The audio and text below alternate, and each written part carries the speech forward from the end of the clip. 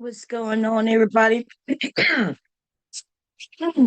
Man, I wasn't even gonna go live today, and then went to go look and see if Sharon was live, and then I saw that the book of RLM was live. And hey, Shadow, how you doing, my brother? Um, so we're gonna talk about female accountability, and it's gonna be from the perspective of with some of these women.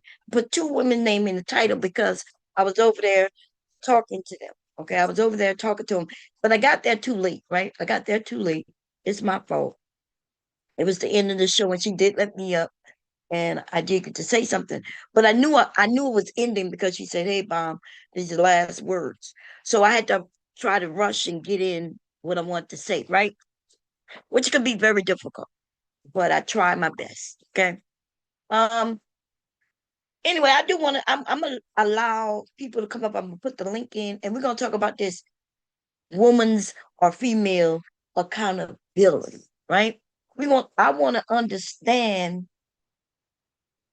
when people want other people to be accountable for things that's not even our fault. Right? Um, I want to break it down. I want to break it down. Because based on, when I went up there and what I said, I knew I had a small amount of time. But what I heard her say, I was on my phone. Let me see if I can grab it real quick. I think I paused it, right? So we can hear exactly what was stated and why I went to get on the panel. And it was like, wow, right? Coming from damn, look like I hit the back. Coming from a woman, it was like I understand the red pill women, right? The red pill women, um, and when they repeat what the men are saying. So there's a lot of things that these red pill men have been saying that's false, right? So this young woman, Awella, right? Awella comes up. It sounds like they're against women's sexual revolution, or I think she called it the sexual I don't know what she called it. It doesn't matter. It's the same thing, right? Sexual revolution. So apparently today, y'all, today, and only today, right? Today, the modern times is when the sexual revolution, you know, where women are taking part in our own sexuality, our own rights to our bodies and things. Apparently, that's a bad thing, but also apparently that just happened today. And I'm not talking about today like February or March 7th, right? I'm talking about they talk about modern times. And so what I find is that these women are uneducated. And the ones who are educated, this is the thing that get me. The ones who are educated, they don't use their platform to educate. They just allow, people to believe what they want to believe. And so when I realized I'm up there, and I knew this young woman, she gets up there and she says, "Well, are you saying, you know, that women today?" It was crazy. We're gonna play a little bit of the video. We're gonna play a little bit of the video because I don't want to misquote them, right? This is the thing, ladies and gentlemen, right? It's something because I realized that people like to speak for others. Now, when it comes to female accountability or even male accountability, I'm gonna be honest with you. I don't give a fuck what you do. Because what you eat don't make me shit. But because we all have voices on the internet, everybody want to talk about what everybody else is doing, right? So the book, what she had mentioned was that back in the day, like I think let me go find what she said. Let me go find it. Hold up. Let me see if I can find it.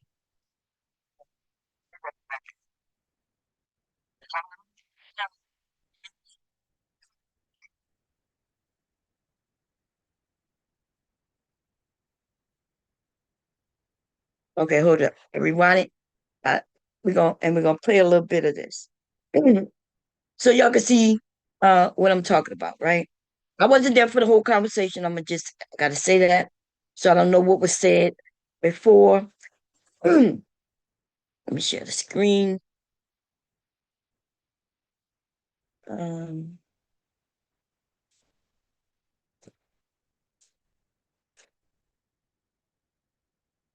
okay, here we go. Can't fucking win her over. So what happened? They broke up, and I'm guessing she's divorced. Like, I don't know. I didn't follow her life, but you get what I mean? Yeah, I mean, alpha widowed is a big thing, and I think that's what's happening. These women are having way too many experiences way too early in life, and then when it's time to settle down, they're not going to settle down with the Chad. They're going to settle down with the dude that they didn't give time to in high school. Now that is a red pill talking point. It don't even make sense. She said women are having too many experiences, and then when she time for her to settle down, right? You listen to it. Here you go again. What's happening? These women are having way too many experiences way too early in life, and then when it's time to settle down, they're not going to settle down with the Chad. They're going to settle down with the dude that they didn't give time to in high school. They're gonna settle down with the dude they didn't give time to in high school.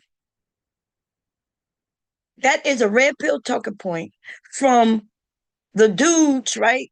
Who crying about what they couldn't get when they was in high school. I guess the Chad, it happens to be the sports player, right? Or the popular guy. So the Chad is is who she possibly wanted in high school. And that's what these men, right? That's what how these men name these men. As if just because he was popular, I guess that means he's a bad guy. Like and that's why I'm shocked when I hear women repeat the shit. Because what if I married, right? A guy who I had a crush on with in high school, what the fuck is the problem? In fact, she gonna say that her mother and father, right? I think she says her mother and father or her grandparents. I think it was her mother and father. That they met in high school, got married, and did and lived their life together. But in this moment, she's saying, the women not gonna get with the chat. They gonna get with the guy who they wouldn't give time to. And I'm like, um, so what's the problem? Why do we go back all the way to high school, elementary school? What are we doing that for? Maybe when I was in high school, I wasn't interested in being with boys, or maybe I couldn't be with boys due to my family. So I wasn't interested in it in high school, and now we older, mature, right? And now I'm dating, and now I may date the guy who I went to high school with. When we was in high school, I didn't give him a time of day. In fact, he didn't even give me the time of day. And now we're older. So what is the problem with that? That is one of these red pill talking points, because the guy, he still wants that cheerleader. The cheerleader, right, wouldn't date him, but he's still stuck on her until when you see these men talk about they're going to their 20th year school and anniversary, right? What is it called? Is it called not an anniversary? What is it called? Um, when you go back, right, and you meet up with the people you graduated with and things like that, they still looking to find that cheerleader, right? The one they couldn't date because she was dating somebody else who she ended up marrying, by the way, marrying, divorcing, have children with, all of that. But he wants to go back and he wants to see her. And you know what? He comes back to YouTube and he talks about how she gained weight, how she gotten older. She no longer could fit in that cheerleader outfit. Whoops. For real? How could she let herself go? Could she do it? How could she do it? How could, when she was in high school, right? Maybe about 14, 15, 16 years old. And now here she is in her 30s, 40s. Ooh, how could she not fit back in that uniform? Oops, ladies, we're messing up out here. This is very much red pill talking points. And it's creepy when women repeat it. You know why? Because she knows that she and most women are not shaped the way we were when we were teenagers. And especially if we've since had children, all kinds of things, right? I'm married, possibly divorced, or you're married and you're still married, or you never got married at all. But like, how dare you grow up and mature? How dare your body starts to change? How dare you? See, I understand the men who ain't shit in high school. I understand their anger when they're, you know, possibly in their 20s and 30s. You know what it tells me? Let me tell you what happens with a man who's gotten out of high school, still reminiscing about the young lady who he couldn't get in high school through his 20s and 30s and beyond. It tells me that he is not attractive, right? And even if while the eyes, when we're looking at him, even if he is not unattractive, right? But he still can't pull women. He don't know how to speak to them, talk to them. He don't know how to attract them. And so he don't understand that he just isn't that dude. And it's possibly because he's still living in his youth when he was a kid. I don't think these men understand. I tried to teach him a few years ago. I'm like, hey, what women like is confidence. Like we look, the man who walks in with his head high, he comes in. We don't know nothing about him. We don't know what he went, what kind of car he has. We don't know if he owned his own house. He could be living with his mama. We don't know none of that. When he walked through that door, what we see is what we see. We pick up on confidence. But when I told that to men, they were like, I'm like, yes, that's what women see, right? But if you still begrudged by what happened to you in elementary school and high school, then you ain't walking around with no confidence. You walking around like you questioning yourself, like you don't know why you couldn't get her. You trying to figure out how to do it right to get the women. We can see that all on you. You don't have no confidence at all. None. And yeah, I don't like I can't teach a man how to be a man. It's something though. I could possibly be a better man than most of these men today. When I got up there, I didn't say there aren't any good men. I said, right? Because let me finish playing. Let me finish playing. Here we go. School, but all the while they're gonna be thinking about fucking the dude that she fucked when she was 21 because it was the best dick she ever had. 10 dicks. It was the best dick she ever had. Don't she sound like a man? It was the best dick she ever had. Shit, I'm trying to think. What's the best dick I ever had? Ladies, we need to get together and play best dick we've ever had. Hey, hey, hey, that dick we ever had. Tweedily, tweedily, tweedily, tweet, tweet, tweet. A big dick. It's the best dick I've ever had. You tell me his name, Mozart. Like, it's crazy how these women are talking like men, but they know women do not work that way. Okay? She will end up even leaving the best dick she ever had if something else arises, like he don't have any confidence, he don't have a job, right? Because he can't make this thing work in this world without money, which means you got to have a job of some sort. But based on what she's saying, it's all about that diggly, dick, dick, dick. dick, dick, dick, dick, dick, dick, dick, dick, dick, dick, dick, dick, right? And it's crazy from a woman's standpoint. Now I'm gonna be honest, just to be a little honest, because I know people listen to what I say, and you're not really listening to my words.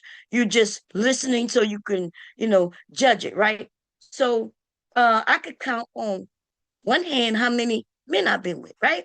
Now that is mainly because I have gotten married early on, right? But it also one of the reasons I told y'all I got married is because, you know, um, I was HIV. I was scared of catching diseases and shit like that. But even then, there's married women who end up catching some shit that she didn't get right out in the street. She got it from her husband. But these women, right? We know the men ain't gonna talk about that. And these women, like her, they're not gonna talk about that neither. Right? Okay. Anyway, let's continue on. Dicks ago. It's not even that. It's like, here's another one. It's like, I mean, I don't think I could say it any better than that, bro. Yeah, you shouldn't have said that. Because just you letting these men know apparently that most women all they talk about is dick. But if that was true, then women wouldn't be sitting right at home like you gonna say lonely. Because she ain't gotta be lonely. They got a lot of dicks out here. Lots of dicks wanting to be picked. You understand? Like they double talk because there's lots of dicks to be picked. And if all she wanted was dick, then she can have a dick. She can have a dick that will end up being her permanent dick, right? Permanent dick. Permanent dick? Yeah, permanent dick, right? Um, because there's a lots of men who would love to be in a relationship where he can just provide some dick. Um, and then if she didn't want permanent dick, then she could go and get a new dick every time she wants to recycle. She grab a dick, and when she done with that dick, she put it back in the recycling bin and let somebody else pick it. And then she grab her another dick. She can even do that, right? If what she was talking about is true. So she reduces us ladies to just wanting dick. And then when she says female accountability, it's our fault that men are offering us dick. Listen, I walk outside, and when my neighbor says, good morning, he's saying, what's a dick? When I go to the grocery store and somebody rushes up to try to hand me something that it looks like I can't reach, he said, Miss, what's a dick? When I'm trying to walk out, with my groceries and somebody asks me, do I want some help? He's saying, I got some dick. Want it? Like, that is what happens. Men are offering dick. Some of the men, even when they married, they, you know, he helps you picking up your shit that you dropping, and we women know. You looking at your man like, what the hell you doing offering her dick for? You better not touch that shit that she just dropped. The men look, they think we stupid, right? They reaching down to help her grab some shit up. She can grab that shit herself, or another man could come and offer her dick. You better sit your ass down somewhere, bring your ass on here. Um, but apparently she wants to act like it's our fault that the men are offering us dick, and it's our fault because apparently all we want is dick. All we care about is dick. Best dick we ever had, right? Usually the best dick a woman ever had gonna be in her closet. It does all kinds of things. It has speed 1 through 7. It's gonna be able to last as long as you want it to last, or as short as you want it to last. It don't ask for no money. It don't ask you for no keys to your car. It don't help you pay no bills, but it also don't make your bills higher, you know? You ain't got to argue with it or nothing. You ain't got to do none of it. Okay? You ain't got to do none of that emotional uh athlete. You ain't gotta act like you love him and tell him it's yours and yeah, it's yours. Who is for? Who is for? Like, what nigga, it's for me. What you talking about who is for? Put no name on it. The name gonna be bomb cherry. That's the name that's on my vagina. Right? But anyway, here we go. Yeah, but I'm gonna And so say she'll like never be happy because she's marrying the dude that she didn't care about in high school because that's So she never gonna be happy because she marrying a dude she didn't care about in high school. So now you concerned about her happiness? Because before, like, we women, y'all, we shouldn't be happy. We are only here to serve the man. Our happiness does not matter. And like, do you hear what she's saying? 1 minute is all we care about is the dick. But then, I mean, if we get with the guy with the dick, then why isn't she happy if that's all she care about? And who is going back to high school marrying these guys anyway? Now that could be something that's happening if you stay in your area. I happen to have left my area, and like it's crazy. The stories these she coming up with is the story of these men. This is the story these men have been sharing for 15 plus years. all she can get after she's fucked the 10 dudes and thinking about the first dick she had when she was 21. What? So she fucked all these guys. Now, first of all, remember when I said men are offering dick? Apparently, according to her, these men gonna stop offering her dick. I don't know why men would stop offering her dick. Men will stand in line, an actual line, watching men get off of her, and he would get in that line, hold his penis in his hand, and wait for his turn. But she is going to say what these men say. Well, nobody wants her anymore because she's been with all these men, and we're like, girl, bye. Men are in line. Men will wait. In fact, that's why they keep talking about the cheerleader. They know the cheerleader was messing with Brad or whomever, right? And soon as Brad and the cheerleader break up, he will call her because he want his turn. And he don't give a damn if he had to wait after Brad, Chad, and the rest of these men, right?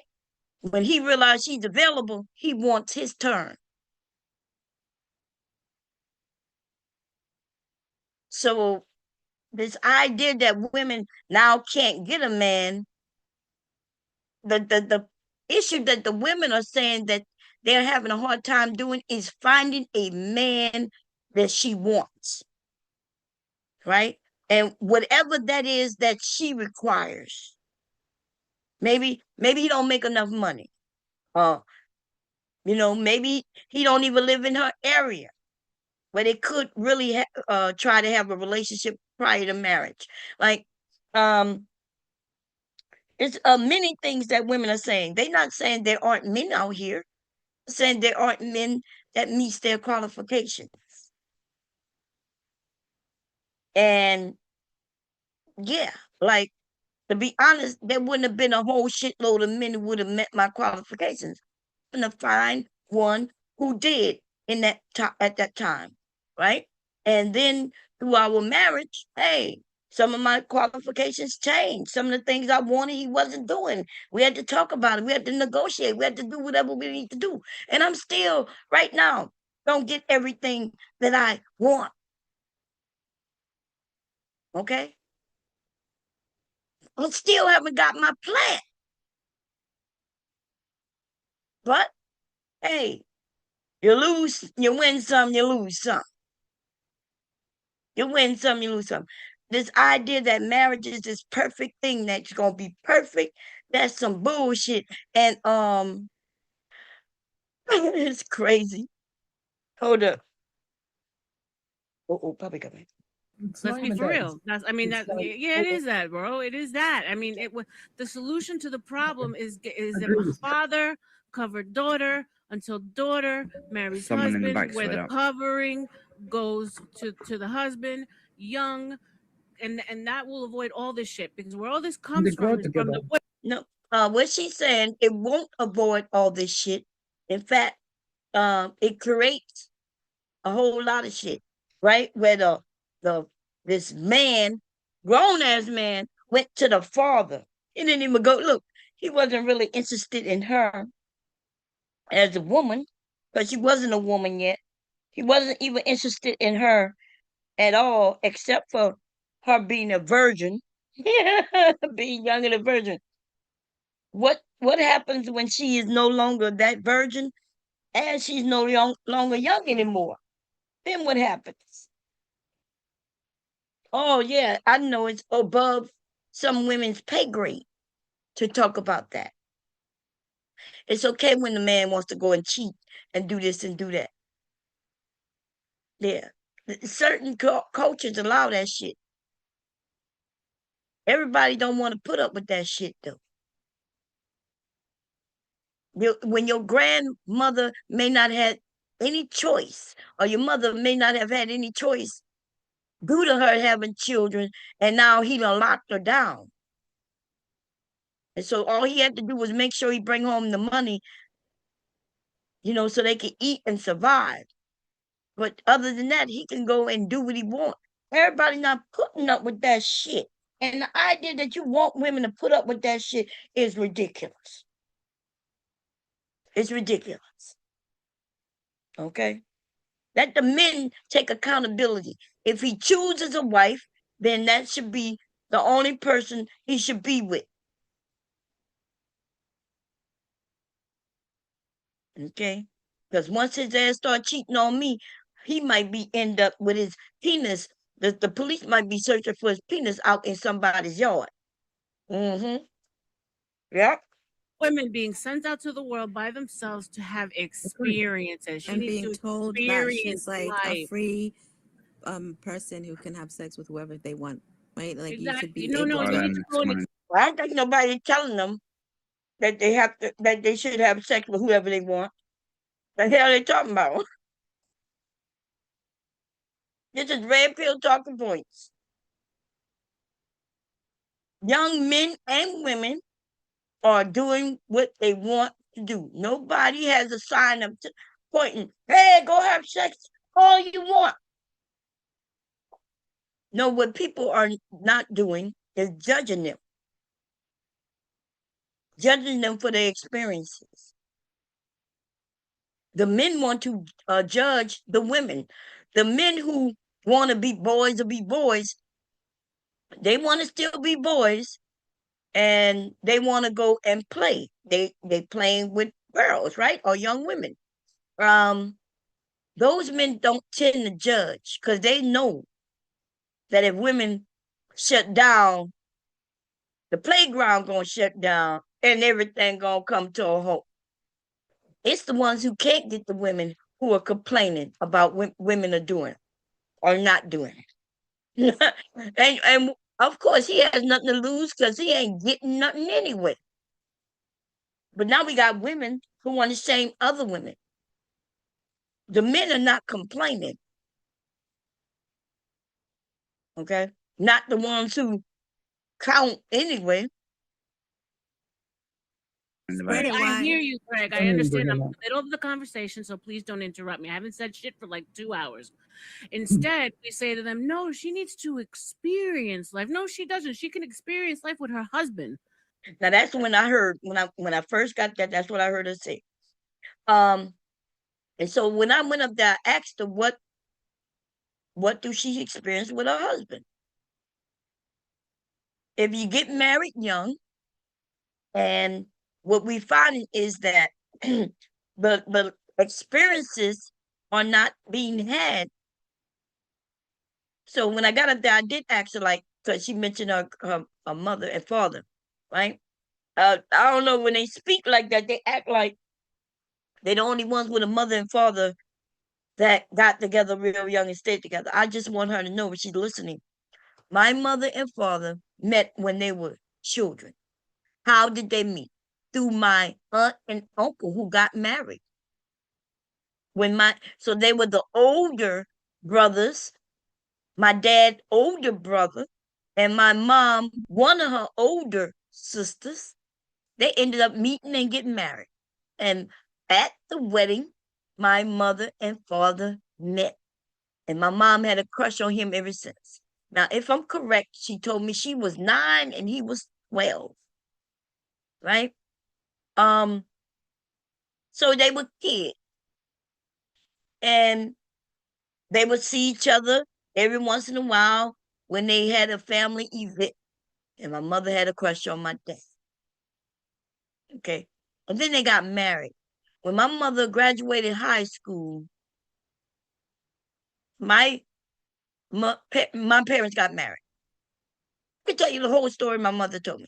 She told me when she was in high school before she graduated, she left my grandmother's house and went to my dad's and said, I quit school.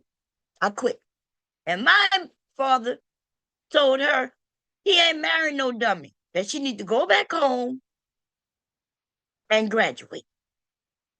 And that's exactly what she did. She went back home, she graduated, and then right after she graduated, they got married. And then they had me. So there it that this I think what's happening in our community, we like to share narratives that isn't necessarily the full picture. So now we have people of other races, other groups, they're thinking that none of us had parents. And it's ridiculous to me. It's ridiculous, right? So when she went to start telling me about her parents who've been married since they were young, and I'm like you telling it to me like as if I don't know anything about that.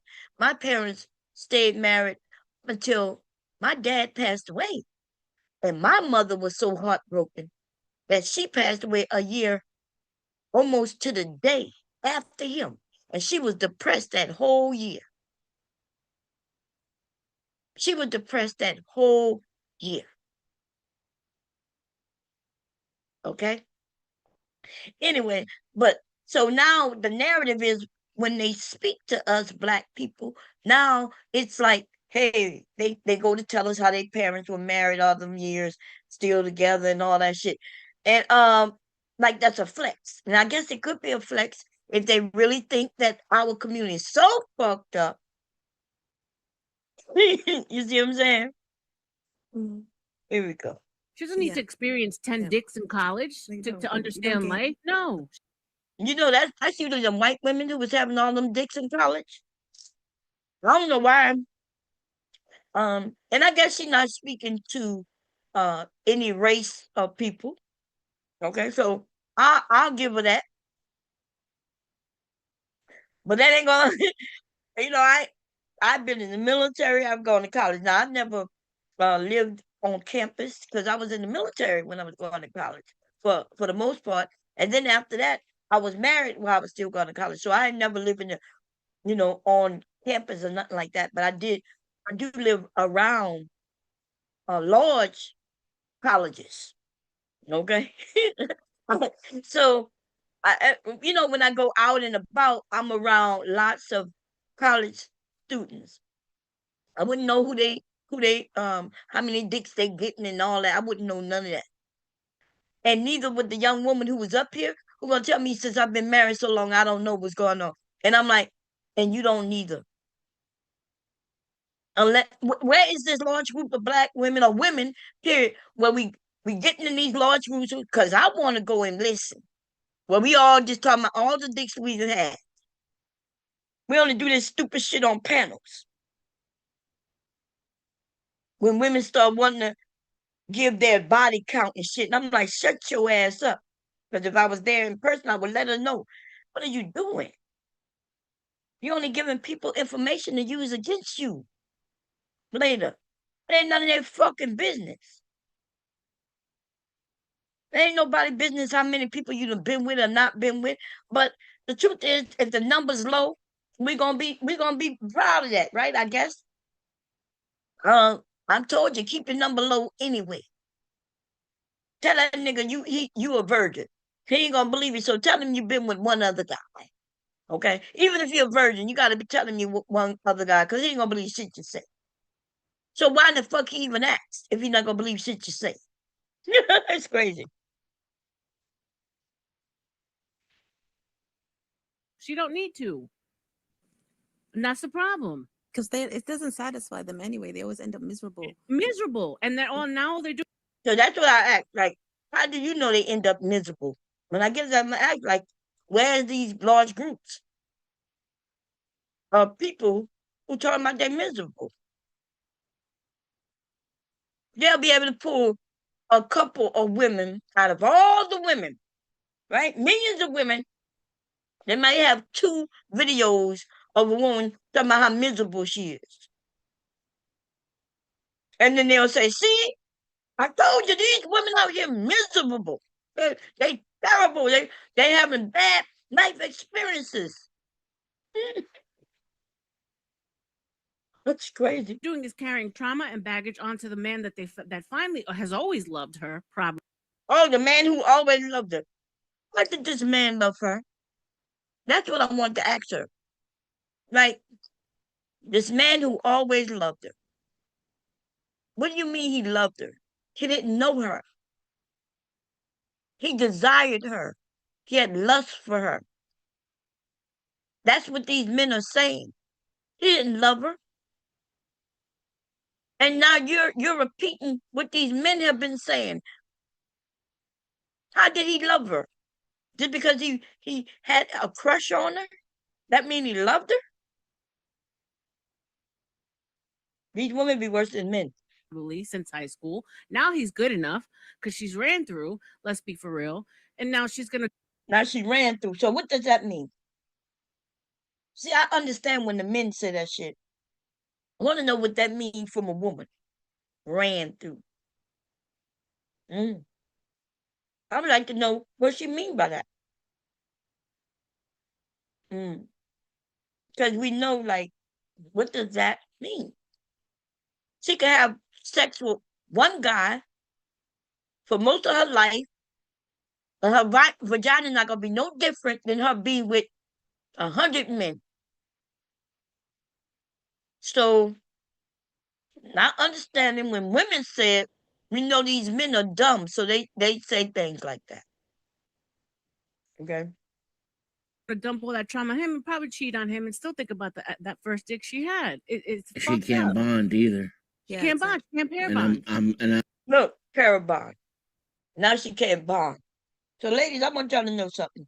These men have come up with these terms, pair bond, but they're not spiritual. They don't know what it means, and they want to try to push it on you, and they only push it on the women. You notice that? So these men can hop on woman after woman after woman, and he's able to pair bond or leave some mark on her. He's able to leave a mark on her, but she don't leave no mark on him. Right? And so now she has all this trauma. I mean, shit, if he tore that pussy up, baby, that might be trauma, but I don't think she think of it in trauma. She might be like, God damn, I need to find, him again or somebody like that again. The men, that's what they think. They think we're remembering some other man. And here she go, a woman, claiming that we're remembering this other man. And while we with this man, we dreaming about that man. That would be a fucked up situation, huh? If I'm with him, dreaming about him.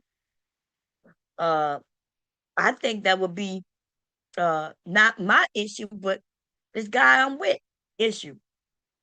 Right? Maybe he need to get his skill level up or something. I don't even know what to say to that shit, to be honest.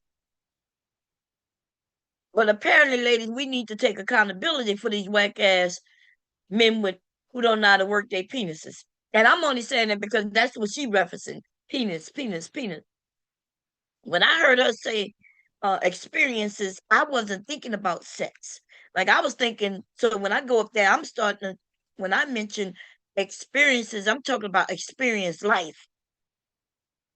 Like, hey, are we going on vacations together? Um, once we got married, we start having families, we're still able to go on these vacations. I want to go experience, um, I want to go and try out this club. Let's go try out this food. Let's do this. A lot of that is not happening though until maybe when they get up in age. Maybe, and that's something that she decides that she likes to do. When you're younger though, you want to just experience it. You want to find out what you like and don't like. And it's not necessarily like she puts it. Okay. She trying to find out who she is, what she like. Most men, most of these men who haven't done a lot of dating, they don't even know what type of woman they like. How could they know? That's like me telling you right now, hey, sunny side eggs are the best eggs ever. If you never had a sunny side egg, you might be like, eh. But I would be like, well, if you have never tried it, then how do you know if you will like it or not? I'm not interested in trying it. Okay. Well, listen, if you've never tried it, it's okay to say you're not interested in trying it. Might be various reasons why you don't want to try it. Maybe you just don't like eggs, period. Get it. But you don't know if you like something until you try it. And I think we all can agree to that. Except when it comes to us ladies, when it comes to us and our sexuality, they want you to guess, figure it out. Okay? You gotta figure it out on your own, whether you like something or not. Otherwise, you just gotta miss out on it. That's all. And it's okay, because you'll be the perfect lady. You'll be a lady. You'll be a woman. You're gonna be considered the traditional woman, right? The trad wife who I don't even know what the hell that is, right? Because they definitely aren't traditional women. I guess they're trad wives. Okay. Okay. Oh my God. I'm gonna notice that. I'm not gonna be able to live with that. Yeah. But Yeah, Cajun, he's right. to be It's no good respectfully, for no Creole one. Cajun living, she can experience life without a man, but who the fuck wants that, bro? Talk. She didn't know she was talking to me. I was under my other name, Creole and Cajun Living. Um, I said she could experience life without a man, and she said yes, she can. But who want to fucking do that? Uh, lots of people. There's lots of people who they just like to stay to themselves. They feel comfortable in their own skin, but they don't want to deal with other people. Now, I'm not that type of person. I like to deal with people, but there's lots of people. There's lots of women who don't want to deal with men for whatever reason. And I think there's lots of men who in this space who don't want to deal with fucking women either. Okay? They don't want to deal with women. And it's okay, but they want to act like they like women when they actually hate women. The women who dislike men, she lets you know, I don't deal with you. And the men don't like it. They don't like to know that there's women who don't want to fuck with them. They take it personally, right? The women who don't give a shit about men, she don't give a shit about you. She don't care if you like her or don't like her. If you do like her, she don't give a shit. And she can walk away and chill and still live her life. The men, on the other hand, y'all want to play like y'all into women. You don't like women, right? And you're scared that you might be gay, okay? Because you don't like women. So you're going to put on the front like you like women when you don't. And just because you don't like women don't make you gay, okay? But nigga, you act like you're gay. That's all I got to say about that one. Talk to me when you're 46, my age, and alone. You don't want to be alone at my age. You want a man. If you want a man, go get one. What you mean? Is it that difficult to get a man? Unless she's saying she want a quality man that's gonna, be the type that she likes. And so yeah, it might be a little difficult to find that type of man. But why are you blaming that on the women though? that's not the women's fault. Shit. I'd rather be cleaning a man's nuts right now than being by myself. I'd rather be cleaning a man's nuts than to be by myself.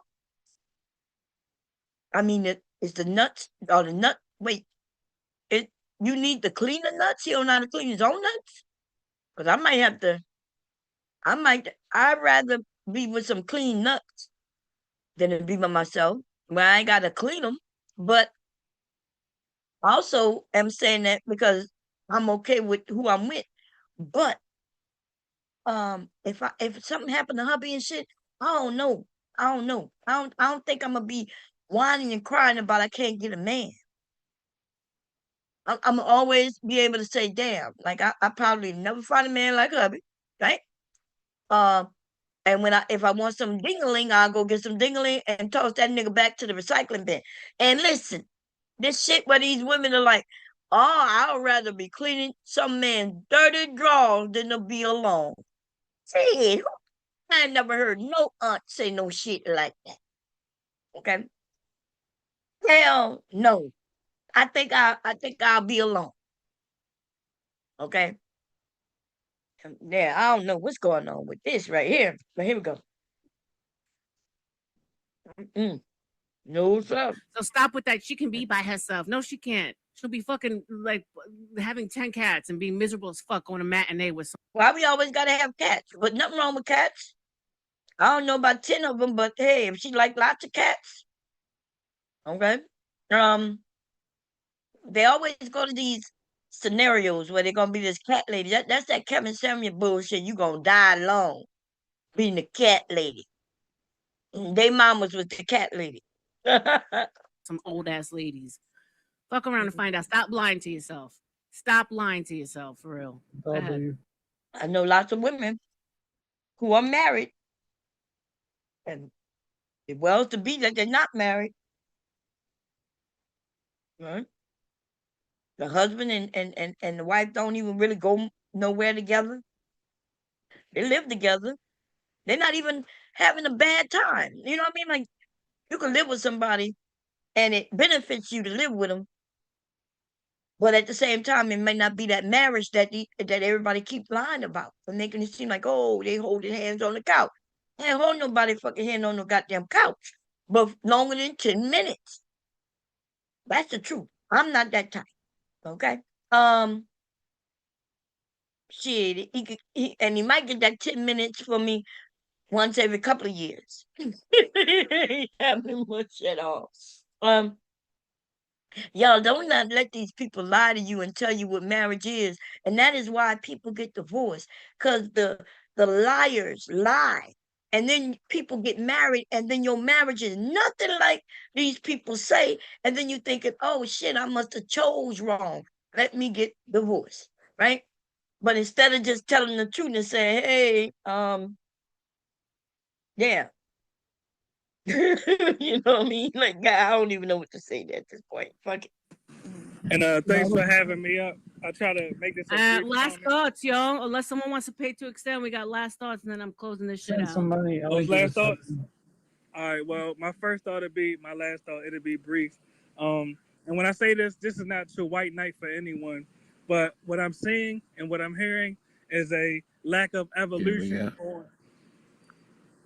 it's a lack of evolution on a lot of men's behalf. My point is, what you say, Pam? Damn, Pam. yes, these women out here, excuse the expression, but they are doing dicks. Why do you still see them as wives? Why do you expect them to behave as wives? Really, they can log into the internet and they are being offered different trips and money by men from all around the world. By men. Oh, oh, Pam, what? I didn't hear Pam say this. I was in the back. But as soon as I heard what she said, that's when I signed onto my computer real quick. so I can go and have a conversation. I didn't know she was ending it. Otherwise, I wouldn't have went up there. But Pan, so when I get up there and say, how is it females accountability, right? We can't be whores without a man, right? I mean, unless you're saying that we're whoring with other women. If I go outside, right? If I go outside and I'm looking good and everything like that, if the men not out there searching for that, then the women will adjust, right? The women are getting their breasts done, they're getting their ass done and all of that because men like that. And then all men will come and say, well, I don't really particularly like that. But all the other men are like, ooh, look at that ass on her. Okay. Um, so yes, women, men tend to be the leaders. They tell us what they like and don't like. And then we women tend to follow. We're not following a particular man, but we follow a trend. Right? So that's what it is. Why do you expect her to be a wife just to you? So I think it's a lack of evolution on the man's behalf. Is he a Duma? Was he listening? We're Did- MGTOW. Were you able Who to up listen? here is expecting He mad because he's talking about the men. He wanted him to just talk about the women. a single woman to be a wife? Are you a hit dog hollering? Because I did not say your name. You might said be a what hit I dog am hollering. hearing up here, and you're talking to the only two I'm men talking that to have the been up. audience. You're not listening. I'm talking to the audience. Oh, you could hear the audience. Okay, gotcha. Yeah, I could read that comment. Yeah, no, Yeah. it was my bad. You're right. Yeah, I know had it's no your right bad. to read into So what just you mute were up. just These are saying. my last thoughts. You fucking liar. These are my Go last fuck thoughts. yourself. Just mute up. Was that your last words? Were you done? Yeah, Hold yeah, on, mute let up and put your thumb in your butt. Let me So you got say my more to say final now words. because I said something. Go Yeah, ahead, let buddy. me Get say it my off your final chest. words. Let me say my final words with all due respect. If you attempt to wife these modern whores, you're the fool, not her. Respectfully. And thanks for having me up. Thank you, Pan. Bomb Cherry, we are at the final thoughts. If you want to throw in whatever you want to say before everyone else goes, since you just came up. Go ahead, babe.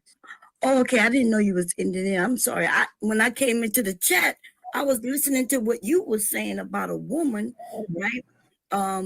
Walking through life with a man as if these men are out here taking care of women. Like the way you were saying it. So yes, I would, and I am older than you, and I've been married just as old as you are, right? Well, not. I've been married 36 years this year, right? God bless. God bless. Yeah, I don't know if we would call that a God bless, right? Like the idea that we make it seem like marriage is this great big thing. It is if you end up with the right person, it could be. But to tell women that they need to be out here looking for a husband without experiencing life. These men are not letting their wives experience anything. She's not lying to girls. Listen, you need to And that experience is life, and then why- there'll be a Y'all hear it? From man, he didn't like what I was saying. So let's cut to the chase, right? There's some of you men, you don't have no problem getting no woman. I don't even know why y'all be in these spaces. You don't have no problem getting no woman. Some of y'all are married. You enjoying your wife, your family. If you stay in this area too long, you will end up fucking divorced. I've been giving this warning to men for at least 10 years. And I have been proven right time after time after time and time after again. The men absolutely come over, right? And then we're here because they got divorced. Fucking got divorced. You gotta understand, if somebody's speaking life into you, then you'll do better, right? You'll do great things. But if people are speaking horrible debt into you, I'm gonna just use the word debt, but let's say negativity. Well, you okay with your wife because you met her the way she is, right? But now a group of men are telling you, you supposed to do this and she's supposed to do that. Now you want to tell her how to move. Hey, you supposed to do this. And it depends on, the type of woman she is, how long she gonna put up with that shit. But I'm gonna tell you, most women not gonna put up with it forever. Yeah, so y'all will get divorced. And then you're gonna blame her. But it's not her. She's not the one being influenced by some strangers on the internet to tell you how you doing it right or wrong. Okay? That's not what's happening. That's what's happening with you men. And look, they got some women on the internet, they're not gonna find no man. They're listening to a certain group of women who are telling them that these men ain't shit. He gotta have this and that. Uh Twinkle twinkle or wrinkle wrinkle or whatever the fuck they talking about, right? Um while they themselves are having problems in their marriage, they telling you how to do something and not do things. See, I think those people are there to feed off your emotions. When you're angry, they're gonna feed you that they hope you continue to be angry. And you're never gonna be able to get out of that anger if you don't walk away from this bullshit. If women have convinced you that you need a man who makes six figures, right? Ooh, good luck with that. Good luck with that. And for you men, you looking for virgins, and then you look like sickos going towards our children. If you come near any child I know, then you gonna end up with something you don't want. Cause all of us not gonna play that bullshit with you. You can play. I can only put up with so much of it online. I don't have no problem online. You safe. But in the back of my head, I be thinking, if this nigga just live close enough. If you only live close enough. Okay. And these women, I don't know what to say about these women. I don't know what to say about. Husband Divorce for is your happening. 35. Trust Divorce him. is Okay? happening because You're preaching now. Okay, you take notes What's and you'll end wrong up with a I have no experiencing idea what life? they had. fuck But wait, you. what's I'm a wrong with cunt. experiencing life with the husband though? I don't Yeah, understand but this. the new- husbands, these husbands today's aren't allowing their wife to experience life. So you gonna have to point to me Does she mean where fuck other these dudes men by out experience life? Is here that what she means? what? Like Let her if finish. you want to Let her ask me a question, can you at least wait till I'm not talking so I Yeah, can let hear her you? finish. But so we have different cultures, but I've been in the mix of many of the cultures, right? Some of y'all will lie about your culture and make it seem like being married to some of these men are great. These men show me where in most of society, a woman marries a man at a young age and they are doing great things together, like they are actually experiencing life without sitting on the couch, right? She gaining weight, right? And then he start complaining about it. That's what happens when you get married at a very young age to a man who really don't want to do anything but go to work and come home. Why are we lying to these young people? All right. Well, let me speak to my own anecdotal experience of what I've seen growing up. My parents have been together for 54 years. They're high school sweethearts. I've seen them been up and down around town. I've seen them through beatings. I've seen them through all kinds of shit in their life, and to this day, they're the best friends. They're the most beautiful couple and the most beautiful example that I've had in my life. So I have seen a couple go through up and down and garbage and still end up loving each other every single day and loving each other every single night. See, I like that she said that they went through the ups and downs and things like that. But that wasn't what I was referring to. And it's not what she was referring to earlier. She was talking about sex, women and dick, and right. So I'm not disagreeing with her in this point. But that don't sound like experiencing life the way the women today are saying, right? Women want to go and vacate, right? They want to go and experience other cultures, whether that's due to the music, the food, or anything, right?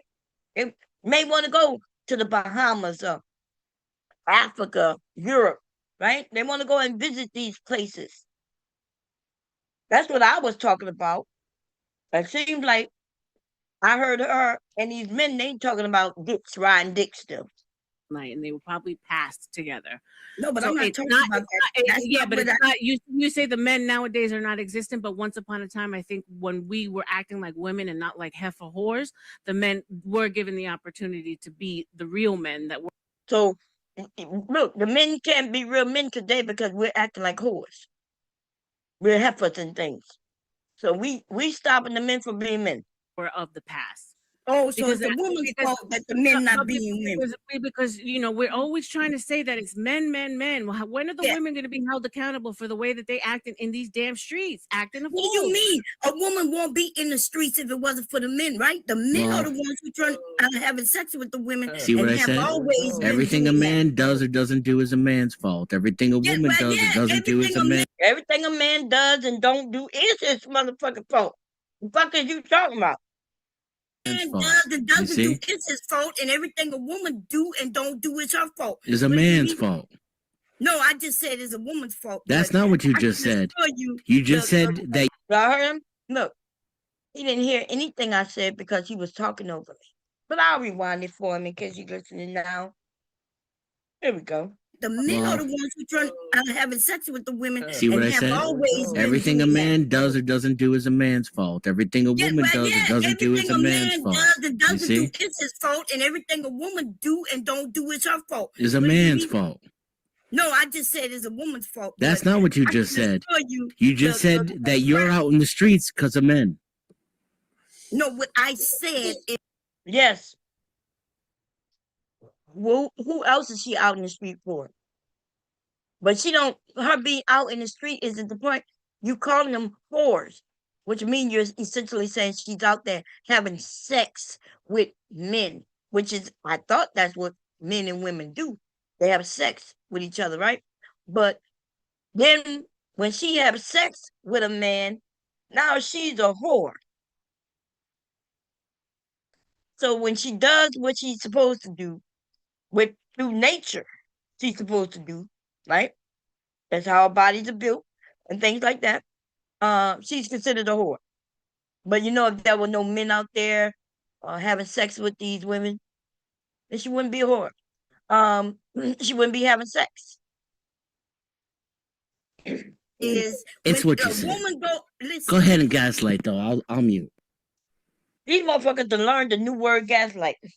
Now I learned the word gaslight maybe about three years ago, maybe a little longer. Here on YouTube. All right. But I'm telling you, they learned the word and they can't let this shit go. They learned the word and they need to stop that. I don't think they know what the meaning of it is. Okay. I think just when they disagree with you, they think you're gaslighting. Gaslighting is actually a term, right? And it has a meaning.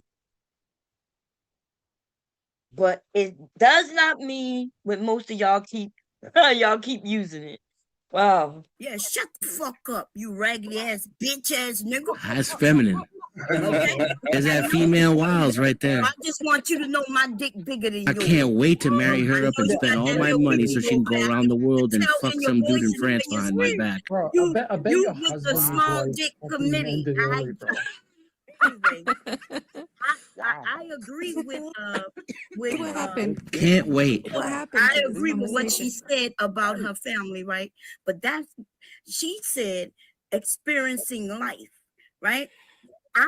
When men and women get together and they experience life, except said these the men are Let her not finish, guys. Let her doing finish. anything. So how did your mother and father experience life?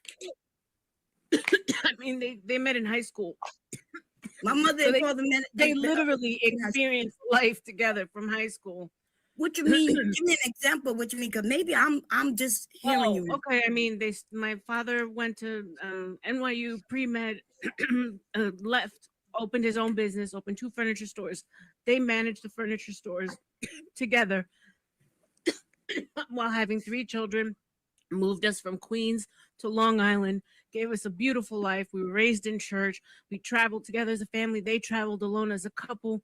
It's a very full, wonderful, complete life. So this is what Okay. I've seen growing up. And so Okay, so see, so now she's saying, hey, this, and that's experiencing life, I guess. I mean, sound like they were living life, right?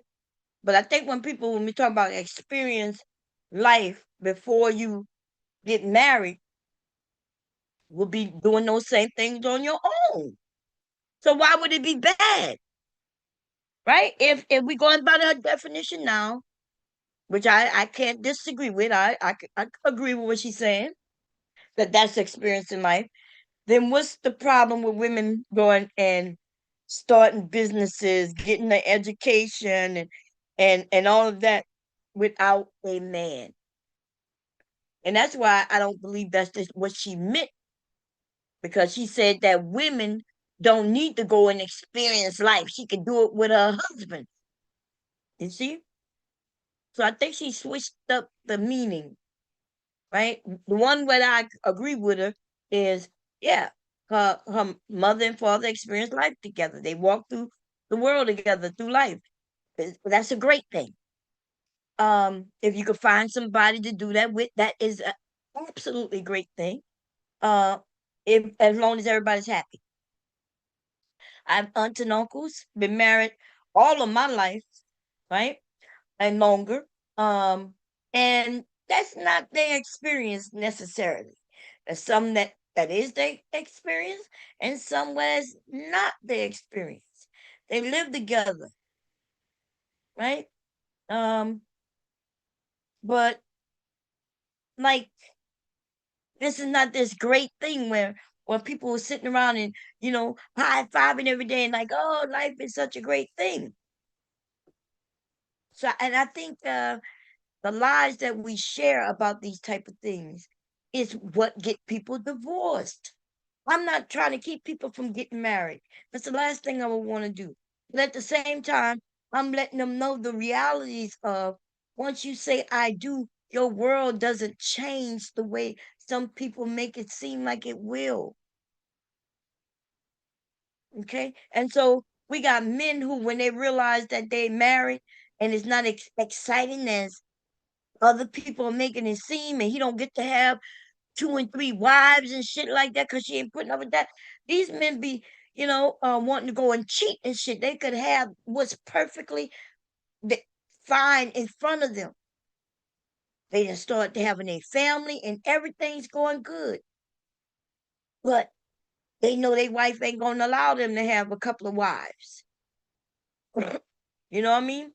And so now he wants to go cheat, or he wants to ignore her to where she ends up deciding she want a divorce.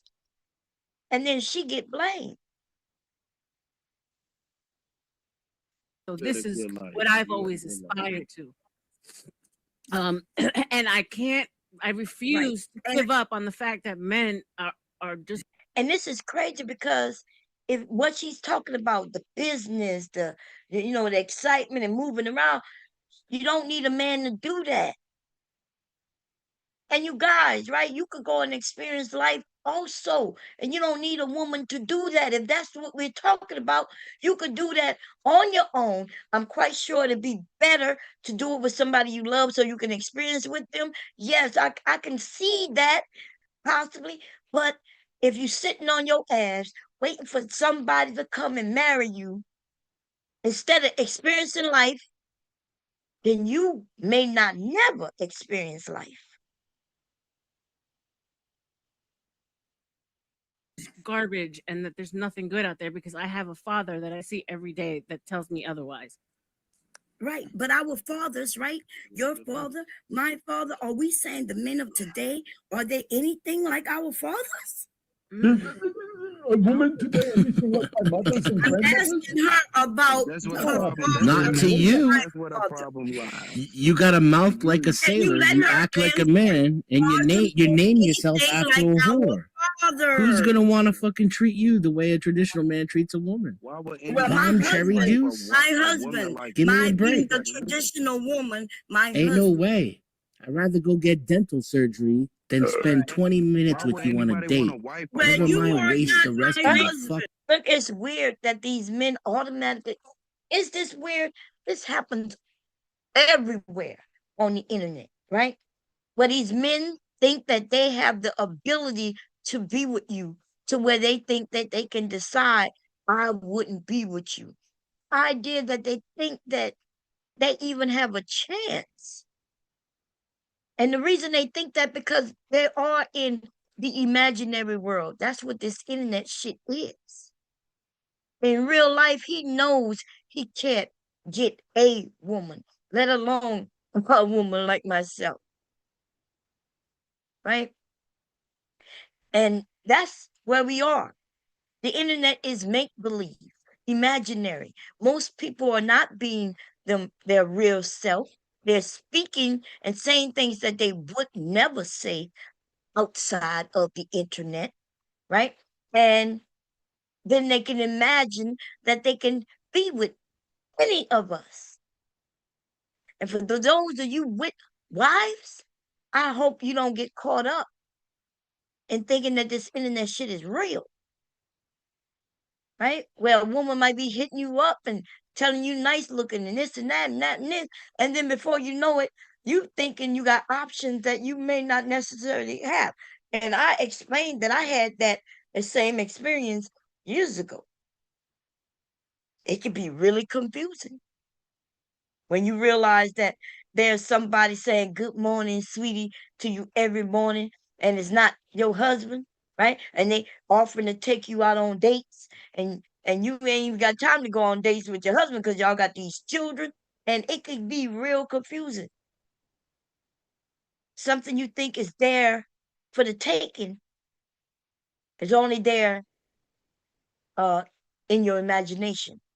Not, and it may not just be your imagination, right? You think that it's real, but it's in the other person's imagination. Because come to find out, most of these men are married, ladies.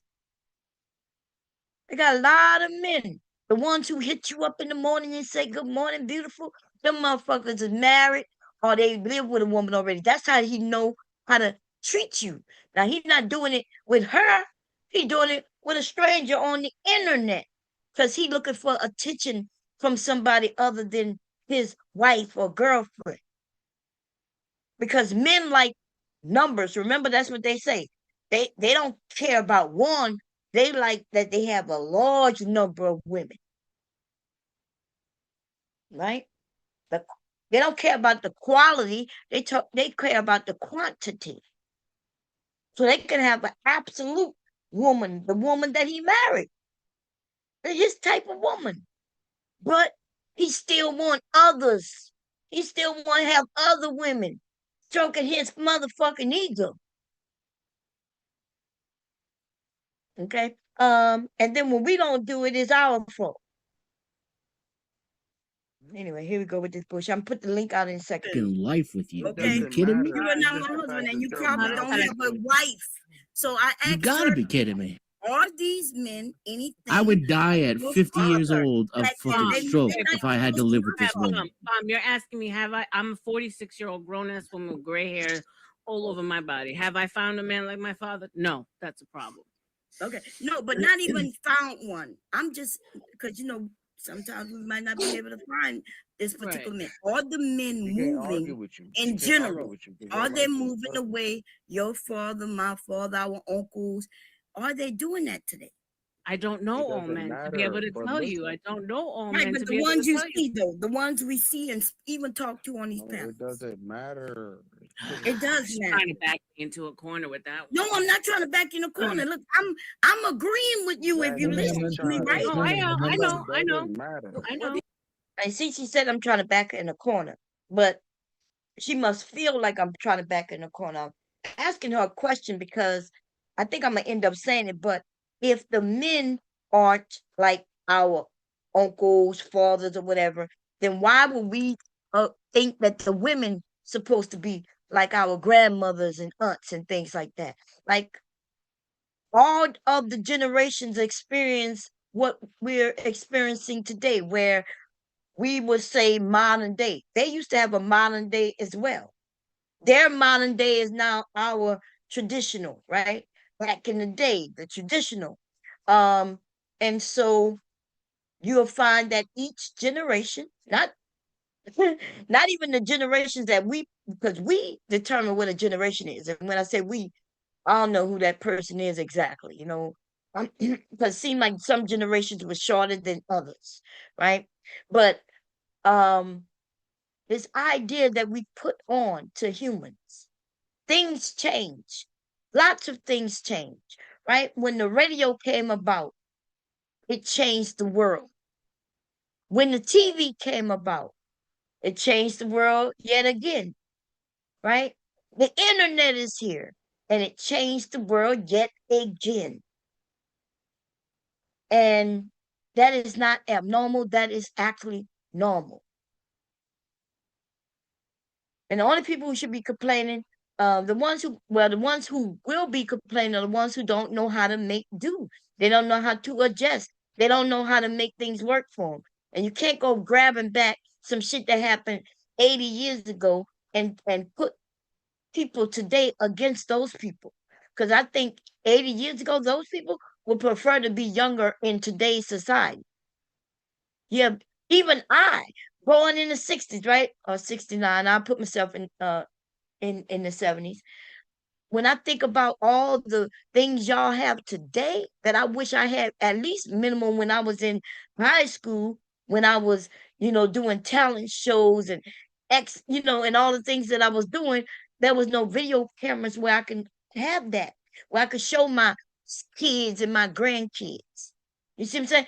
So, like, there's a lot of things, but I think somebody gonna say up here how women today wish they could go back in time and change how they live. And I'm thinking, what? How they know this? What Agreeing should women do that in that the case? I want to get to women when aren't I'm a, mothers Take and it or the leave Wait, it. wait, because we are in I last want to final ask. thoughts. Let me get Arawella in I here. just Go wanted ahead, to ask. Arawella. So what? I oh, wanted to ask Bomb Cherry Juice a question. So what do you think women should do then? Do you think sexual liberation is like the way forward? Like, if there are no good men. now see, I did not know that all they was talking about was sexual. You see what I'm saying? I didn't know that all they was talking about sexual, but apparently that's where they are. The women, by the way. Arawella in I here. just Go wanted to ahead, Arawella. ask. So what? I Oh, wanted to ask Bomb Cherry Juice a question. So what do you think women should do then? Do you think sexual liberation is like the way forward? Like, if there are no good men, what's the solution to that? Question. now that's a crazy ass question because she's talking about sexual and then she mentions that if there's no good men, and I'm thinking, like, I'm trying to understand what her question is because if we talking about sex and women, if straight women are having sex with men, right? So, wow. I didn't say there weren't any good men, but She if won't there answer. if there aren't any good men, then She I guess did. the women Not the question are she asked. You moving the not way they listening. are. Yeah, it's also not the question she Look asked. at them. That's These not men the just You hear? The men won't even. That's not the question she asked. That's not the question she asked. And I could swear that's what she did mention those things. That actually is the question she asked, you dumb motherfuckers. And that's when I say the men won't let the women speak. can't question even she let asked. women Do you speak. think sexual Yeah, guys, liberation is the let them solution talk. to that? Like, should Let them women? Is talk. she Well, Really question? apparently you over don't that know. shit. Apparently you must be young and you don't know when sexual revolution happened You got because it autism. happened Now you're way stupid, before. Arawella. It happened All way right, all before right, me. all right, guys. All right. I want the two of them to have a conversation, guys. But Come that's on. not the question though, Arlen. No, it Come on. doesn't matter. Let the two. Arawella can. Wait, we're gonna go back, y'all. We're gonna go back to her question. Because they're sitting up here lying and saying that wasn't her question. She the one who mentioned something about well, let's hear it. Give me an example what you mean, because maybe I'm Okay, we gotta go forward. have a wife. So I just wanted to ask. So what? I Oh. wanted to ask Bomb Cherry Juice a question. So what do you think women should do then? Do you think sexual liberation is like the way forward? Like, if there are no good men, So they didn't hear her say if there's no good men, is sexual revolution the way forward? I heard her motherfucking question. And then the men, that's not our question. That's not our question. That's not our question. So we're gonna hear it once again and then we're gonna move it forward back to where it was. Okay. Back then, Ladies, Let's ask Bomb Cherry Juice a question. So what do you think Wait, is it turned all the way up? Because it sounds low to me. Hold up. women should do then? Do you think sexual liberation is Sexual liberation is the way forward. like the way forward? Like, if there are no good men, If there's no good men, what's the solution to that? What's the solution to that? She asked me about sexual revolution. She asked me, and then she mentioned if there's no good men. And then the men started acting like bitches. Answer the question. So here go my answer. I didn't say there weren't any good men, but I said I didn't, and I mentioned that I didn't say there weren't any good men. if there aren't any good men, then I guess the women Not the question she asked. Look, and then now that's not the question she asked. That's not the question she asked. moving the way they are. it's also not the question she Look asked. at him. These not men the just question can't even he let asked. women Do you speak. think sexual Yeah, liberation is the solution to that? Like, And then she mentioned sexual revolution, liberation again. Okay, she's Well, Question. apparently you don't know. Bullshit. Apparently you must be young and you don't know when sexual revolution happened. You got Because they all have a Now you're way stupid, before- Arawella. They have a way Alright, before alright, me. alright. see, and I'm still answering her question. She mentioned sexual liberation. Here in this country is sexual revolution because I can hear her accent now, right? But I go to and let her know you must be young because you don't know when it happened. Because you can't claim that something that's happening today, right? Because that's what she insinuates. She insinuating that today the young women have this sexual liberation today. That's what she's insinuating. And how does it help women with their sexual liberation today? And I go and say, well, you must be young and don't know when this took place. I can assure you she's very young, possibly in her 30s, right? And I realize that my sons probably don't know anything about the 60s neither, right? With the free love thing. You would think so. It's weird that you think that today something is happening today that never happened before. It's crazy. Because I grew up hearing all about the free love in the 60s, and you know how when they was fighting against a war that we was in, they was in parks and getting high and being naked, and you know women was out there having fun the way they wanted to have fun and shit like that. Like I grew up always knowing that. And then I guess there's a generation who think what you doing, you think you creating some shit.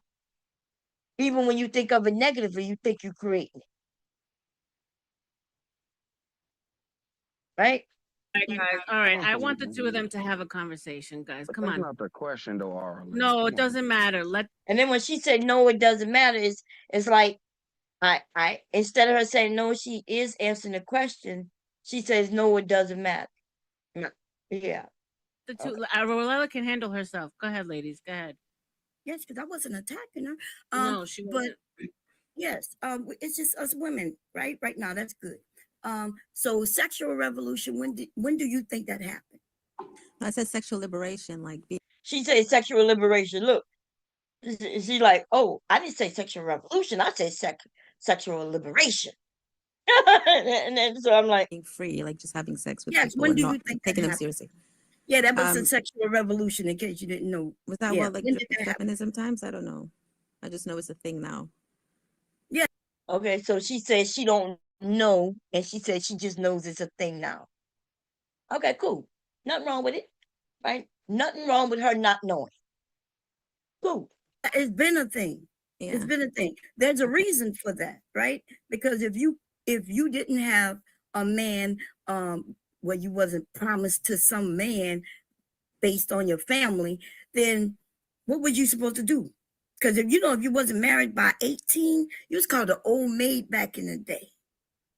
And then you had no options to be married. Did you know that? Yeah. She said, yeah, but I don't think she did, and I don't think she understands. So for you women, Those of you who really for the Bible and all that stuff, right? Listen. So by a certain age, you was called the old maid if you wasn't married. Okay. Now, if you're called the old maid, then now your ability to get married falls tremendously. Like you gonna end up being the old maid, which means you're gonna be the unmarried woman. And there were lots of unmarried women. I know we like to hear these stories where everybody was married. You're not gonna hear about the women who weren't married. You're not gonna hear about them in the family because they was not the ones the family would talk about. They kept them shh, right? But she stayed home with her parents. And there was no other man coming along to choose her. Now think about that today. Think about it today if you don't get married before you're 18, where you're not going to have any options. You have no job, right? Because back then women didn't work. And the ones who worked, well, if you didn't have a man, you ain't have no children, right? Because if you had a child, now you got other issues going on. All kinds of shit. You destroying the whole family. They're going to hide you, tuck your ass away somewhere. So sexual liberation, as she puts it, is not just about your sexuality like she thinks it is. We talk about, today we would refer to it as gender, right? But they refer to it as sexual liberation, where you was liberated to where you could get jobs. You can choose whether you're going to marry a man or not, or date a man or not. Not only where you just had sex with who you want. Ooh, Lordy, baby. The idea that some of these women don't know this, but they claim that they're smart, and it's crazy to me. But here we go. Okay, so imagine being 18 and you're not married, and now you're going through the rest of your life with nobody even looking to marry you. But didn't they do like arranged marriages back then? Like most people had marriages arranged by their families. So Yeah, but and then she thinks, didn't most? No, y'all. This did not happen on this large scale. The ones where that did happen, these people had something to lose or gain, right? And it depends on how far back we going, and it depends on what area we speaking about. But that's the terrible things about these conversations. Nobody put a time frame on it. We don't even know what group of people you talking about because different cultures did things differently. There's going to be cultures where that happened a lot, no matter what. And then there are going to be cultures where that only happened with the wealthy people in order to keep their wealth within the family. They would add their collection of wealth to another family with wealth. You see what I'm saying? So that it depends on what frame, what culture, what people, what area. All these things matter about these conversations. Okay. But based on what I'm hearing, they mostly like to go about 60, 70 years ago. Because when they start referencing them, either their grandparents or their parents, then we know we're not going all the way back into Africa. We know they're not going all the way back into slavery, right? We know that they're only going back as far as our grandparents or parents. So we're going to put that within 100 years. In fact, I'm 50, no, we're going to go back a little farther than 50 years. Let's put it back no later than 100 years ago. Okay. And so, yes, most people was not selling off their daughters, if you talk about in the Black community, but there's other races of communities where they wasn't selling them, but yeah, they was kind of selling off their daughters. Yes. Just the approval of a guy like my dad. My dad did ask my grandfather for my mother's hand in marriage, but like it wasn't like my dad had money or anything like that. It's almost like a tradition in order so the man could at least talk to the dad.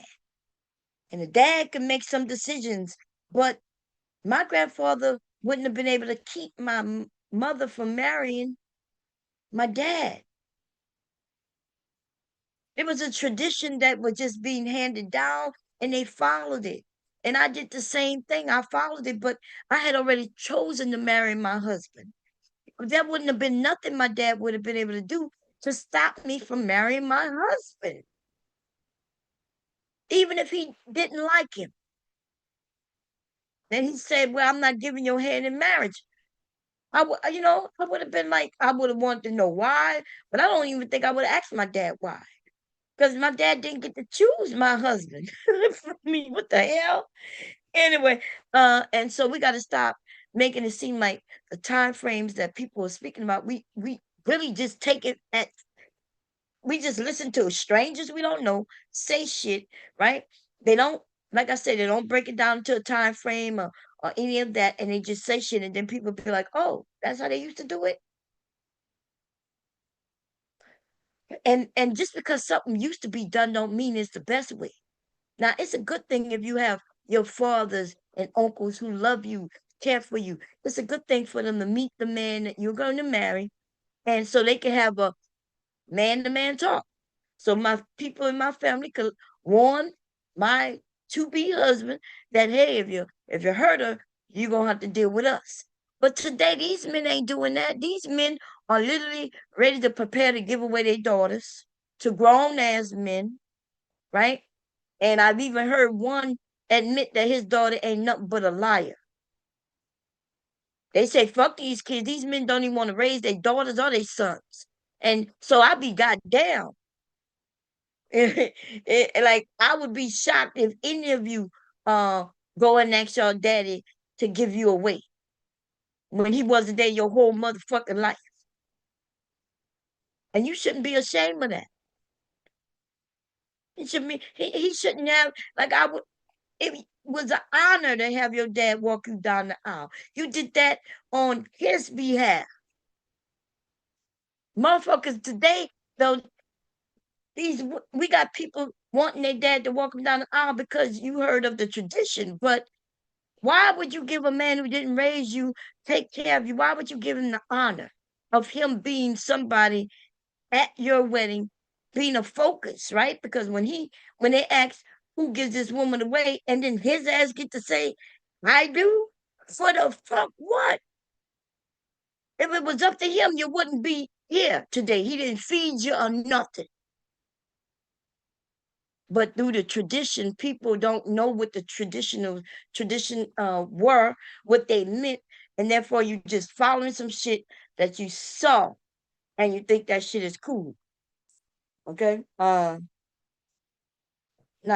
If your dad not gonna be there and let this man know, hey, that's my daughter, you better not hurt her.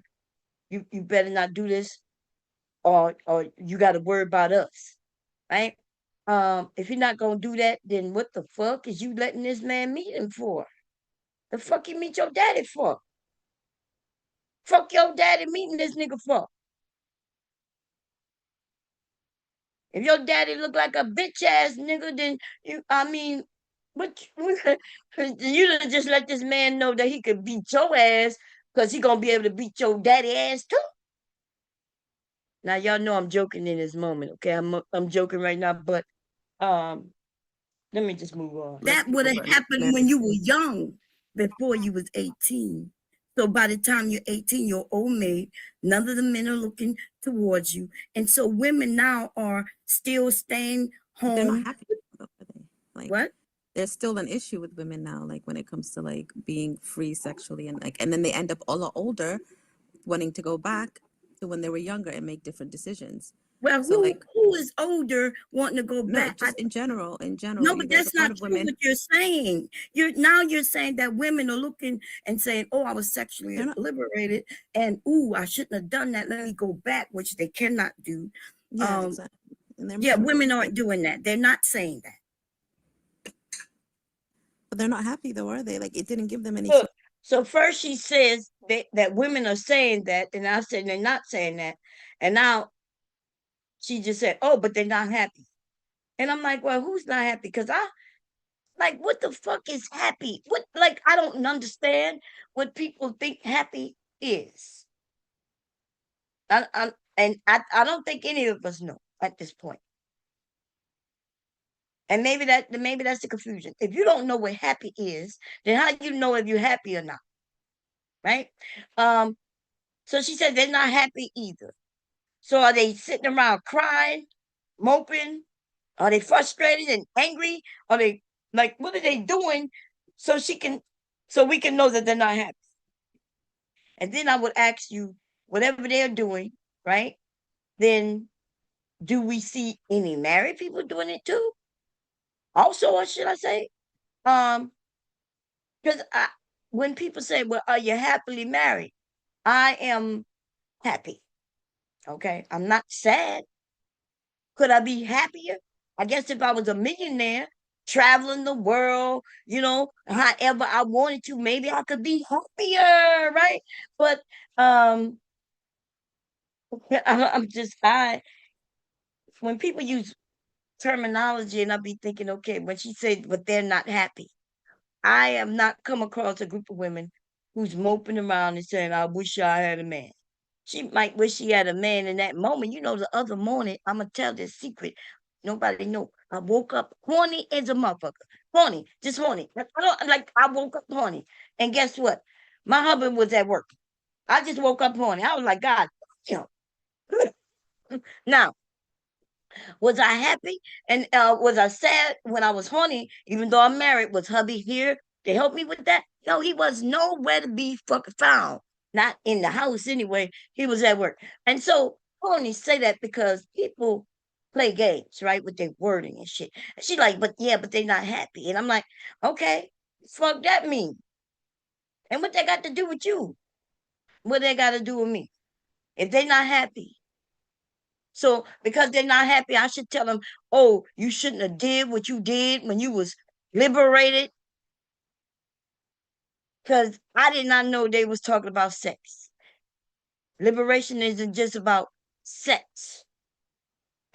Sex. Like they took the term to mean literal sex. And I did not know I was talking about. I wouldn't be on no panel talking to motherfucking women about sex.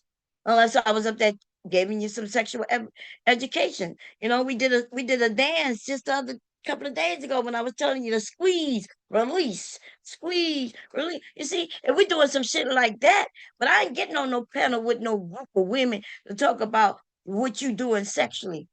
Cause there ain't shit you gonna be able to teach me. Now I could teach some shit maybe, but you ain't gonna be able to teach me shit. I ain't getting up there. I thought we was talking about sexual liberation, as she want to put it, the sexual revolution, as I want to put it. But I wasn't talking about sex. Sort of freedom. It just kind of moved No, the goalpost there are somewhere lots else. of women who are happy. Like you are listening to these red pill men who want to blame women for everything. Oh, I'm even not a talking about single men. I'm talking woman about women. is Women's happy. happiness. It's not about men. I'm talking about women when they are like single, when they get older, they end up. She said when we get older. Look, ladies, it's coming. It's coming. What's coming, Bomb? You're gonna get older. And in fact, an hour from now, you're gonna be an hour older. A day from now, you're gonna be a day older. A month from now, you're gonna be a month older. A year from now, you're gonna be a year older. 2 years from now, you're gonna be 2 years older. 3 years from now, you're gonna be 3 years older. Before you know it, you was 20. And Kevin Samuels told you that them older ladies are jealous of you. And he told you that because they hit the wall at 25. And some of you women was like, yeah, hit the wall when you're 25. You was willing to agree. Why were you willing to agree? Because you was not 25 yet. And I told you, I said, it's funny that you're agreeing with him. Yeah, Bomb, but these older women, and I'm like, what? What you mean the older women jealous of you? For what? And then I said, don't worry. You soon will be 25. And then those women stopped saying that shit, right? We had Jessica X on this bitch agreeing with that shit.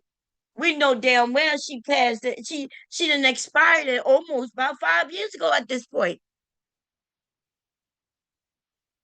Isn't it funny? Now tell me, do you feel so much different when you're 28 than you did when you was 25?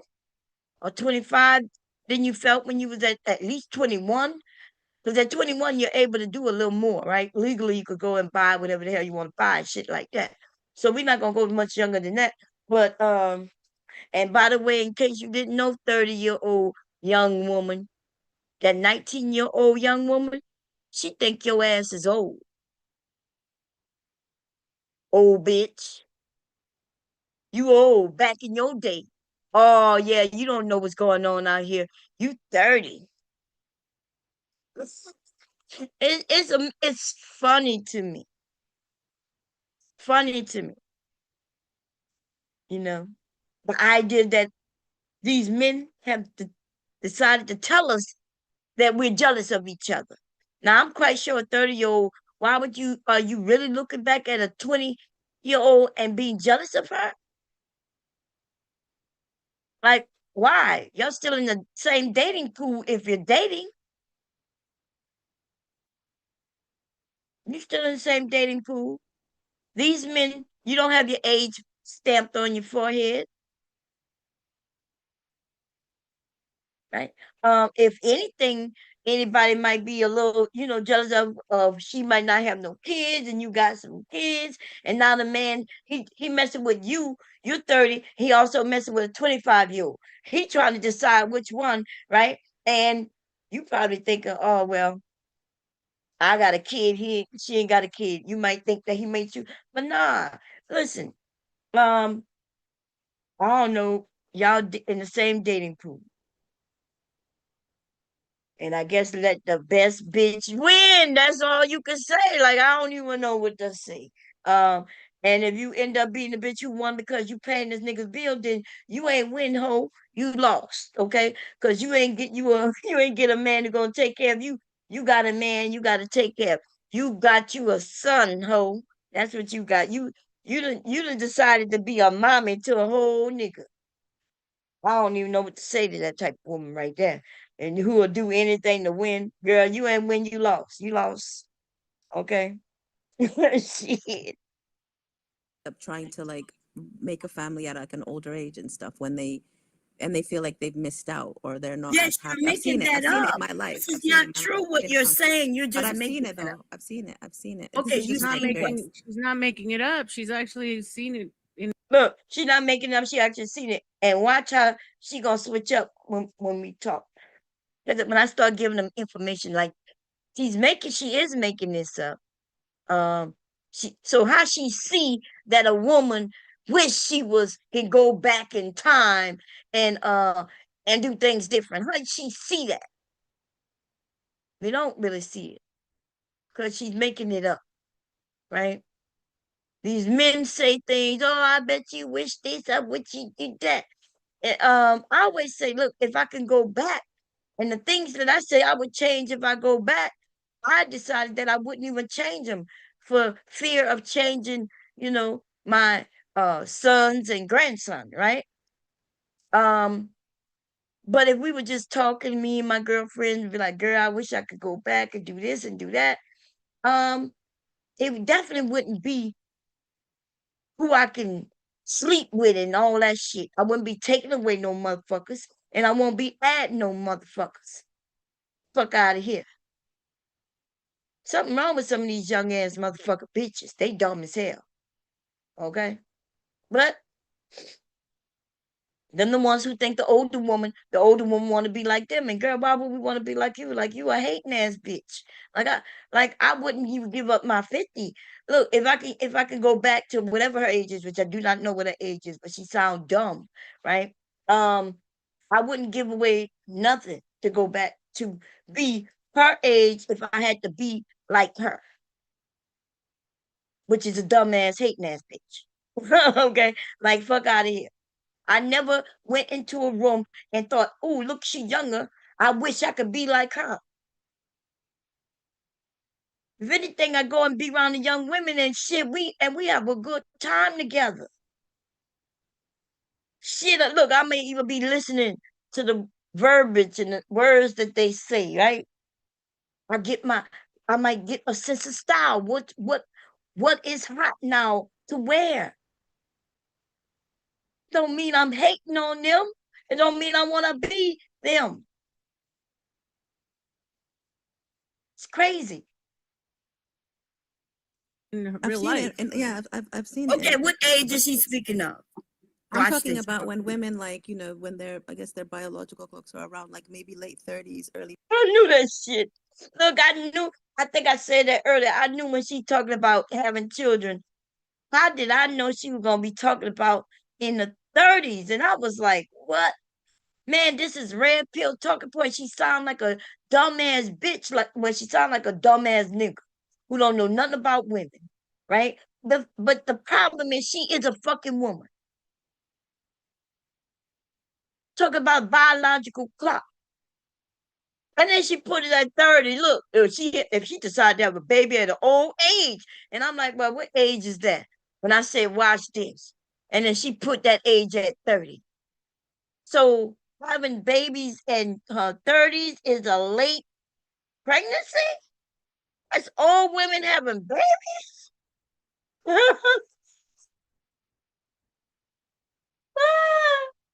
40s. I A lot of told women y'all, are. I told A lot y'all, of red women are pill. not happy. No, I'm just saying. Well, What listen, this our thing is, they're not biological happier than they clock were from doesn't back happen then. in the 30s, young lady. Late 30s, early 40s, they want to start having Listen, babies. no, we stopped having babies in our 60s. Women are having babies in Really? their 30s, No, 40s, nobody and wants to have a 50s. baby. Nobody's having a baby in their 60s. Is that Come on. healthy for the baby? I didn't even say 60. I said they stopped having babies in their 60s. And I said women are having babies in their 30s, 40s, and 50s. Right? And then she said nobody having babies in their 60s. I didn't say they having babies in their 60s. Right? But watch what she said though. I didn't say they have. Who's having Yes, a they baby are in their having 60s? babies in their 60s, but No, I that's said not true. stop having babies in their 60s. That's what I said. Nobody's having babies Okay. in their Said 60s. women You are might have having seen. babies in their 30s, 40s, and 50s. Okay, well, no Okay. woman's Yeah. having babies in their 50s. That's Oh, just well, like then you would be incorrect. IVF, like Some Janet of us, Jackson we had a could baby go in her into our 50s, but grandparents she's and alive. we'll see that some of us have aunts and uncles that are younger than us. Yeah. Isn't that But right? they started young though. I'm just saying in general. I'm No, speaking. she said they started young. That don't even what? What does they started young got to do with them having babies when they're older? What's wrong with some of these women? It's like they're not you. I'm the oldest one up here, right? But I'm not even referring to the book of Rim, right? It's not Rim. It's RLM. RLM. I'm not sure what that means, but anyway, I'm not referring to her. I'm talking about this Wella person, right? You could tell she's young, but you could also tell that she's very dumb, right? And so she said quite a few things that I've said, hey, this is not right. And then I give her that example. And instead of her saying, yeah, you're right or I was wrong, she moved the goalpost somewhere else. And then I give a pushback and I say, well, that's wrong too. And I tell her, right? And so I'm mentioning that some of us can go all the way back. We have aunts and uncles younger than us, right? And which means that our grandmothers were having babies even after we were born, which means it wasn't she was having them younger. That means she was having them older. Even if she was having them young, she still was having them older, right? Now, the book of RLM gonna mention, well, the doctor told her that if they don't have their babies younger, they can have them older. And that's false, too. You can have them, you can have a baby because you can have a baby because that's the way our bodies are built. Whether you have them younger or not, you still can have them older. The only way you don't get pregnant, right, is if you got something going on with your body. Or you have birth control, which is why all of us don't have a whole shit load of kids. You know how many motherfucking babies we would have had if it wasn't for birth control, which is why they will be reversing the use of birth control next. They want us to have babies, right? Birth control. They even had birth control that you could put in your arm and don't have to worry about birth control for 5 years. Then you had a shot when you had to worry about birth control for, I don't know if it's 6 months or 3 months. I can't remember, right? You go get the shot. You ain't got to worry about it for 6 months at a time. So that means a woman, right? She's not getting pregnant when she don't want to get pregnant. When she wants to get pregnant, she no longer will go get the shot, or she get those things taken out of her arm. I think that's where they used to put it. I don't know where they put it now, okay? Because I have no need to know about where they put birth control right now. That might be something I might have to get caught up on if I had some granddaughters or some nieces or something for me to talk to and give information to. Right? But when I needed to know, baby, I was in the know. When I needed to know, I was in the know. Okay.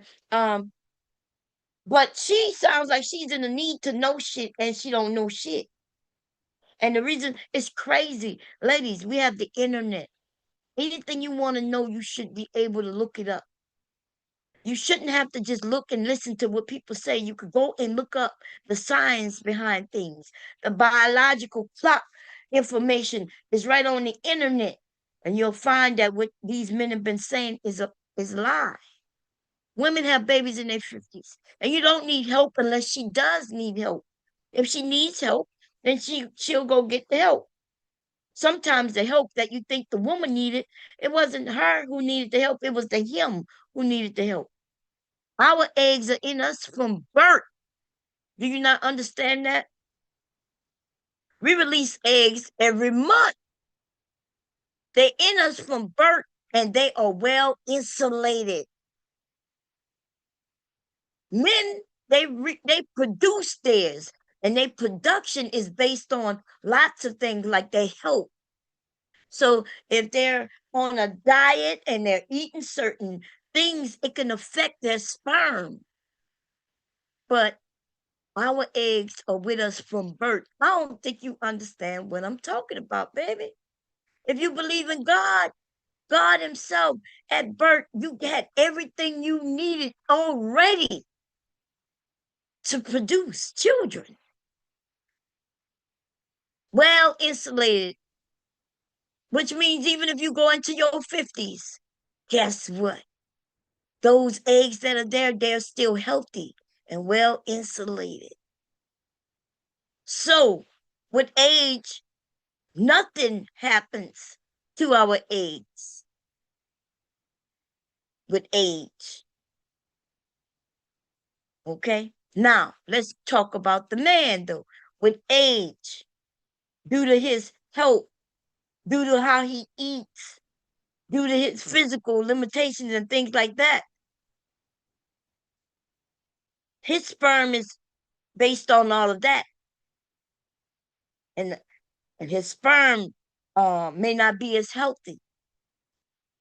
And since most women end up with men their age, and she can't get pregnant in her 40s, while she with this man who a little older than her or her age, and you come to find out, well, she got to be inseminated, but it's not because of her. It might be because of his sperm.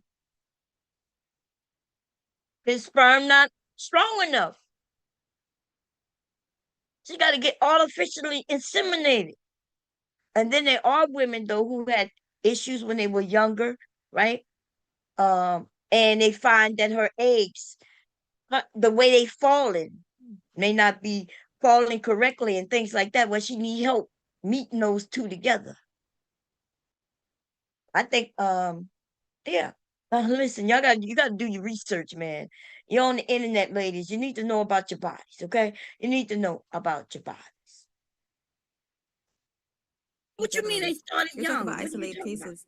I'm saying in general, I don't see a lot of women with this like sexual liberation thing happier than they were back in the Well, day. there Like, is an anomaly when it comes to women of it, because I got I got pregnant later in life, that if they hadn't been pregnant their whole life, there's a bigger chance that she will, and the later part of her age. So like between 40 and 50, there's a whole bunch of women nowadays that are getting pregnant in that time frame. There's always been women of that age who've gotten pregnant. This is not something new. What would provoke this something new? What happened in our environment that made it where women can now have babies older? Now, women back in the day had babies older. So nothing has happened. Yeah, nothing. Because they've never been pregnant, but naturally. IVF, okay. No, Yes, no, naturally. And she said naturally? Yeah, naturally. Naturally. She said, look, I don't even know what to say about these young women, man. I'm gonna leave this one alone. Man. I'm gonna put the link up. Anybody got any questions, comment? I like when we have the conversation with the women. The men only brought confusion.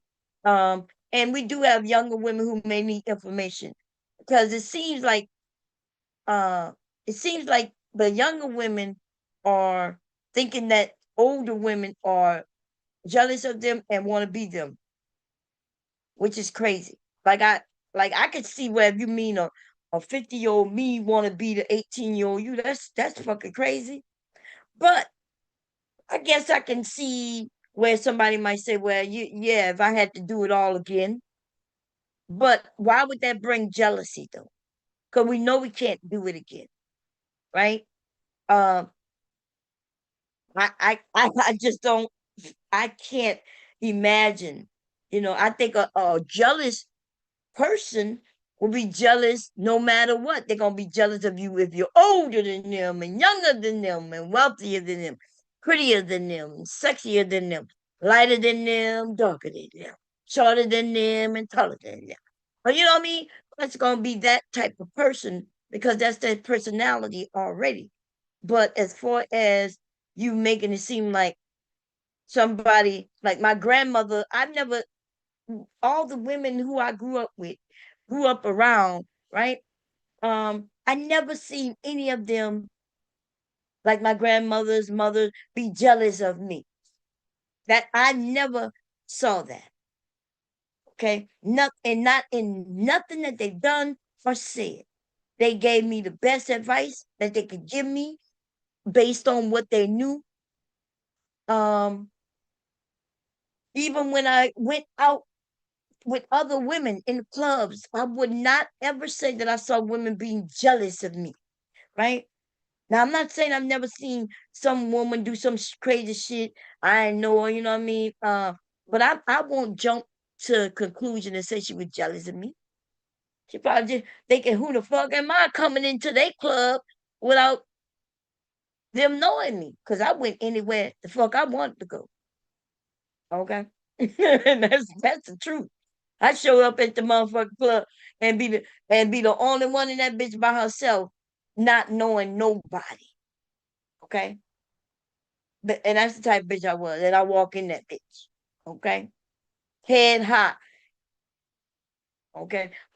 Just trying to get the vibe, trying to figure out who these people are. I'm from down south, I'm in Philly. I'm like, let me see. I heard this was a good club, right? On the radio. And I decided I'm gonna show up. And sometimes I was able to get some friends to go with me. And sometimes I wasn't. Sometimes I'm just going by myself. And then that's how I got to know the club. And now when I did get some friends and I'm like, hey, yeah, let's go to Philly to the club. I already know where I want to go because I've already been there. I'm like, yeah, it's cool there. It was nice there. The music was cool there. Now I feel even better because now I got some peoples with me. But what I'm saying though, like, y'all, even if somebody said, Bob, there might have been some women jealous of you. I'm saying I ain't even peep it. And if I did peep a little bit, which I don't remember ever really seeing that, it's not my business how somebody else feel about me. And so I never really saw that. I don't peep that out in people. I'm looking at people and look, when they get on the floor, shit, bitch, look, I might just get on the floor right with them. I done learned quite a few dances up here, up north, all by myself. They doing the I forget what they were called. because they always had the electric slide, but they had another type of electric slide, and they had a couple other dances. And yeah, I got on that motherfucker floor and learned it with dances. Okay, the fan dance.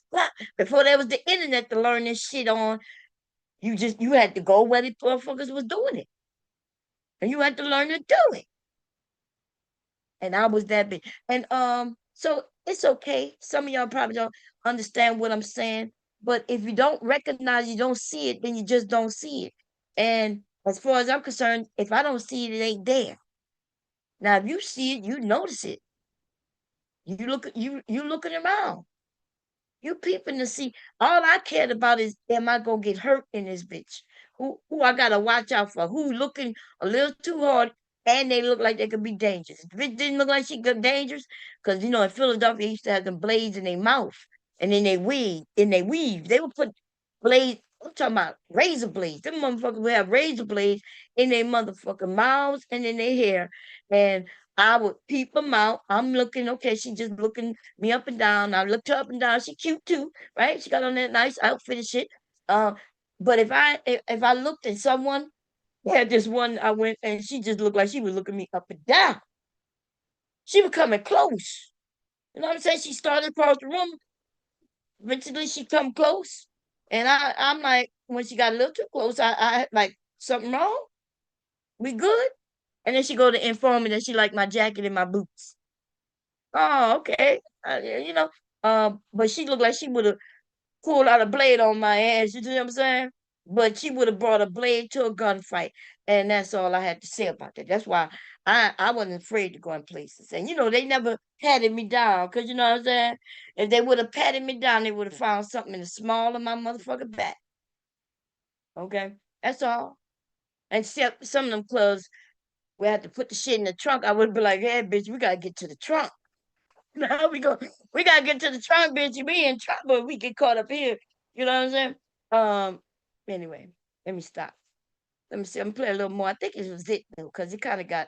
She gonna let the men back up there again. I think it's cool when we women can have conversations. We could go back and forth, right? We could disagree back and forth. I think though we end up solving our own issues, and we either agree with each other or we would agree to disagree.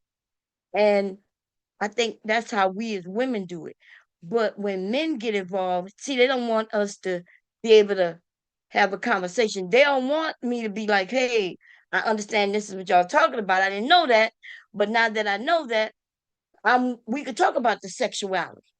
But I just want them to know that what she was talking about, uh, women sexual revolution or liberation, the sexual liberation was not just about sex. So I want her to know that if she's listening. So you're using terms that doesn't relate to what you are talking about. Okay. Even before there was the sexual revolution or liberation, women was already having sex. Even before those terms came about. And a lot of it had nothing to do with what she wanted to do. But if we talk about teenagers and things, then teenagers gonna be teenagers.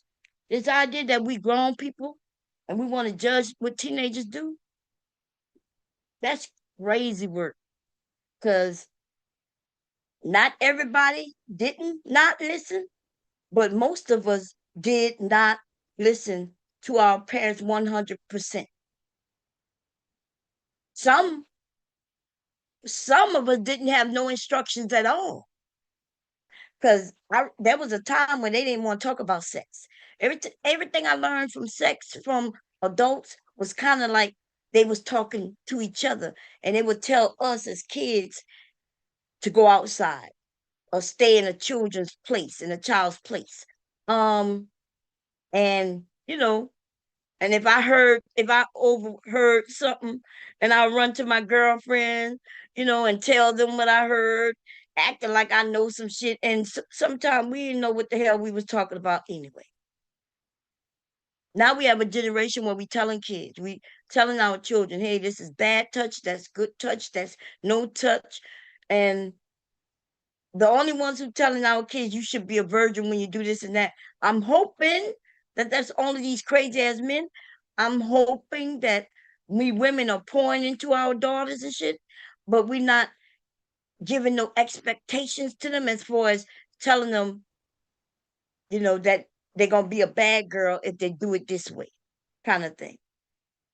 If you pour into them and tell them that they're valuable and that this thing right here, but we got to understand they still need guidance. They still gonna learn. They still gonna, you know what I mean? And I don't think a lot of women, even when it comes to their daughters, I don't think they want to know that.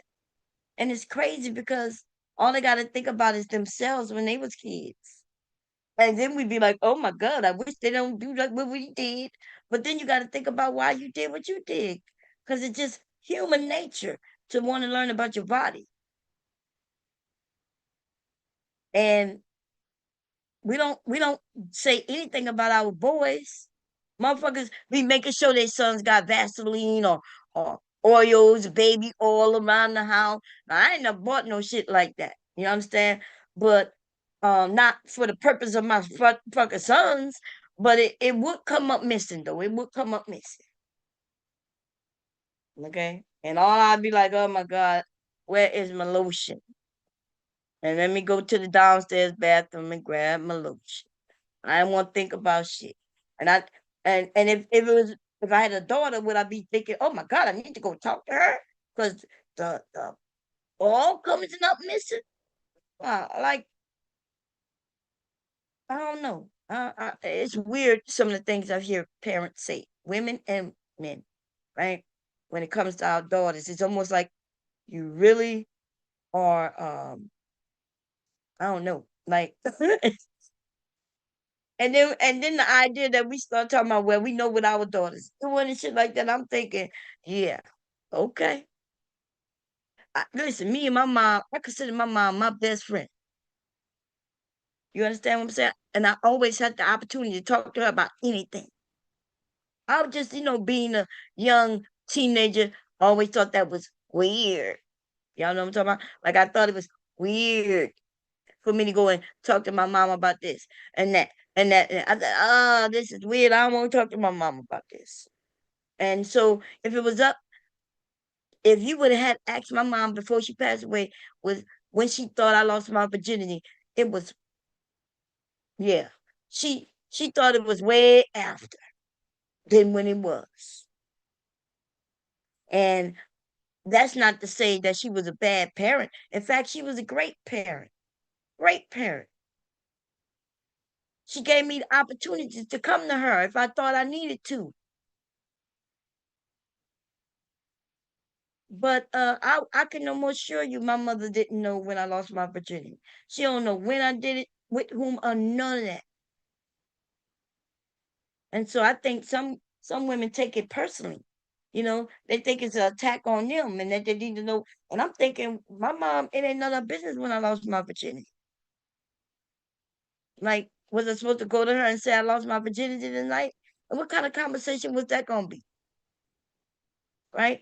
My mother made sure I had knowledge of everything that I needed. If I needed birth control, she told me, don't worry, like if you ever need birth control, come to me with, if you don't want no babies and all that stuff.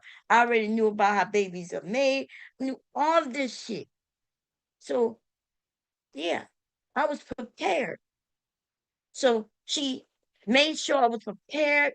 And then I had the opportunity to even go to her if I needed more information. And yet I did not go to my mother and tell her. Okay. So I mean, some of y'all went to your mothers. And I'm not saying that's a bad thing. I'm saying that's a good thing. If you felt that's what you need to do in that time, that's a good thing. But they had a lot more women who didn't have nobody to go to. And they had to learn on their own from some older ass nigga. And so she don't take it as a bad thing. But I need you to understand, like, will you allow your daughter? But I heard this woman say she would have her daughter go to an old ass man. Older nigga, like, you gonna give your daughter to an old ass man? And the older, the worse. And if you're giving them just to a 21-year-old, then It's worse. Because what do this 21-year-old have or want with your 14-year-old? This motherfucker, he don't even know he's his own level as far as maturity. They may be on the same level, but his ass need to go find somebody who his age. And I be feeling like, what you giving your daughter away to for what? At 14? At the same time, these are the people who say, well, she shouldn't be sexually liberated or whatever, right? She shouldn't be doing this. So you think when she gives that 21-year-old man, you think he about to marry her? Did he come to ask her for a man in marriage? Did he come to ask could he date her? And so we're gonna let our 14-year-old child be with this 21-year-old man. For what? Are they helping each other with homework? What the fuck is they doing? So it don't add up. It don't add up. We got lots of people who like to sell their daughters. I wouldn't sell my daughter to nobody. Okay? I'm not selling her. She's not for sale. And I don't give a fuck if I know somebody who make mega dollars. You understand? My daughter is not for sale. And then if she does have talent, listen, my parents told me I couldn't be around certain people without them. They ain't give a fuck that some woman said she gonna act like she's my mother and gonna make sure I get. But my mother and father was like, no, that was absolutely not. And I remember being mad about that shit. Right? Today though, in 2026, baby, we learned that, my God, people was claiming they gonna protect your child. But like my mom said, nobody gonna love you more than we do. Nobody, and so people gonna protect you. All you gotta do is slide them some money, and they'll give your ass away. If we ain't learned nothing today, man, we should definitely know that these old ass niggas will fuck with your children. They ain't no good to them, and then they will make it look like your child is crazy, right? So they don't have to have no accountability for the things they do. We watched this shit live. We read this shit with the Epstein files and all this shit, and we still got the fucking nerve to have conversations about children being with grown-ups. My God. If you believe in God, you should know that this time we in right now is a lesson learner, right? This right now, we learning that there were young girls, 14 and even younger, getting used and abused by grown-ass fucking men. And you know what also we learning? Is that it affected them. Right? It wasn't just able to go away. Because that's what we think of girls. We think it's just sex, right? First, we say that sex is very important. A body part. It's so important that she need to be securing it. But then we say, well, she should sell it. But then she can't really sell it because then she a whore for real. If she sell it. You know, we got to sell it under the guise of, you know, here she go. And you take care of bunch of fucking bullshit in these conversations. And it be the women to be the worst. And the way I say that, when I say it be the women to be the worst, because when they agree with these motherfucking men, right? You agree with these motherfucking men. Oh, hey, Mr. Cab, I got a message. Let me see what the hell is it. Wait, let me see what it is, y'all. Oh Lord, this long, Mr. Cab, what just sent me? Look how cute. Wait, I don't know if he just sent me that. It might be his daughter. Oh, wait, let's see. I've never seen that name. I don't know what the hell going on with that. No, that's old. Okay, wait. What the hell going on? Mr. Cab, I'm sorry, I'm reading something that was given. Damn, I get something you sent me in Christmas. Something ain't right. I don't know what this is.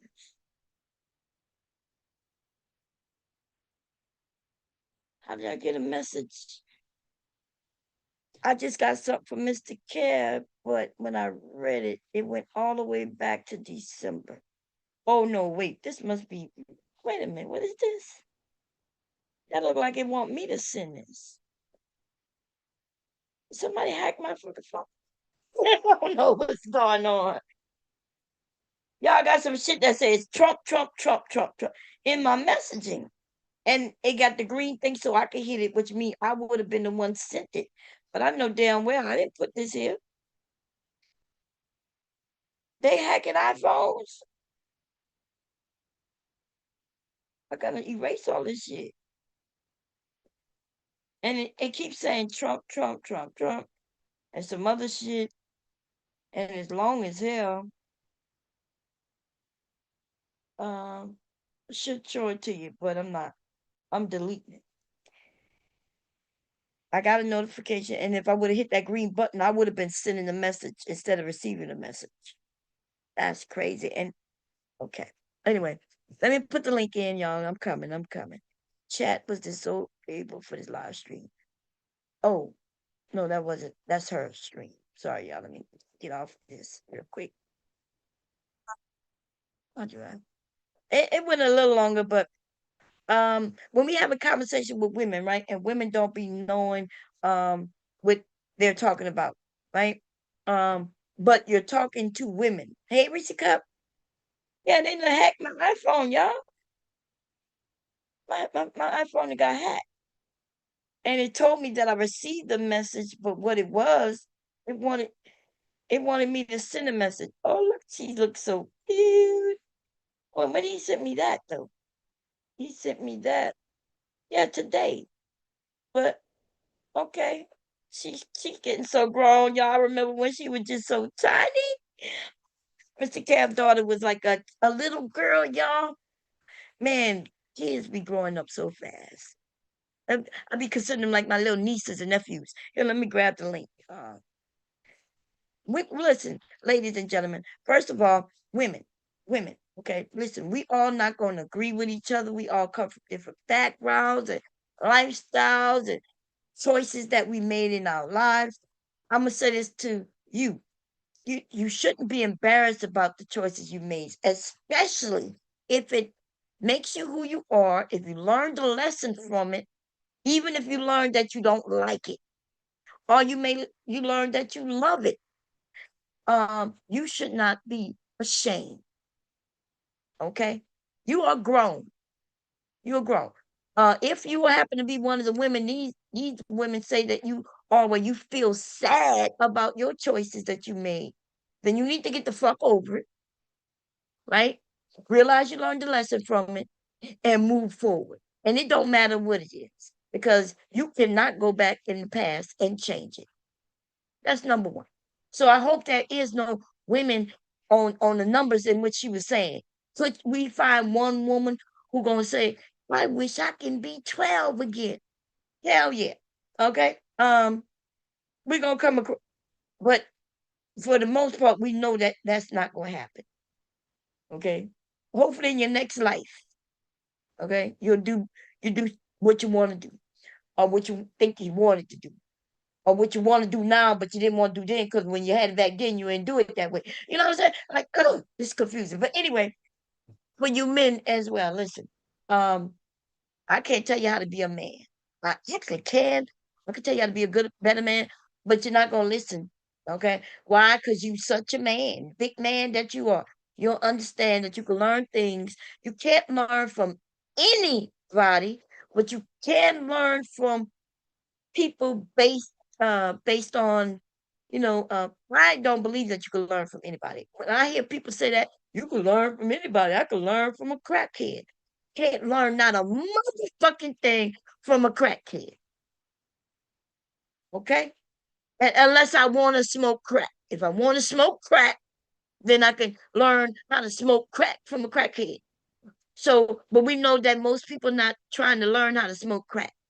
So I do not think I can learn from anybody. And that's the fucking problem. People think that you can learn from anybody. What are you trying to learn? Now, if you want to learn how to smoke crack, go find your crackhead. I don't know if they're gonna give you the right information.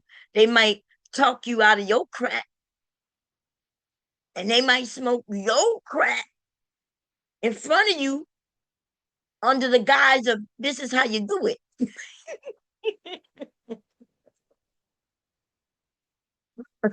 Okay. But if you're trying to learn something about your life, then you're going to find somebody who non-judgmental. We got people want to judge people, and then they think that's the best way to teach. But I ain't listening to nobody gonna judge me.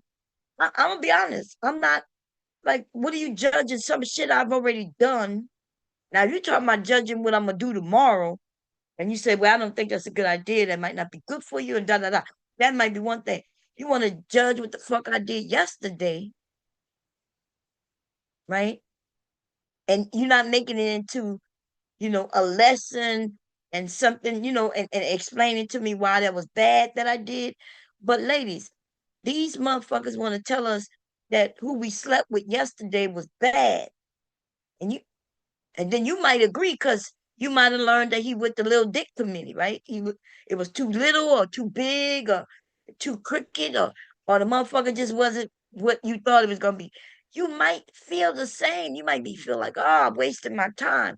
But this is the thing, which you didn't, it wasn't wasteful time, right? You learned that you don't like niggas with small ass penises or ones with large ones or crooked ones, right? That's what you learned. You learned that. And the lesson is caught. And you move forward, knowing not to fuck with that little nigga no more. you realize that nigga was only trying to get the goodies, right? These men are tricky. They will trick you out the draws and then act like it's your fault. They'll call you a whore. This nigga done took you to dinner, right? Treated you nicely. He even bought you gifts, treated you like the woman that you think you know how you want to be treated. He did all of that before you gave him the goods. Then you gave him the goods to express, I'm really feeling you. And then right after you gave him the goods, the nigga disappeared and ghosted you. And I want men to know that men will do that. Men will go that far to get what he wants. That's what he'll do. And then, but the women get the blame. She could be moving exactly how she was taught to move. She waited and everything. But I don't know if y'all remember when what his name came out with his book. Especially when the movie came out. The book came out, the men wasn't talking because they don't read. When that movie came out though, Think Like a Man or some shit like that. When that movie came out, these black men was up in the raw. They was all pissed off. Who were they mad at? The man who wrote the book, Steve Harvey. They hit Steve Harvey. You would think they would have loved Steve Harvey. Steve Harvey was telling women, men don't like this, and men don't like that. And if you want a man, don't give him sex right away. That's the one they have. But he told them to wait 6 months or some shit like that. And so the women was like, okay, I'm going to follow this man's instructions. I really like him. I'm going to let him prove to me that he like me. I'm going to prove to him I like him. But I'm not going to give him the goods, even though I like him. I want to give it to him a month in, 2 months in, but I got to wait 6 months. These niggas started talking about, yeah, we're going to play. Oh, you want to play games? You want to play games? I'm going to wait. You wait 6 months. I'm going to wait there 6 months with you. And when I get it, I'm gone. That's what these men were saying. These men don't hate women in particular. They hate successful women. That's why they will mess with a whore, right? And when I say a whore, I'm talking about actual whore. I'm talking about the woman who walking, and selling vagina. That's who I'm talking about. Okay. We could call it a prostitute. I prefer that word. They have no problem with prostitution. They don't. If they knew they could get away with it, wouldn't be judged by the employers and things like that. These niggas would get off from work and go and stroll down the stroll, trying to get them a prostitute. They're not scared of prostitution. What they don't like is that a woman who says she deserves something other than just his money, right? She wants to be treated nicely with respect. She's gonna offer that back to you. Just as respectful you are to her, she give it back to you. But see, you think you above yourself, young lady. You don't get to tell a man what you deserve. You just beside yourself. You doing too much. You can't have no pride in yourself. Hell no. Because if you do, then you doing too much. You too uppity. You a uppity bitch. You a uppity bitch. They don't like no uppity bitch. One who expects something from them while also giving them something in return. See, because a prostitute, a real hoe, she gonna give you what you pay for, and you gonna pay for what she give you. And then you could go about your motherfucking business. She don't care about you. She don't care about nothing, nigga. She gonna charge you per the minute. She gonna let you know. Some of them, if they real good at it, they already know. Look, we not doing no minute shit. This is how much it costs. It's $100 for this, $200 for that. Now I want you to know, in today's society, that's a drug addict hoe right there. Okay, ain't shit she could buy with $100. Can't even go to Walmart today, right now, and buy groceries for $100. You know what I could buy with $100? Could buy some eggs and bread, and I might be able to squeeze in a little bit of bacon, right? If I get some cheese, that's it. I cannot go in there and buy no ground beef, no pork chop. Pork chops cost. I'd be able to get me maybe some cheap ass pork chops, maybe a thing of ground beef, right? That's gonna be like $25 right there.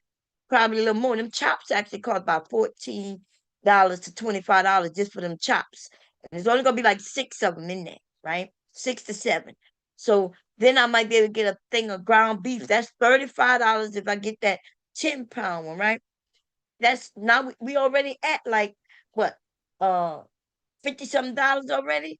And I get some bread, right? I might be get some butter, some milk, and some cereal. And bam, that's your $100. Fuck out of here. You can't buy no vagina for no $100 unless she on crack. $100 vagina. What the fuck going on? What's going on, Shadow? Philly boy. He said, "No gender war. We need peace." You need a motherfucking. First of all, you need to get off that liquor, and you need to get back with your baby mama. You would have been back with your baby mama if you could have left that liquor alone. You didn't have a gender war fight. You had an alcoholic motherfucking fight because your woman wanted you, but you wanted just alcohol. Your woman wanted you, you wanted the alcohol. You wanted your woman and the alcohol. She said, "No, you got to make a choice." Your woman is a jealous woman, okay? She says, "It's going to be me or that alcohol." And you didn't want it to be you, that choice. You didn't like that choice, okay? Anyway, let me put the link in, y'all. I've been talking long enough. Shouldn't be having a gender fight. Women and men want to get together. The ones who want to get together, go get together. But we do have an issue going on with the unnecessary requirements and things like that. And the unnecessary going back into people's past. Like, ain't shit you could do about their past, right? And ladies and gentlemen, ain't nothing you can do about your past neither. Okay. If you want to move forward doing something different, then bam, wake up and start doing something different. And if you don't want to do nothing different, then stop judging other people, because that's what I find. I find hoes will check other hoes, right? Or they think everybody's a hoe like they was. Man, have I ever sold some pussy? It ain't none of your motherfucking business if I ever sold pussy before, okay? But what I will tell you is I know my pussy has high value on it, okay? So if I did sell some pussy, and if somebody did buy my pussy, then what I'm telling you is they paid for exactly what they got, and they paid good money for it. Right now, husband is the only one who could get my vagina for okay, I'm gonna do it.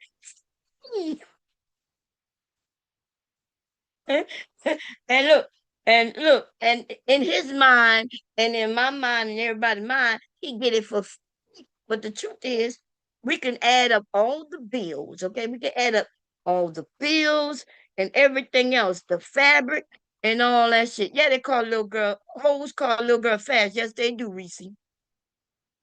Okay, that's how I know. That's how I know. You could tell hoes or assholes, right? You could tell who they are because they always got something to say about other women, and they like to go to little girls. Now being old and realize, like I told y'all, I was called fast when I was a little girl. I was so young that I thought they meant I was fast, because I used to be out there playing football, basketball, and everything with the boys. Now, mind you, I was a kid. I was not even in high school yet, because by the time I was in high school, even though I was still playing sports in high school, I wasn't, I wasn't trying to, you know, because them white boys would come back. Them white boys would go away for the summer, being scrawny and shit, and come back and they'd be all like big ass. They don't even be recognizable and shit. These motherfuckers look a whole complete difference in just like 3 months' time. But when I was a kid, they used to call me fast. Oh, look at her being fast. And I like, and it would be obvious with it. Come to find out, in the South, right? I can't speak for nowhere else. But me being light skinned, I wore what everybody else wore. I was out there with the girls. I didn't play with dolls, right? I rarely ever played with dolls. Um, but I did play sports. I hunt and fish, all that shit. So when I got old enough to know what they was talking about, I sit back and I wonder, what the fuck is they talking about? I'm like 10 years old, 11 years old, 12 years old. And then I go and I do the math, right? I go back and the woman who said it, as an adult, I go back and do the math, and we see how old she is, all the fucking kids she got, not a man in sight. And then I start realizing that whores was calling little girls fast. The only males I saw in that household was her children, and she had a whole fucking lot of them. Okay. And the woman I'm talking about, she had a grandchild who was my age. I used to be her grandchild friend. We were little.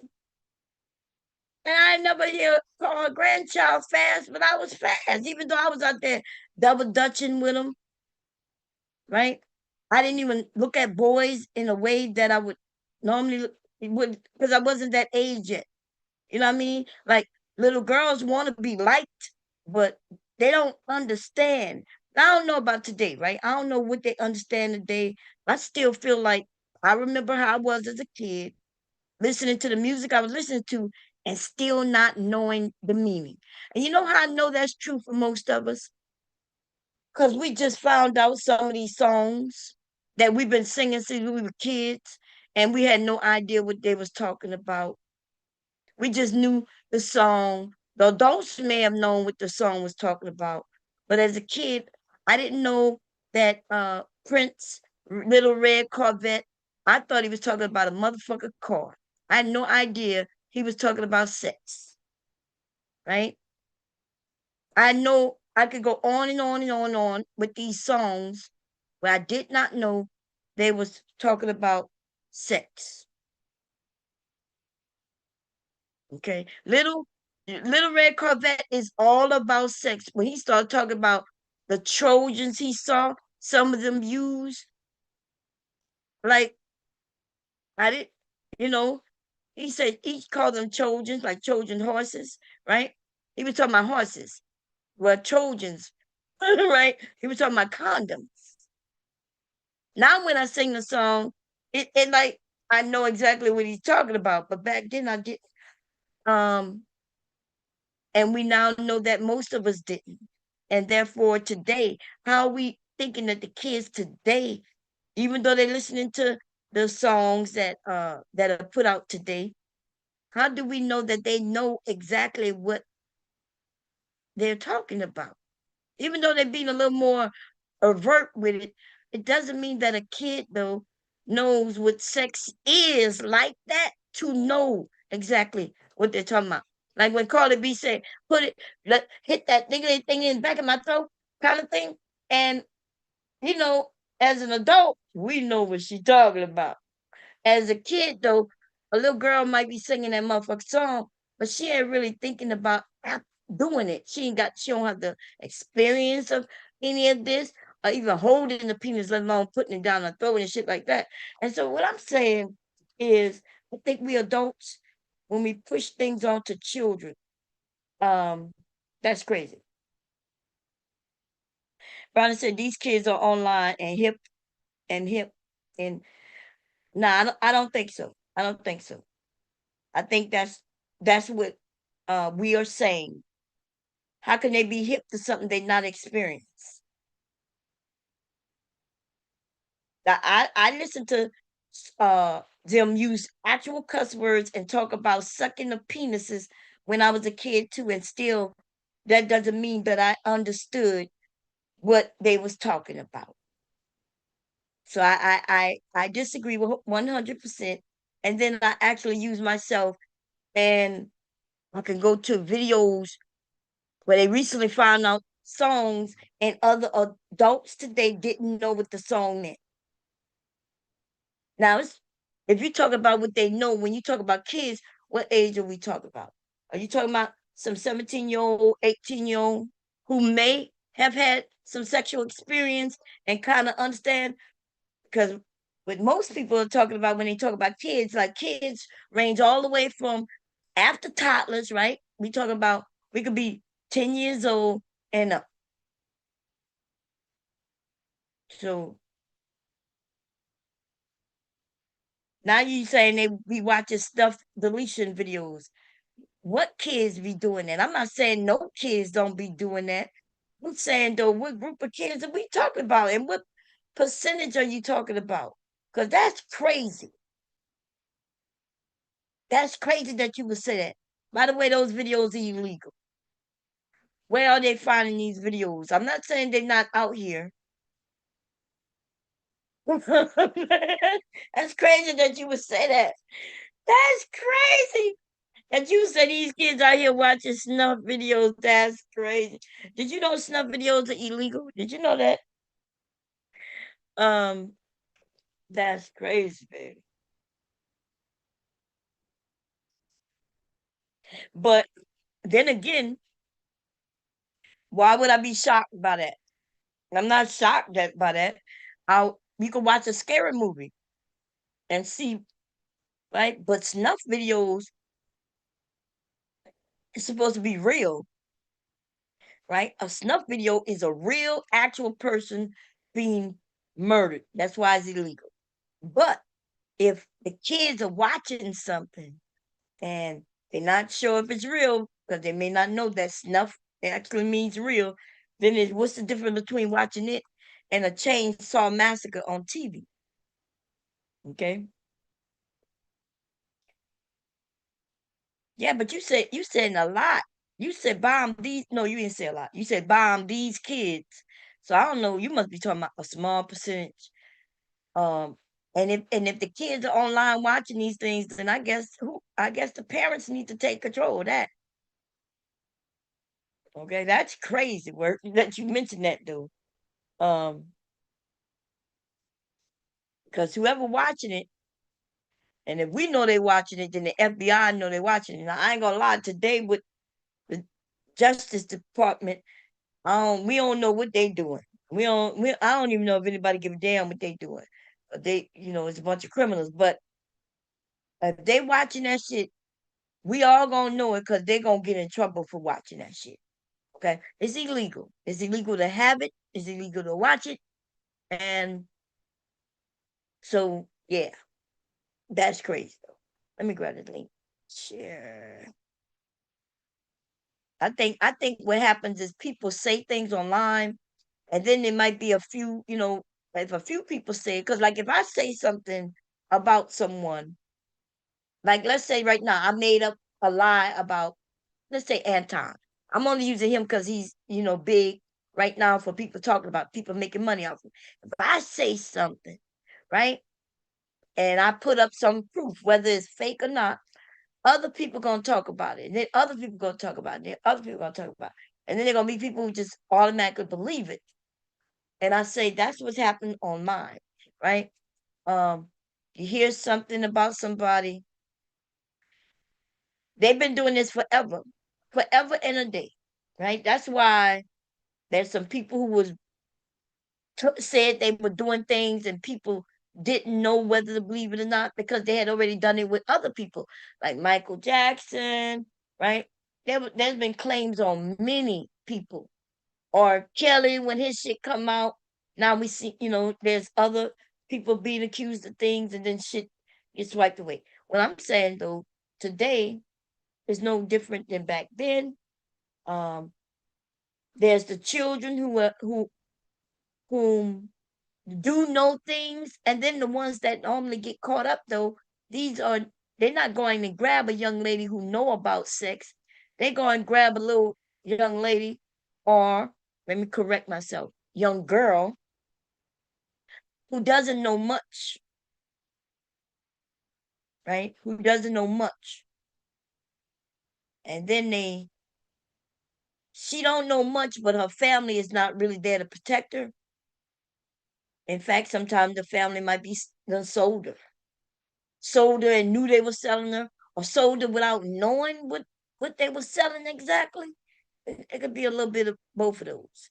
But it's crazy that we saying that kids, so we saying kids are smarter than we were. That's crazy work when we do that. Only to accuse the kids of doing some shit. Because the only way we accusing them is that we're not parenting. And if we're not parenting, then that's not the kids' fault. That's gonna be our fault. Okay. Um, so yes, I will be always on the kids' side. And I'm not definitely going and accusing no little girl or knowing some shit from a grown ass man who should be dealing with a woman, right? A woman like my age, but he going to deal with a fucking kid. And there's no way that I'm gonna blame that kid. And I don't give a fuck if that kid do know how to suck a dick. I don't give a fuck, right? When she doing that to little boys, her and the little boy have an agreement to do it together. They learning from each other. That's one thing. Why is this 40, 50-year-old man going and talking about, well, if she sucking dick anyway under the bleachers, what does it matter the age of the man who dick she sucking? I'm gonna have to say no.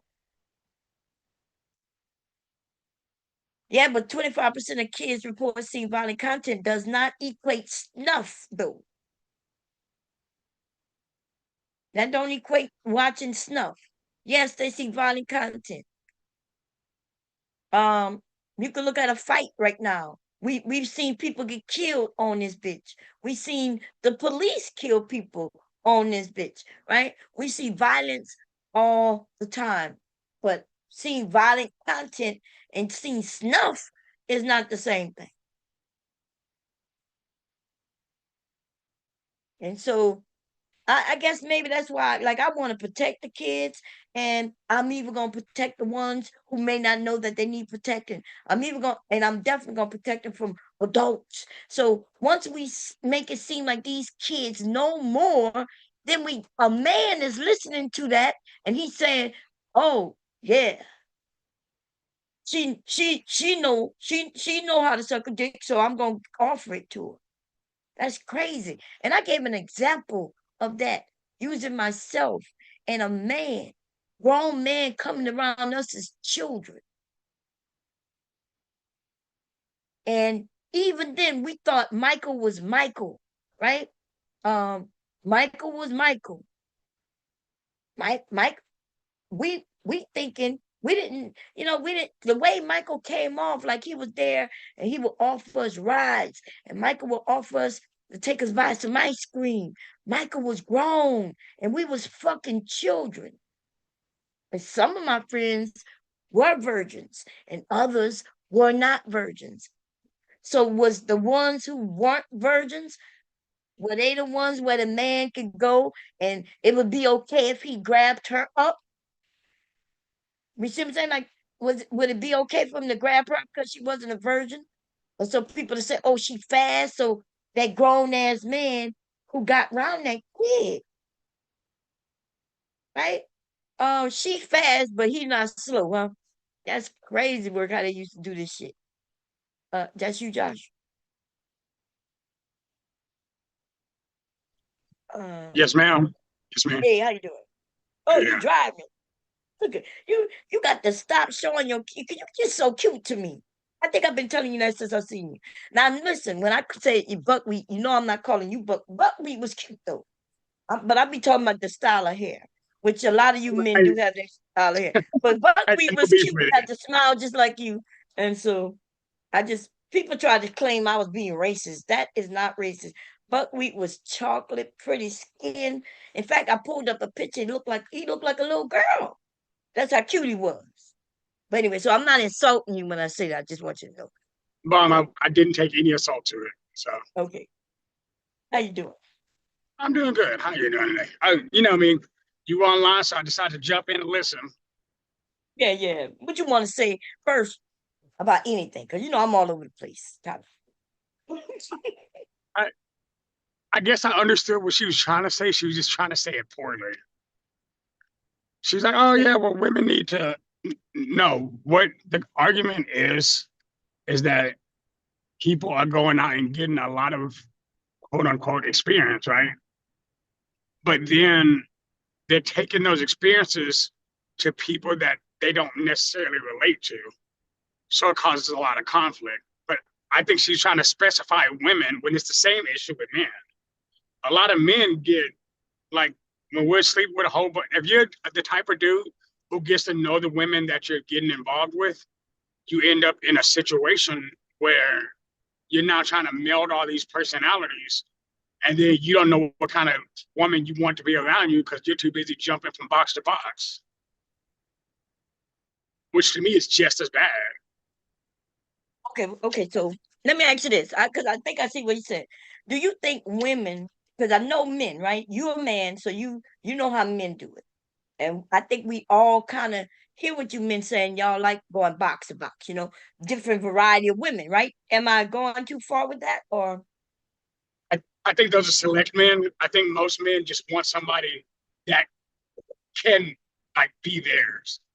Most men are really possessive. And it's just like you said, a lot of men are quick to jump in the hose too. So, and I mean, whore is not. Right, I know what you mean. Right. But so wait, so we got to back up. Because a man can be possessive of what he consider his and still want to go from woman to woman. So would you agree that men, right? Whether I'm not talking about the married ones, but we can even join them in, right? That they like quantity, not quality. I disagree. I think young old boys. There's two different types of men. There's old boys and men, and there's a stark difference between the two.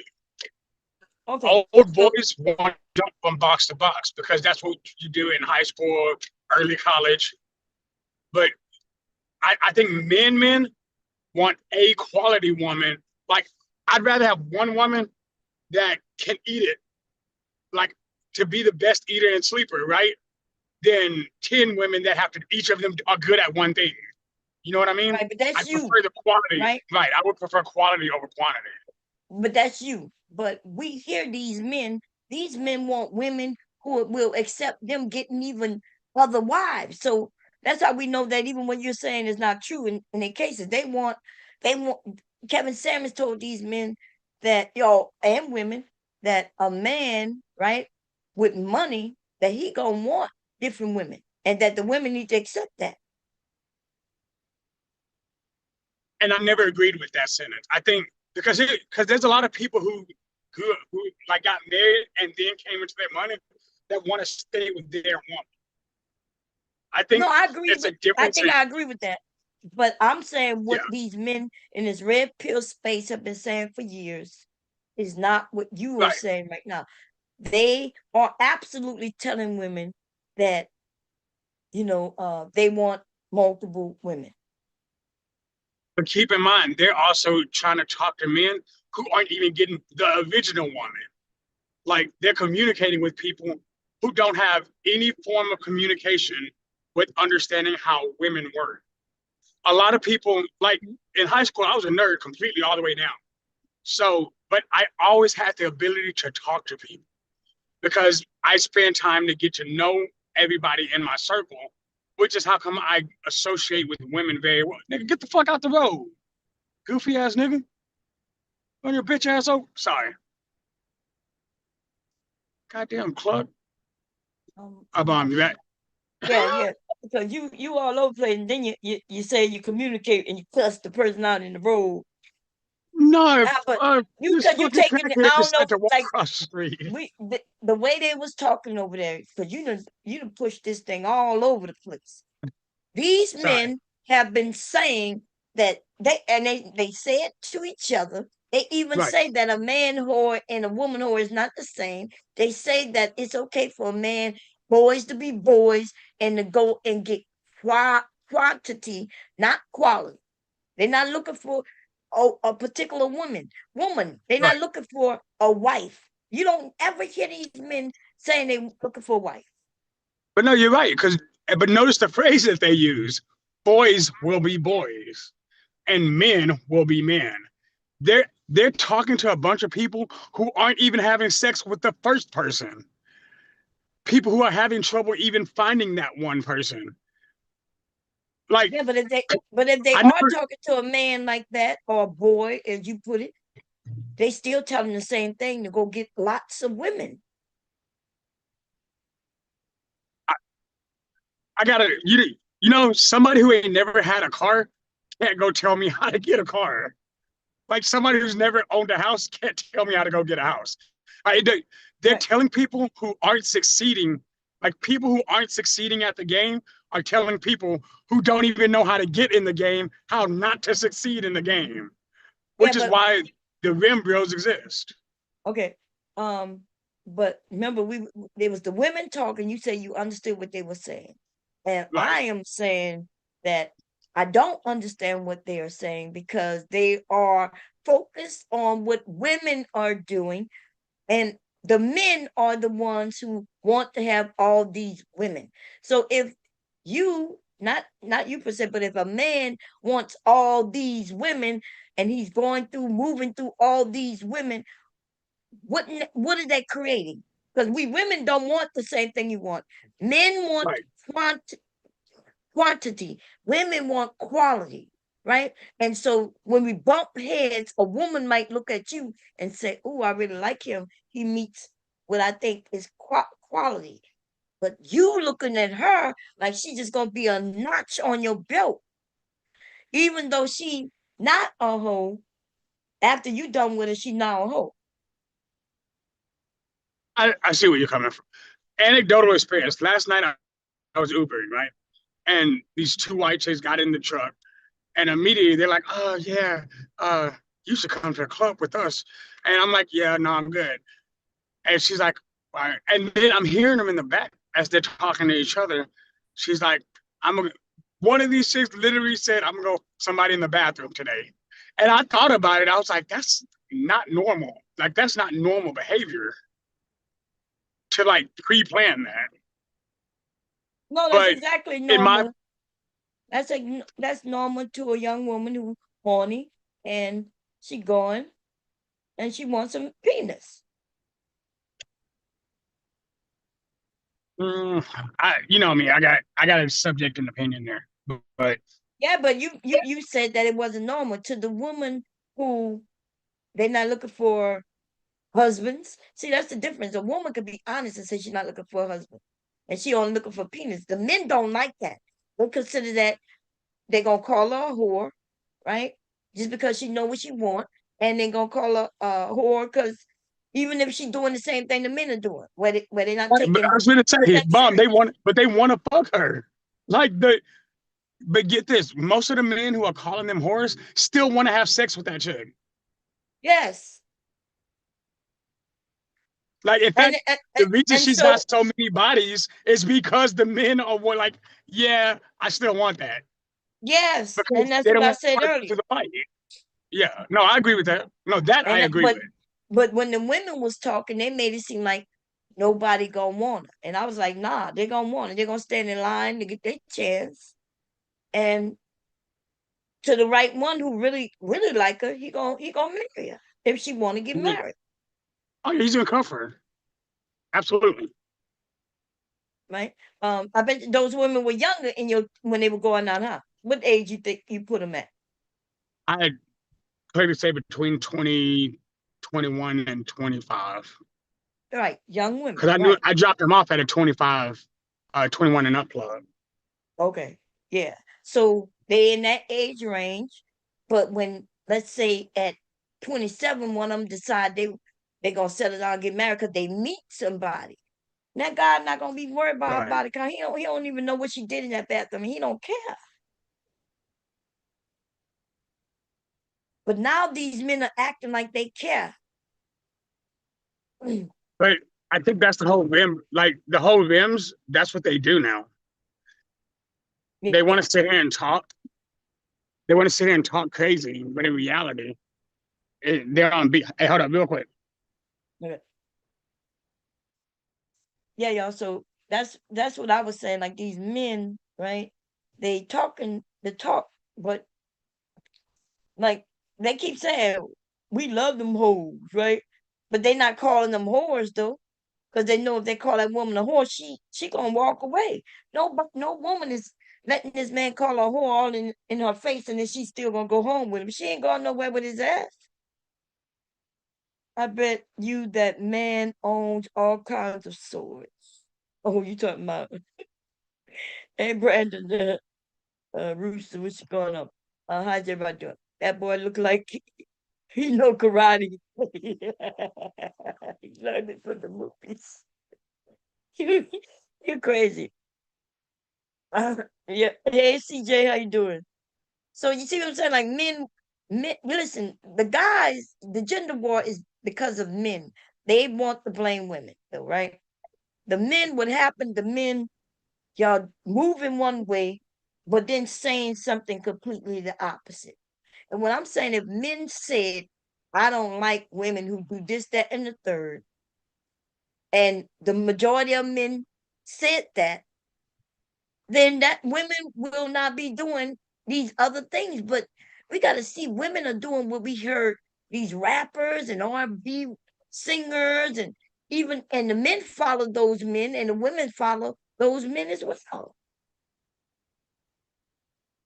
No, that's true. Absolutely. So when I said that, Mabam, I think that's the issue. I think if people are saying that they want to find wife material and then turn around and making quote unquote non-wives every chance they get, then they're saying what they think they want, but going after what they know they want. I think just be keeping it a buck, dudes like girls who know what they're doing, but there is a affinity for women who are uniquely tailored to you. Meaning that like she's took the time, she's not worried about nobody else. She wants her sexual knowledge to be catered to and specifically caliber to you. And don't get me wrong, I think both of those women are still great women. Just they're great in different ways. Yeah, but wait, the woman who gonna cater to you is gonna be the one that hopefully you cater to her. But she got to No, get to know you to even do that. And I don't since mean like cater. I mean like I thought we were still talking about sex. I mean that's what like I'm talking about. sexually too. Okay, all right, bet. Yeah. Then we're Yeah, talking like about the the same song, thing. I want to cater to you. That's exactly where I was gonna go with it. Yeah. Yeah. But how did he know that she gonna cater to him until before they even meet and have sex? And that so here's the thing. I think people who are just like I think you might agree with this sentence. There's a stark difference between fucking and making love. Right? Mm, I don't. I think there's a difference, but I don't think it might be what you gonna define it as. Because we all gonna define it differently. Is what I'm saying. I think there's a stark Which one you difference. put? Huh? Like when it's like a slam bam, thank you, ma'am. Whenever like we're both trying to get off real quick, to me that is fucking right. But when you take the time and you make that earth-shattering sex, you sit there and you make sure everything is done the way it's supposed to. You make sure that you're implanted in that brain the next day. I think that is a completely different level of sex because it's a level of intimacy that most people never experience because most people don't understand what intimacy is. And I think if more sex was intimate, then more people would have higher standards in sex and people would stop sleeping with bums. Right. Like, And the I reason don't understand. so wait a minute, So because you put it on you put it at two. You said it's either gonna be earth shattering or it's gonna be wham bam thank you men. it's gonna be Because you right, because you men got those two levels, right? You either gonna hurry up and get it done, or you're gonna take your time and you're still gonna get it done. But for us women, there's many levels of this shit, right? They got where they got the slam bam thank you ma'am, where it could be good or it could be bad, and then they got this level where he's going slow and it's still bad, right? It could so he gonna get off and she may not get off at all, even if he in it for an hour or more. So for you men, I get where you think it's gonna either be you're gonna be slam bam, thank you, ma'am, where you're gonna still say thank you, or it's gonna be earth shattering where you're gonna say thank you. And then they got these levels where women might it might be bad. It could be good, it could be bad, it don't matter how long it goes. right, bum. That's kind of what I'm saying. I think people are they think about sex selfishly. But if you are actually putting the other person ahead of actually putting like me, I don't believe in having sex for myself. I'm not going to do that. If you're gonna let me in, I'm gonna make sure I do my job. I don't ever want to be somebody's, oh yeah, well, he was a bad. No, I wasn't. Fuck that. You ain't never putting that on me. But I take the time to get to know your body.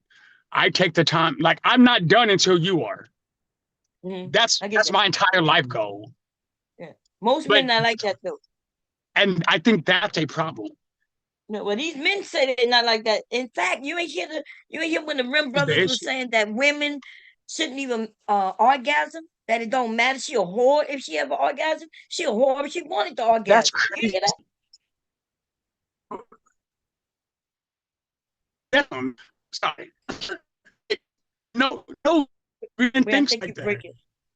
Wait, say it again? I stand and can say whatever the fuck they want. If you're like, oh, no real man stands on that dumbass shit. That's weird. Oh yeah, well, we need to know if a woman orgasms, she's a whore. I'm like, no, that just means that you've never made it happen, and that means you're trash. Those are two completely different sentences. If you've never made a woman actually orgasm, you're trash. End of story. Right, but either she didn't like you or you were garbage. That's what these men been saying, and it's going around. But they were saying that even men who want to make women orgasm was gay. They were saying if men who enjoy sex with women were gay, women shouldn't be having orgasms. Wait, hold on. Oh, no, Bob. You ain't finna skip over that. You did not, Bob. You just said some shit real fly, and you thought I was gonna let that go. Nah. Hold up. Let me get this straight. These niggas are saying men who enjoy having sex with women are gay. but the men who are telling men don't enjoy having sex with women are straight. Yes. Make You that ain't shit see, make sense, mama.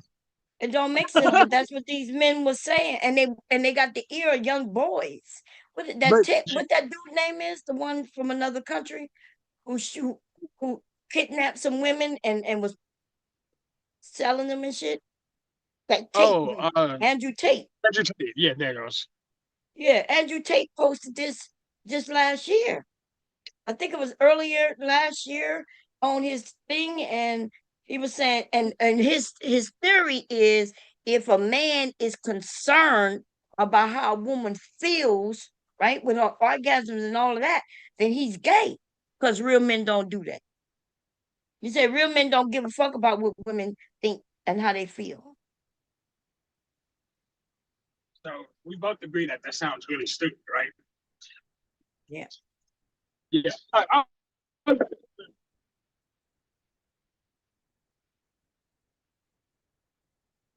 You there? I think you're coming in and out.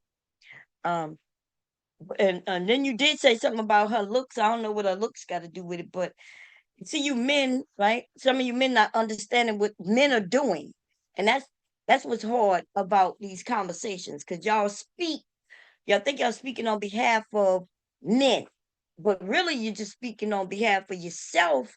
And then sometimes we don't even know if what you're saying is true or not. But when y'all start speaking, well, most men not doing this and most men not doing that, and the women are telling you what men are doing and not doing.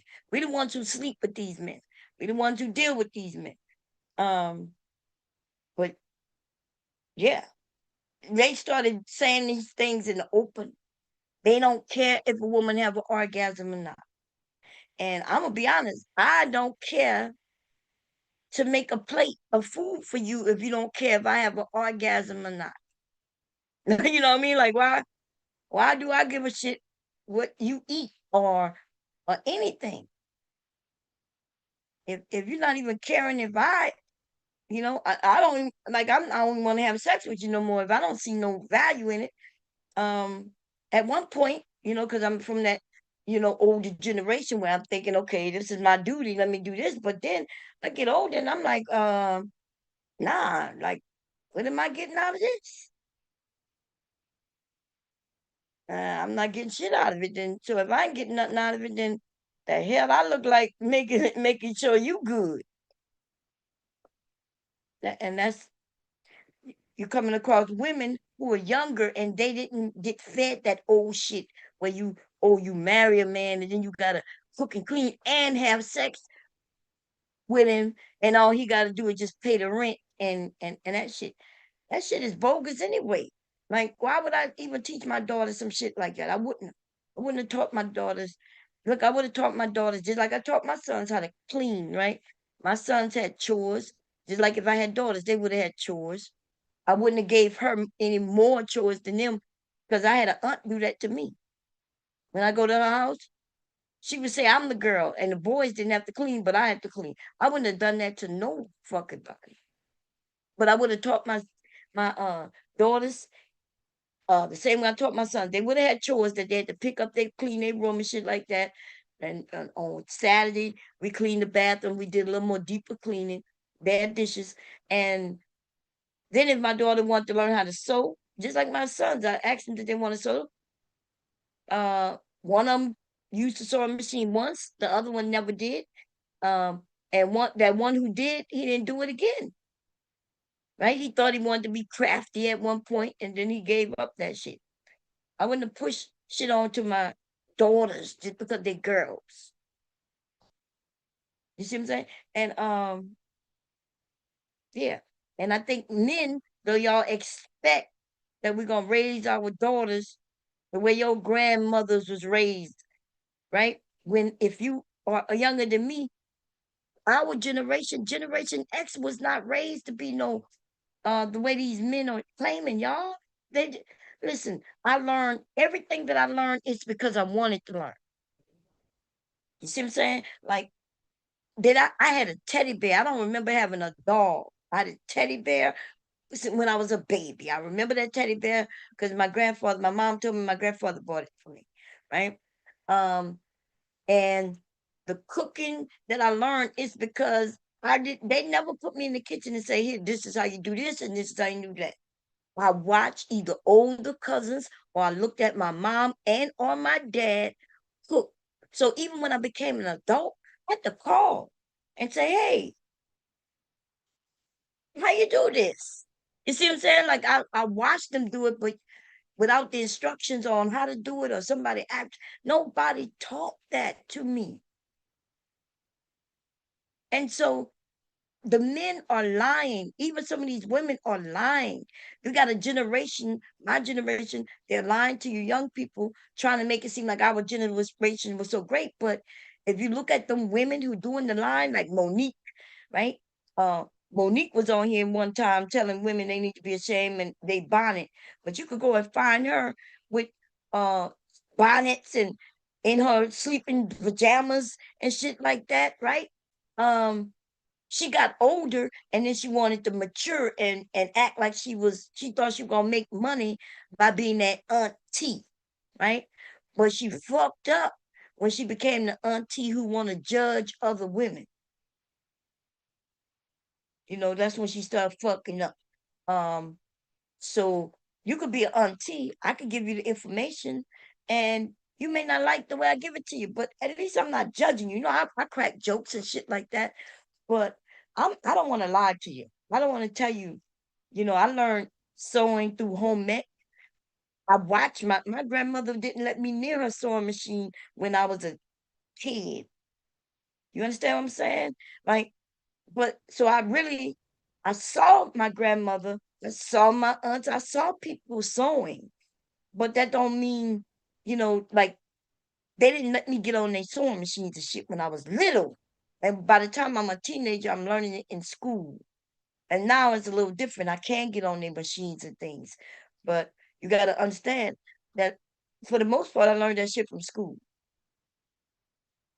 These niggas act like women back in the day had all this extra time where they could sit on side of you and they could show. My motherfucking grandmother worked up until she didn't work no more.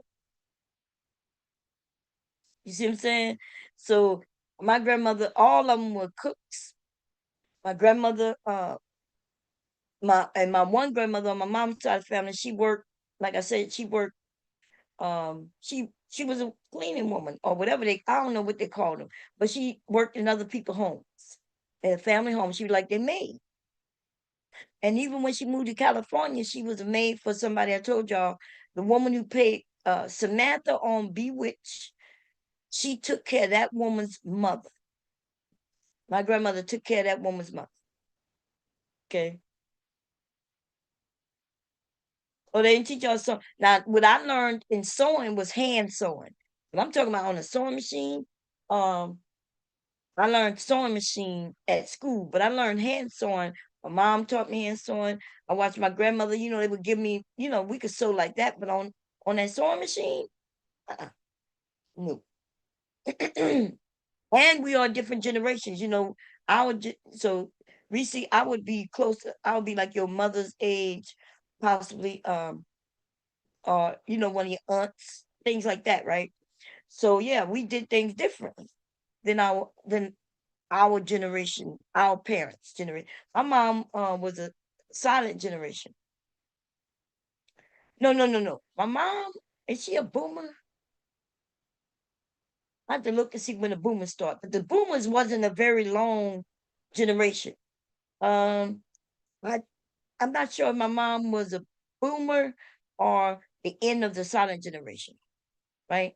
There was the silent generation, then there was the boomers, and then Gen X's. But the silent generation, that generation of people, the reason they call it the silent generation is because they the way they did things, right? They decided to become part of the system and come up with rules and regulations. They wasn't out there, demonstrating and fighting and for anything, right? We had just got out of a war and shit like that. So they decided to dress the parts and go out in the workforce. That's the silent generation.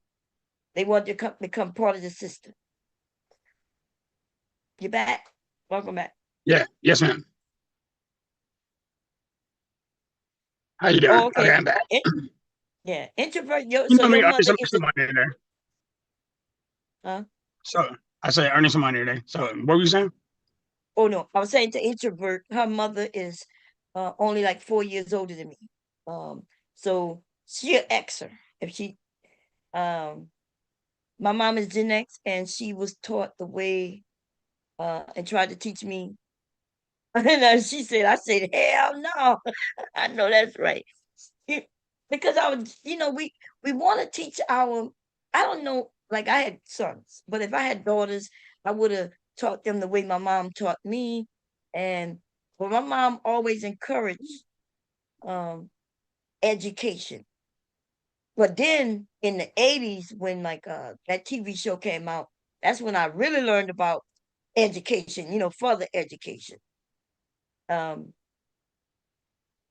so yeah, but our generation is a little different. Oh, she was born in 64. I think she's yeah, I think she is definitely she's an X. I think she's the beginning of the X's. Yeah. That's right. I think 64 is the beginning of the X's. And then 80 something is the So I end think of the 63 is the end of the X's. boomers. Yeah, I think that's how it goes. Yeah. Yeah, the Cosby Show in a different world. Cause I saw a little bit of the Cosby Show once here and there. I kind of knew what it was about, but I didn't look at TV much. But that's when we start hearing Black people talk more about education again. But you got to understand, history repeats itself. We're just not seeing it, right? You gotta talk to someone older because there was a time when Black people were educated. Um, then I didn't hear much about it. And it could be also depending on where you're from, right? I'm from the South, so I didn't see a lot of Black educated people, you know, around me. In fact, I don't remember seeing any until, like my aunts, they became teachers. The men always worked jobs, but it was always my dad did construction. He was a cook at one time.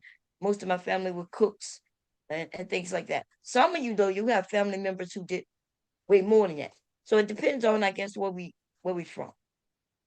I'm from the South, you know. Yeah. So then the 80s brought on where young men and women went to college because the shit looked fun, right?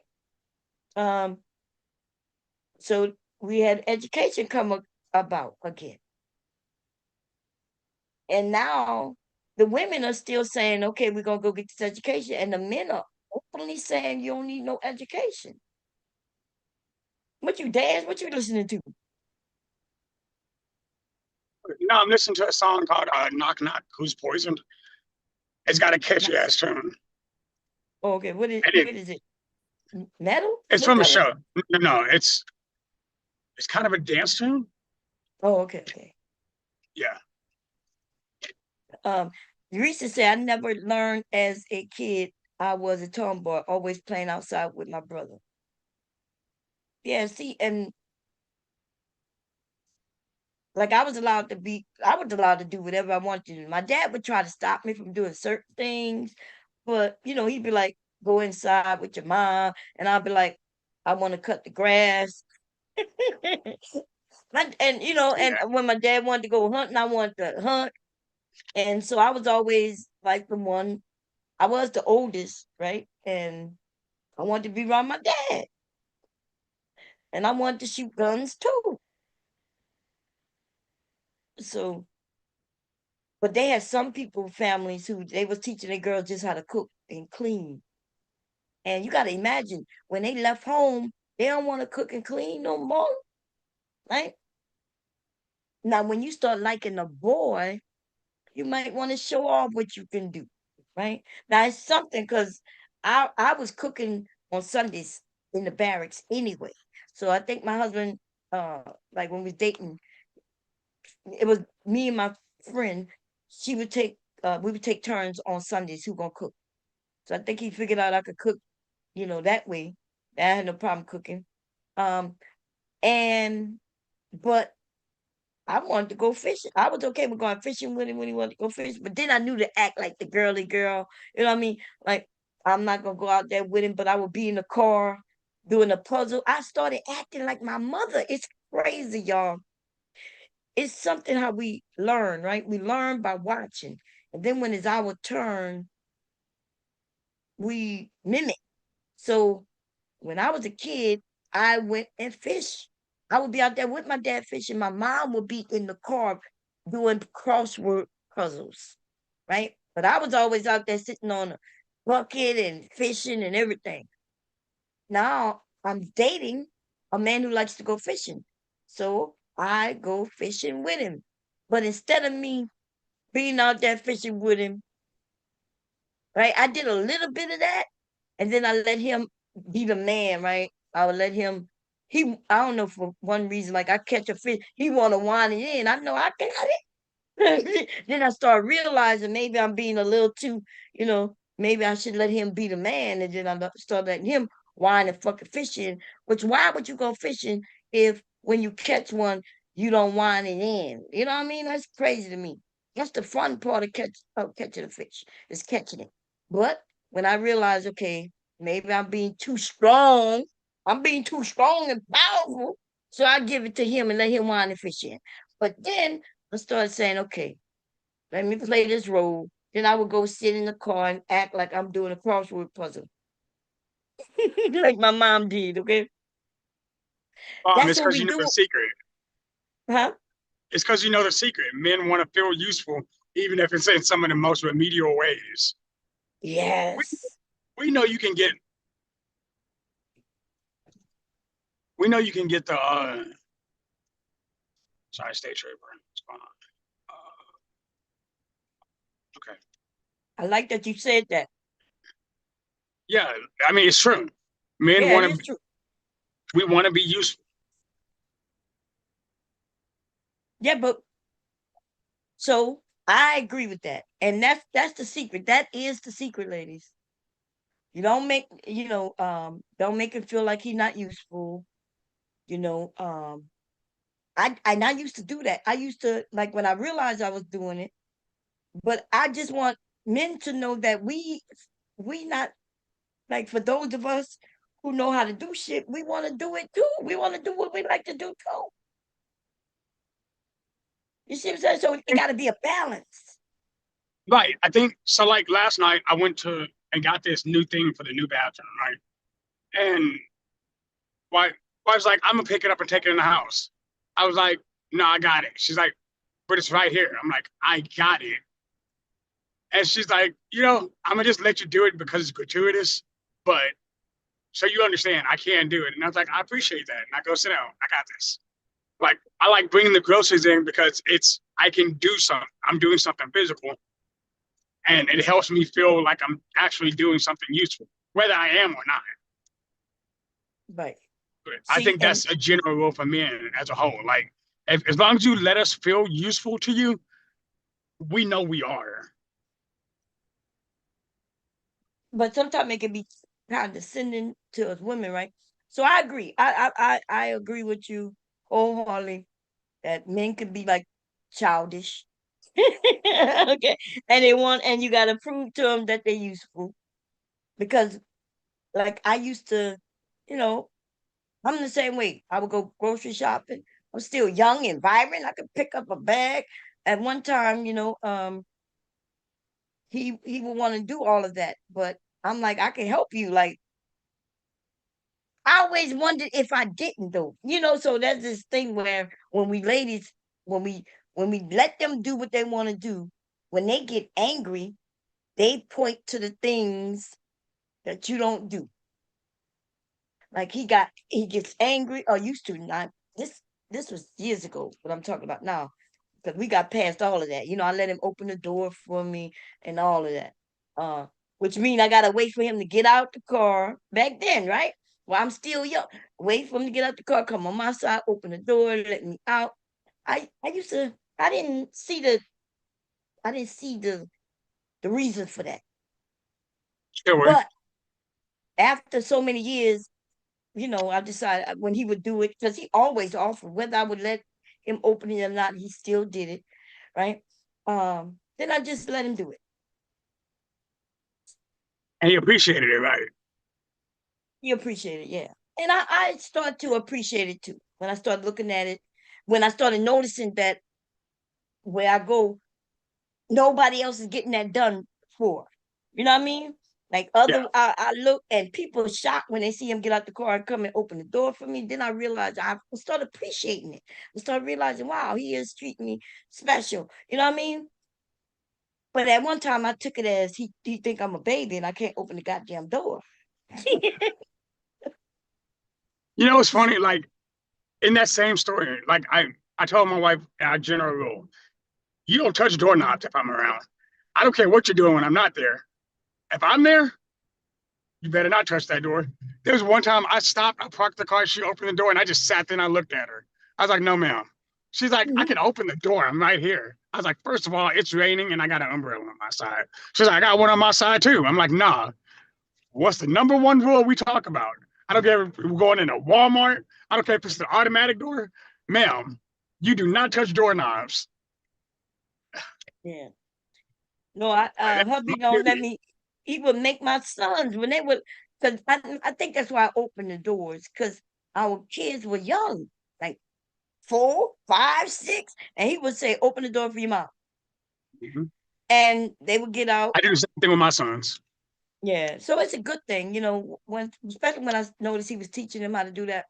But I was like, I want my son thinking I'm weak and I can't open the doors. You know what I mean? So it's where you got to figure out things, and because So, Bomb, listen to what you said though. I don't want them to think I'm weak. When I think a lot of things that happen between our relationship is just that. There's a lot of assumptions that are necessary. Like, it's not a matter of you being weak. It's a matter of this is what we do for you. And I think because there's that strength, there's that inner strength that women do have. It's like, I don't need you to do everything for me. But men don't see it as we need to do it for you. We see it as we should do it for you. We want to do it for you. So when you fight us on it, it creates an internal conflict. Yeah. Candy Cane said something. She said, I think everybody wants to feel useful and nobody wants to feel used. And I agree with that. Yeah. So, when we having conversations on the internet, especially the women, right? When they say, when the men are asking them, what do you want in a man? It's hard to answer those questions because it's really simple, to be honest. But then Kevin Samuels used to make it seem like she wasn't asking for enough. And then before you know it, she was asking for too much. So you don't think it's crazy to ask a woman how much money this man should make? I think that's a weird statement.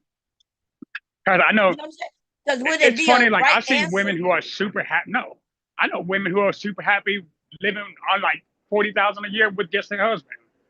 Like, it's crazy to me. I'm like, that doesn't seem like enough. But I don't remember her name, but she had made the comment that that she didn't care how much he made as long as he made her feel like a wife. And I thought that was cool. Like, I thought that was a really interesting take. No, but so you're not wrong. But what I'm saying is, the women aren't the ones who started asking women how much money this man got to make. So men ask that question, and no matter what her cost gonna be, it's gonna be wrong. Because I watched the panel, I reviewed the panel just last week, or earlier in this week, when one woman said he got to make like 40, and then the other woman said got to be like 80, 75 to 80, and then another woman said it got to be like 250,000 a year. And that's None about of them was the drugs. right answer for the men who was listening. None of those answers were correct. Bomb, do you know the irony of that? Most of the people, and I say this specifically, most of the people who are saying, well, we need to make an X amount of money, don't make any money to have that conversation. Like, unless you got that adjustable income, to where you can barter how much you make, you shouldn't even be asking that question. Focus on finding somebody who will love you first and stop worrying about how much it's going to require for them to love you. They're not prostitutes. You're not paying for their love. Right. But men, that's what I'm saying. I'm saying the men started this conversation and now women are participating. And then Kevin Samuels, I'm not sure if you wasn't on here when Kevin Samuels was here, but have you ever watched his show? No, I was around. Oh, I just wasn't in the space. Yeah. oh, okay. You ever watched the show? I didn't watch him live. I wasn't like, Oh, okay. I understood what he was going for, but there was too much arguing and bickering on that show. And at that time, I didn't want to deal with it. Well, yeah, well, when Kevin, the way he would go at it is he would, no matter what the woman say, because the bickering was always on his end for the most part. Some women would get up there and try to educate him. So if a woman, before his show and Six Figures, women wasn't on here talking about how much men should make. We was talking about other things and shit, but we want to talk about how much a man should make. Right? We know different men gonna make different amount of money. They're gonna be based on where you live, his educational level, and all kinds of things. But Like, Kevin don't women started have asking these women, homosexuals? huh? Don't women have homosexuals? Like, they'll fuck with dudes who ain't got nothing, not nothing to their name. That's why that conversation never made sense to me. They're like, oh yeah, well, a woman's not gonna stay with you. I was like, no, a woman will pick you up off the street, bring you in the house, let you fuck on her a little bit, and then you can sleep on her couch. Like that. Yeah, I don't agree with that, but I feel like it's a thing that actually does happen. Absolutely. yeah, it happens that way both ways, right? A man Yeah. would definitely pick up a broke woman. She could be dirty and everything. He'll clean her up and everything. So yeah. But I watched this dude go pick this homeless chick up. She's pretty, but she walked the street right by my house. I like not by my house, by my job.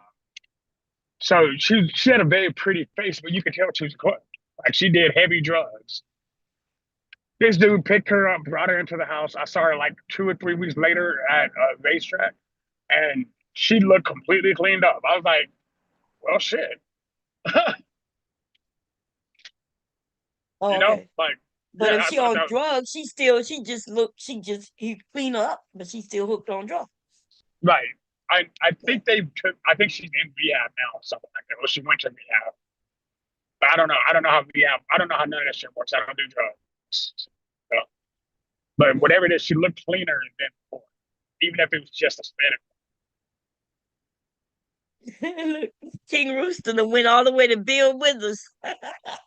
Look, King Rooster, I've been listening to the music because I was having a discussion on somebody's panel where they was claiming that back in the day they didn't do this, that, and the third. And I was like they did do this. But see, what happened is some of us gotten older, right? Mature. And now you're listening to the music differently than you did when you was a kid. I don't understand it because I listened to hip hop when I was a kid. I listened to it when I was a young woman. I still listen to it now.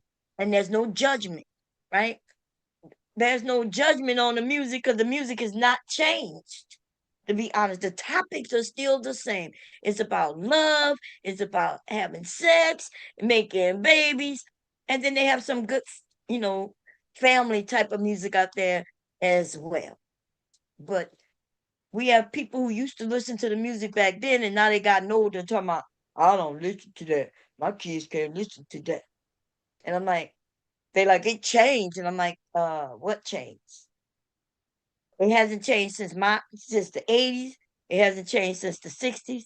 It hasn't changed since the 40s. Like the music goes on and on and on. What changed? The topics has not changed. Just the beat behind it is different. That's it.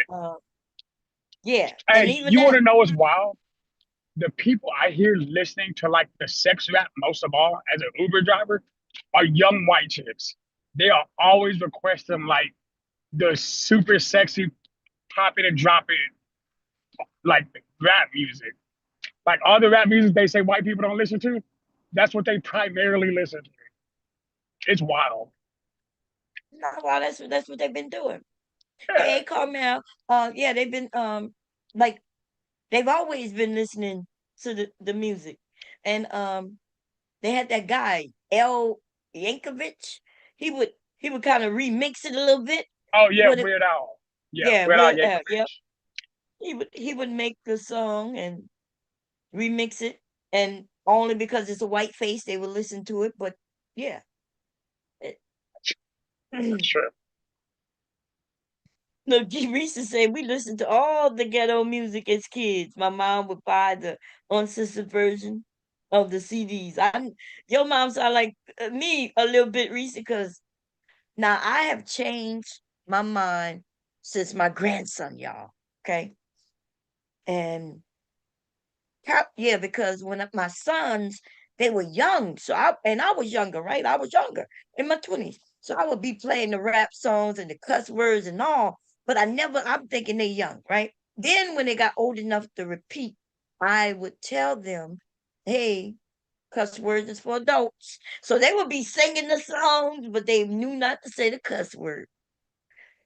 Now I told y'all we're having my grandson when he was, and only because he was only like 2 years old when he did that. Right? Rewind that song and started rapping that song word for word. He was 2 years old. And but now Licky know I cuss and Licky know, like my mom using bad language, so he gotta go. But Licky know them cuss words, okay? Do he know what they mean? He do not. He just know they cuss words. Do we even know what it means? Like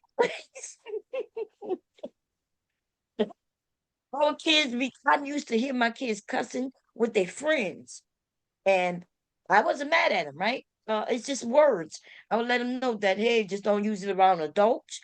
I don't want no adults coming telling me if they hear you cussing. Don't cuss out no adults. Don't even get smart with no adults. And I always told them, uh, if you got some issue with adult, come and let your mama and daddy deal with it. You see what I'm saying? I'm letting them know, hey, you got us. And you shouldn't be going no battle with no adult. Okay? If you feel like they're mistreating you, you come and let us know. Always let them know we got their back. But we also know they knew they had to, like we're gonna listen to everybody's side and it better make sense, okay? Can't just tell us anything. I got caught listening to Slick in the 80s. To who? You talking about Slick Rick in the 80s and the look on my mom's face, like who this child? I used to listen to the music kind of with my mom. Because I'm gonna tell y'all, listen, y'all think rap is bad. Before there was rap hip hop, or should I say rap, we I used to listen to like Madonna and George Michael and Wham, right? And like Yeah. these things, um George Michael had father figure, um was it father figure? Yes. And Madonna had one uh like a prayer, and she had another one where she was telling her daughter, her father, that she kind of like she's not a virgin no more, and she gonna Papa don't preach. That's what it was called, Papa don't preach, and shit like that. He had father figure. Like if you listen to the words, like you could tell some of these words was about gay, and they were definitely about having abortions, and it was definitely about having sex and falling in love. These songs had these things in those songs already, even before hip hop came about. Okay. Um, so when we transfer to hip hop, and hip hop just talking about the same thing, just a little more, it rhymes, it has a different type of beat. Then they start using the B word, but I can assure you, Madonna was talking about all kinds of shit. I used to love Madonna. Okay. Um, so I don't know. Like when people say the music has changed, the music hasn't changed. If anything, like I guess like you said, the beat changed. Even then they sample all them beats from old records anyway. I think they're also a lot more.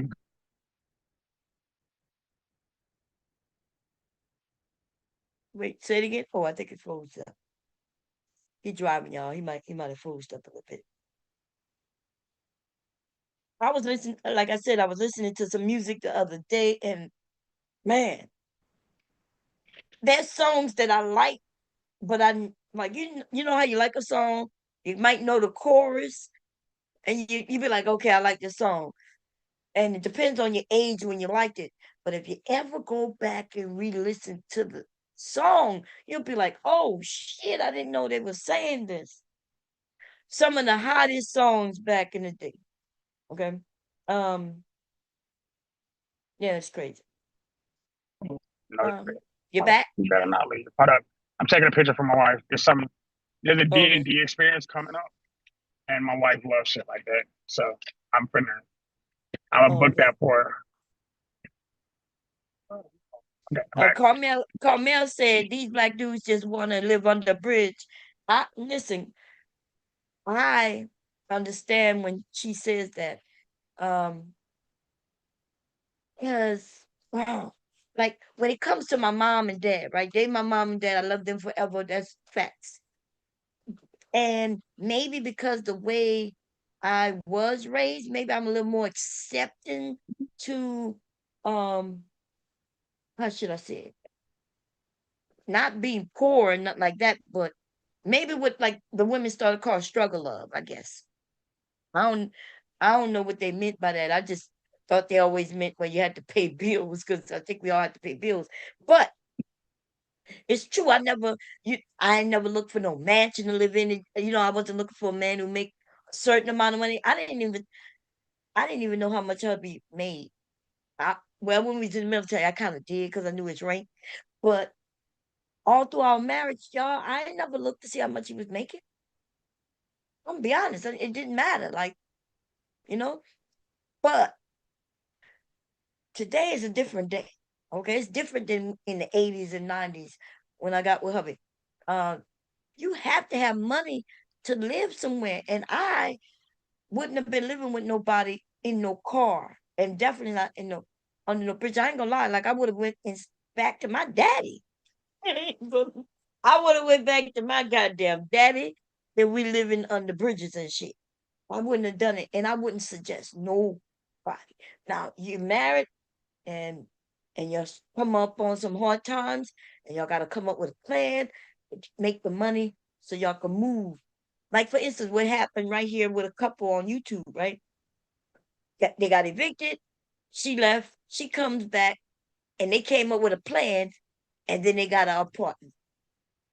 It's something about us women because we will come up with plans. We will figure it out, right? We will come up with plans, because we don't want to be homeless. But at the same time, I'm not. The plan is here's this apartment. This is how much it costs a month. How are we gonna be able to keep this? What are we like? What says that when we get in here, we're gonna be able to keep this? Because I ain't getting kicked out again. It don't even make no sense to get it if we're gonna be out of it in 3 months. I'm not going month to month trying to figure out how to come up with the rent payment. Like that's stress that I wouldn't be able to deal with, y'all. That's some unnecessary bullshit right there. Going month to month trying to figure out who gonna help you keep the rent, keep the roof over your head. Nah, I'm okay with going to work every day so we could come up with the money where we're gonna pay this rent. We got to pay the car note, the car insurance. We got whatever we need to pay. Can we do it? And if we can't do it as a couple, then why would we be coupled up? Is what I would want to know. If the men can answer that for me, if you think your love gonna pay these motherfucker bills, or you want me to live under a bridge in a cardboard box with you, I might have to decline. So Look, go home with my mama. I'm gonna go sling wood. If I gotta hit a corner to make sure that my wife's not homeless, I'm gonna do what it takes. Ain't no, Yeah, never at all. man. Hey, Kulu, how you doing, my brother? Good morning, or I guess good afternoon. I'm doing good, doing good. Yeah, What you what's up, think Josh? when I'm talking? So, What do you men think about women when they say, okay, especially when they Dr. ask Rose. how much money, just say to that. Because should we be homeless with men? I mean, obviously not. So like, as I used to back when I was younger, when I was making a lot less than what I'm making now, I used to have an issue with women that wanted, or not issue with women I was dating, obviously, but women that would be online saying, they want a guy with money. But now, as I get older and I make more money, I definitely understand what they're talking about. Most women that I've ever dated, and I've dated only a certain type of women, right? And it's to me, I've always known what type of woman to go after because Mm. there's just some type of girls that like to party and like to do that type of stuff. I was just never into those type of girls, so I kind of stayed away with it. So I kind of found women within my own league, and those type of women that I've dated, they never really cared too much about money, right? They never really asked how much you make a year. They never asked your credit report or things like that. But from what I've been told in the past, and from like my wife now, is that they don't want to be living in a box. You know what I mean? Cuddled up Mhm. next to you. They want some sort of stability when it comes to a house, a car. They want a direction. You know what I mean? In which both of y'all are heading, that y'all can achieve certain goals. Is what I have been told. I've dated some girls that were very spiritual. Into like crystals, rocks, tarot cards, and they, in my opinion, they had a little bit less of a material standard than other girls that I've dated that are more Christian, that are more, I guess, of the world.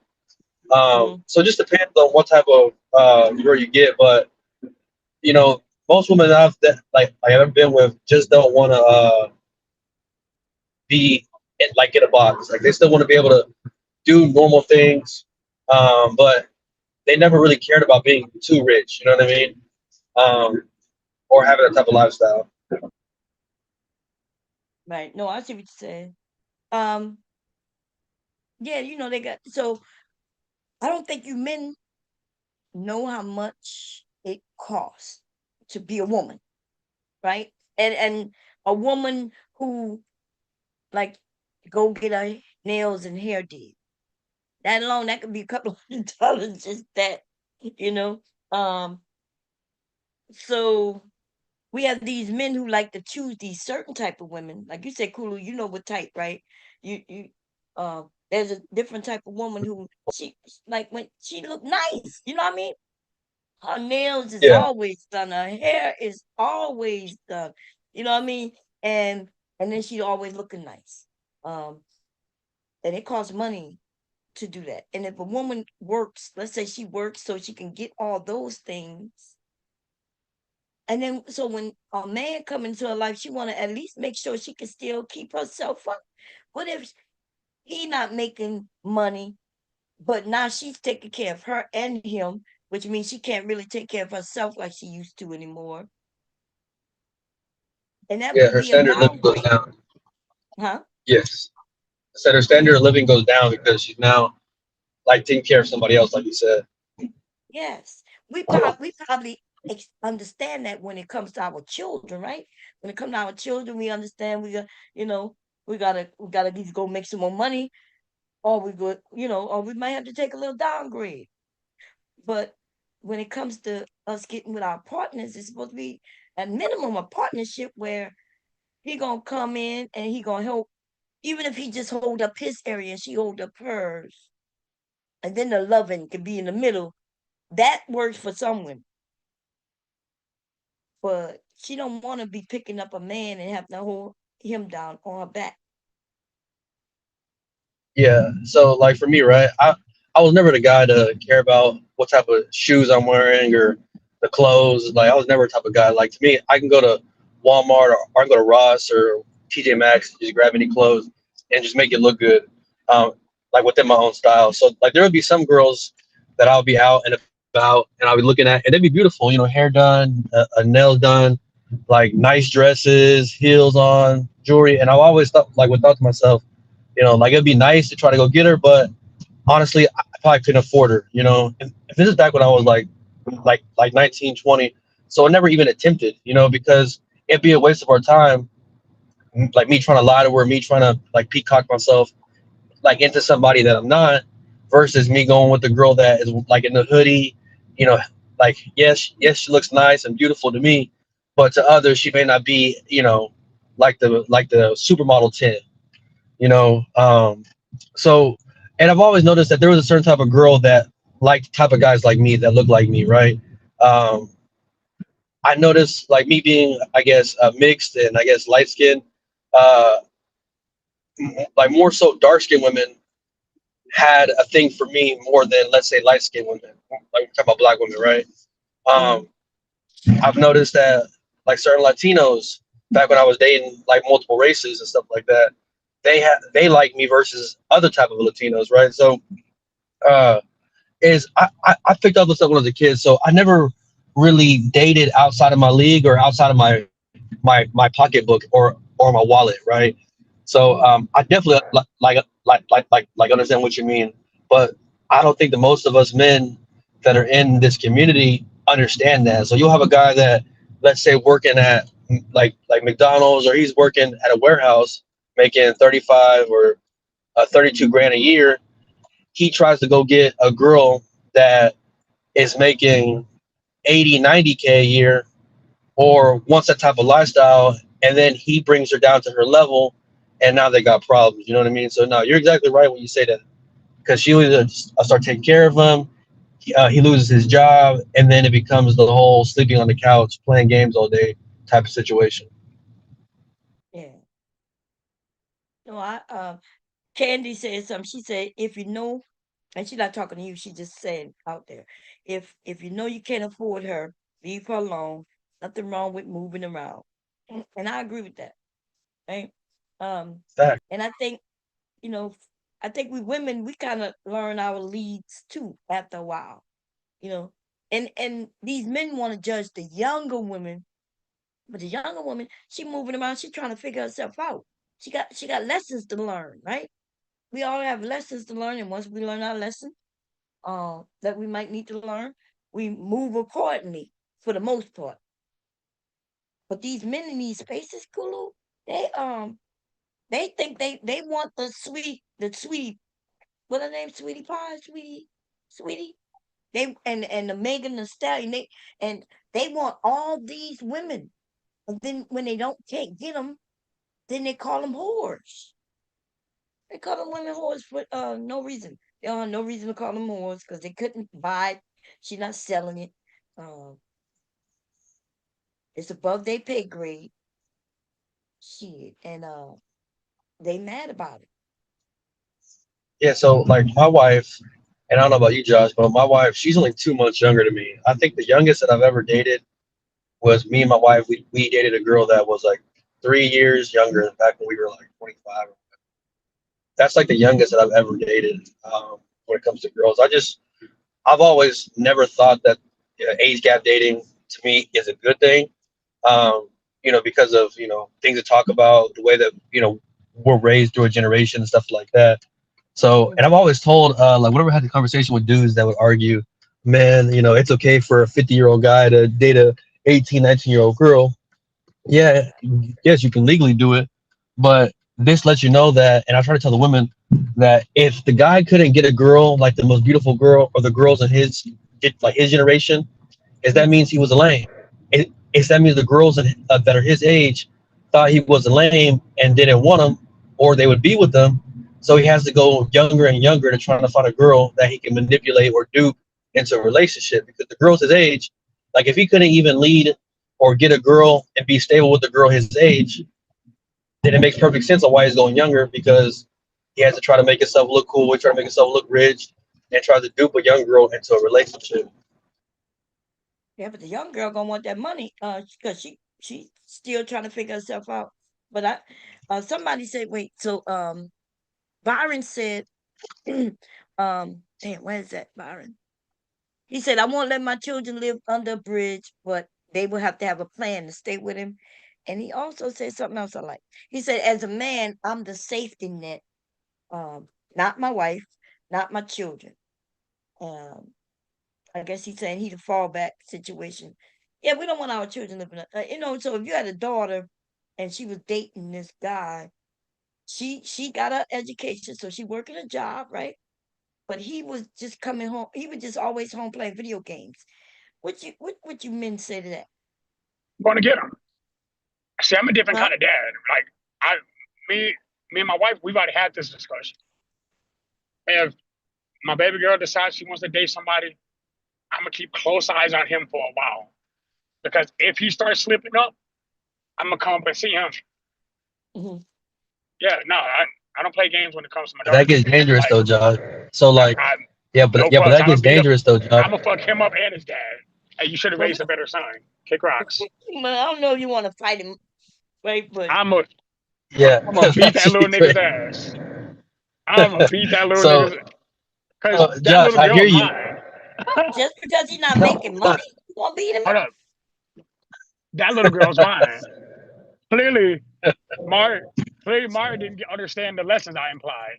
And look, I've already made the point. When she turns 14, I'm gonna sit her down. I'm like, look, girl, I know the story. I know what it is. But any man that you try to get with better be able to whoop me because I'm gonna get in his ass. Josh, that shit crazy, bro. That shit crazy. A little crazy. And I'm not Then gonna he's gonna judge go your get his parenting. dad, and I'm gonna go beat his dad up.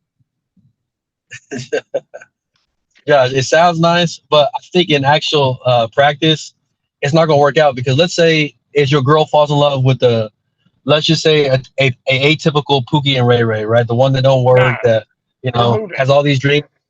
We're Hold moving on. states.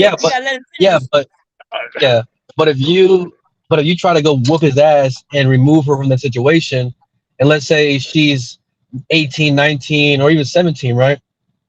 She's gonna resent you for that, right?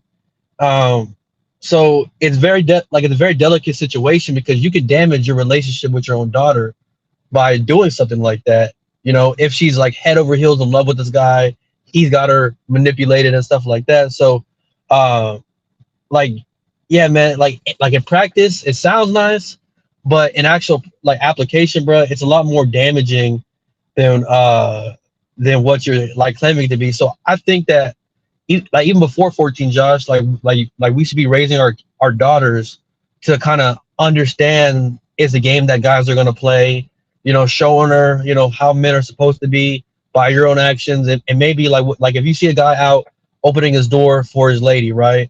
You show your daughter, you know, she's 8 years old. Hey, that's what like a guy's like supposed to do. You know what I mean? And through the years, you're showing her and educating her on that. Then eventually, you know, she'll have that within her subconscious and she'll find a guy Or do that's it for nice it. for her. No, and I understand that. But hold on, the concept I'm talking about isn't just theory. I had to deal with it with my niece, Cassandra. So because her dad hadn't been in the issue, so I'm like, look, here's the deal. And I have a general rule when it comes to parenting, right? And again, I'm a little crazy, and everybody understands this up front. I'm not here to be my daughter's friend. I'm here to be her father. And my job is above all other things to make sure that she is safe and protected throughout the remainder of her existence. Because until the day she dies, she is still my little girl. So when that when that chicken comes to roost, and she's like, well, I love him. I was like, well, we can move to California too. So we can play that game. Like Wait a minute. I will take Okay, so wait a extreme minute. We got measures. to back up. Wait, I will wait, take extreme measures. wait. Because I was talking about adults, right? I ain't talking about no children. I was talking about if your No, daughter. I'm talking about 18, 19, 20. Yeah. Yeah, but I'm talking Oh, about let her try to get married to a bum. yeah, like what you gonna do about it? Ain't nothing you gonna be able to do about it. If she want to get married to a bum, that's what I'm saying. So that's what So I get like if she of age and she goes to get married, if you threaten to beat this man up, it's gonna push her to it. That's the lesson parents had to learn. You know, the more they told you not to listen to that song, um, Josh, the more you want to sneak and listen to that song, right? And that's how children are. That's how children are. And young people, once we become adults, we definitely don't want our fathers to tell us who to be with. Now you can go and say, hey, he's not good for you, but you gotta just let him make her own decision and be there for him when it don't work out. But you can't beat him up, because even if you beat him up, you're going to jail, and she's still gonna be with him. She's Probably. still gonna, But he's gonna remember that ass whooping too. yeah. Well, He's gonna remember that. He's that's gonna if you remember beat certain things, him. moving that foot. I will. Look, I'm not good at a lot of things. I'm good at driving and I'm good at fighting. That's it. I got 2 things in me. That's But it. yeah, y'all, one of the ladies who I have named in the title, she was in the chat just a few minutes ago. I'm not sure if she's still here, but I said hello to her, and if she wanted to come up, but we reviewed a little bit of what you said on the panel, and that's why your name is in the title, because we reviewed some of that, some of that crazy stuff that was coming out of y'all mouths as women, being against women. That's crazy, right? I think it's crazy. The men will use you in order to attack the women. And which is why those men were up there claiming that I wasn't answering the question, but you asked me a question and then I answered. And I started to answer anyway before they started saying, that's not what she asked. You're not answering the question. So I do want you to know I rewind it so they can hear exactly what was asked by you. Right. And I didn't know that women would be up there just talking about sex, because you mentioned the sexual, I called it sexual revolution, because here in the US, that's what we call it. You call it the sexual Liberation. liberation. Yeah. And sexual liberation or revolution wasn't about sex. It was about gender, right? So it was talking about the sexes, the gender of the person, which was why I was a little confused. But apparently y'all was talking about sex, and so women shouldn't be able to have sex who they want to, when they want to, how they want to, if they're not forcing anybody, and it's not children, nothing illegal. Okay, I gotta say that, because they'll be like, oh, is it okay if she be with a child? No, it's not okay for nobody to sleep with children. Okay. Byron said, my friend's daughter ran away in 6th grade. She on Instagram. We as a community work together to bring her home. Short story. That's good. Oh, and we need to watch our young ones now. If they like middle school, even high school, watch their Instagram account, their Snapchat, and all. Grown men and even some women, right?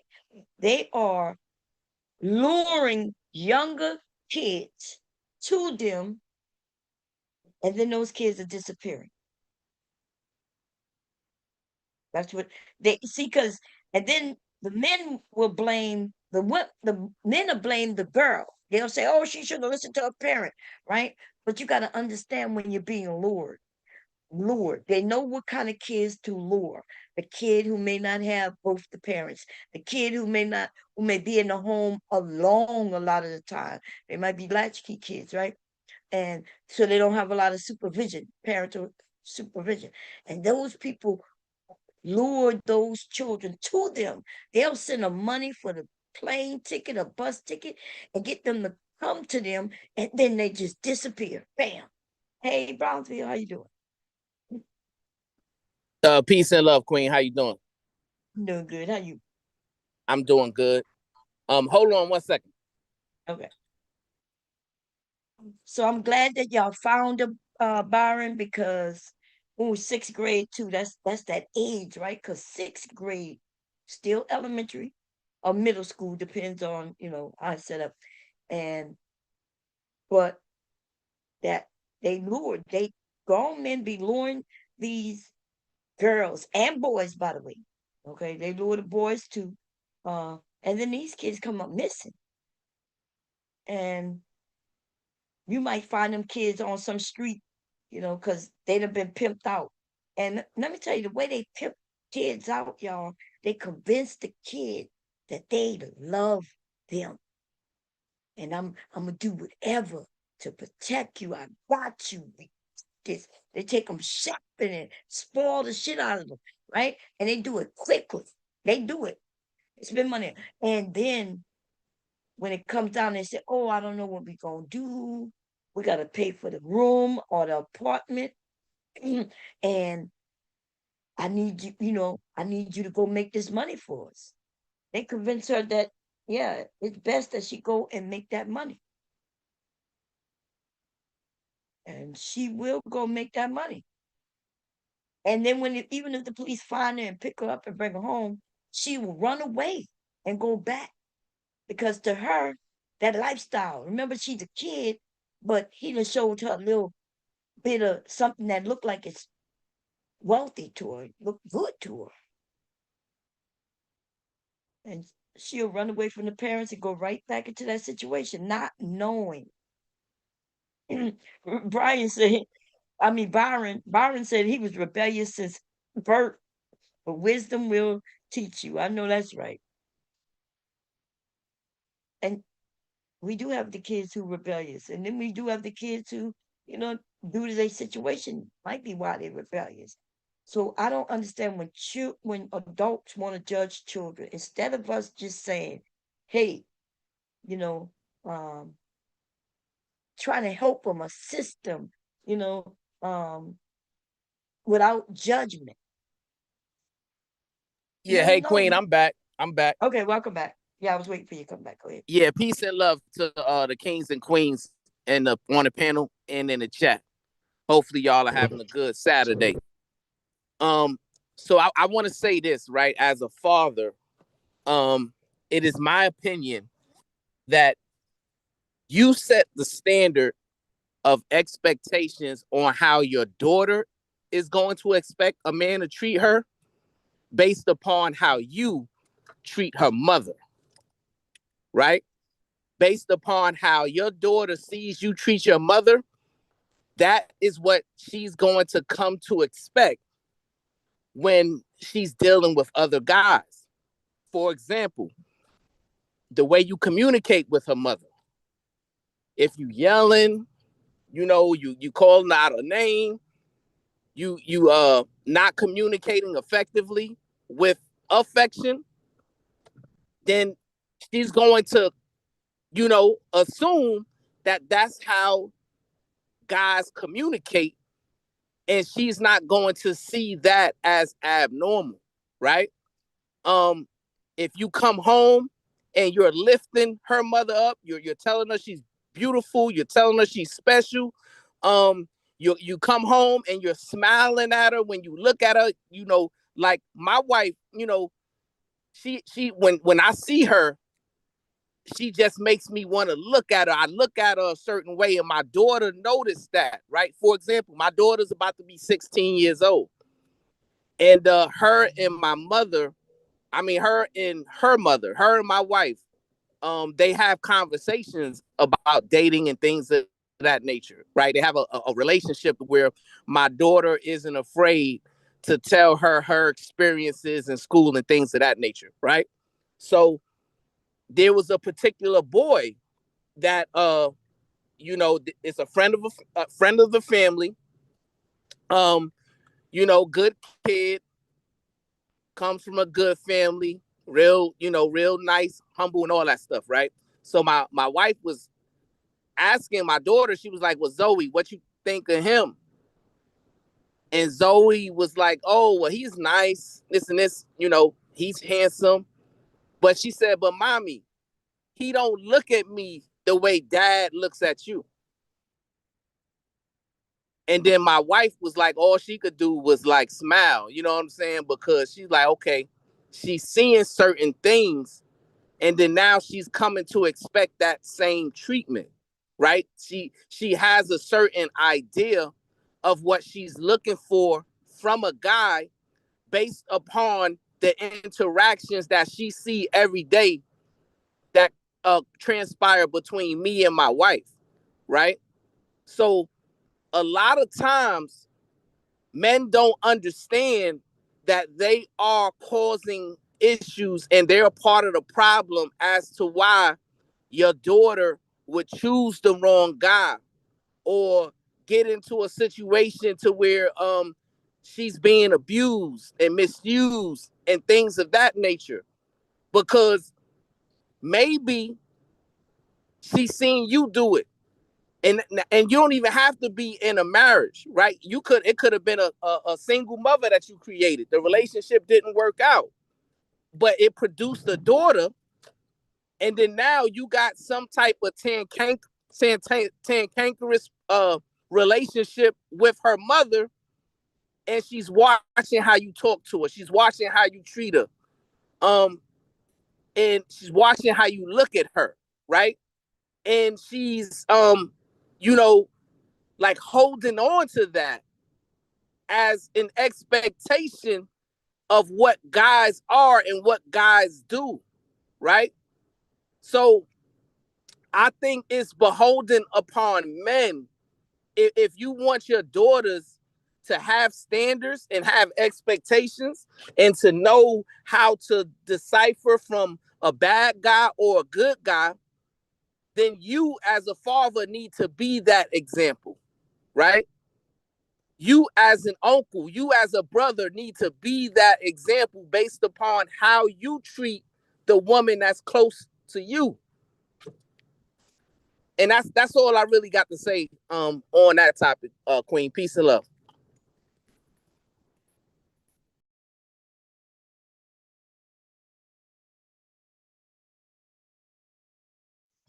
Yeah, it's and I don't know if Bob's here, but I agree, Brownsville. I definitely agree that that's the best way is to do it. But would you also agree that there's men that may have done it, not the way that you do it, but like in a decent way, and still like their little girls uh, get manipulated or targeted by it's the guys that we're referring to?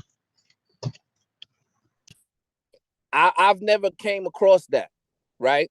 Um, you know, I've never came across a situation to where a girl lacked confidence or lacked standards, and she had a father who treated her mother in the most upstanding manner, right? Um, you know, usually it's because they've seen something that you know has they've internalized it in a certain way, and they've made it a situation to where this is what they expect, right? This is what's acceptable, you know because if it's certain things, like certain conversations that my wife has with me based upon what my daughter has said to her, because my daughter, like, she's at the age now to where we can hang out, and we still go to the bookstore every Sunday to Barnes and Nobles, and we read books together, different things like that. But now when it comes to relationships, she's not as open with me as she once was. You know what I'm saying? Now, she's at the age to where she really only wants to talk to her mother about these kind of things, right? It's like one-way communication to where I'm telling her things and she's listening, but she's not really giving me feedback. So I get my feedback from my wife, right? My wife would say, well, hey, Zoe, she said this, and then all I can do is smile and laugh, because I'm like, okay, she's listening and she's watching and she's paying attention to things. You know what I'm saying? Like things that I didn't even know she was paying attention to. Like, for instance, when she told my wife, hey, the guy didn't smile, didn't look at her the way that she seen me look at her mom. That wasn't something that I thought she was paying attention to, because it was something that was just natural. Like, to me, it wasn't something that I was doing intentionally. It's just something that my wife, you know what I'm saying, like, if I'm not around her, if I'm at work And then I come home and I see her. I'm like, you know what I'm saying? Like, that's my safe place. That's what makes me happy. So I guess I have a certain look in my eye that my daughter kind of picked up on, and she, you know, used that as a type of standard. That's what she know. That's okay. If you look at me the way I see my father look at my mother, then that's the type of person that I'm looking to date. That's just one of the things. You know what I'm saying? That one of the qualifiers. Yeah. Okay, but let me ask you, right? That look that you gave your wife, right? Did you always give her that look from when you first met her, or is that something that you developed over time? You know what I mean? By everything y'all been through, everything that she's done to be the woman that you wanted. You know, like, and I'm asking that because because you said it's not the only like measure that she uses, but let's say that was the main one. Um, like most guys that are your daughter's age aren't going to be looking at her like that. You know what I mean? So, like, my point is that I get what you're saying, and I like 1,000% agree with you. You know what I mean? But is there some situations, and I have never personally seen one, but I'm just assuming that there's situations to where, let's say, you know, the dad does everything like how you said, but then the guy that she falls for is like the high school football team captain or basketball team captain, and he presented a certain way, but as he gets into the relationship, he starts to show his true colors. You know what I mean? Um, that's what you know. That's the kind of that's the kind of like scenario that I was kind of hinting towards. Yeah, but I think you know, you as the father, you know, like, you have the opportunity to impress upon her how a man is supposed to treat a woman based upon how she sees you every day treat her mother. I think it's pretty simple, right? Because even in that scenario, right, the girl who's going for the, you know, the high school football star, right? And that's fine. You know what I'm saying? If, if, if he's a popular person, it's still going to come down to how he communicates with her, how he talks to her, how he looks at her, what, you know,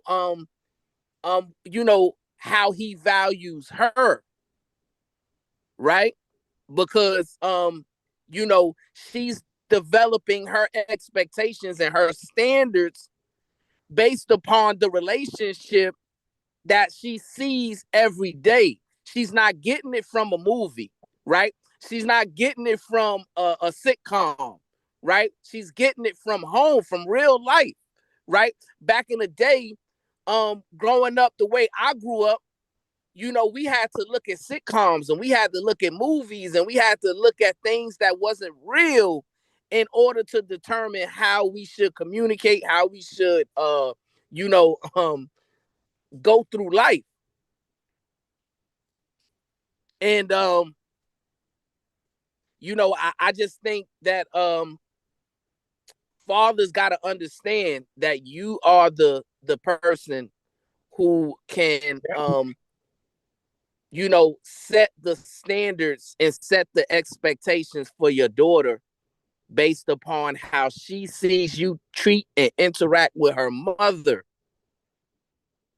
I think that's very important, and it shouldn't be something that gets swept under the rug.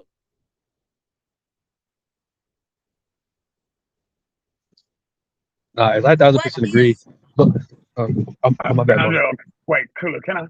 What? Sandra, I think what he's talking about is people who are manipulative. Like, there are people who can put on the facade of, like, the rape. He's the guy who understands what people are supposed to look for, and he will present as that because he knows he's looking for the quote unquote good girl, right? And as he's looking for the good girl, he's going to do everything that he knows he's supposed to do in order to present himself as if he is the very man. He's going to basically cosplay you. He's going to put on a mask of being who you are because he understands that that's what it's going to take for him to get your daughter. You know what I mean? Well, yeah, but that'll only work if she doesn't have discernment, right? Or if she wasn't taught that that's what guys do, right? The guy, he's gonna show you his representative, right? That's not his real self. He's trying to do things to impress you. So you gotta look beyond that, right? And you gotta look to the things that are genuine, right? And what I'm saying is your daughter is watching you actually have genuine experiences with her mother every single day. So I think that experience is going to build up a certain level of discernment, right? To where she's now going to understand, okay, you putting on the act versus you being genuine. Yeah, that answers clear. Does that answer what you're saying? Yeah, it does. It's like maybe I'm looking at it from like maybe the guy is decent to the mom, but maybe he's not educating his daughter like Brownsville said to discern and to like look for these specific things as the relationship goes on to tell whether this guy is a good. And I think that's the majority of fathers here in America, that they have a good, not, I wouldn't say majority, but let's just say like the ones that are in decent relationships, they're not properly educating their daughters on what to look for, like Brownsville said, right? So they'll see a guy in high school or at college, and he'll be, like football team, like he'll be like that dude, but that guy, as we know, he's putting on a role, like Josh said, just to get the girl, right? And if she doesn't know what Brownsville, all the discernment things, then she's gonna fall for that guy. And then, we're in a situation that, like Bob was talking about, and Josh gonna whoop his ass. You know what I mean? So, yeah. So I definitely agree with you, Brownsville, on that. But as like I would say that like majority of guys that are decent fathers are not educating their daughters to the level that you are, Brownsville. But clearly, right? That's what he's saying. He's saying that even when it came to his daughter wasn't just learning from the things that he actually taught her. She was learning from, and Brownsville, correct me if I'm wrong, she was also learning from her actual experiences, watching like through her mirror synapses. Hey, this is what a real man is supposed to treat a real woman. This is what love is supposed to look like. Even if Brownville never said a word, his daughter just simply watching him was enough for her to understand what it is that she needs to look for. Right. Is that okay? Yeah. And and that's what I'm saying. Certain things surprise me because me getting feedback from my wife, I didn't realize certain things that my daughter was actually observing and watching, right? And so I think, as a father, you can, solve a lot of issues basically by just being who you want your daughter to be in the embodiment of the person that you want your daughter to be I guess attracted to, right? The standards that you want her to keep for herself, then you be that person to uphold those standards, right? So that she can see that they can actually be done, right? So she understands that she doesn't have to settle for something less.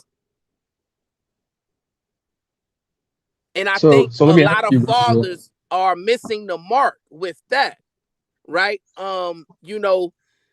They're not really understanding that your daughter is accepting certain things because you made your wife accept certain things. Yeah, so let me ask you, Brownsville. What's up? Hey, I Okay, am. so look. Oh, sorry. Go ahead, Kulu. Yeah, so real quick, sorry I am. But Brownsville, look, okay, so the scenario earlier before you came up is we were talking about, let's say, right, and try to put yourself inside of like another universe, and you haven't raised your daughter to the level that you raised her in this world, right? So let's just say your daughter is dating some guy in college that is like the typical sleeps on the couch, plays video games, manipulates, doesn't want to work, and your daughter is working, she's doing what she needs to do as a career woman and whatnot. And how are you going to handle that situation? Because Josh said he's going to whoop that dude, like whoop that dude's ass, and then whoop his dad's ass. But I was telling Josh that that could cause resentment within your daughter, and like mom said, push her more into the guy's arms. So like, what's your like solution to that scenario? I think at that point, right? Then it's becomes beholden upon the father to have a conversation with his daughter and be genuine and apologize, right? And say, hey, you know, you are attracted to this, or you are training yourself to accept less than because you seen me treat women less than. And I want to take accountability and responsibility for that. I should have never exposed you to this toxic behavior that you're accepting. And you know what I'm saying? Like, now as a father, you got to take accountability and responsibility for your lack of how you treated the woman that you were supposed to uplift.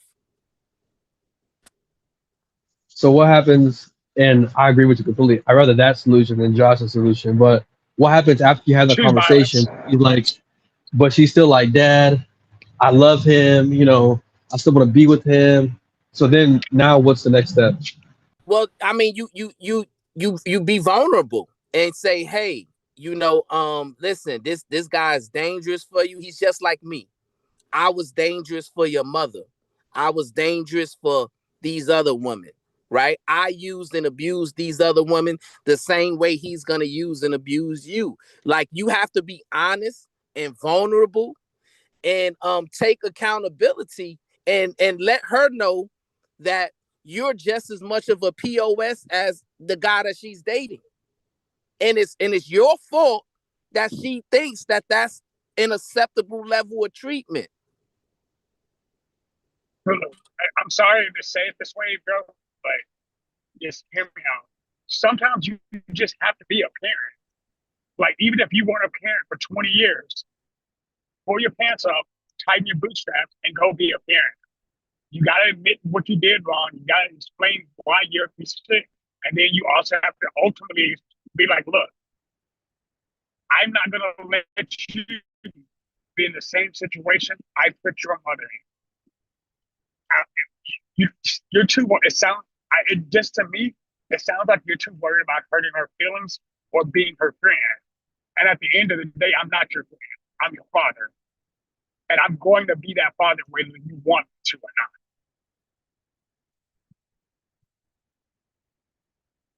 Brownsville is just a better man than me.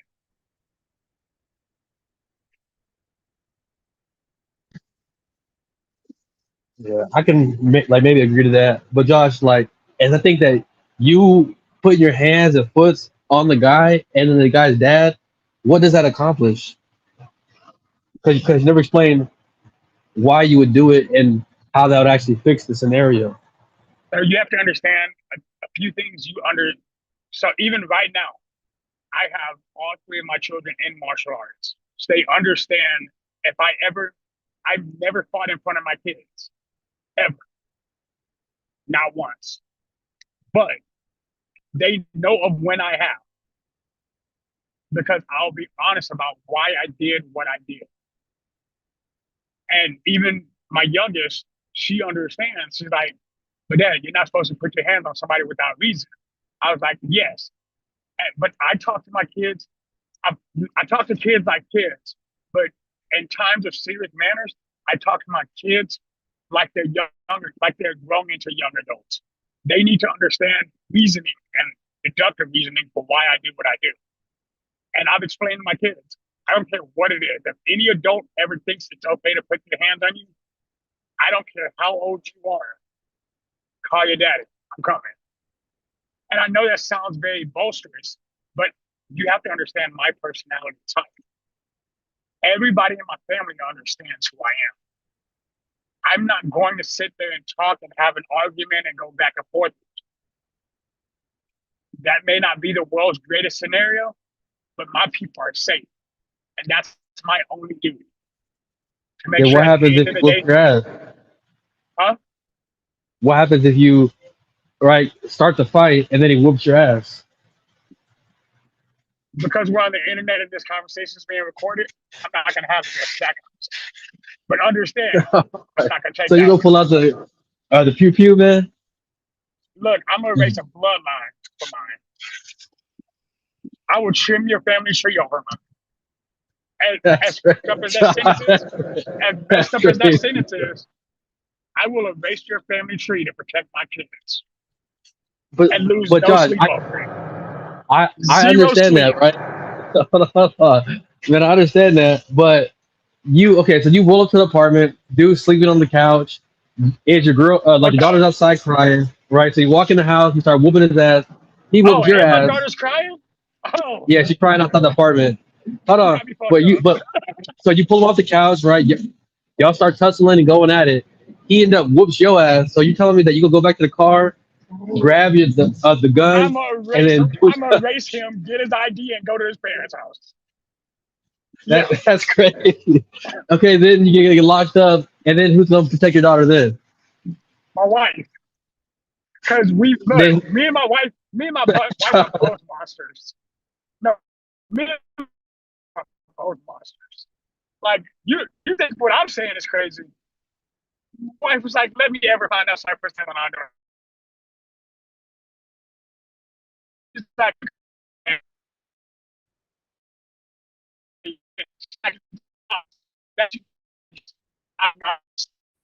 like one of the things I love about my wife. Like, she knows how to be soft and she knows how to stand back. But when it comes to our kids, they come first.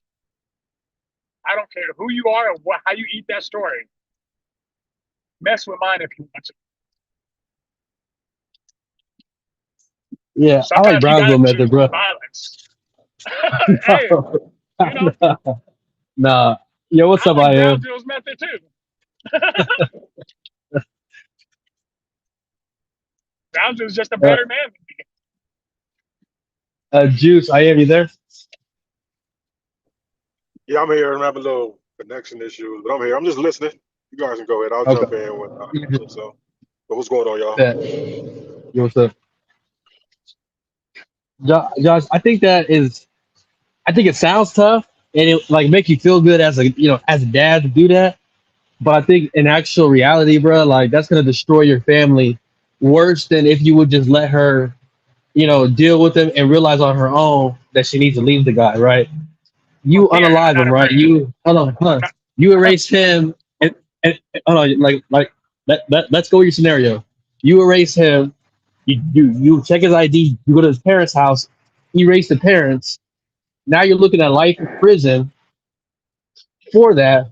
Now you get locked up. Now your wife doesn't have your support system when it comes to income and you there as a dad. And then your wife's gonna, like in a scenario, gonna fall through, hard times, and that's just gonna make the situation even worse. And she may find an even worse guy than the guy she was dealing with because you wanted to do that shit. You know what I mean? Good Like, thing my daughter has two parents. This is why it's time to be a parent.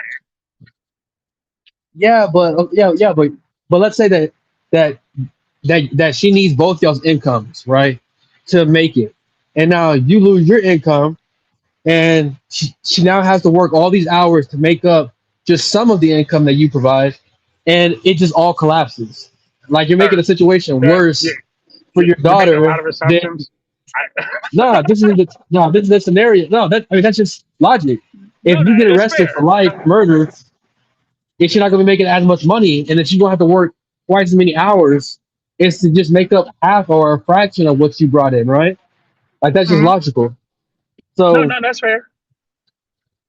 yeah, man, you're making the situation worse. So cool. Hey, I'm just speaking anecdotally. Mine are good for multiple reasons. Mine mine would be taken care of, and that if that situation were to arise. Again, Yeah, but that my but wait a my minute, job is. I'm sorry. because you speaking like your daughter is your property. You know what I mean? Like look, I understand your talking talking points, right? And that's for you to share with her. Like as she growing up, you let her know daddy got you. You know what I mean? Nobody better not mess with my baby, daddy got you. But the reality is when she become of age, she should already know, and you can't really you don't want her to think that you really gonna go and kill somebody just because he's sitting on the couch instead of going to work. If it's Wait, something if first, he hit her or something like that, right? maybe. Like let's not joke now. Like I'm not gonna just pull up on him just because he's being a bum. I'll be like, yo, little nigga, let's go. Like But you I gonna would get take him a his job? first steps first. Yes, I would take his Okay. little ass.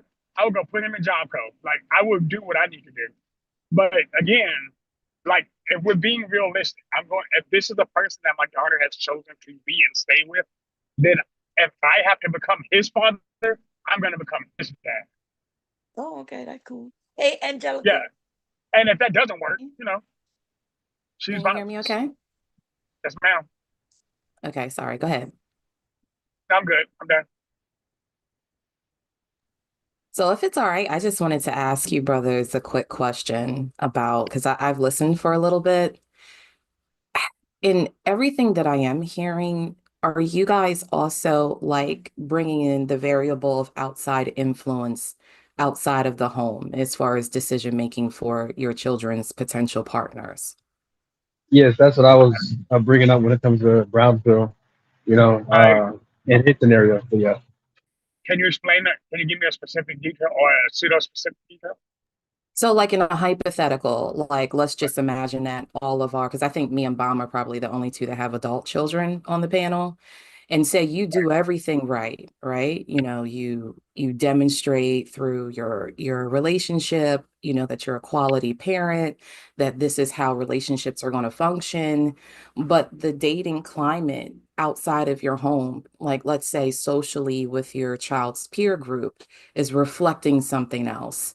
And then one day your child brings home like the exact opposite of what you've shown. What are your thoughts towards that? Or how are you guys implementing trying to curb external influence? Josh is gonna erase him off the planet. I'm just saying. No, I'm Look, joking. no, no, you're not, What you mean you're not? man. You're not. Look, I'm cool with social. I'm cool with social influence. I'm raising my kids to avoid social influence like that because I But you want them can't. to be strong enough. Hold on, I want them to be strong enough to see when they're being manipulated by the people around them, and if they are being manipulated around them by the people around them, to choose better people, because daddy will choose violence first. What if your child is the manipulator? I mean, that's also possible, but you know, yeah.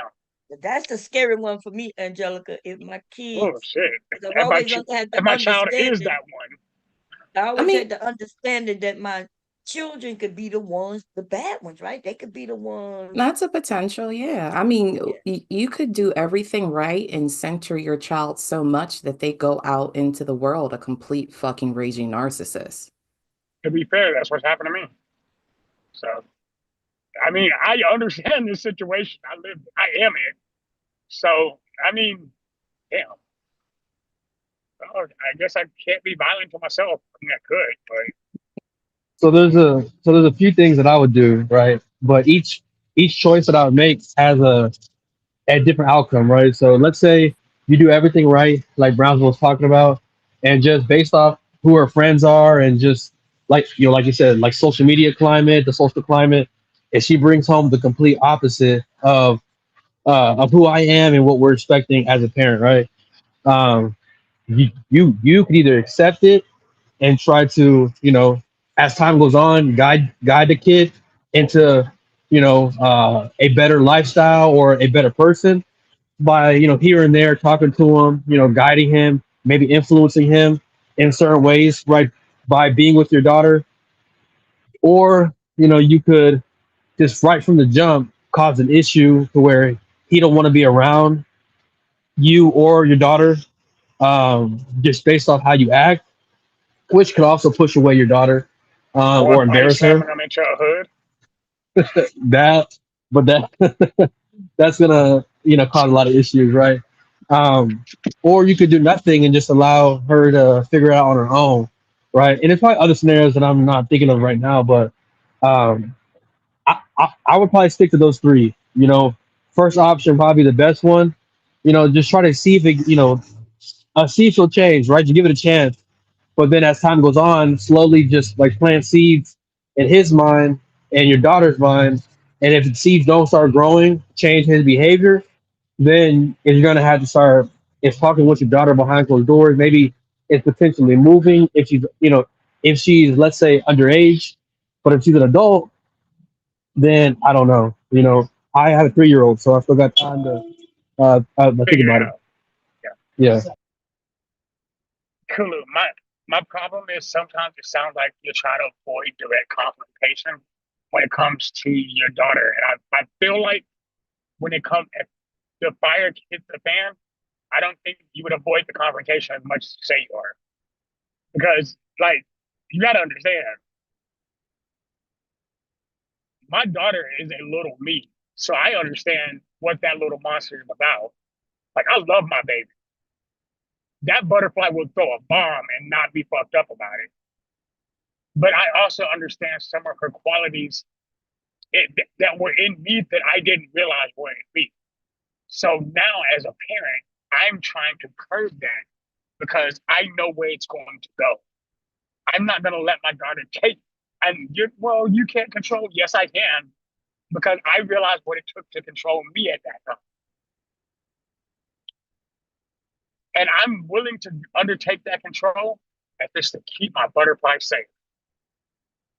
Because at the end of the day, that's my baby. And that's my baby first. I don't give a damn about no other man. And again, I also believe in love. I also believe in the potential for people. But I also understand that a lot of men, a lot of young boys nowadays are not being raised to be men. They're not being raised to understand what it's like to treat a woman. Honestly, I'm a Senator Brownsville. I'm like, hey, little nigga, go see that man. Get the fuck out of my house. Because, I ain't got time for that. Or boot camp. I'll say boot camp or casket. Pick one. Like, I would do anything to keep my kids safe. And I literally mean anything.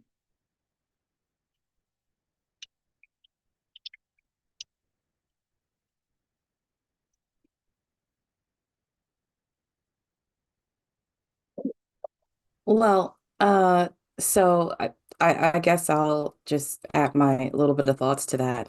I kind of personally think that as parents, one of our biggest jobs is to, for one, help our children discover who they are as early as we can do it. Like for them to have critical thinking skills, to find a way that they can appreciate the skin that they're in. You know what I'm saying? Especially as Black bodies in this country, um, and assist them, or in certain circumstances, sponsor their life goals up until the point that they're able to be out on their own. And I think in that process, and I've said this in a different conversation somewhere else, I've always kind of speculated that, when we have children, they start out as narcissists. Like that is the default for them because they're so small, they have no concept of responsibility, accountability, considering their words, none of that. And it's our job to help assist them in discovering those aspects of themselves so that way they can grow up to be competent adults and socially competent with other people. And, like as far as the dating process, I think, the biggest thing that we can be are good examples to them. At the end of the day, they're still going to make decisions. They're still going to fuck up. that's a given.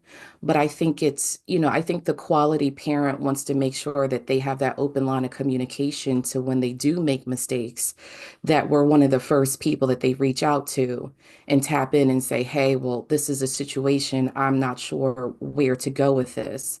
What is your advice? And we're able to kind of steer them based on our own personal experiences in the right direction, because there's no guarantee that our kids, when they become adults, are going to pick the absolute right person the first time. It's going to take some repeats and mistakes in order then for them to figure out what they don't want in order to find the person that they do. Angelica, I want to say only really one thing, because I actually fully agree with you right there. I think we misuse narcissism, because I don't believe children are narcissistic. Well, don't get me wrong. There are some absolute narcissistic children, but I think that growth process and actual narcissism are very different. And I think being able to differentiate between the two is what's going to help us determine how to help our kids become better adults. Because I think a lot of people are hanging on to what narcissism is, because their children are very self-focused because they're becoming self-aware. But I don't think self-focus and a neurodivergent self-love that becomes pervasive to their ability to interact with others is the same. Like, if you know what I mean. I mean, I think I understand. I think I was using that word to kind of illustrate the idea that when children are born, they're consistently censored. They have no concept of seeing beyond themselves in their own desires and wants and needs. And us as their parents assist them in that kind of paradigm. But at the same time, if it goes too far, right, that we can handicap our kids in those states of centeredness, right? That's why I said earlier, like, we can do all the right things and we send a raging, like literal narcissist at that point out into the world, not understanding that we facilitated that thought process of everything's about me, everybody's here to cater to me. I'm not saying that they're literal narcissists. I'm just saying that the way that the family dynamic and just the way that they're born, because they are helpless, right? Everything Right. that they need is through parents. I'm just saying that I'm not saying that this is always a potential, but it Right. can be a potential. And that's when like you had to stop and think like, oh shit, like, could that be a possibility? The reality is it could be. I'm not saying that there's a high probability of that. I'm just saying that there is a chance, if we're not even as parents consistently doing our own checks and balances about what we want for our children as adults into the future. The DSM was about to take the word narcissism out of the book because it's so common amongst most people. I think they want to take the narcissistic personality disorder out because people are misusing it and not actually following it. I think there's a Kinsey scale to narcissism. Like, you can be a great narcissist or you can be a raging one, right? And I think a lot of that is developmental. I don't think that narcissism is a chemical imbalance. I think it's actually a behavioral imbalance. Just like Angelica just said, like, we will create a situation where we will create the very narcissist that we're trying not to create because we're helicopter parenting. Like, I'm a millennial. Those were big when it came to us. And I think helicopter parents were the worst thing for my generation, because when they realized that they were helicoptering, they took the polar opposite route and became ghost parents, where they were just not involved at all. And I think that's why a lot of millennials are, in fact, unbalanced. Huh? So it's a spectrum. Yeah, it's a spectrum. I believe narcissism is a definite spectrum. So it's a spectrum. And when I say almost was about to take it out of the book based on what they said, is because almost everybody fits within that spectrum. Right. So if the narcissism is an issue, So that would be higher on the spectrum. That there would be a focus on those people that's higher on the spectrum because they might not even know that they are. Right. And then the ones that know that they are and kind of feed into it could be a problem. So them two that's on the higher part is the issue. So Right. I think almost, sorry. yeah, go ahead. No. And I agree with you, bro. I think when narcissism becomes pervasive, which is where kind of what Kulu is talking about. What if we get to a situation where there's a man who understands his narcissistic personality and then uses it to abuse somebody because he understands exactly what it is that they want and or need? Because something a lot of people don't realize about narcissists is, yeah, they are very self-focused, but they know how to focus on the people around them in order to make sure that they can get exactly what they want from the people that they want to get it from. Well, some people are into the dark triad. They are attracted to narcissists and Machiavellianism. Yeah, so they're attracted to the very thing that's horrible. So Sorry. No, just really quickly, just to kind of clarify, just to cut in, like I was just using the word narcissist because I think we all understand like those behavior traits, right? Not to literally say that, everybody's going to be a narcissist. I said that there a potential? Yeah. But I'm saying that those patterns of behaviors aren't something that people desire in healthy relationships. I believe we all agree to that, right? You said healthy relationships. Yeah. So, I wasn't using it as like, like a literal thing. I was just using it as like conversational context. No, I can understand, but I tend to think that like, if anybody ever seen that movie Mean Girls, those Mean Girls was narcissists. Everybody wanted to be around them. They understood the power that they had and they abused it. And some people grow into that and that becomes who they are completely. And somehow they know how to attract people and use that to their advantage. That's the dangerous person, I think. Well, yeah, I was kind of like making the correlation that we as parents also, even though we may not intend to have the ability to kind of create these behavioral characteristics within our children, when there's so much control over their environments, opposed to not saying that we just unleash them to the world, but at least give them a controlled environment where they do feel like they have control to do decision making for themselves. Like kind of like creating a playpen and they can do whatever the fuck they want inside of the playpen, but it's something that you created. But I was just saying that in terms of parenting, I'm not sure, but I do agree. I get what you're saying. Yeah, because if they're really good at it, they can manipulate their parents. And they do. Well, that's what toddlers do. That's what they're known for. Right, not toddlers. I'm not talking about babies. Babies, you're supposed to spoil them and whatever. Really? Are you? Yeah, a little bit. Okay. Yeah, I think it depends on where you're from and what your belief is, but yeah, I do believe there's some parents who, they will let their kids cry in the playpen for hours until they get something, what they call it, where they learn how to soothe themselves. Self-soothing, yeah. Yeah, self-soothing. Now, I don't believe in that shit. As soon as they start crying, I'm the picker upper. You know what I mean? I pick them up, rock them, find out what's wrong with them. You need to eat. You just want some attention, and I'll give them attention. So there's different type of parenting styles. I don't know which one is.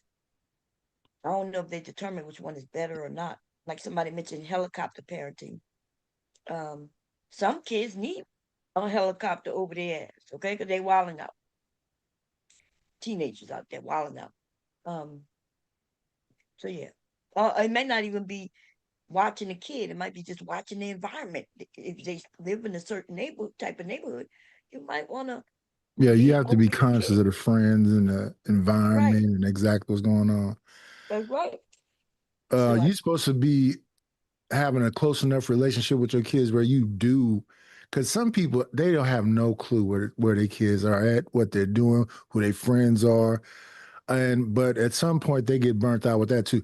Why are you all in my business? Why do you gotta know all my friends' parents? Why do you gotta? Right. That's when they start sneaking around. Yes. They don't want you to know everybody. But they know you're not going to approve with some of them. You know, you're not going to Because approve we with used to their do all parents. that. We need to know who the parents are. I'm coming up to the school to see who you hang around. I'm sneaking going up in there and going, oh, yeah, yeah, you're such and such dad. Yeah. I befriend them, use them as spies. Yeah, we all over it. We done it all, man. And still here we are on And the still internet. here we are. Yep. No matter what. Which goes to the point where people have to make their own way. They got to figure it out. But what confuses me, is when the married people start teaching or thinking they could teach the single people. Like, for instance, the red pill men. Some of the men were married, and they still was telling men not to get married. Don't deal with these women. Don't do this. Don't. And then you hear them in the background with their girl or wife, and they not trying to break up with her. Yeah, that's what I like to be a fly on the wall to see if they have all this patriarchal power that they talk about on here. Man, it gives them power to get divorced, because that's what's happening. Women are divorcing these men. And I think some of these married men, they need to stay away. Stay away from these men and what they're telling you about women. And some of these women too. Some of these women, man, they're dangerous to women. Yeah, because to tell a woman that she shouldn't, the woman who panel I was on earlier, she told women that she'll rather suck a cleaner man's under his balls than to be a single woman. And I don't know how to think about that. I don't know what that means. Like, is she telling women that no matter what, do whatever you need to do to be with a man?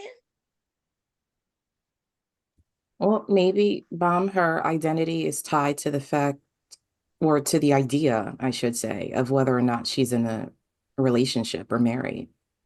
Because there's a lot of women like that. Like they can't imagine like womanhood without it being in relation to a male counterpart.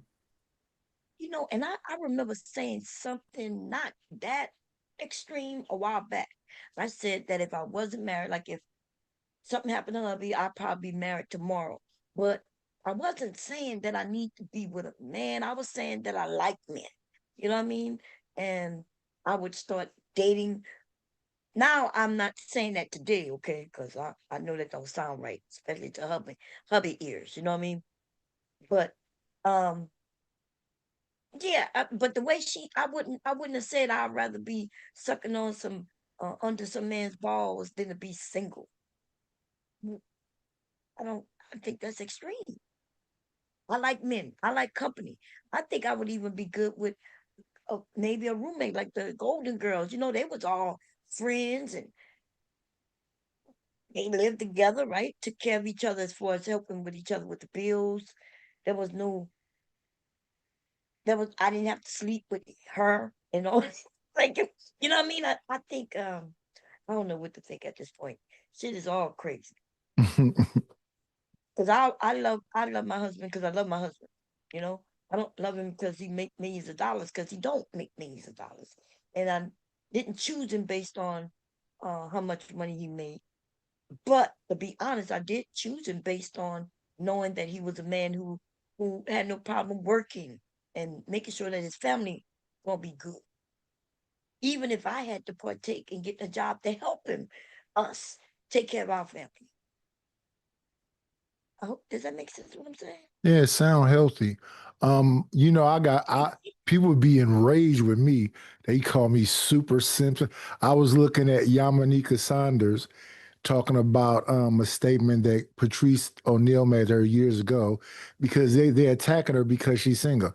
See, Patrice was right. She fat. Ain't nobody want to marry her. She don't want to be married. She been saying that since then. And I don't understand why people can't. I don't understand people that's not messing with nobody and they living their life the way they want to live their life. What they got to do with anybody else? Nothing. And so that's always been my message, hey, ladies and guys. Hey, you ain't got to be married. That if you don't want to be married, you don't have to deal with the opposite sex if you don't want to. Yeah, Doesn't different mean that strokes you're for dealing different with the same folks. sex. Huh? Yeah, different strokes for different folks. Yeah. And then they try And to. I'm glad Then they on try to. that panel you was on when I was up there with you, you had said something and they didn't believe it. Nightish, when you told them that it's always been around and you mentioned Jack and what's the name of that? Oh yeah, Three's Three's Company. Company. Three's Company. They did not know that Jack was playing a gay guy. I don't know why they didn't know. Seriously? Yeah, he had to pretend to be gay to live in that apartment. Mm-hmm. Men and women, it couldn't be co-ed. So Mr. Roper was always checking on them, Right. and he was always making fun of Jack for being, Gay. Yeah, yeah. even though Jack was always at the Regal Beagle messing, dating women, and wanted to mess with even Chrissy and Janet. Right. They just wasn't messing with him. But yeah, he had to pretend to be. But I was saying to them that television was covered with that. You had Soap, you had Three's Company, you had Bosom Buddies. It was a bunch of them shows. And then I had to hit them with some of your favorite singers that be at all our picnics was androgynous in dress. LTD, the Isley brothers, they had damn onesies on. Prince, that nigga gay. He not gay. Who you talking about? Prince not gay. But he was dressed. That was the signs of the 80s. Yeah, the androgynous. Sign of the 70s. Yeah, Yes. 70s is when they came out with them blouses. Yeah, them lost nigga. That's lost nigga. Period. You hear me? That's the father of why we fucked up. Cause them niggas was freaky as fuck, and they need to chill out, bro. I know I'm being funny when I say Prince gay, but nah, real life, you wearing cheeks with pants with ass cheeks out. I'm sorry, there's no way to you can call that shit androgynous or not. That shit was a bad example for the future. When he first came out. Yeah, nah, he was pretty regular. Like when he was, No, he wasn't. He used to wear a trench coat, and fishnet stockings and drawers. Nothing else. no, if you talking about that first album, like when he first like Dirty 17 or Minds. something, where he produced the whole thing. Dirty He was. Minds. He's standing Was in that the front of first a album? mattress with no cotton on it. It's just the beds. It's just the springs. But them women loved them. Women loved them. So they say, Teddy Pendergrass. And the way to have a perm. You should have eyeshadow on, the whole thing. It's on YouTube. You can look it up. And you looking at it, KT, from your lifestyle, what you seen, but that wasn't abnormal back then. Cameo, Barcades. Barcades used to wear a wig like Rick James used to wear a wig. Rick James used to wear braid wigs with glitter in them. Yep. Oh man. So that was, and people didn't look at them and say they were gay just because they dressed that way, because that's the way people dressed. Yeah, that was that hippie era, that free love. And Yeah, nah, I'm talking about For You. That was his first album when he was like 17. Even on the Prince was before Dirty Mind. That's what I'm saying. Even on Prince, he still was like, I ain't gonna lie, my boy had a definite perm, but like, nah, after you right now, Dirty Mind and forward, we get into Prince real on some sweetness. You know what I'm saying? But I'm just saying that I feel like that was a whole era that fucked shit up. You right. Girls liked it, but I thought I knew his first album, so you know him better than me. No, and this was weird, right? Because they know something that wasn't released back then. And now here we are 50 years later, right? And they acting like they know what was the first album. So just because he made an album doesn't mean it was released back then. No, it was released. Like it was What? released back then. No, what you mean released to who? He was signed to it wasn't I think it may have been Sony. You know, Prince had No, like a that's 15-year record deal. Like that's facts. He made his own oh album my by God. himself. Like they put it out. It You act wasn't like going you telling crazy. those of us who was there. You want to tell us what was out there. Is that what you want No, to I'm do? telling you what we all know is there. Like it ain't no. Listen, whether or not I was there, you was there, any of us are there, right? You could look up the facts thereof, like that. We could debate or whether or not we it was relevant to whoever was out at that time. I'm Okay, not but saying it wait. was or anything, right? What? Okay. Wow. So Prince, right? Prince and the Revolution, right? Yeah. And then Hmm. Prince came up by himself, right? Yeah. So, oh, No, oh no, no. Prince came out by himself from the beginning. oh really? Yeah, and then Okay. the revolution came later, if I'm not mistaken. I Yeah, thought they but were when did always with him. he was always with him, right? This is what I thought. I thought he wrote and did everything, but they came along because he didn't want to be on the stage by himself playing the piano and everything. He knew how to play every single thing. Yeah, So he played. That's what I'm saying. collectively, His first album, he played every instrument on his own, and even after that, he all did those the. albums. Yeah, he did the touring and stuff on his own from the beginning. I'm just saying What you he mean was the all touring? Why he wasn't playing all the instruments while he was touring. Yeah, he That's had why he had a people playing band. them. Yes, yes. no. Right. And that's where they come from, the revolution, right? So when you hear that he played all the instruments, you mean when he was recording the music. Yes. Yeah. Okay, that doesn't mean that when he went and what you call touring, which I'm still trying to figure out when you claim that he was doing all this touring. What year you think he was doing all the touring? Was it what? Late '70s. I don't Okay. want to sit And there when and was lie and his say I know when this. and when was his album Prince came out? When did that come out? 79, I believe. 78, one of them. Yeah, Yeah, so he yeah, wasn't yeah. touring in the 70s then. If the album came out then, the album got to Yeah, that's why I come said out. late '70s, No. If his album which came would be out in 78, 79, 79. if it was 78, 79, the album got to come out, get a little bit of stuff behind it, then you tour. You don't tour as soon as the album come out. It's Right. not He going to wasn't. take you a year or two to Yes, it tour did off of back an then. album. Yes, it did back then. Yes, it did back then. In fact, not just 1 year, but sometimes 2 years. You talking about you I talking about think a we can time present before evidence you where it talking about a isn't time though. before MTV. You don't know what you're Chitlin speaking of. Circuit.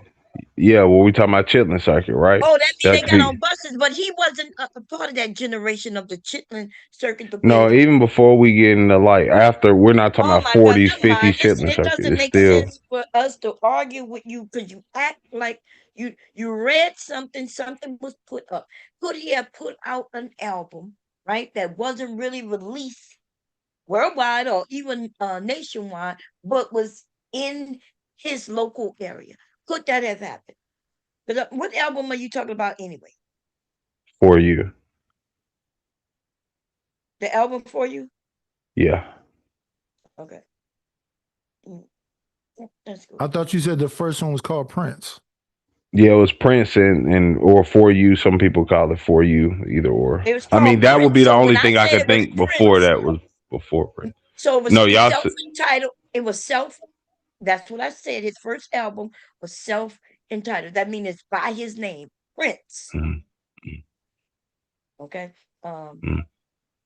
So that's what had me confused. You was claiming that there was another album, so I was looking to see what other album came out No, before. y'all had said it was Dirty Minds, and I had said I it was said that. Prince. I said I thought it was. I Yeah, didn't no, no, become a and what fan I of Prince until way later. I remember yeah, hearing Dirty Minds when I was younger, but I didn't really get into Prince until like the mid 80s, late 80s. He was out for no, a while by the time I got, because when he first came out, it was so like shocking at first. But I do remember those songs. Mhm. Wait a no, for minute, sure.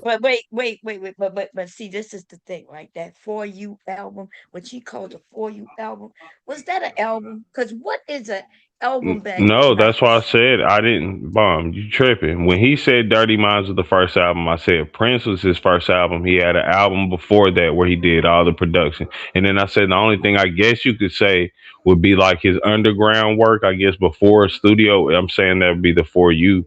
Like I guess that could be his only like well, I local didn't hear you something. say none of that, but that now that makes sense what you're saying, right? Because Yeah. the For You was back then an album was a whole album, but they could have released something, right? Where they would have a side Mm-hmm. A, and what's the other side? Nightish?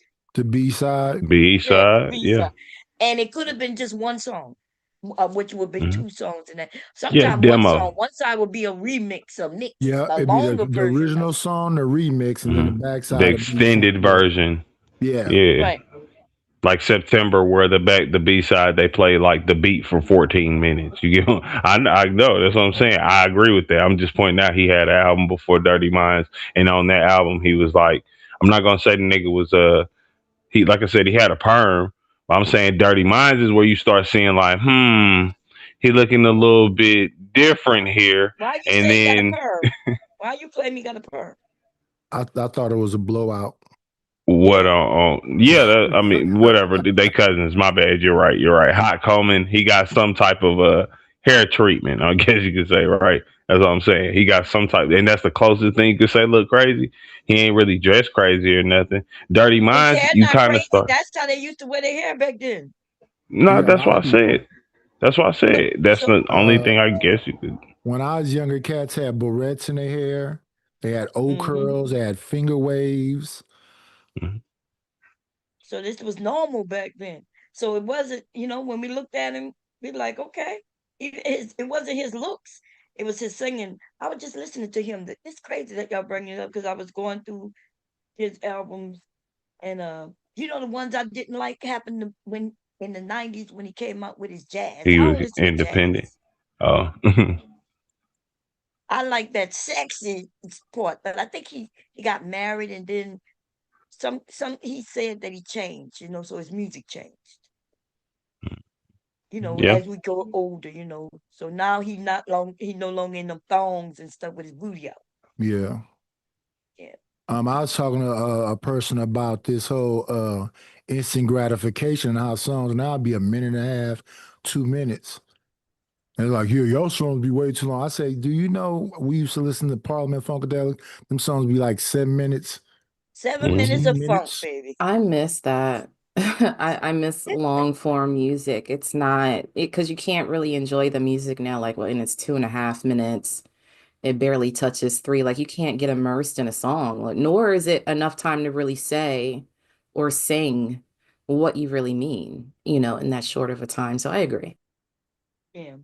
And, Well, and what then they saying today, I guess they saying don't make sense anyway. a lot of times now.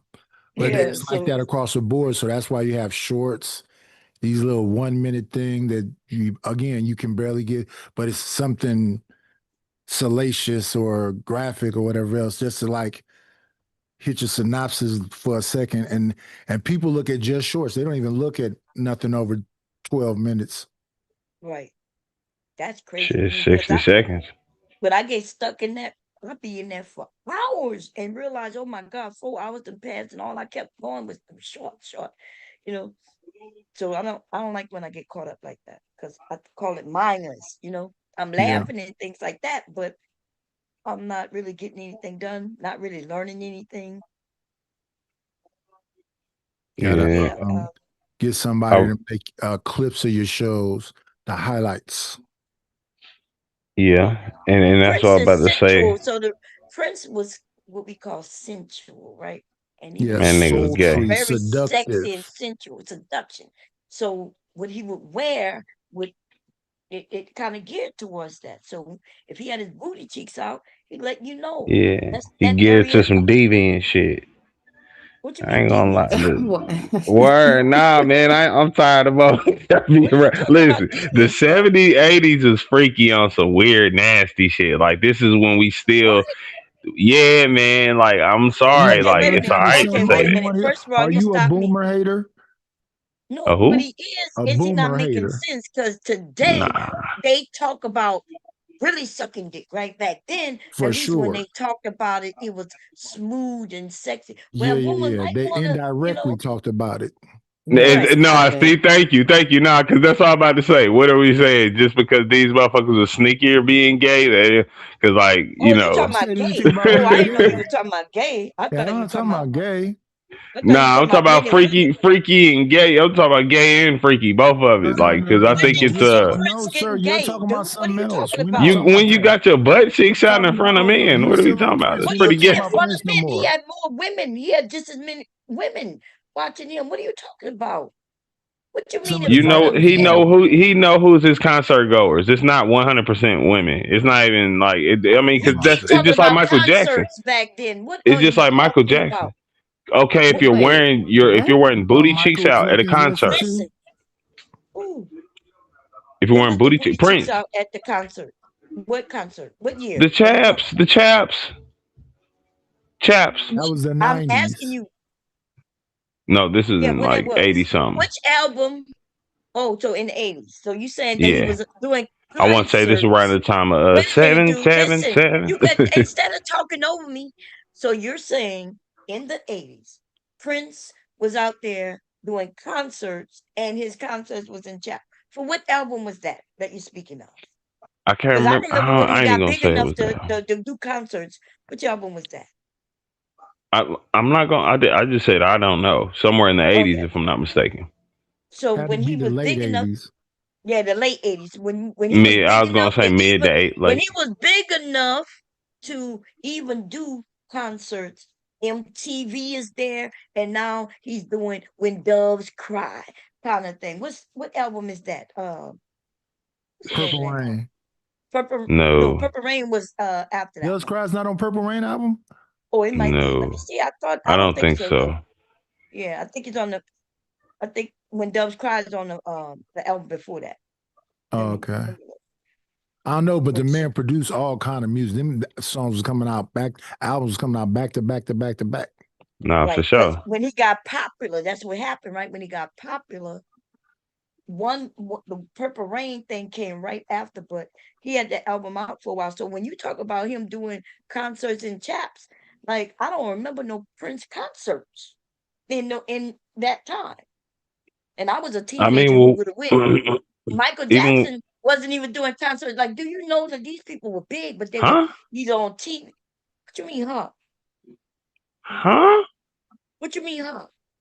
Saying Michael Jackson wasn't doing concerts Yeah, when Michael Jackson been a star since he was a kid. for When did he sure. start doing concerts?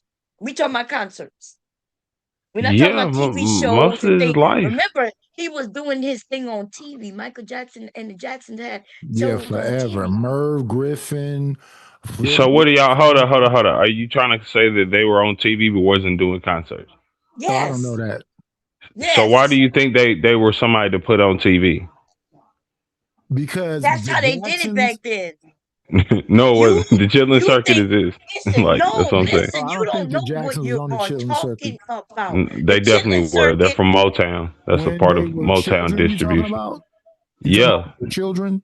yeah. he Cause said remember, the she said he's been. children. Remember, y'all was saying he been a star since childhood, right? He wasn't doing it Yes. solo as a child, right? All No, right, so I'm no, just He got a pointing out you've solo been. album. He got a solo album as a child too. But this is the thing, right? You don't know what you're talking about. Why would so you thinking that as children they was on a bus driving around the country with the grown-ups? Or do you hear the story where his father would drive them where they were going? yes, And they wasn't doing concerts, they would go in bars where children yes, wasn't even supposed to be. You don't yes. know what you're talking about. Yeah, and that would be considered the Chitlin Circuit, the bars and all them other things. Yeah, that's what I'm Right. saying. I'm not because But but again, but what we're even saying, James Brown wasn't doing concerts like that, and he was that dude, right? He but wasn't doing before he became somebody who could do a concert. He had a long, thriving career based on Chitlin Circuit shit. Let's be very frank. No, So I don't know that's what I'm what you saying. mean We of can't make long. a When comparison you of listen, how they're you doing have to concerts in the stop. '80s. So, You keep saying they had a long, thriving career on the chitlin circuit. Are you serious? hmm Just because they for doing sure. the chitlin circuit, that just meant they were driving around, making their yes, money, and selling. No, it But that mean doesn't white mean that people they. didn't. White people wasn't the. It was like because remember You're that's still a Oh thing, my conflating right? things, God! though. It's a Listen to difference this. between Listen, like You're to the listen. concert. conflating We things, need a though. bigger population. He's just a little older than my children, but he's speaking to us like he know what he's talking about. Yeah, you're conflating. The Jacksons did do the chilling circle when they very first began, but they became royalty when Janet was a. Do you see the Jacksons on the For Murray sure. and all these different? You think after you've been on national television, you going back to the chilling circuit?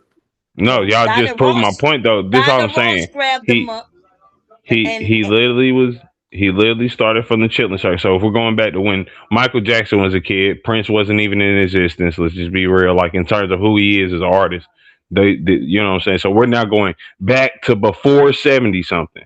We're getting into like the 60s. So that's on yes, point now. We're now getting into the point where the chilling circuit. Because let's be fair, the chilling circuit no. was Wait, not worse. It wait, was just how wait, black. wait, wait.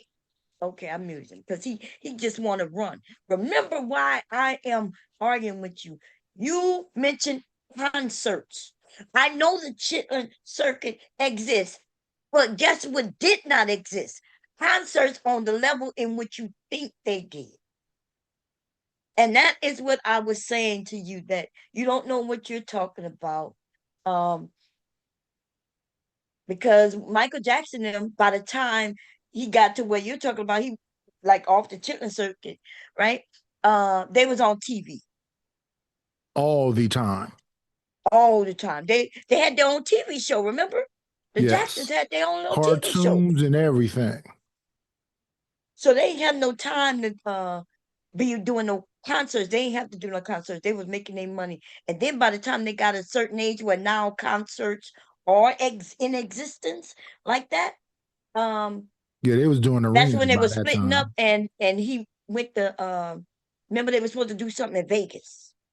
Yeah.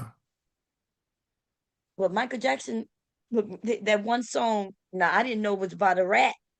Ben. Ben. Yeah. I ain't gonna lie. But yeah, I grew up with listening to Michael Jackson. Michael Jackson was Michael Jackson before I was born. Yes. And the thing about the Jackson, the reason why the Jackson family was considered royalty is because who they came through. That Berry Gordy, Dinah Ross involvement, Temptation Right. involvement, James Brown. Michael's with Fred Astaire, Motown. James Ingram.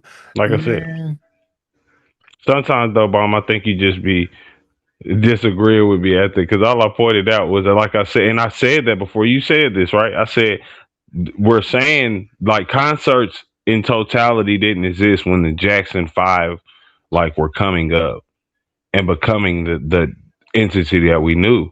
Everyone black started with the Chitlin circuit because we were still even after like it's not supposed to be racist. We still were in our own bounds. It's until the 70s where now we can make the comparison about concerts, right? Because mid 70s, late 70s, really early 80s is when we now start getting into the part where white people are accepting of black culture, which leads to Prince and Mike. Mike, the You king don't of think, pop. wait. You don't think that white people was accepting of Little Richard and Chuck Berry? No, they stole their music over and over. We can prove that for a fact. Talking about, dude. No. If y'all talking about listening to somebody and saying accepting to somebody because you listen to their shit, that isn't They accepting went to their somebody. concerts. We could no, they could. They literally couldn't. Yes, they had white Like, for the side and most a part. black side. What are you talking about? In fact, was it which one? The one who got blind. Remember, he canceled A the little rich. concert I mean, because Ray Charles. Ray Charles. Yeah, Remember, that's they what. ended up banning him in Georgia because he was supposed to do the concert and he wouldn't, because they wouldn't let the black people and the white people be in the concert sitting amongst each other. And he backed out, and that's when they banned him in Georgia. Yeah, I don't think he understand that Ray Charles was like a cult-like figure. White girls was running away from home and stuff. Yeah, nobody talk like y'all really missing what I'm saying. We're Ray talking Charles, about that was in the terms 60s. of Was that No, the you 60s? said okay. that white We're people talking didn't about listen to him. we talking about no, I didn't. I said they've stolen from them. We can prove for a fact they Yeah, we stole know they Chuck stole, but Berry they and still Little followed Richard them, though. songs. They No, still I'm talking followed about them. but listen though, even They was after having their sex with famous the quote white women. unquote, okay, We're not cool, they talking can about fuck a lot of fame. white women. Y'all missing what I'm saying. The Listen. industry of white musicians did One not second. accept Calm down, them. brother. Calm down. 1 second. They would literally buy the Pat Boone album, throw that Pat Boone crap away, and put Little Richard album in there. You think that they wanted to hear Pat Boone do Little Richard? We're not talking. Listen, I'm talking about the industry, y'all. The industry, what you could and can't do. How y'all talking about? Listen, how y'all even talking about Little Richard in Georgia, and they allowed the white people in, but they wouldn't let the black people in. You get what I'm saying? Because we talking about times and I said periods. they didn't let them. They was in, but they was sitting separate. They they had the white side and the black And the side. black side, yeah. I'm pointing out this is still a time of segregation, y'all. Like deep, clear segregation, y'all. Segregation. Yes, all White of this people is and segregation. white industry is what's running music from the beginning to the end. Now we can't say that we as black people have contributed majority and had the We most made the impact. music in the first place. But when we talking about who owned this shit and how you was getting on the radio, you know where they literally just listen to black radio. But we had listen, dude. You even mentioned We talking about Motown yourself, and concerts. now you. No, you're talking about concerts. That's what the boy. No, all right, listen, brother. We understand what you're saying about the chilling circuit. They was forced to do this and blah, blah, blah, blah, blah. Great. We created all of it. So rock and roll come from the blues. When you listen to the Beatles, they're literally trying to sound like Little Richard. They're going, woo! They doing all of it. They wouldn't live with the man. That's how overwhelming, how cult-like a figure he was. Prince is literally doing a little bit of Little Richard with the pompadours and the outfits and whatever else. He's doing a little bit of James Brown. He's an amalgamation of a bunch of different people. Same with Michael Jackson, yep. Now we got a shitload of people. They giving Michael Jackson and Prince the credit, but it goes farther back than that. Oh yeah, way back. Weekend, Chris Brown, Usher, like that's a mixture of those two, which is a mixture of others. For sure. So when I say that when I mention concerts, right, I'm talking about the way you know concerts to be. But back then, a concert would be at a bar, at a location. Yeah. You know what I mean? It wasn't where hundreds of thousands of people could get in. Yeah. That's what I said, and y'all telling me I'm wrong, and just because I wasn't old enough. I said the Chitlin Circuit was the first concert. Literally, I said the Chitlin Circuit is not what I'm referring to. You just said the concerts back then was bars and exactly, and that's what the Chitlin Circuit was. No, so that's what I'm saying. Sometimes y'all be on, y'all don't even realize y'all be agreeing with me. You're talking about. I keep telling you. They were on the Chitlin Circuit, but that was very short-lived, is what's being said. We do listen. Do you understand that the Chitlin Circuit still exists to this day? Yes. Ralph Tresvant and Johnny Gill was at this place where I live at called the Bow Ballroom. That place can hold 100. The Chitlin Circuit ain't nothing but black people. It's just black led. It's just a black led circuit. That's even what I'm pointing out. It's a black led. It's a smaller. There's smaller venues. That's why I was saying because I was saying like concerts can't be compared in the '80s because now we're talking about black pop artists. You know why you're pop, right? Popular music, white accepted mainstream music. It's about the size of the venue, sir. Yes. Yes. Something that'd be more possible with white support, right? Oh my goodness. They're just the crooks of the industry.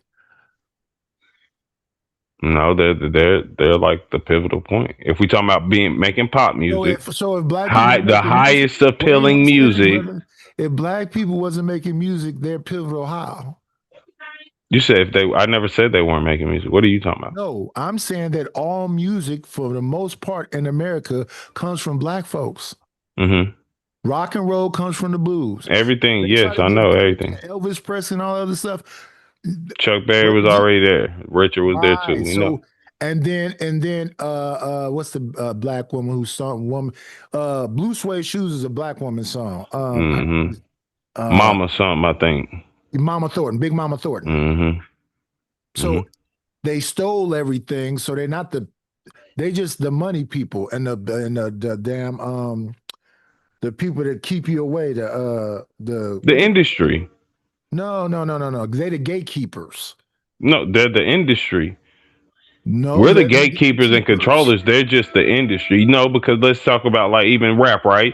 Well, rap is influenced mostly by what they see being popular, accepted by us. Then they figure out a way to melt that down and sell that to white people. Like that's literally they don't say really just solely. It's not Only like part the of my white people in the industry are saying, hey, the only part I'm gonna disagree with you about is that they want it melted down. No, white folks want to hear the most. They want to hear drill music. They don't want to hear no watered down nothing. They want the. They no, want. they want appealing drill music. So that like shit like coworker Are you music. serious? Yeah, Dude, like you nah. crazy. Like anyway, but let me say this. Okay. Prince's first public solo concert, right, was January 5th of 79. Where you Mhm. think that was? Where's he But from? I don't know. Minneapolis. Okay. So when was he on this Chitlin circuit that you talked about?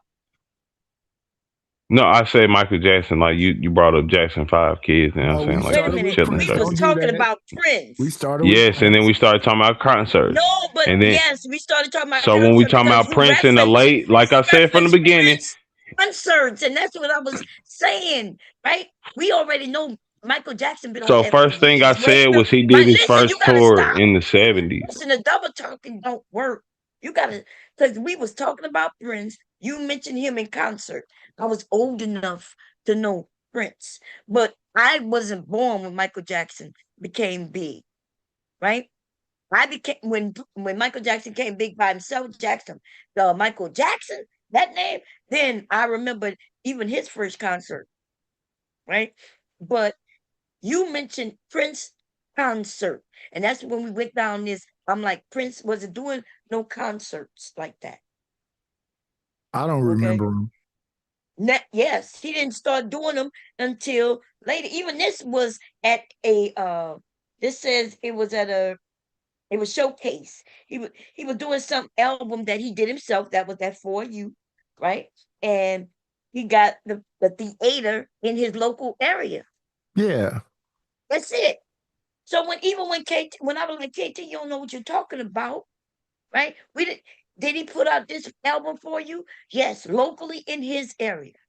But the one that everybody, my aunts and everybody, because I had an aunt who was freaky, she had the album cover of him in his drawers right there. Yeah, that's As he was Dirty walking out. Minds. That's the first album I remember. So if he did put out For You, did it go international? No, it didn't even go national in the See, that's what beginning. I'm saying. So that's why I said the first album I remember was Dirty Minds, where he's standing in front of them that mattress with no cushion on it. You just see the metal springs, and he's in his drawers with a trench coat. Right.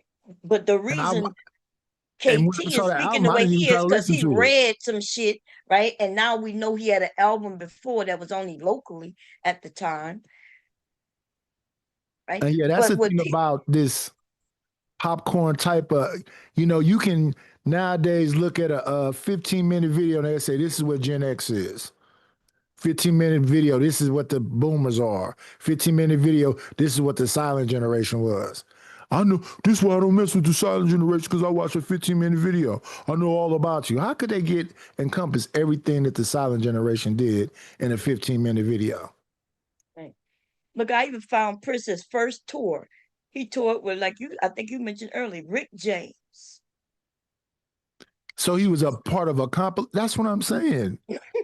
That's Right. not his tour. Right. And that was in 79. And they only went a couple of places. And then they renamed the tour in the 80s.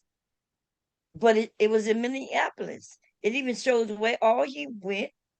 Um, and he didn't, he couldn't go many places because he was risky. Just like Rick James. James was risky. Yeah. They had a problem with Bobby Brown. Bobby Brown used to put this sofa on the stage and ask a girl to come up there, and then he'd do this whole dance on top of her. They arrested that man for that. They arrested NWA. They arrested Luke Skywalker. They was arresting They arrested Arrested Development. They arrested Public Enemy. People was going to jail. Mm. That damn Fight the Power song at Public Enemy. That's why if you look at the video as an example, people's going to jail for these songs. But they even said that My bad, people got y'all. I'll be right people got back. Give me 1 second. okay. People got mad because they said that Prince started to overshadow Rick James. Because Oh remember, Rick yeah, James had that super freak. He's a yeah. super freak. They And used to fight on stage. They would snatch each other guitar chords out. Rick James had a big problem with Prince. yes, he ended up being bad, y'all. But you know, they were working together at one point, and then now they which one is bigger? Which one, you know? Oh yeah, Prince overshadowed Rick James. Man, Rick James was freaky as hell too. Man, Yeah, the drugs and the freakiness, people wasn't ready for it. and that's crazy. But yeah, they said Rick James in concert, and they had let me see, Stone City Band and the Yeah. Color Girls. You remember them? I don't remember Yeah, the them. Stone City Man. Yeah, they all had glitter wigs with braid glitter wigs. They had Prince and Lenny White. Who was Lenny White? That's the one who sing what's that song? I think that's Lenny White. Mm, yeah, I don't. I I love have to go. you. I think I Or is he pictured Lenny him. Williams? No, he's Lenny Williams. Oh, okay, there's my name, Lenny White. This was in 78, 80, y'all. Which mean I'm a teenager, a young teenager at the time. Possibly just getting in my teens.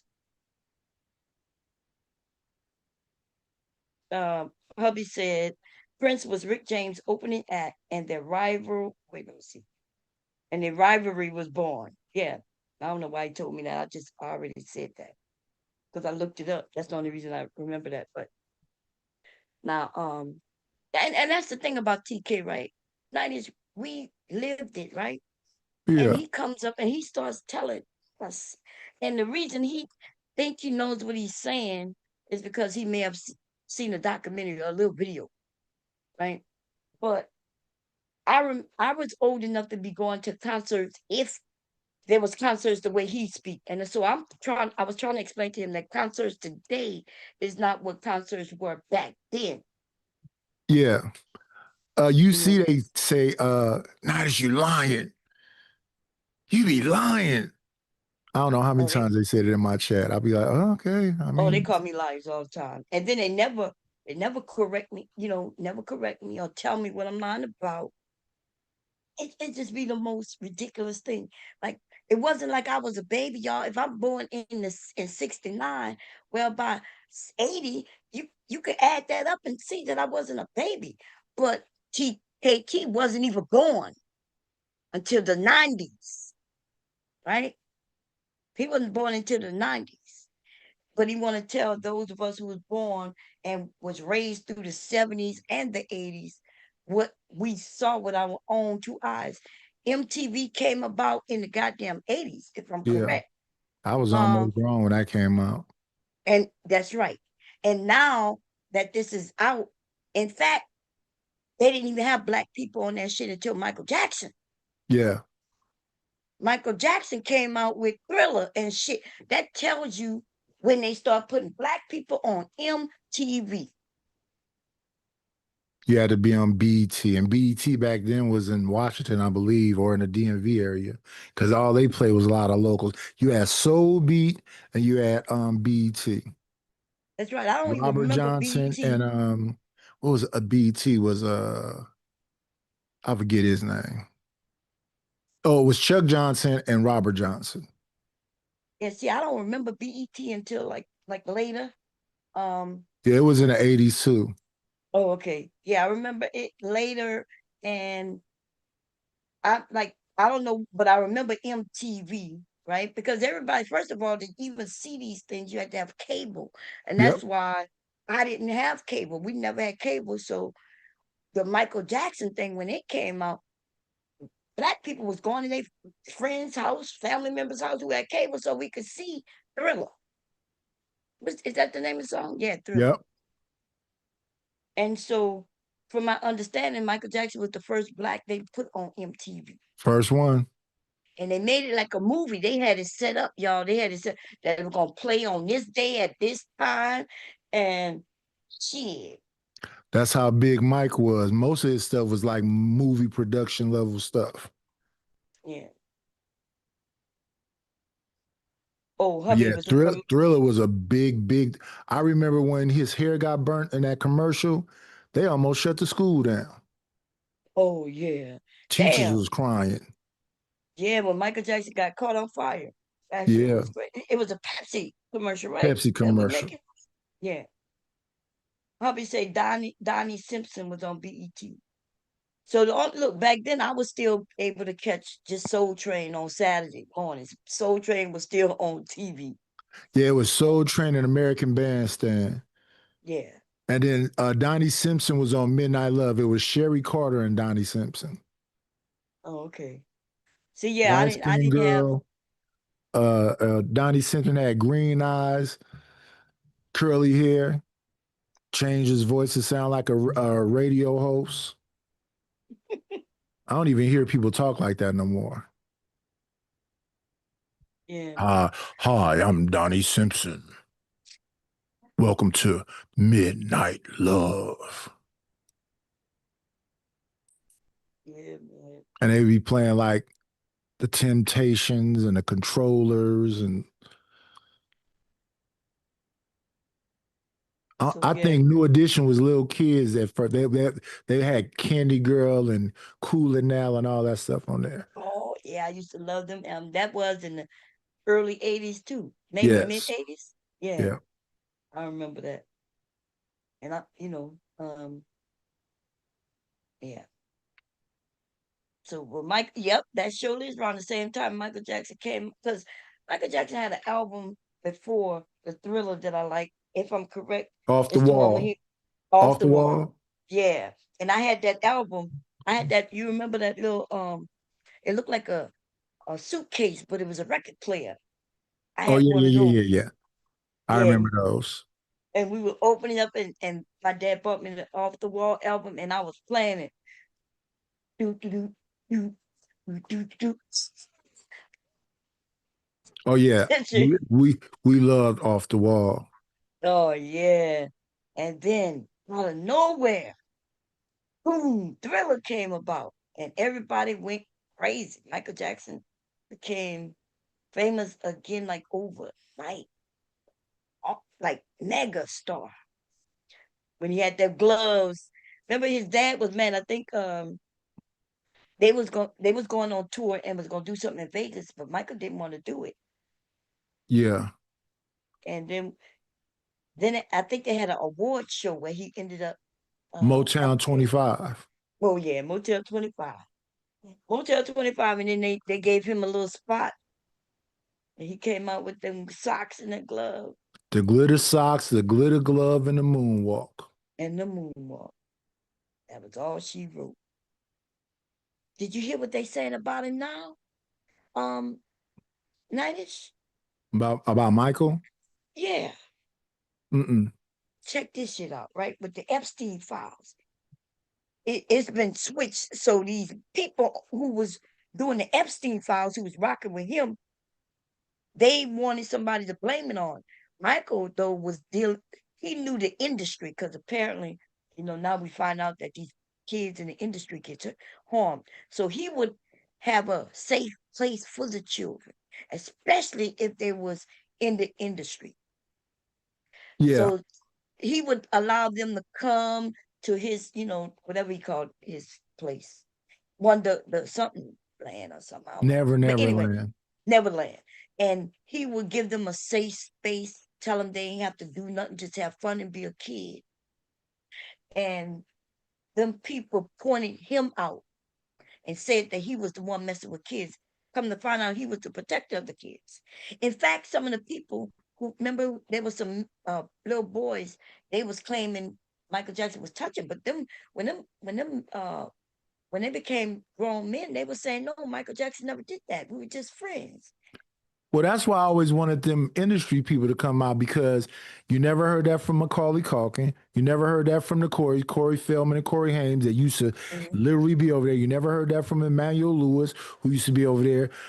So that's why I was wondering if anybody's going to tell, why wouldn't them celebrities tell? They've been telling that Michael Jackson didn't do anything, and there's Yeah, that's what I'm recordings saying. of Corey them saying Feldman. they talked to them and they said, well, no, Michael never did us anything, and they were like, no, but they will point out other people, and they was like, no, we just want information on Michael. So now you find them in Epstein files and things like that, and where they were young in the 80s telling. But the people only wanted the information in 90s and 2000s on Michael Jackson. But it was like, no, we just want information on Michael Jackson. They were like, nah, he ain't never do us nothing. That's actual Yeah. videos of them. That's crazy. And that, like, it's another viewpoint because, you know, remember they spread that, they had that man looking crazy everywhere. Yeah, they said he had Jesus juice and secret tunnels, and they try to make it look Living wild. in I a, don't know what. remember they had him sleeping in a, what you call them thing, A looked like a tube. deprivation tank. Yeah. And then it was claiming he was messing with kids. And when he put out his songs and things, he, you know, he would be like, he was telling people about the industry, remember? And Yeah. And they blocked they don't really care about us. oh yeah. Made him change the words and everything. Mm-mm-mm. That's crazy. I am. You up here? Who else? Angelica, you still up here? Y'all could have changed this topic if y'all want. Yeah, no, I was just listening to y'all, you know. It's cool to hear people talk about, you know, to me what I consider good music. So I was just listening in. But I haven't heard anything about like Michael Jackson in relation to the Epstein file. So that's new news for me. Yeah. Well, his name is in the files. I think didn't they say him, um, Jay-Z, um, they mentioned a few people, but Jay-Z will so go after you legally when you say his name. He Well, putting a why legally ain't on he it. doing it this time? Because they say his name is in there. I seen a couple of Or pages with his maybe he name got on it. something he gotta hide. Jesus. yeah, you know, mm-hmm. Remember they try to blame him for all kinds of things. Then it don't matter because they're gonna blame Beyonce even if he did or didn't do something, you know. So there should be a lot of names though mentioned, you know, as it relates to Trump, because them black men started being around Trump. Trump wasn't really around them though. He would go so he'd get a photo op. Trump was trying to get famous. Mhm. If right now if somebody give him a TV show again, he probably He be on it. Yep. yeah, he'll be right on it. He'll be right on. He'll leave the presidency because that's what he wanted fame. So, him and his wife. They wanted fame so much she did a porn. Didn't she do not porn, but she was in one of the magazines with her I think legs she was wide in open and everything. Playboy a couple of Yeah, times or something like that. One of them, Penthouse, Playboy, one of them. yeah. I don't think she was pretty enough to be in Playboy. I think Penthouse though would And have been watching. Playboy has standards. Yeah, they had stand. They did have standards, believe it or not. You had to be a certain kind of way. They inspect and they all look like robots. Like they all like the same person. I don't know. I wasn't a consumer. So I Well, he um had TV shows. He had Playboy After Dark, and then on HBO he had something where you were in his mansion and I you remember see that show. celebrity. Yeah. Yeah. Okay, so yeah, Yeah. It was like the And with Bunny them House three or women something, being their or girlfriends and shit. yeah, yeah, that shit was a Yeah. mess. That yeah. The but three girlfriends, they couldn't be over the age of 26, and he was like 80 or something, late 70s, 80. Mm. They had a Real documentary. eccentric, always in like robes and house shoes with captain hats on. Yeah. So, Nightish, now that you bring that up, that has me thinking. I have a question for you. So, I remember that show. I remember watching that show. Do you kind of feel like a lot of men, as far as like the kind of things that they talk about, that they kind of aspire to duplicate that in some sort of way in their own lives? Oh yeah, because that was a lifestyle show. Mm-hmm. He would talk about like glasses for your bourbon, stereo equipment. Um, yeah, it was a lifestyle. It's a lot of people walking around here with Playboy bunnies tattooed on them. So yeah, I think people did aspire to be that. But if it was if he was a brother though, they'd have locked him up under the jail. Yeah, they even got women with the Playboy bunny on them. Yeah. I never watched that show, but then again, I didn't watch TV, so I don't know why nobody gets shocked that I watch. Yeah, I used to be outside a lot, but like you were saying about the Michael Jackson thing, whoever had cable, we was at their house. Yeah. As late as you possibly could be, trying to sneak and see something. I remember we snuck to somebody's house to see Scarface, that Al Pacino movie.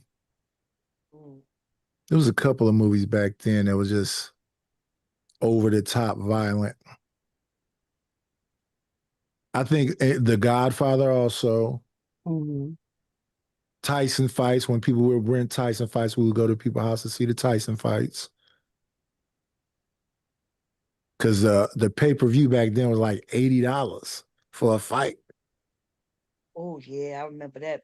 I was grown by then. Hubby. I don't remember them being that expensive back then. $80? Oh yeah. It was high, yeah. I remember one year we paid, and people came to our house for to watch that fight. I remember Is it that used to be when like an Tyson knocked him event. out with one punch? We paid all that fucking money, and he Oh was over. yeah. Oh yeah. I paid for it one time. Everybody came to my house, and the man was out. I think it was 50 something seconds or something. Man, it was. I was in the kitchen. I came back, and the men were jumping up, talking about it's over. I said, "Well, y'all just it's over already." Yep.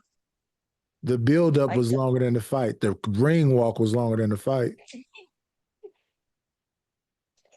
Oh man, yeah, I was married when that happened. That was probably like 92, the fight I paid for. I was grown by then, though.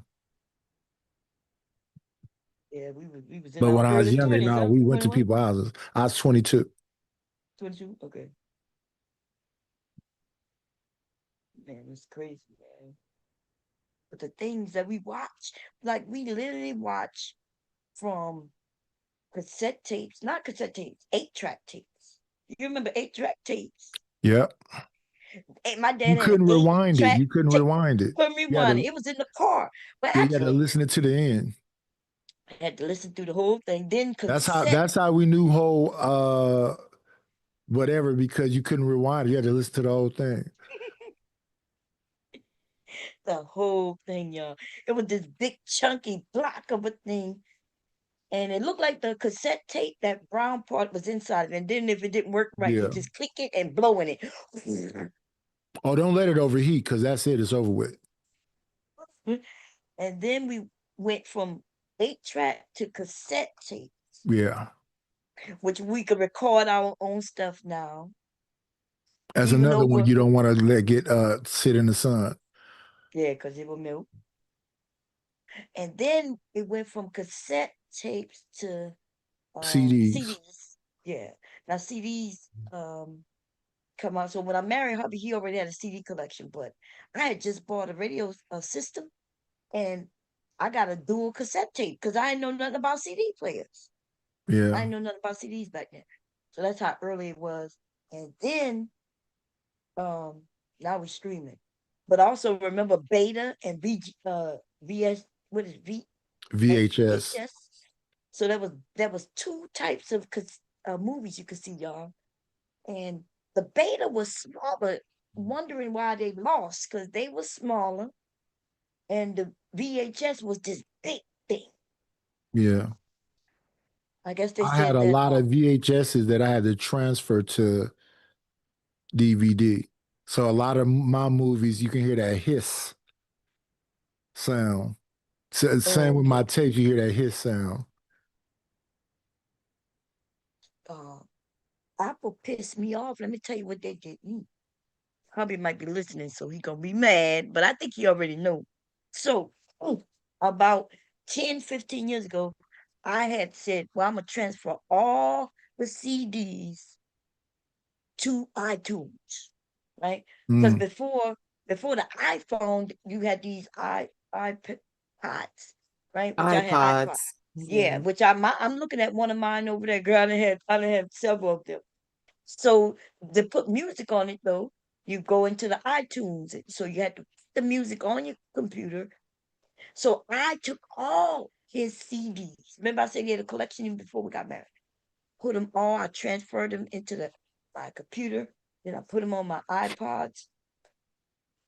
And then it was in my Apples. It was on my phones and things. Maybe about 10 years ago, Apple did some weird ass shit and deleted all my music off my iPhone and out my account, out the cloud and everything that wasn't there. So I had a lot of music that they wasn't allowed to have, and they, to remember, because they had title, and they was Yeah. repeating, and so some of my music was all over the place. It was You skipped one thing. what? Napster. Yeah, I was about to say that's where I got all my stuff from. Napster, Morpheus. There's another one, LimeWire. LimeWire, yep. Yeah, I still have those, but what I realized from my sons is that it wasn't the original music. It'll be edited, be to be either faster or slower, and I didn't recognize that until like I listened to the radio and see that the music would be different. Y'all never, and then my sons were always with viruses on my computers. So I told them they couldn't download from LimeWire no more. But I have a whole playlist called LimeWire where all the music in that playlist came from LimeWire. Napster, I ain't trust that. Yeah, I killed plenty of computers fooling with those websites in my day. I feel like it's like maybe like an American childhood cultural experience at some point, Yeah. When you're Till I whipped young or a young their ass. adult. Yeah. Remember, I'm a computer engineer by trade. I was in school for computers and everything. Kids was messing up with computers. Yeah, trying to download all the music, yeah. Yes. Same thing with that movie 123. It was buggy too. I'm trying to see some bootleg movies. I think that website's still kicking around too, I think. It's still around. Yeah, they got a lot of them where y'all can see everything from all over the globe. You just gotta get a VPN. Because Yeah, and it's buggy. It'll put a virus on your computer too. What? The movies 123. Yeah, you shouldn't have to download anything though, because you got streams. Yeah. So I don't be download. I'll go to the site, I'll click on the movie, and then it'll do some like ad pop up, and you got to go back and hit it again. Then the ad pop up again, and then it'll say virus, and you cut off whatever. It's buggy. It always be showing like a gambling site or something. Oh, okay. You have a VPN when you go there? No. Oh, okay. That's usually your ISP doing that because they want you to stay off of them sites. Yeah. So you get a VPN that shows that you're in another country or another state with another IP address, then they can't do that. But yeah, that's the way to scare people away from the sites. It'll block. That's why you got the ad. Even if you have an ad blocker, they pop up anyway because the way they got it set up. But you can't get a virus if you don't download anything. But when we do go to websites, we do be downloading shit though. Yeah, I like some of those movies. I would want to, but I don't even try none of that stuff no more. I just watched a movie with the dude I thought was black from Saturday Night Live, but he not, Pete Davidson and Bill Murray. They're mobsters or something. It's It's like a good. comedy kind of thing. Mm, It was good though. that's good. Yeah, I don't really watch TV, so um, I watch YouTube now. YouTube got even TV shows. Yeah, movies and everything. Yeah, but I ain't paying for that shit no more. And y'all see No, they they got got some something. free ones. They got some free ones. Oh yeah, they do have some. They have a new YouTube Premium. I think it's called YouTube Premium Light. They said Yeah. you get less commercial. They putting so many commercials on stuff now. That's crazy. Yeah, a person you gotta have premium when you doing your channels because I'll be looking at people that got the StreamYard duck up there and they haven't paid for premium. And they get cash apps. Hey, listen, if you taking people's money, you gotta at least not have commercials. I agree with that. I do agree with that, especially if if you the amount of money some people be getting, they should pay. Oh So you yeah. don't have to commercial. Now I ain't getting paid like that, so we gonna go through commercials. Okay. But I don't review people's stuff that often either. So I feel Yeah, because you can judged. come I over here went and have a live last night conversation. and that you went live, happened. Angelica? I did for the first time in a while. I went live last night and because I paid for YouTube Premium probably for years, you know. And then I think my card expired and I didn't know how to get back into like my payments. I still really don't. Um, so I don't pay for it anymore. And when I went live, I mean, but it's also like the content creators, because I know that they can add ads into their videos or streams, Yes. at selected, minute marks and things like that. And one stream that I watched that we were reviewing last night, it was like maybe every 10 minutes. I'm like, this is bad. This is not just YouTube. Like I don't you're trying to nickel and dime people for their, Oh AdSense. Like yeah. I get it that you're trying to make money, but yeah, I was a little embarrassed. So I feel targeted right now. I just subscribed to you. I thought I was subscribed to you a while back, but it probably was. I ain't done a stream probably in about a year, and a lot of my content, was gone. So no, ABT, she wanted to go over the whole Mika thing. Oh, Mika thing. Yeah. Listen, Mom, since January 13th, it's about to be March 13th. They've been on them. I think it's funny, you know what I'm It is saying? funny. So, they set themselves up for it, and according to Anton, he doesn't care, either way it goes. All content Oh yeah, is yeah. good All content for him. publicity is good publicity. I mean, bad publicity, good publicity is Hmm. publicity. Yeah. His numbers going down over there on that morning show, not going up. So I'm quite sure he's noticed that. But I used to be on his head a few years back when Fight Club was still around. Because I started listening to some of the things he was saying. Because he used to be over there with a piece on Hmm. on his morning show. He said one thing, he'd be over there with a piece with them young women saying something totally different. So we would review that. But I always wonder why people thought, the men made him. And they brag about Fight Club as if he created Fight Club and he didn't. That name of that channel used to be Anton Daniels. Um, Hmm. and when they changed it to Fight Club, he was rarely over there. He was, you know what I mean? Like, Yeah, that was mostly Aaron O and Brittany B. right. Hmm. So, and That's but why when I people, first got there, I didn't know nothing about him. I was sitting at home, I was looking at something, and this thing came on, and then Aaron said he was from San Francisco. I said, oh, so I thought it was local. I thought he was like, you know, and then I found out later it was Anton thing. yeah, But yeah, that concept wasn't new at all. That was the Rumble. They had the Coliseum. They had a bunch of shows like that before that. yeah, Only yeah. No, it thing that wasn't good. was different was the bounty. I never saw the bounty before then. Yeah. Well, the beef sector and things, they had bounties where they knock people Oh yeah, off. and I never seen the beef sector. Oh Lord, don't go over there unless you got to be I careful heard stepping about it over there. like last year. Oh yeah, man. I heard about it from Ashton and Unc Man. They were so overwhelmingly fascinated with it. I was like, what's going on over there? Then when they described it to me, I said, oh, I'm cool. Yeah, remember, I'm the one who told them. I warned them not to be going over there. Oh, they was excited about it. Oh yeah. I don't see them talk about it too much more. I don't go over there like that. Because you step on the road, you could be in a chat, Nightish, in a chat while two people going back and forth. And without even going on their panels or anything, you could be targeted. And them people, man. Oh, look, I I feel done like been in it's a not fight. like it used to be, though. I mean, Oh, I'm it's not not like it like used to be? no, I don't feel like it's the same. It's not as, I guess, like dangerous as it, It like used to be? Oh, as okay. it used to be. I mean, there's still, you'll still get cussed out. People will still get doxxed left and right if you say the wrong shit. Chatters will get targeted if you say the wrong thing. But I could be wrong because I'm not like super in this space. I'm just like an observer. It just doesn't feel like it used to back in the day. Were you hit when I pulled out a gun, Angelica? Hmm?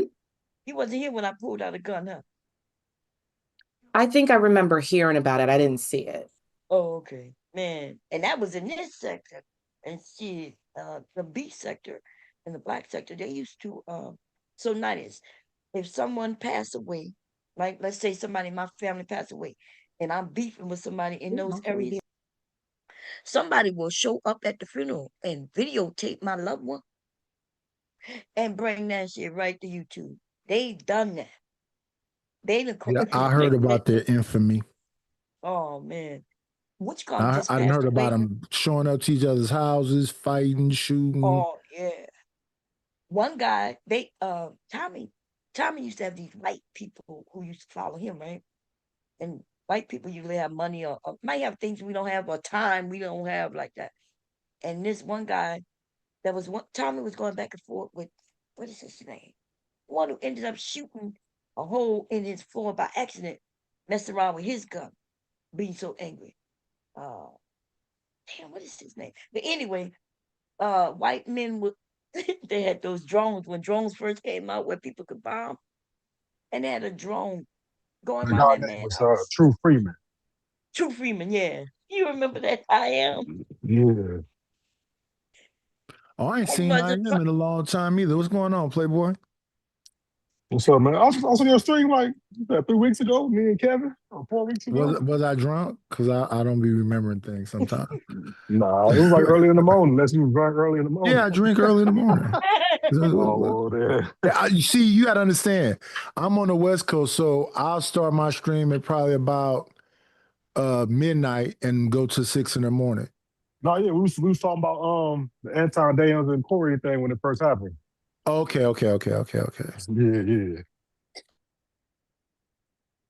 Nighties, these people are crazy, and some of you men not gonna play with it. Remember what his name? They said he just passed away. He came over here messing with us. Remember, I am damn, what is his name? The one who called my mother-in-law. Nighties, he called my mother-in-law. Had a whole conversation with Oh, you talking about Beasley dead ass? Easily. Yeah, they said that he passed away again. Again? Remember, he died a while back. He died around the same time Sasha Ray died the first time. Oh, yeah. And when he came back with a vengeance. That's when he called my mother-in-law. So I had roasted him so bad that he died. And then when he came back 6 months later, and nigga had to call my mother-in-law, y'all, and fell in love with her, Angelica. He was still calling my mother-in-law on the phone and That's recorded it. crazy. He recorded it and put it up on YouTube in not one part, but two. Right? I think now he got knocked off. He called my mother-in-law and they was talking. That shit was crazy. That's this YouTube stuff. And that area over there. So I never, I go over there and tiptoe around, go over there by Miss O and a few other people, I'm cool with almost everybody. And so if I need, some mess to pop off on somebody, then I know exactly where to go. But yeah. It's crazy. How you been? I am. What you driving? You must be driving. Oh yeah, I was early. I was Okay. going through the backwoods in Georgia, but I'm home now. So yeah, when that dude is he a character. What's that dude? Oh damn, the dude with the Kermit the Frog voice. Whatever messed with Was he up his here? yeah, the You dude talking that about comes KT? from no, not KT. Hulu? No, not Kulu, the other one. Not Brownsville. Oh, you know Brownsville. No, yeah, not Browns, bro. The one with the one who got the Kermit the Frog voice. He A was up little here young. today. Well, you thought he was young, but he old as shit. Um. Uh, um, he be on Sarah panel. Oh, you talking about what his name? Yeah. Yeah. Josh. Yeah, that dude was a character. He'd have been in jail for everything. Josh He did did everything, he y'all. did He'd have done been arrested. everything. I mean, goddamn. But yeah, talking about he gonna kill his daughter's boyfriend or something. Like, That's come on, crazy man. as hell. You gonna be damn. Well, I don't know how old his kids is, but I mean, I get the if he put his hands on her, you might step in as a father, but you always talking about you killing people. Killing people just So then how you for gonna her. protect your family when you're dead then? Exactly. I mean, when you in jail or dead. You know what I'm saying? Like, come on, man.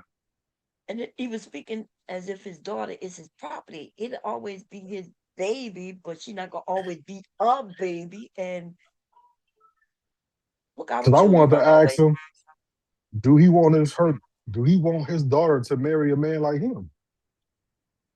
That's a And good all the shit question. that he didn't did Ooh, that would be and have been a part of, right? So do Yeah, he that. want a daughter to well, we ain't gonna say prostitute, but to pimp and have orgies and swinger parties and shit like he did? I just wanted to know. But I was going through the woods, so I couldn't really get in there to get his answer. Oh shit. So but yeah.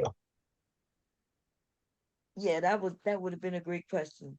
I had to walk away. I was like, okay, yeah. They talking like, because we can. And Angelica came up and made a great point. We can teach them whatever we want. Doesn't Right. mean that that's the route they gonna take.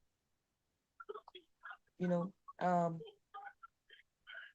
And then I want to ask Bronzeville because he said how just one point how his daughter wanted a man that looks at her like he looks at her mom, but at what part? Like, is that how Bronzeville looked at his wife when he first got with her?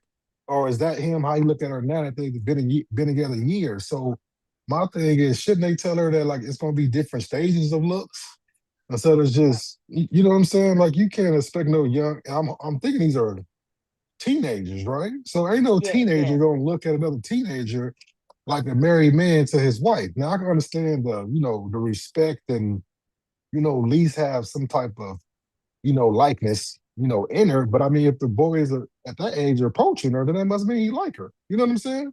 But Right. you're talking about a teenage boy compared to a grown ass man. And how did he look at his wife when he first got with her?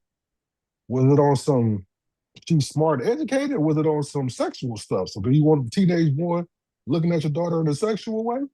Like what does this look? That's just what I wanted to ask, just for some context.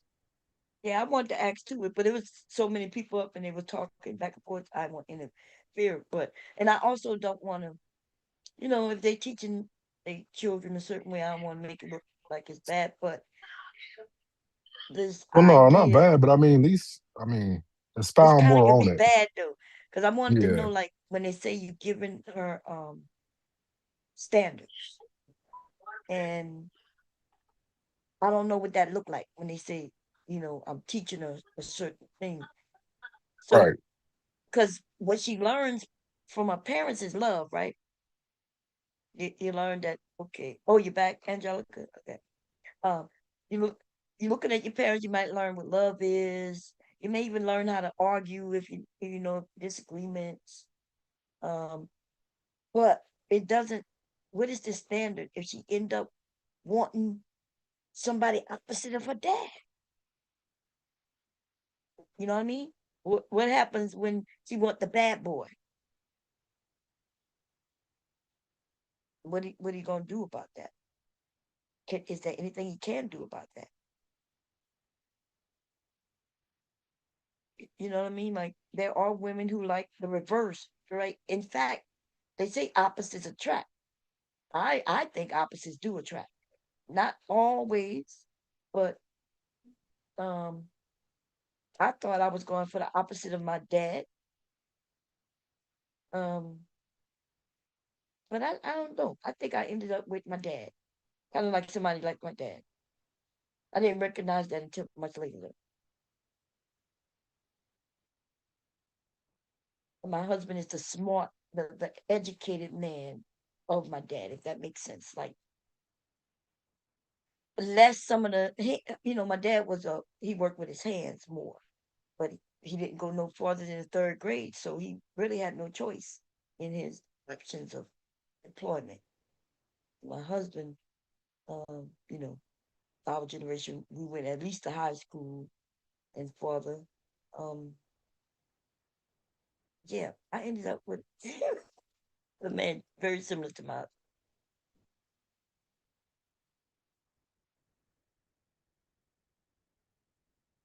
Yeah, I was definitely not interested in finding a man that was like my father. As much as I care for him, it was certain things that I saw growing up that I absolutely didn't want. Yeah. Didn't want it at all. And that's what I thought I was doing too, Angelica. I thought I would, I wanted an educated man, right? So, and my husband, I thought he was gonna be fun like me. We're gonna be fun together. Um, but no, yeah. When I look back at it now, yeah. Even some of the negative things I saw my dad. Like we humans, so we all got negative things. I'm quite sure my husband could name a few negative things about myself, just like I can name about him. He just learned to deal with it. You know, that's what relationships about. The only way we're gonna get rid of all of that is if we get a robot. We're gonna be able to program what we want him or her to be like, and then they're gonna give us exactly that. Other than that, yeah. Yeah, I 'Cause I think. Go ahead. I'm uh, sorry. no, I'm about to say I still haven't got that plant. I know for a fact for 10 years. I've been saying, hubby been buying me roses ever since we met. And all I want is a plant. And here we are into 36, 37 years and still no plant. So you, Yep. you still want it? Hell yeah, I still, if he So came then home for once our you so anniversary, once you go Home Depot or Lowe's, whatever's around y'all, find that's that probably, plant, send him a text message and say, "Hubby, can you pick this up for me, please?" hell There you no, that go. don't work. That If because that he don't probably work, thinking the same thing. He probably thinking if she want the plant, she'll just get it. Because I could have. I am saying for our anniversary, he could, instead of buying me the roses, he could buy me a plant that I could have nurtured through all these years.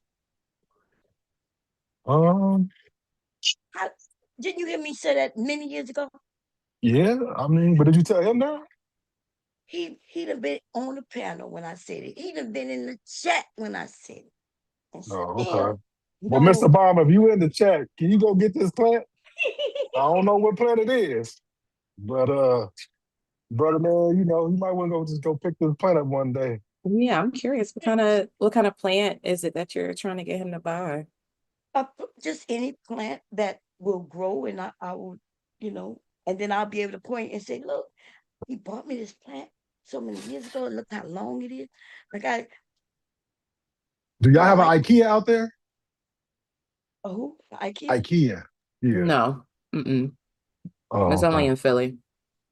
Oh, okay. Oh, okay. I forgot. Well, And so it's right around the corner. She Yeah, here, I'm y'all. down the way I'm from about to you. say he can go to IKEA and get you one of those cactuses. I don't want no Listen. cactus. You trying to get me prickly. No, the little small ones, they like goldfish. You ain't gotta No, do a I don't lot. want You no ain't gotta cactus. That's not a plant. I don't want no that cactus. is. No, Okay, well I don't go want get that. That ain't It's what's they the not ain't what gonna one she grow. looking for. She what's the wants a one with the plant that's gonna grow, get you like a Yeah. fiddle yeah, leaf fig. they got plants there too. What's the ones with the little purple flowers? Ivies? No, what is Those are it? flowers. Jasmines? Oh no, she want a plant. Okay, so you want a plant with some Yeah, that's gonna well, grow. You all know, right. it'll be indoors. Put it outdoors when it needs some sunlight. Um,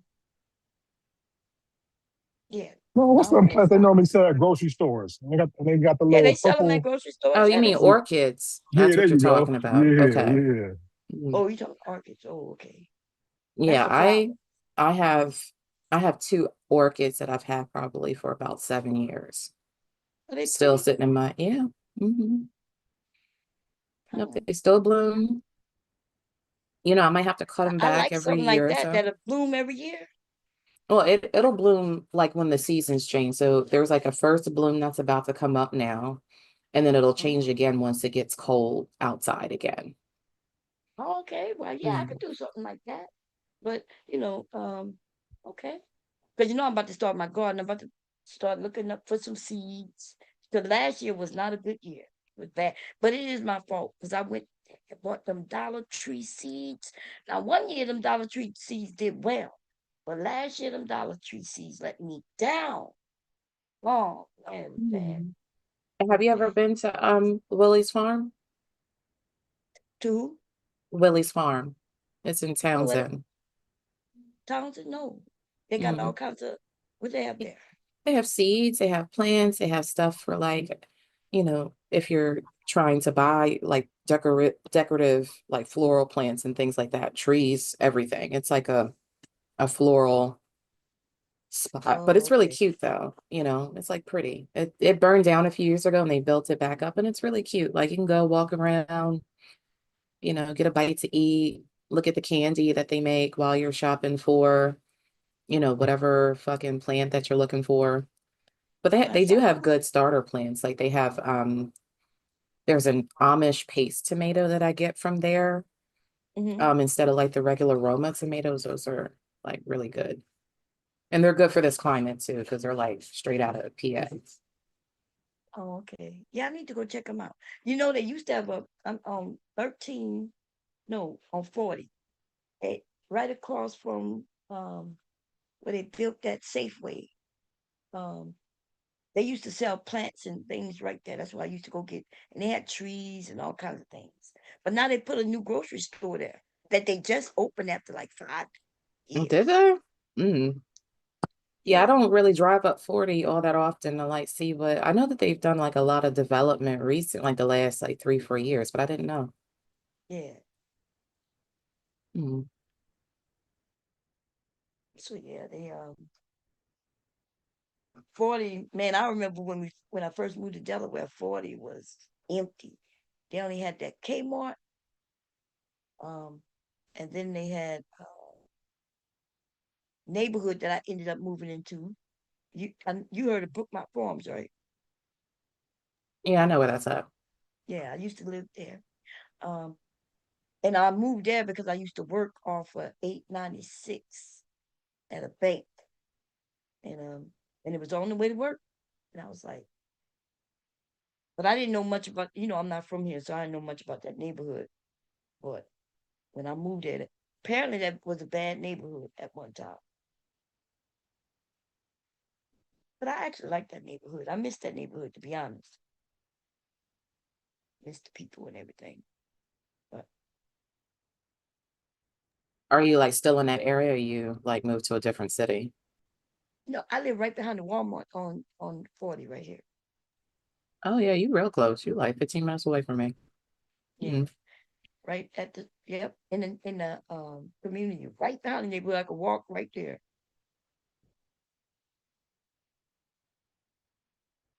Yeah, Delaware's cool. Especially when you get older. Now I ain't gonna lie. When I was younger, though, Angelica, I did not like Delaware. They had nothing here. I would have had to go all the way to Philly to go party. Yeah, they had nothing here. No, there wasn't anything here years ago. Not for young adults. Absolutely nothing. Everybody went to Philly or Jersey. Some people actually drove to see DC, but there was nothing DC here. or Baltimore, yeah, there's nothing here. Yeah, and the city of Wilmington closed at 5 o'clock. A whole city where where you used to be able to go on what's the name? Is it not Market? Is it Market Street? Market Street, which would close when all the stores would close when people get off work. I was like, I just did not understand it. Yeah, I never like well, I've been here long enough, but I never understood like how you could like drive 30 minutes north or south and it'd be like the polar opposite. Things would stay open. Like there'd be a bodega that was open until 2 a.m. on a Wednesday night somewhere. And Delaware just wasn't. I don't think it ever was really meant for like young people. I think it was meant for the more seasoned adult. You have like a lot of military people, people that commute to like DC, Baltimore, Philly for their jobs. This was really just supposed to be like a bedroom state. That's it. Like you live here, you do everything somewhere else. Yeah, well, it used to be a banking state. So when I first came here, all the banks was here. So it was plenty of jobs that banks here. Oh, you mean before the real estate crash? Yeah. Okay. Yeah. So Bank of America bought Wilmington. I think that's what it was. No, it was called something else before Bank of America. What was it called? I don't know. Well, there was that one bank that like bought that street for some of its like executive C-suite people. Yeah, it had them homes built and everything. M something, MSNC or something like that.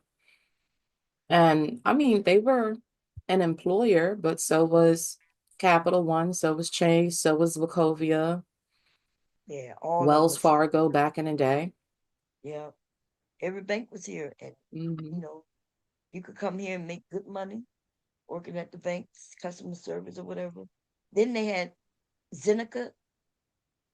And then what was the one that was here for a very long time? They poisoned the whole country, the whole world. DuPont. DuPont. Y'all, DuPont come from right here. DuPont them poisoned the whole world, y'all. Yeah, with the, what is it, Forever Chemicals?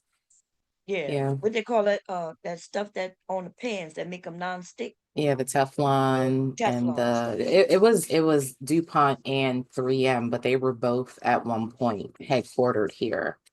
Yes. So, if people want to point fingers at Delaware, you can like blame us for cucking the rest of the planet. Yeah. Yeah. But then I don't know what happened to them companies. Well, no, so AI turned into Nemours and they turned into Nemours and focus more on children's.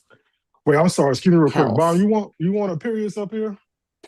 We're gonna see what you gotta see. I'm gonna go. I can't. Okay. Okay, well, don't leave. Imperius, they don't want you up here, baby. That's it. Okay, good. Okay, you go. Yeah, that's why I asked before I did it. Okay, you go, yeah. Okay. Yeah, I don't want y'all to leave. Okay, just because he's here, okay? Okay, go ahead. I can't. No. I don't know why I be trying to give people chances. And sometimes he can have a good conversation, but then he goes off. I don't know. What were you saying, Angelica? No, I was just talking about how AI turned into Nemours. Like, I know that there's still like a DuPont chemical that functions. It just doesn't function here in Delaware anymore. So, okay. Did you see? But yeah, so they went complaining about the electric bill that we getting? What people want to ban against the electric company and everything. Well, they're trying to build that data center in Delaware City. Right. But the part that they didn't tell everybody is that like the electric companies are like all regional. So they have like one company will supersede or preside over giving power to like a whole handful of states. And we're already part of a block that has a shit ton of data centers already. So if you've noticed, your bill has slowly increased over the last several years. But no, well, at least here in Delaware, nobody knew that it was already because of data centers. But now they're trying to open one here, and that potentially would skyrocket the bills even more. Because I think the article that I was reading from, I can't remember the newspaper, but they were saying that what the fuck was it, that the reason that bills have already been increasing was because the state that one of these data centers was built in, they had to literally shut down a section of the grid that supplies power to all customers. And because of that, they obfuscated that loss with increasing the rates. So that way they can assist in the development of this data center that was built, I think, in Virginia or something like that. And But do we now they're need trying these to data come here. centers? I Yeah, think no, we we don't need need, them. but that's for the AI crap. Well, they they say. Oh, haven't, okay. from what I've heard, and I could be wrong, a lot of people are like leaning towards they haven't produced what they thought they were going to produce as far as like revenue. So a lot of the investments that were made early on aren't really panning out with companies, and that these companies are essentially making the decision for us as like the end user that, oh, your life is going to, you're just going to use AI because it's like wonderful, but in real time people aren't using it the way that they projected. So there's some people are saying it's a waiting game, and then other people are saying other things about it. So But then also to use AI, I gotta go pay for it, and this stuff is too expensive. They want you to pay for it, so I gotta pay for the use as the user to use the AI, and then I gotta turn around and they add me their electric bill to ours, their power bill, whatever. I don't think that's right. And then they're not even getting employers, y'all, for these data. It would be different if they building them and they're gonna create thousands of jobs. But it's not. It may create a few hundred, maybe at that, because it's gonna be all just data, right? A data center where they don't need people working there. no, the jobs come from the development of the centers, not really the Right, maintenance and maintaining. exactly. So they'll have some job for the few months or whatever, how long it take to build it, and then all them jobs go away. And then everybody who living in that area gotta pay. Why want a company if the company need that electricity, they use it, then they should pay. Just like I use my electric and I pay. You use your electric and you pay. They need to use their electric and they need to pay for it. Well, I do think that they just passed some sort of legislation here in our state to say that they were going to force, if there is at any point in time in the future a data center that is built, that they're going to have to pay the full amount of the of the utilities that they use, opposed to having it subsidized by the rest of the population. But even though it may not hit us per se as like people that live in the state, it's still going to be passed on to someone else. You know what I'm saying? So it may not be like Delawareans that have to pay that charge, but it could be a neighboring state like Maryland or Virginia or parts of Pennsylvania, whoever is like connected to that grid system. So it's like a catch 22. I think, I don't really know how to feel. I think the idea that we even need these data centers, because I don't think that I've heard anything that can substantiate to me that these AI models are really beneficial, except for in certain instances. But like just for like the average daily user, like I don't think outside of like asking questions or getting assistance with like planning or prepping some shit, like we don't give a fuck about that. They sure don't. Siri and whoever, depending on what phone you got, they were doing a great job. Now they need all this power because they want to you able to create a website in a couple of seconds. Um, and I'm not creating no website in a couple of seconds, so I don't want to pay for other people. They need to make their website the way they used to, Shit. These bills are ridiculous, Angelica, and I am. It's things. It's no longer things that you may want, right? The bills are the things you need: electricity, uh, rent, um, you know, insurance, which is ridiculous. Yeah. Things that you need, gas and heat, and they just up in the bill. Nobody's upping up, pay. Delaware did go up. I think did they go to $20 an hour yet? I think No, the I ship. think we're still for minimum wage, I think we're still at 15. Oh, okay. Yeah. Thought it I was supposed to think be that we going. just got to 15 like back in like 2021 or 22.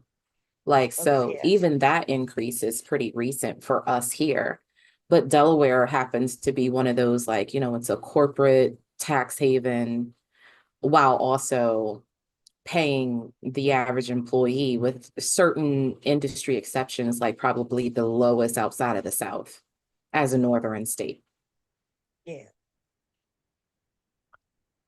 I remember when we went, and I thought it was supposed to go eventually work up to 20 though. I remember when they said 15, and they was going to do it in a couple of stages, a few years Right. to get it to 20.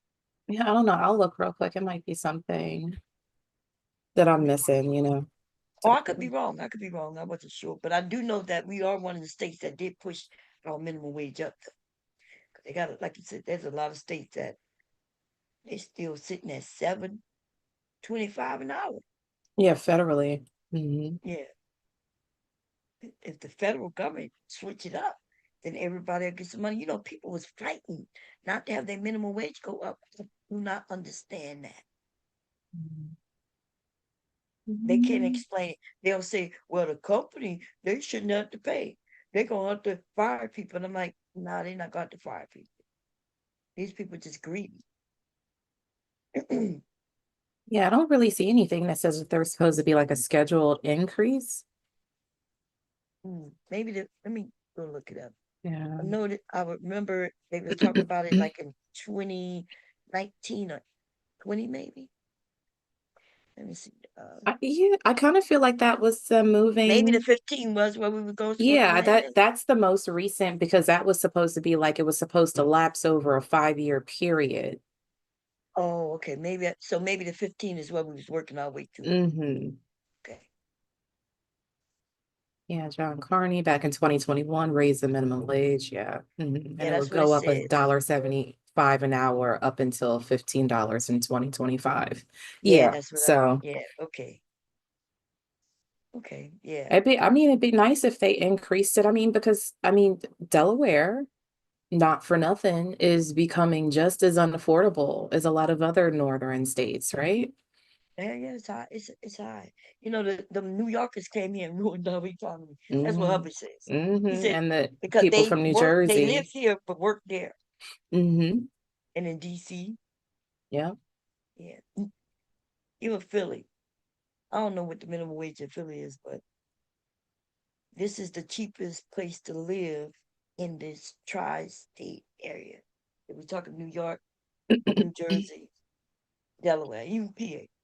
So people come here, but In comparison too, I just think that if we're talking about like, because you got to think like, what really is in fucking Delaware in order to justify some of the housing prices that we're looking at? Like they're building, or they just finished building like a townhouse development close by me, and the starting price is 400. $500,000. Yeah, I just saw one too. We were driving by, and y'all, and they was connected townhomes, two at a time, and it Mm-hmm. said 400,000 plus. And I was looking at that like the market got to crash because this is ridiculous.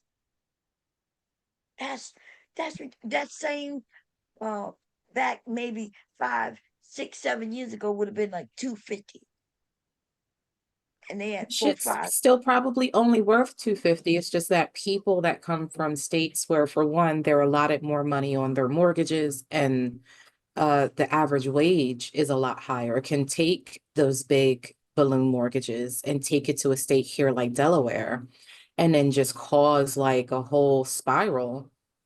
where the housing prices go up. You know what I'm saying? Like it's, there used to be, because it's funny because I went back and looked, like in the Newcastle area where my grandfather used to live at. And when the first house that sold after they moved in was probably about a few years later, but it sold for $67,000.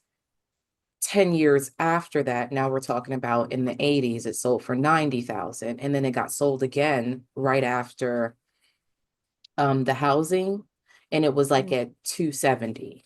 And now we're looking at these same homes in that area going for 375, maybe in the low fours for, for like a split home. And it's Yeah. crazy. It's And people crazy. think it's good that their home is worth that. But the issue comes, can they sell that home for that? And even if they sold it for that, they got to go buy another home.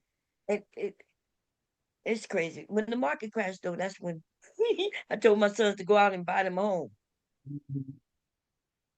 Because where else can we go? Can we go into $1 million homes, regular homes being worth $1 million?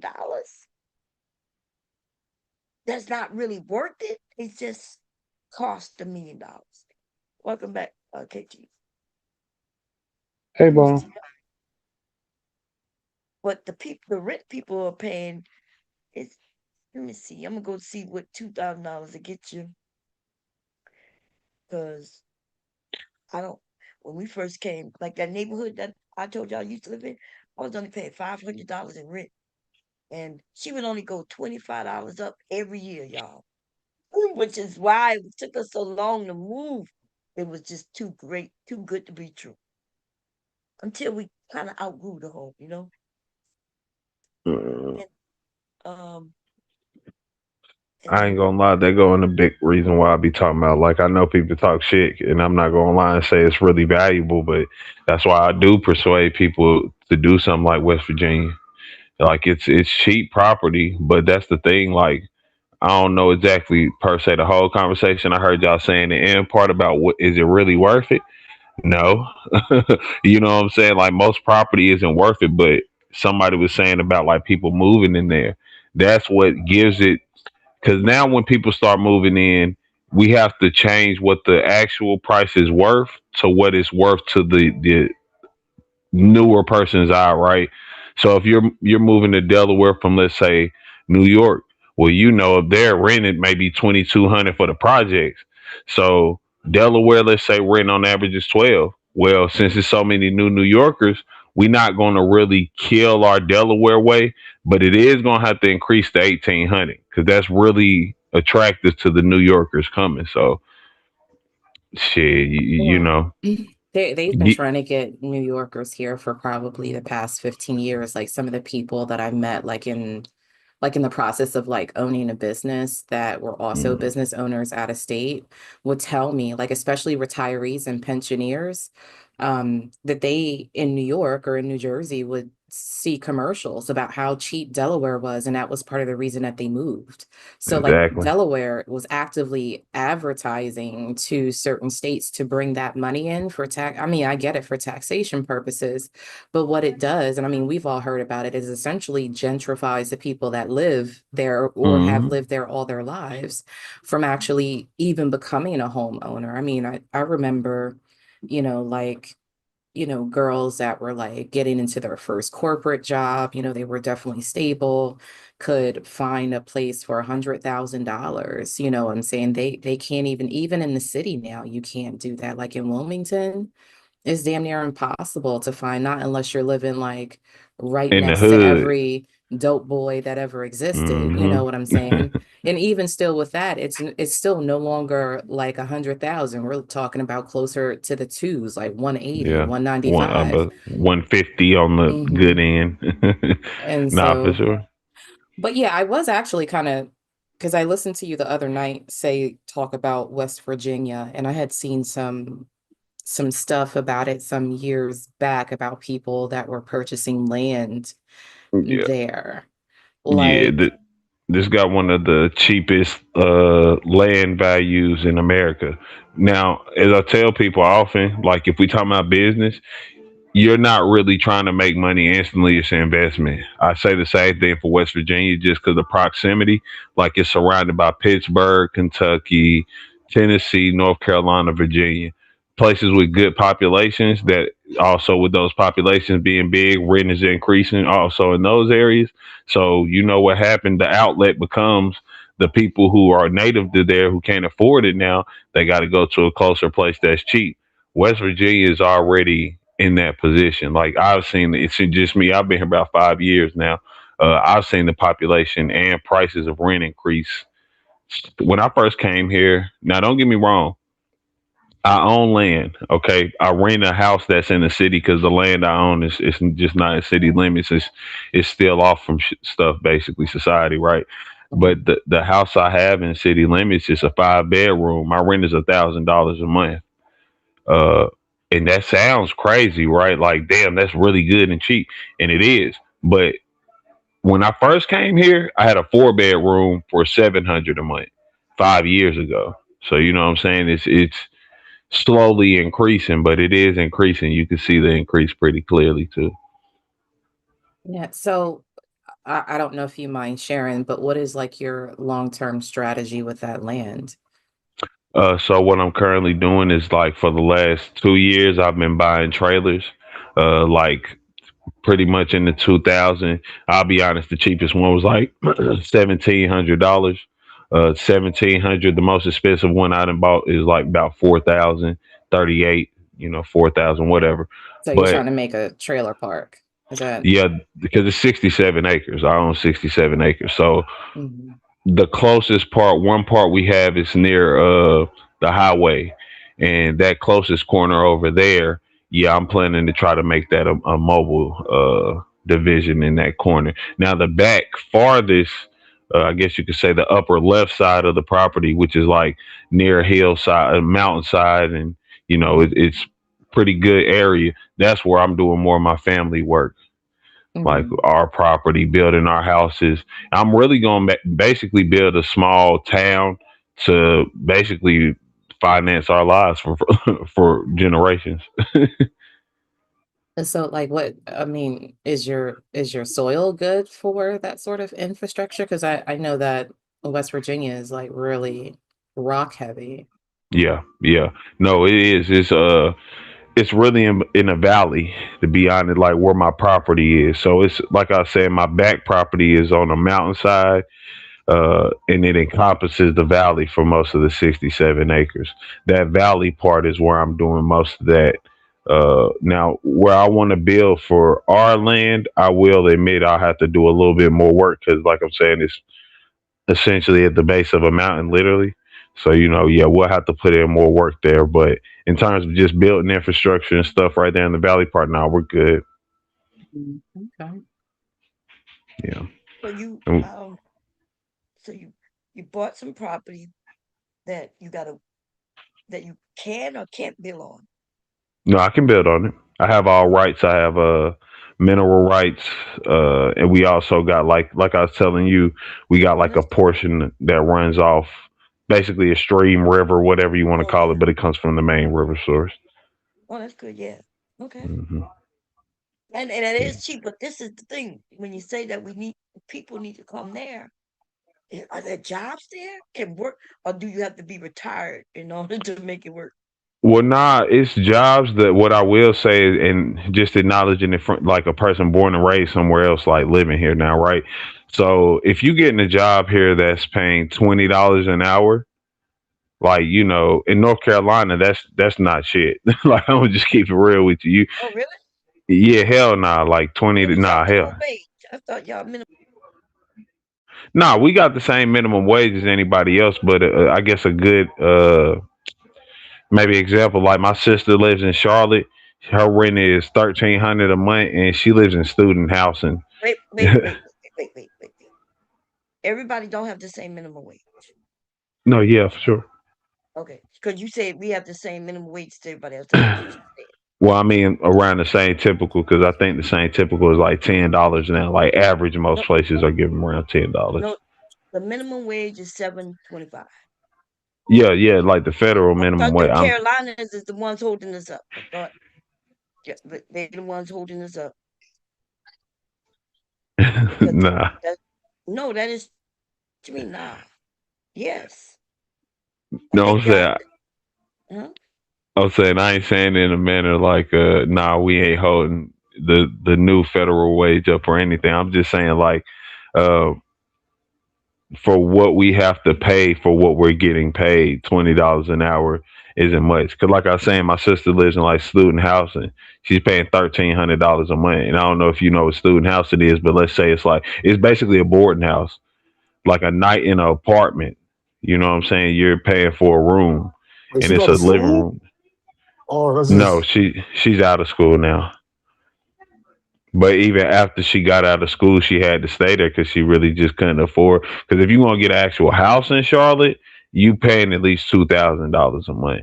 And we talking about if you could be on East Side Charlotte, which is like the hood, East Side or Betty's Ford Road, which is like the West Side, you could be in one of those areas and you still paying for a crib 1,700 a month. So it's just hard to get like a high apartments. We don't even want to get into that.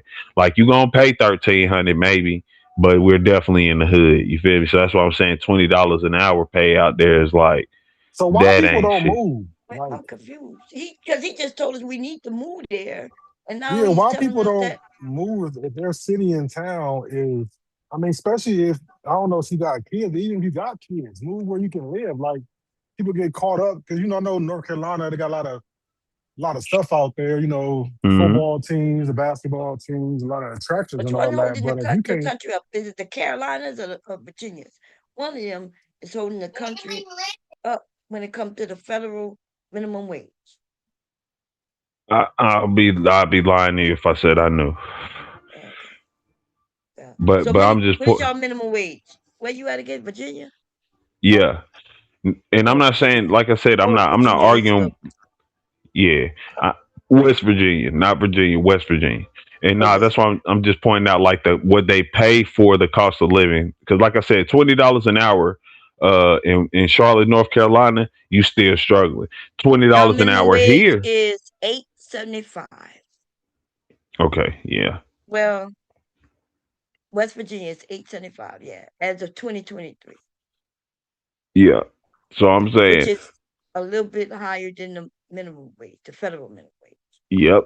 And the So when you also the told me point with that that is, $12, you need more than $12 to live there an hour. Right. no, I was saying like North Carolina. Like if you're making $20 an hour in North Carolina, you're still pretty much in the struggling area. In West Virginia, what you making 20? Because when you were asking about like if jobs are Well, here, North and I was Carolina trying. minimum wage is $7.25 Hmm. as of 2026. Hmm. They I believe. that must be So they're on par with the federal minimum wage then. right, and that's who Yeah. holding us up. Remember, I said, Jesus. yeah, they holding us up. And there's only a few states that only have 7.25. That would be Pennsylvania, yeah, Yep. Utah, Texas, um, Pennsylvania, Oklahoma, New Hampshire, North Dakota, North Carolina, oh, Kentucky, Kansas, Indiana. Mhm. But A now lot of look, this all I'm saying.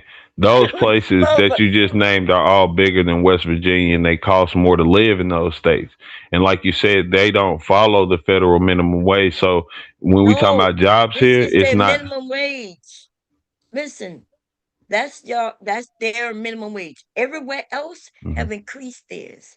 Like example, Alaska is $13 an hour. Arkansas is Mhm. 11. Arizona is Mm, 15. New York So is each crazy. New York is minimum wage is where is it? like New York close to is 20 if it's $17. yeah. Yeah, I'm about to say McDonald's workers is getting paid crazy. That's why I said I know they join crazy. What you mean they only getting $17? Nah, see, like the minimum wage is like what they saying. That's what it could be the least. You know what I'm saying? They can't Yes. offer you a job and pay any less than that. But like I'm saying, like Yes. you can get plenty of So jobs in North Carolina okay, that's wait. paying $20 an hour. I know that, but you can't get plenty. But if the lowest can go to 725, there gonna be jobs that offer only 725 or 825. I'm not being funny. Most jobs just not offering that because again, the So price they of won't living in North offer Carolina higher than that. they won't offer the minimum, like whatever the regulatory rate is, but they'll Mhm. offer just maybe a buck, a dollar That's what I 50 just more. told It's her. Nah, A not. I dollar. say like 12.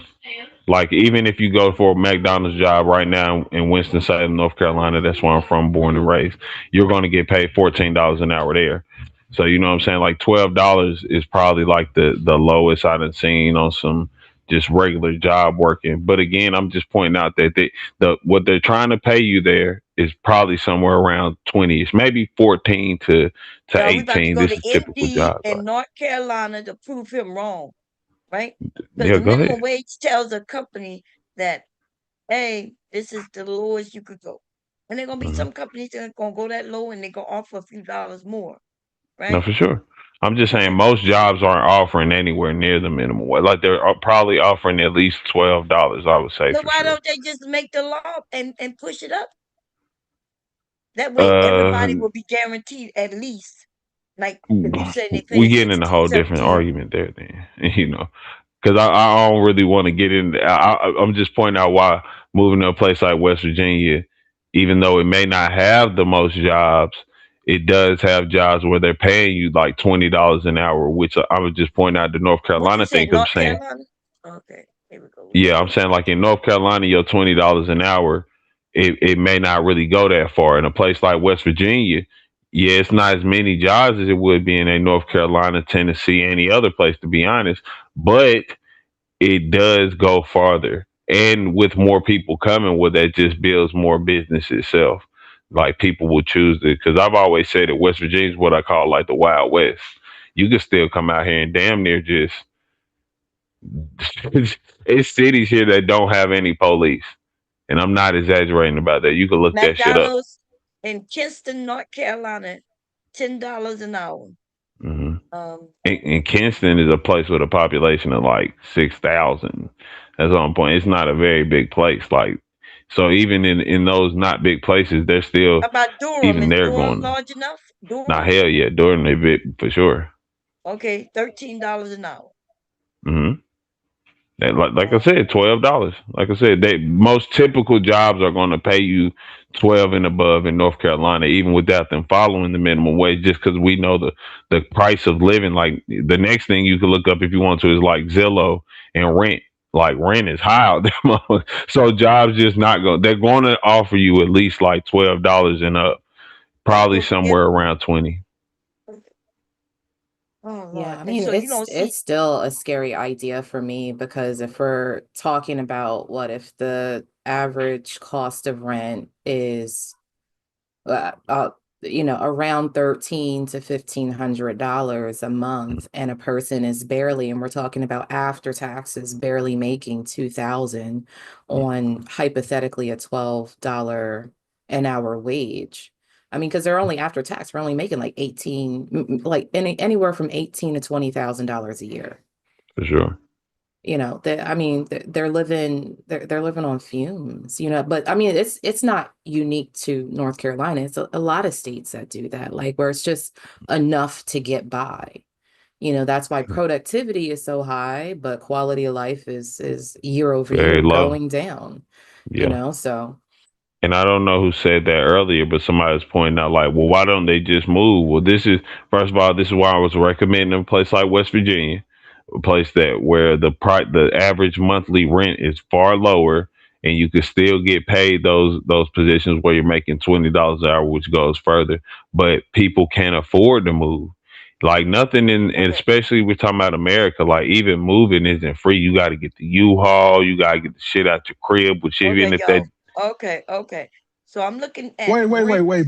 Hold on, let Wait, me say this. wait. How you go? Okay, go ahead. I'm sorry. I'm looking at the rent in North Carolina, Durham, as a one bedroom, $1,030, two bedroom, $1,200, three bedrooms, $1,260.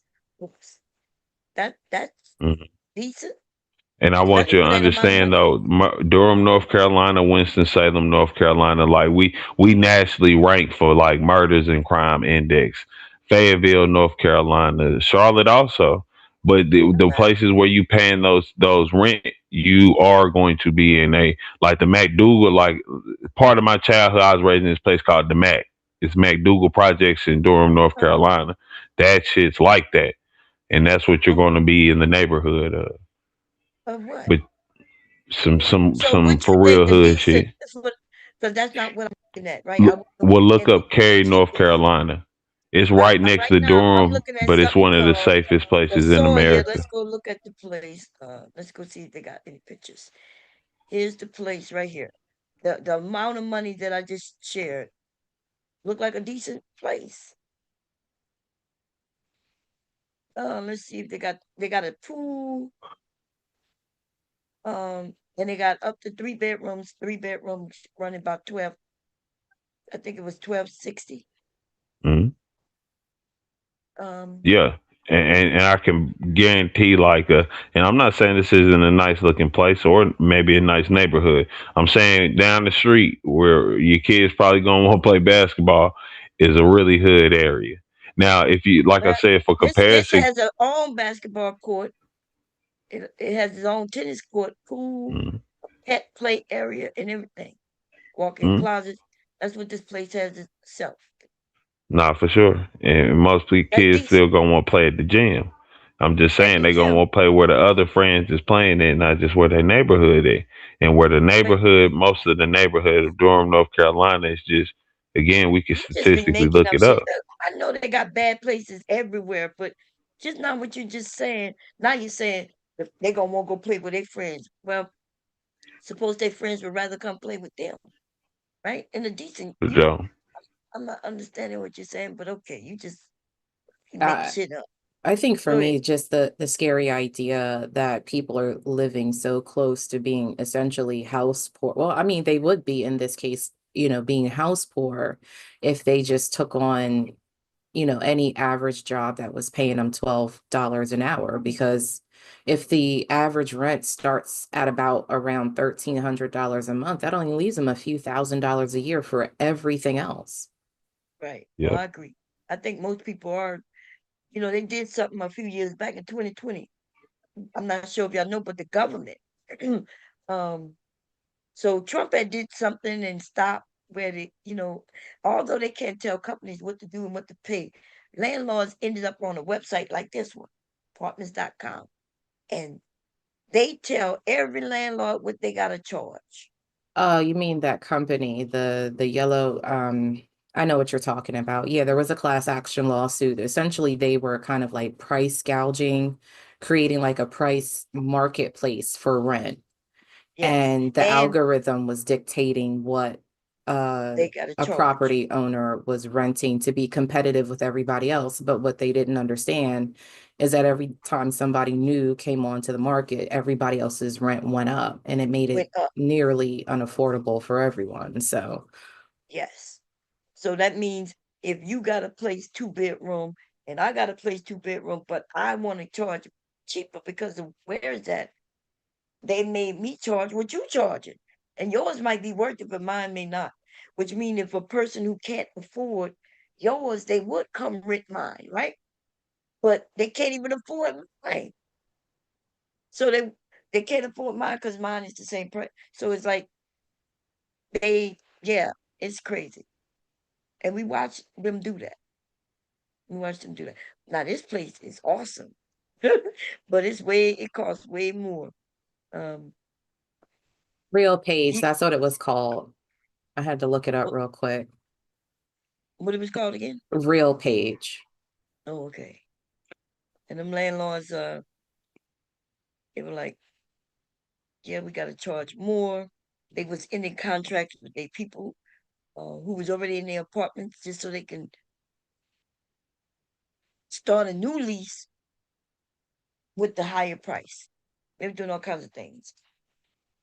This place is nice, but this place is expensive. They want 1,700 for it starts at 1,000, but it's a studio.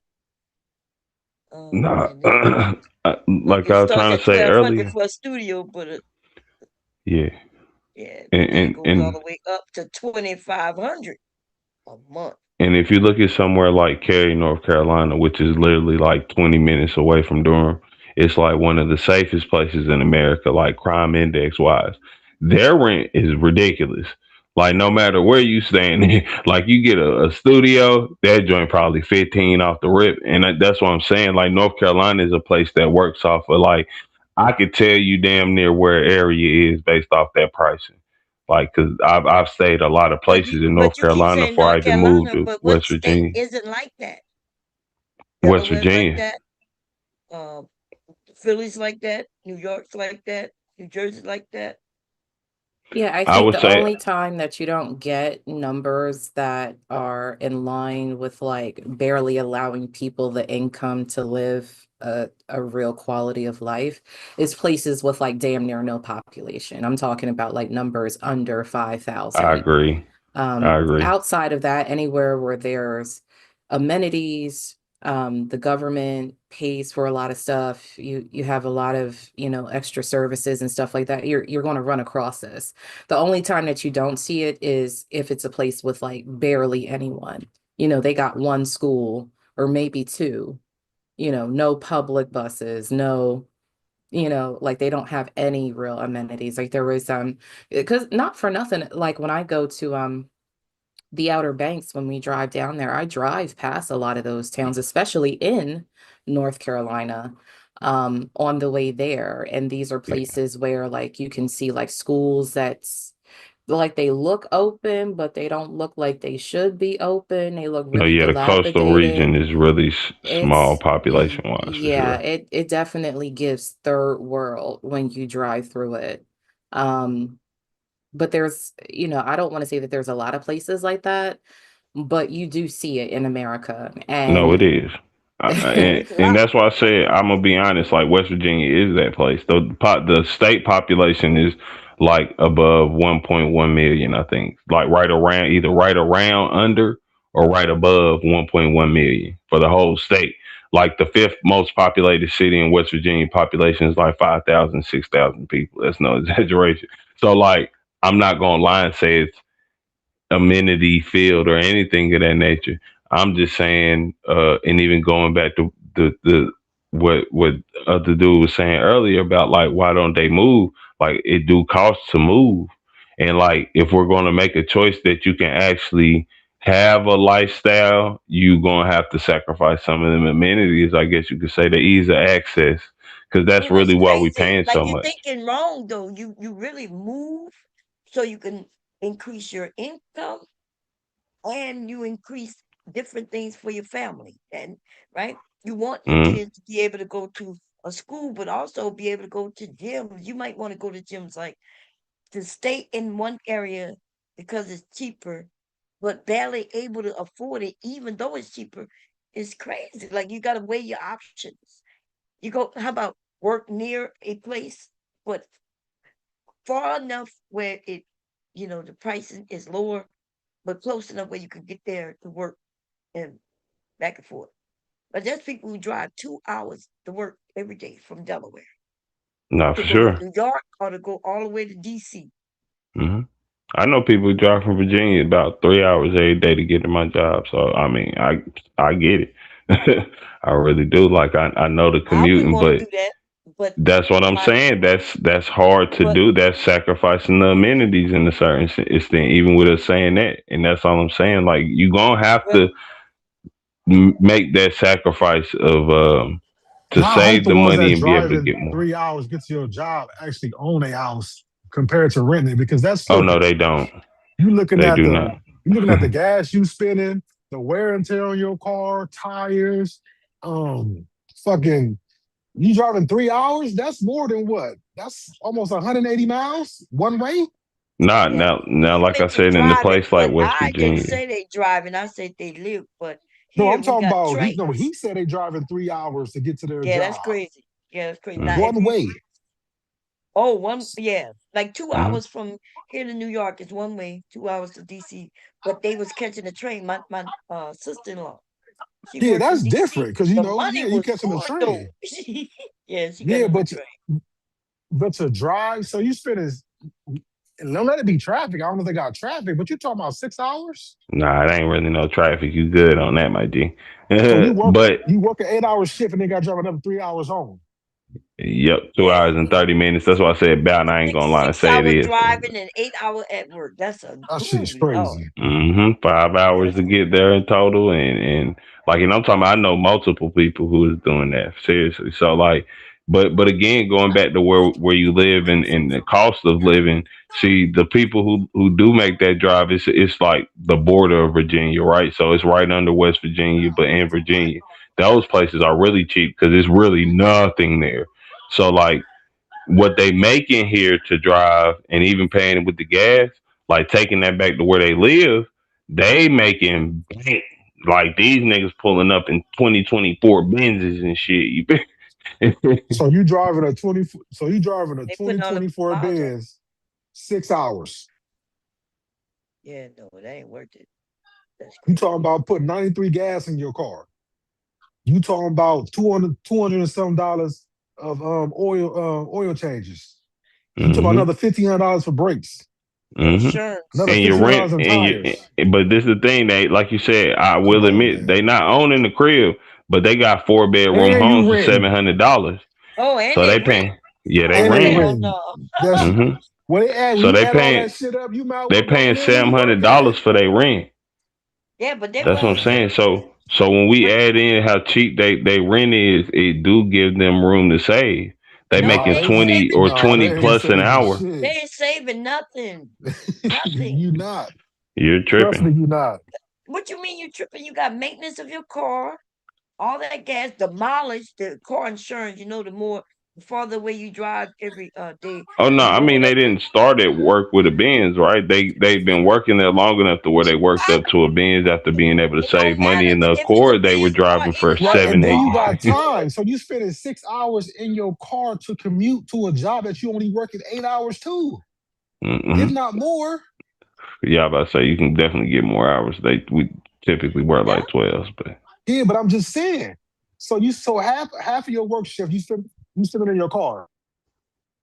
yeah, nah, that's them. That ain't me. My this shit 5 minutes away from me. Like I'm not commuting nowhere Well, to why you work. arguing that point? We're saying that that's crazy, and you should have been like, "Well, that's not me, that's them," and that's Nah, it. nah, I'm saying it has sensibility because again, your rent It don't seven make no hundred. sense. Yeah. 700 a month. You've been driving a Honda Accord for the first 7 years you were working here. You've been stacking that money up, paid your rent. You good? Like you right. They renting, and I personally see that as a problem. Right? Like So okay, ownership is the key. right. Listen, dude. So you just said the most dumbest shit, right? So instead of them saving up to buy a house in the area where they work at, or to buy a house in the area where the rent is $700, you telling me they saved up to buy a fucking 2024 Mercedes Benz from a Honda Accord that they probably owned? Now They could have I'm took that not money and bought you a defending. I'm not house. defending that they made a No, smart but choice. you are because you out here, you listen to what you're saying. You're telling us the story like it makes sense. So you are defending it because you're pumping it up. Man, they only paid $700. They had a Honda Accord. Now they got a 24 Benz. Like they save a lot of money. But you save money to buy a car and not buy a house? It's not no flex. Still renting. You own shit. Nah, listen. Again, I didn't bring the Now I can story see up if this you first, said and I'm they not was doing that defending. commute and making that money to buy a house, and they bought a house out there, that make more sense. Listen, But I you think you saying missed putting it what I into said a from the car? beginning, my brother. I own 67 acres of land. So I understand what's the smart decision. I'm just saying, in terms of like comparison to a city, like a state with like North Carolina, how I was bringing that up because I'm from there, right? It's more cities there, and people do commute 2 hours a day. Even Bomb was just saying that, like people from Delaware, New York, like literally do that. That's 2 hours. So we He had said on 30 the minutes on. train though. Nah, So some they paying people a are lot driving. We less. will be lying if we saying some people are not driving. Well, if they Like are it's, driving, that shit is crazy. but nah, I'm saying that's what people do to live to get by, like because they make more money on that 2 hour drive away than they do in that area. So to them, the conversion rate is worth it. It's the same thing for people doing now. Did they make the right decision by buying a newer Benz instead of a house? Hell nah. But I'm just saying they even have the possibility to do that when a lot of us like in these city states where it's a bunch of cities and stuff, and we're in those amenities and we got to pay for them even if we really not thinking about it. Like we can't afford to keep living in those areas because of that. Like, but these people can. They don't. They should buy a house, but they didn't because they already know. Like, well, at least on the path I'm at, if I keep doing this and I can continue to do it so far as I've done it, right? They're like, well, shit, I can spend the next 7 years and now go get the house. Like, and I ain't saying that's what they are doing, but shoot, I'm pretty sure a bunch of them probably having that next thought, right?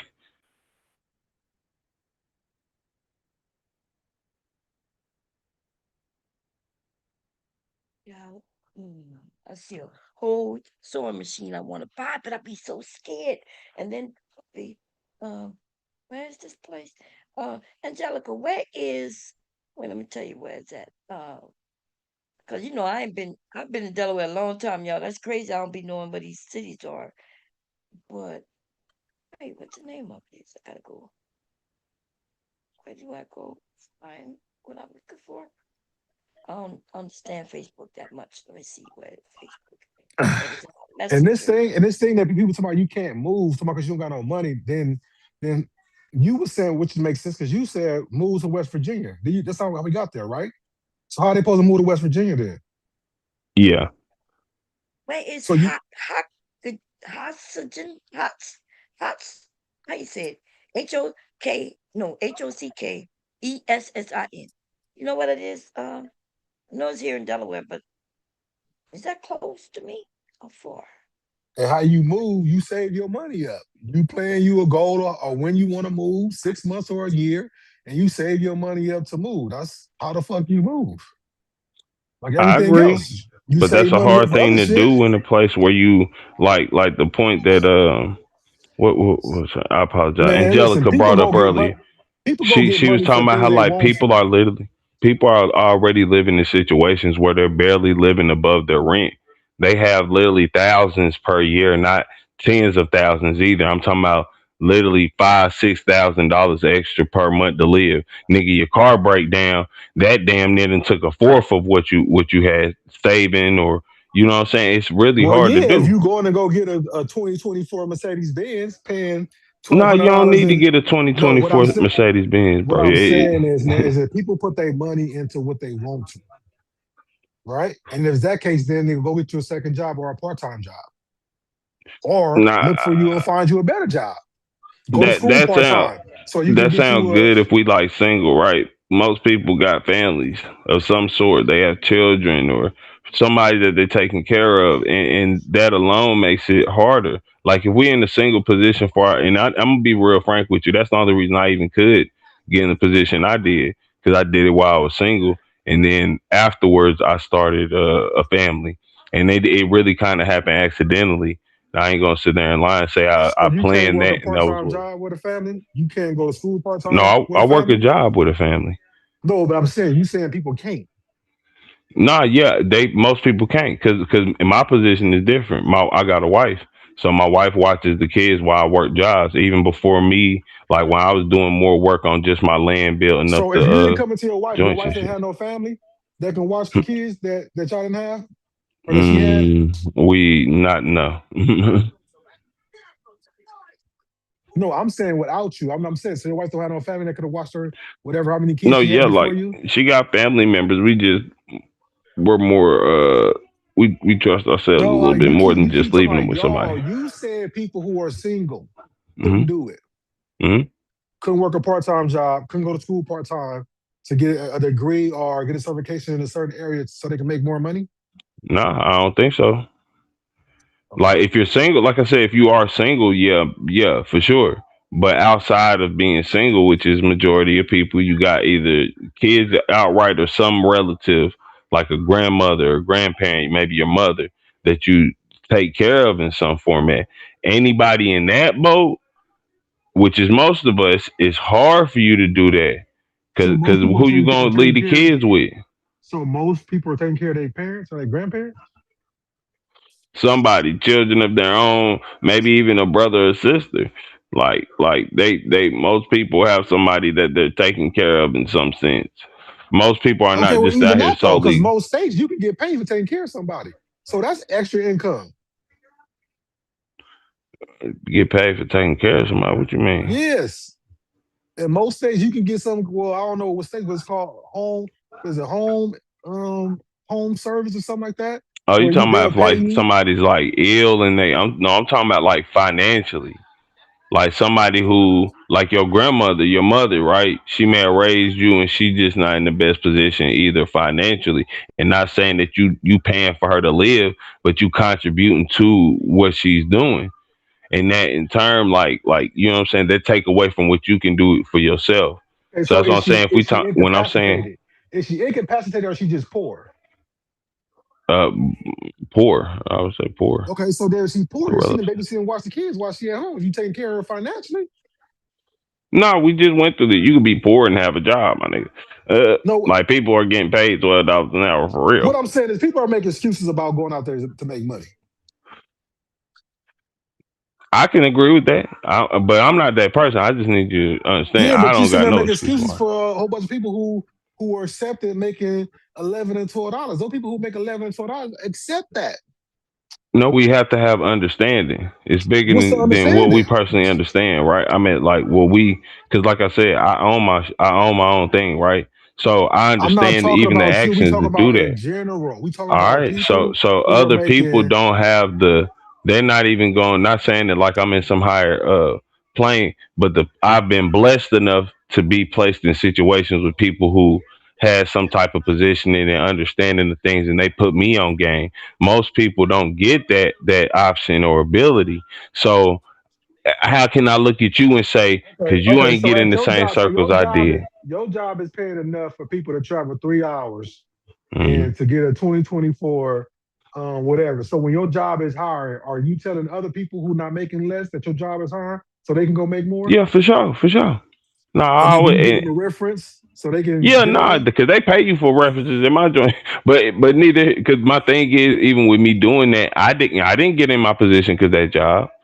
That's being very frank. If we being honest with you, I literally haven't worked a job for most of my life. You know what I'm saying? Even after I owned the land, I literally got a job because I got the house in the city. So I was like, all right, just so I won't be, because this is adding a resource, right? Like I'm spending more money for that, but I have to have some way to cover that and compensate. So I was just like, well, like that's why I said my job 5 minutes away. I'm not doing no commuting or none of that bullshit. It's like so. I'm not saying it doesn't help me. I'm saying just that it's not what put me even in the position that we want to tell others to get into.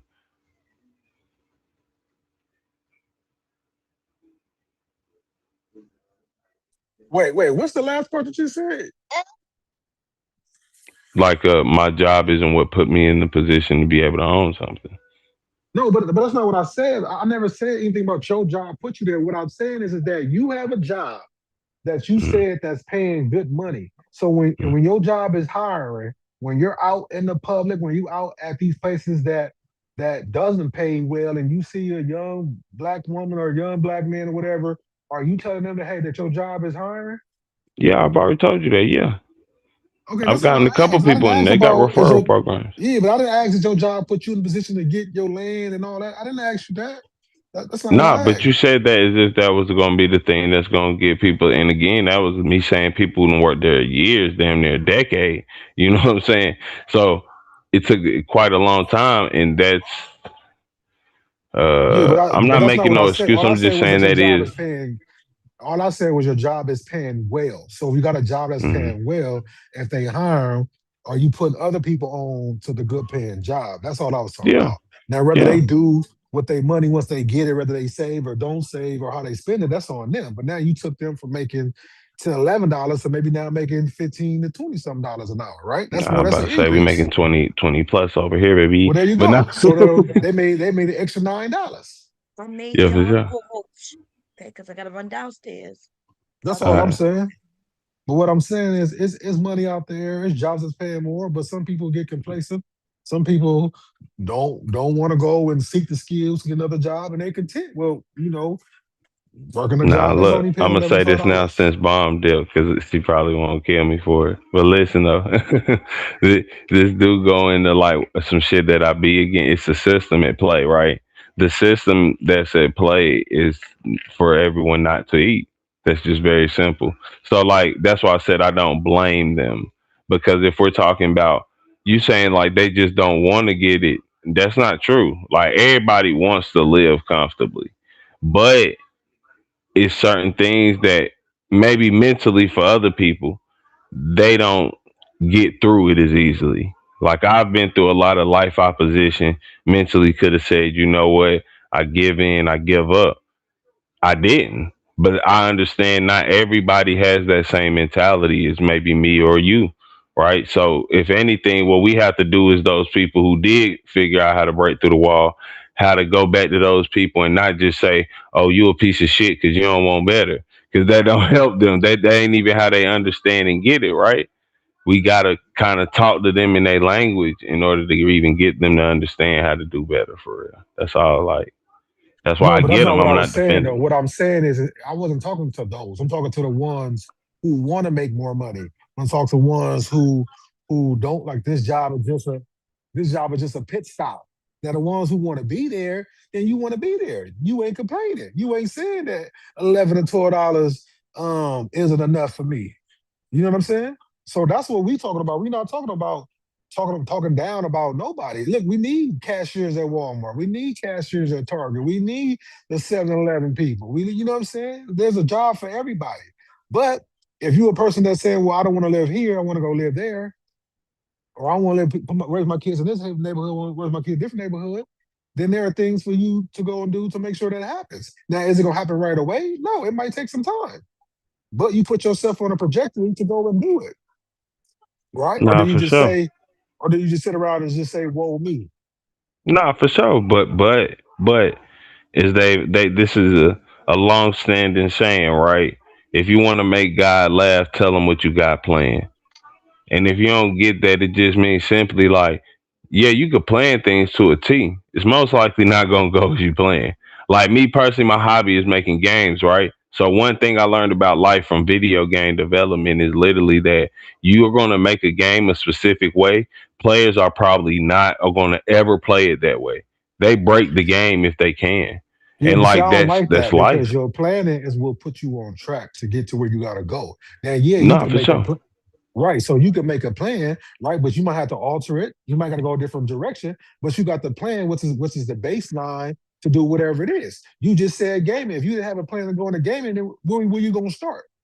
Are you gonna get? Yeah, you might have to go back some steps to go forward, but your plan is gonna always keep you back on track until where you're trying to go. So that whole thing about God, and then listen, it's also too is faith without work. So if you don't put yourself out there to go and seek something, then how God gonna bless you to go and do it? Yeah, you might went to school to go do plumbing.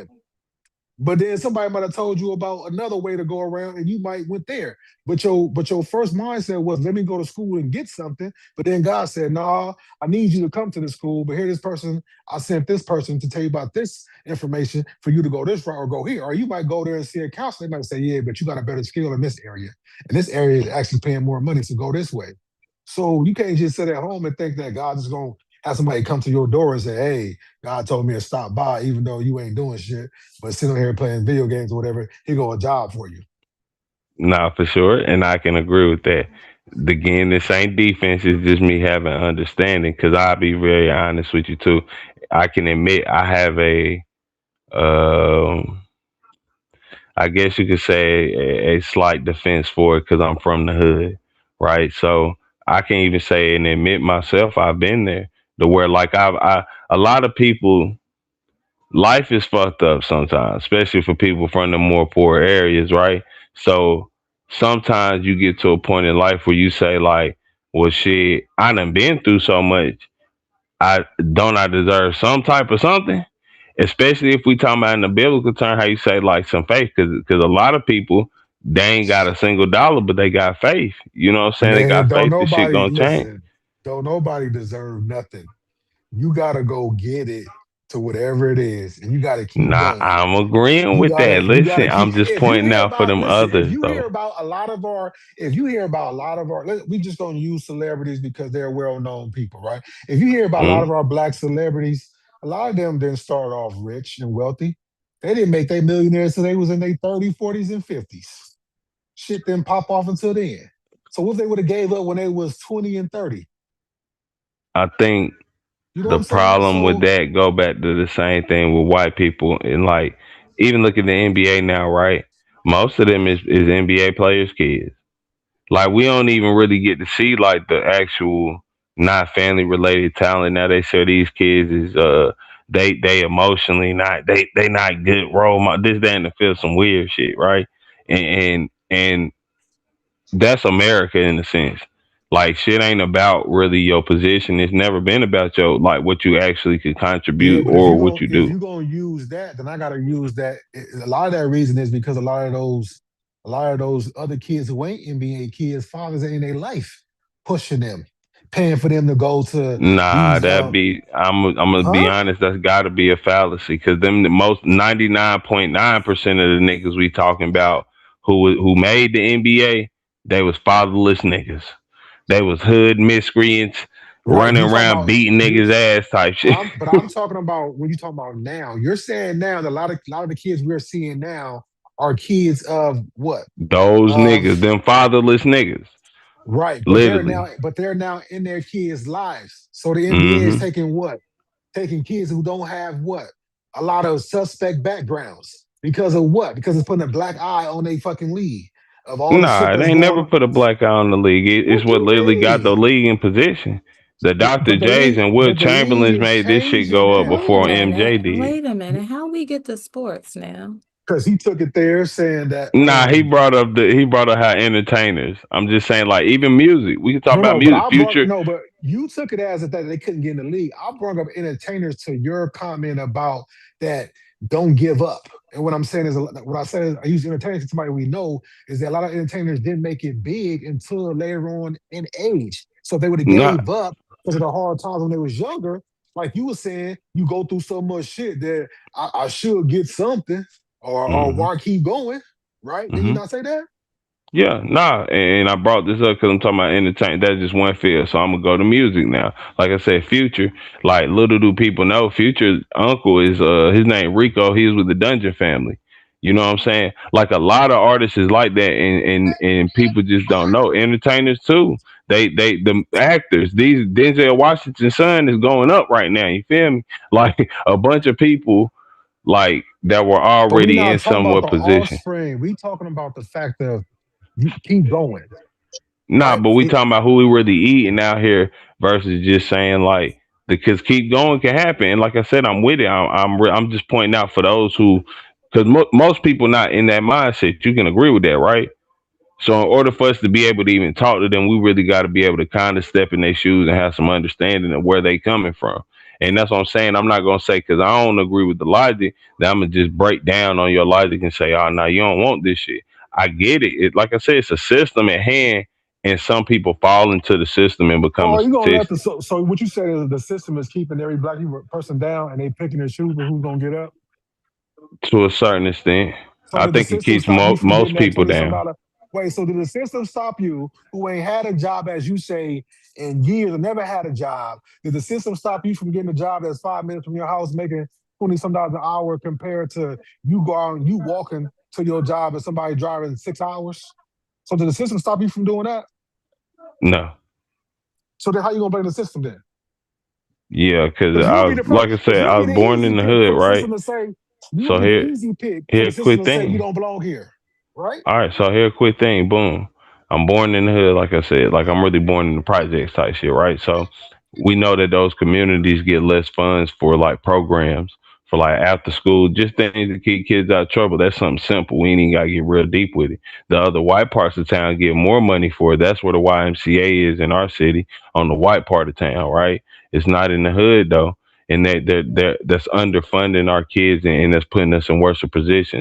Why? Because that's how the system works, right? Somebody has to be at the top and somebody has to be at the bottom. It damn sure Okay, ain't gonna be the so people if who you're gonna built the take that system. notion then, on all this land you got, why are you building some rental homes when you can be putting you a YMCA, you can be putting you a sports I want to complex, take advantage you of could. white people. West Virginia is Oh, over okay. 90% white population. Well, there you go.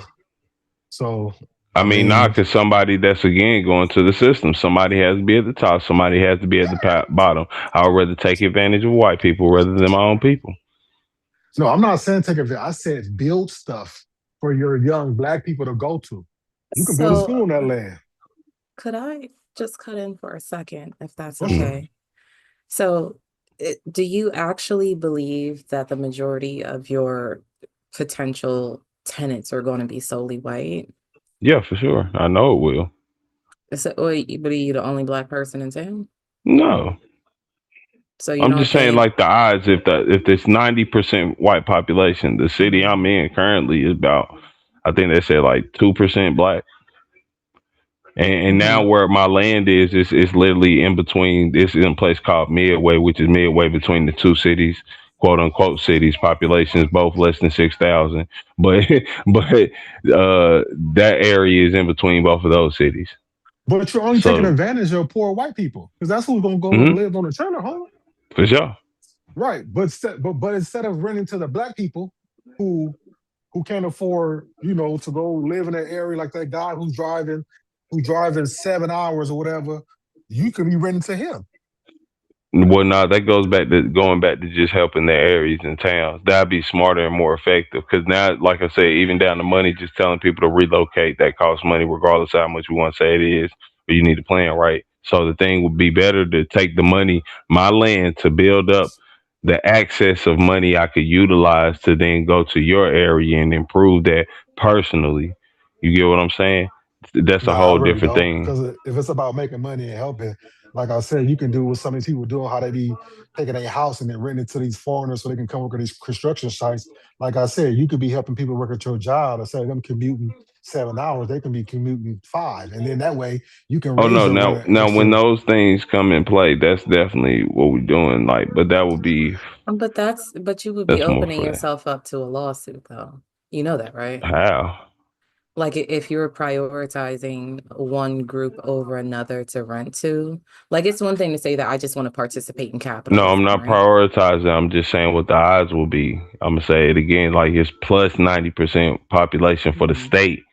You know what I'm saying? So it's not like there's nobody could financially even say that would be my objective. I'm just admitting the truth and saying like, because again, that's something no law, Right, you anything can because obstructs. that's why you have credit checks, and that's why they do it all the time. And you have 5 people applying for one place, and they tell you that the landlord is going to look over the application, and he can just say, "Okay, well, no blacks," without you even knowing, and then I'm gonna pick the 3 white people or the 3 races I'm willing to sell it, rent it to, and then whoever got the better credit score, because you can always say that their credit score don't compete or Hmm. the other characters. So, Yeah, not really. It's not like what I'm saying. Now, if he just I'm put a sign saying up and say no blacks or only facts. whites or only others, then yeah. It, But I it's just still like say it's that. just like how But I companies and still say private that for you being. corporations are But what I'm investing still in saying though, for you projects being and a stuff. black man and you got land and you building that, you trying to take advantage of.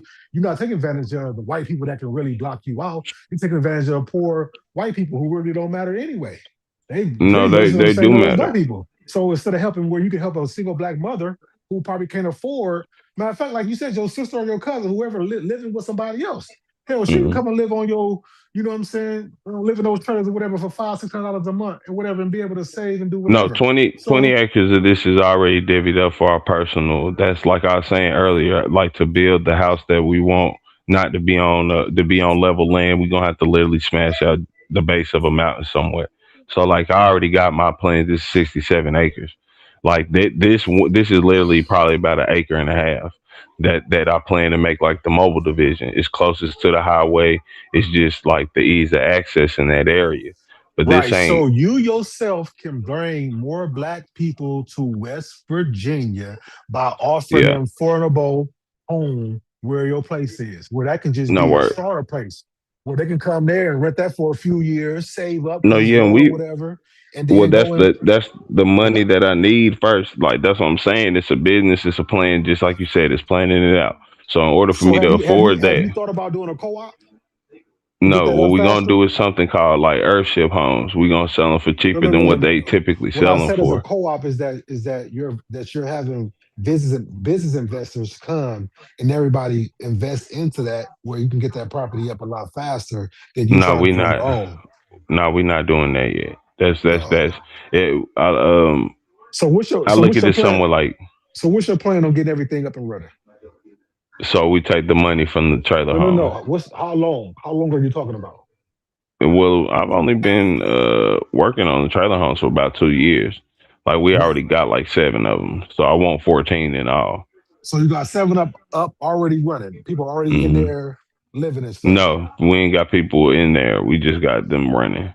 Like they're livable, but we want 14 in all first.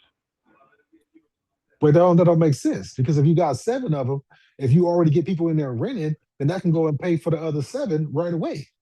So you start Nah, doing we all, huh? Nah, that's what I'm saying. I'm paying for it all on my own. That's a part of the plan. I'm good with that. I do like even a part of like how I got legitimate here was like my family owned homes in a different city No, than but where you're I not listening live to what I'm now, saying. and I ended up renting those out. So Right. I So if already you have money that I. right, so you said you have seven mobile homes already that's on this land and is already livable. Correct. I just want to go hmm by step, hmm right? hmm So, but yet you won't rent them out to people, so you can therefore start collecting rent to now go and purchase from the rent money after you pay the taxes and everything else, whatever was ever your portion of the money to now go buy the other seven and have them there. Yeah, All you no, just have, we. the more time you have them sitting is the more money that you're losing. Yeah, no, I get that in a certain extent. The fact that we pay so little for them is really it's pretty even anyway. But the No, bigger thing I is, like know. I'm saying, it's the fact that it's not in a very nobody lives there. Like a seven, one side is pretty hard to sell because it makes it seem like it's less of a community. A bigger space and more homes give it more space to feel Yeah, more of a but you don't have to community. set, but you don't We've have to sell it. already But you don't have to sell it on the community. Like I just said, you can put No, you we got you we've got you already got you been got a through this. single Even mom, you like got a single studies. cut. Listen, Okay, West go ahead. Virginia got a bunch of these places called hollers. Like they're unofficial, unincorporated places in West Virginia. Most of them, unless it's purely family, they didn't start in like a single, I guess you could say like a single block area, which is what my seven to be. If 14 is there, we at least got two. Then and again, that's what they like. Just looking at the research for this area, these cities being built, then becoming places, right? Most of them, if they're not a place that just pure family starts, it has to be big enough to where they can feel like in that area they have their own type of community of people who align or whatever. So I'm just pointing out, like, for it to sell well and fast, it's gonna sell, period. Because West Virginia mobile homes are just their commodity, So period. you're so Like, you're so you're so you're selling the mobile homes, but renting them, but then they're renting the land. Is that what you're doing? no, we renting the mobile homes and the land. Right. Like So you that's keep your saying total rent. sales. So what I'm saying is you can be renting those out right now. Why you talking about you Yeah. worrying about this community thing? You can call it whatever you want to call it. But what I'm saying is you have seven properties that are sitting there that's not making you no money. hmm Yeah. No, currently. Uh, And that's okay, because again, it's like you said, we have to have a plan. The plan can't just be, we'll do it because it's there. Because again, we're not losing money. It's not. It would be a falsehood because it's not like we got power on. We ain't got we not paying bills for the months to be there. They just there. And I'm saying if somebody really wanted to, yeah, I could do it. But would it be viable? Nah, not really. Because even down to that, we gonna be building on your property, not on your property, but what you feel like is your area of living. You know what I'm saying? To keep doing that, nah, that we could literally just get that out the way because it really ain't gonna take that long. I'm gonna be honest with you. Probably by the end of this year, I have the rest of them up. Like it's not like they already well most of them already present. The other ones I'm looking at like four of them. I'm looking at Dubai, but yeah, no, I'm gonna probably do that by the end of this year. Like in the next 2 months, I'll probably buy the other ones. The rest of the year, we'll just work on it periodically. But again, it's a part, like you said, you have to plan with it. I'm not, I'm not going to sit there and try to rush the plan to say, oh, let's make some money. That's how a lot of plans fail. We can make money off of anything. Just a quick thought. And the only reason that I'm saying this is because I have a friend that deals in kind of like tiny home, which are kind of like mobile home parks. For sure. Have you ever spoken to anyone as far as like phase development for your situation you have going on? Mm, like you talking about overall, like for the mobile home, Mm-hmm. or you talking about? Yeah, nah. It's Yeah, just basically a personal project that me and some people I know who've already made the investment in the trailer homes. You know, they really the ones who provided me with like the teams and kind of like where to get them from, auctions and stuff like that. yeah. No, I was just saying because like I think maybe to IM's point, like I don't think that he's inherently wrong to question like, like, well, why aren't you renting these, these mobile homes out now. But I do know that for some people, especially if they're using their own money and they're not financing it, it may be a situation of phasing. And I was just curious whether that was what you were going for, like you had like a development plan, like phase Yes, one, phase two, yes. until we get to whatever the final destination is. But Now I was about to say it's not official, but what you're saying is definitely like it's I have it in mind. In fact, 'cause like you said, it's self financing. So that's my main thing. I'm not going to accept any money. Like at the end of the day, I do have a bigger goal, but it's like if we look at like Elon Musk and those people, right? They don't actually have a lot of money. They have businesses that are worth this, and then they go to a bank and leverage that money to get whatever that money's worth. Like Elon Musk could easily go to any bank and be like, "Give me 100 million," and they'd be like, "All right, Tesla's worth billions. You definitely give us the money back, and even That's that why. gets you the tax But break." that's why I was So, okay. So okay, let me just. I ain't trying to get dive too much into your business thing, but you just mm. brought it out of there. So how are you paying for these other seven homes to be put on the lot on the Well, like land? I said, when I first moved here, my family they're from a city called Bluefield in West Virginia, and a lot of them have moved away. And they literally were just like, "Well, shoot, you stay there. We heard you staying in the city. Do you want the house?" Like first, my aunt gave me a home, and then I was taking good care of it. And then my uncle was like, "Well, shit, heard you taking care of it. You want this one too?" I'm like, "Cool." So from there, that's where I really started getting into real estate. It just kind of, I'll be honest with you, landed in my lap. It wasn't even something I was personally doing because if we being frank, like I said, Okay, so the money. Okay, so the money you're getting to purchase these other yeah. seven homes is coming from the homes that you inherited from somewhere else. hmm Okay, That so and working my jobs and stuff, right, but yet you and I have had seven prior money. homes already that are just sitting there that you can. I'm just telling you a way to. But I mean, of course, you're gonna do it your own way. You know what I'm saying? And that's fine. But to sit down and think about it, however you're gonna rent these homes for, you got seven of them right there. So that's seven times whatever you rent them for, minus your cost or whatever. That can help you buy these homes a lot sooner and then get them, connected and hooked it up with everything that you need to or whatever. Because right now, I'm just telling you, you leaving money on the table, right? And Yes, then also too, going to the second thing is you're using these homes in your own words, to get back at white people to get their money, which is fine. But what I'm telling you is you can use these homes to help your black people that are struggling because you keep bringing up you from the hood. And I'm assuming that these houses are in a good neighborhood or decent area to where you could be helping a single black mom, no, a it's single not black an father. area. That's the thing. Huh? That's what I'm trying to point out. It's not an area. Like it's a Everything is an unincorporated place. area. Everything's an The area. only thing that's there is literally a gas station. Like It in doesn't this matter. whole like If it's a town. road to get to it, it's an area, right? hmm It's a Okay, it highway that is. goes through it. Right. So what I'm saying is this can be a starter place, or this can be a place for a single black mom who's struggling to make hmm ends meet to come there and live comfortably and stay there. And then be in an area where it ain't polluted, where there are gangs and violence and all that or whatever. So her hmm kids or whoever would be safe. Yeah, but that land isn't enough to do that in mass for the people like my black people in America. So it would be better just smarter overall to utilize a good portion of that land let's say 40% of it No, in I'm order just to talking about the finance. 7. I'm just talking about the 7 and 14 places you got. That's all we No, talking and like I about. said, that's not that I've told you from the beginning. That's the base plan. That's not even the end goal. That's the financing point for a lot of the bigger points of even some of the things you're saying. Because like I said, if I do have worker like people I'm working with, I want to make these things called Earthship homes, which are like self-sustaining ecosystem homes.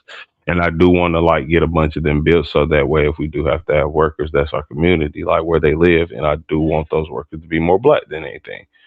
But when we talking about in whole, how we Earth can, ships are going to be a hard sell for black folk. oh nah, it ain't really about even selling it to you. It's like, Well, no, are I'm just you? saying like the environment because I'm aware of what Earth ships are, right? And Mm, for me, they're intriguing because they're a self-sustainable home. mm-hmm, But I think for like the average, black person in any, pick any city anywhere, it's going to be a hard sell for them because it aesthetically it looks like it's losing the amenities that they may be accustomed to.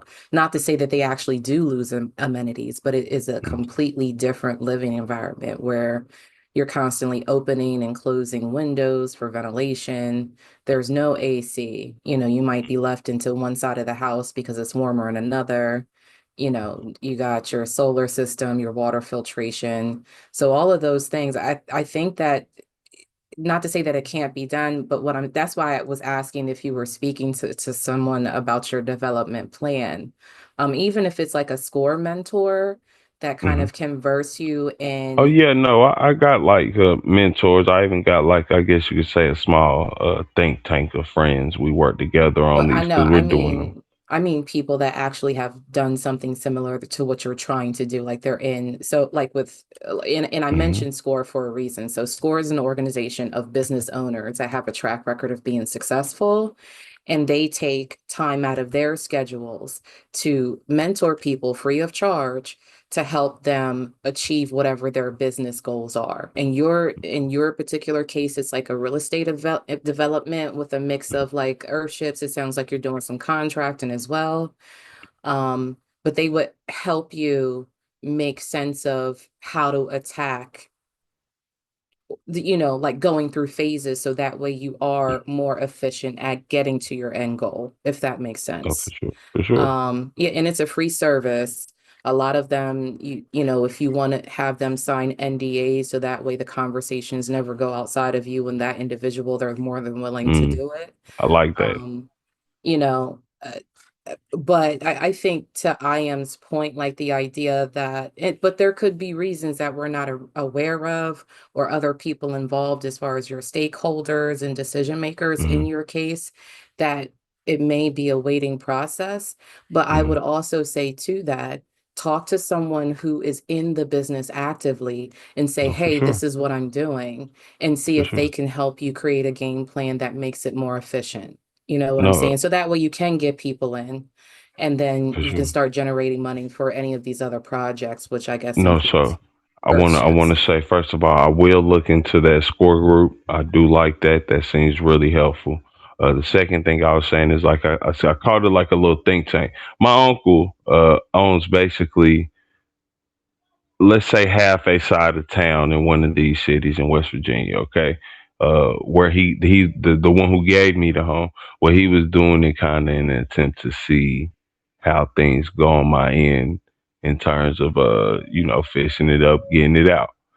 He's he's a millionaire. He's been in the army for some time, and what he's done with like most of his army money was just invested in the property, land, things of that nature. So first of all, my uncle is probably the main guiding factor I have in terms of like my reasoning and logic, if this is possible, if it's plausible, uh, finances and everything about it, right? Um, like I said, it's not an official phasing because I won't lie and say that we've ever actually said this should be phase one, but we have went through it in terms of this is the periods. In the next 10 years, this is the end goal. And in the first three, this is what we should focus on. the next 3, this is what it should be focused on. This what the next 3 is, and then last year you probably just cooking. You feel me? Like just making money, profiting, and letting it, build up before we move to the next thing. Because for me, it's not a. And I'll be frank about this. I I look at the long goal. I look at how things are set up for even America itself, right? People who hundreds of years ago said, "Hey, this is the goal in mind, and this is what we need y'all to accomplish." And it's still people that's there to put those things in hand to make sure that goal is accomplished. I'm wanting to do that same thing. I have to just set up the basis for that whole thing in my lifetime, which isn't really long, right? Like humanity is not a very long time, right? We're typically like 60 years old. That's not very long, especially when we talk about how long it take. Most people, if you do this quick enough, you become a millionaire in your 30s, you're really raising success, right? So like, yeah, we don't have a lot of time to do what we want to do. I'm doing it personally, financing myself, because that's the leverage with this thing I was talking about, right? Like the bigger goal of even getting black people in certain positions. Elon and them got the leverage where their businesses are worth enough and hold enough stake to where they can go to businesses, I mean banks, the government itself, and basically Yeah, but you bully talking with their about but leverage. he got that way after 15 years. He first started off in his garage and getting loans from his wife well, at the time and his Who? parents and friends. Who? I'm sorry, no, I don't think I'm thinking about Jeff Bezos. I'm Yeah, I'm thinking about about to say, Elon. boy, we ain't talking about no But Elon Musk. Daddy had a diamond So I fucking don't, mind. I still don't feel like even using them as examples is really yeah, adequate in this particular case. Because, I mean, and not to say or try to diminish what you're saying, but you're not the only one who's had an idea about creating like a trailer park, right? Like No, for you sure. you That's drive not down even. a country road and you'll probably see one, at some Yeah, for point. sure. All that right. I'm saying to it is if that's the goal and you have some other thoughts and minds about it, talk to someone who's actually in that business that's willing to offer some of their time to you. So that way you can discuss what's the most, I'm self-financing this thing. This is what I got. This is where I want to go. What the fuck do I need to do? Because it's more than, and I assume that you're aware that it's more than just like acquiring the mobile homes, Mm. potentially depending on what county you're in. Are you meeting the policies for land Yep, the use? regulations and everything. There's Yeah. septic system issues, there's parking, there's fire hazards, there's also Hmm. occupancy permits. Like there's a lot that goes into it. And I just don't want you to get so far lost in the idea of accomplishment that you don't have a game plan to execute to get to the end goal. You know what So I'm do you have saying? all? Hmm. I mean, but do you have all that stuff already solidified? Yeah. Yeah. I got all my grants. I got all my rights. It's like I said, my uncle's the biggest You help. Like got I your said. land plots for the other 7. You got the space and Yep. all that stuff, the Yep. concrete and all that laid.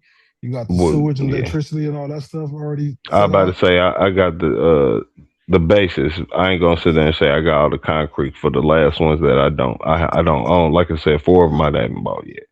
So like that's just I know what I need to do it, but until I have it, I'm not even gonna put that in place. But And that's nah, why I'm yeah, I got saying, my and that's why I'm just my. trying to tell you, just as a little advice. I see how you're saying you're trying to do it, but you're sitting on you said already 7 that can be making money to go pay for these other things.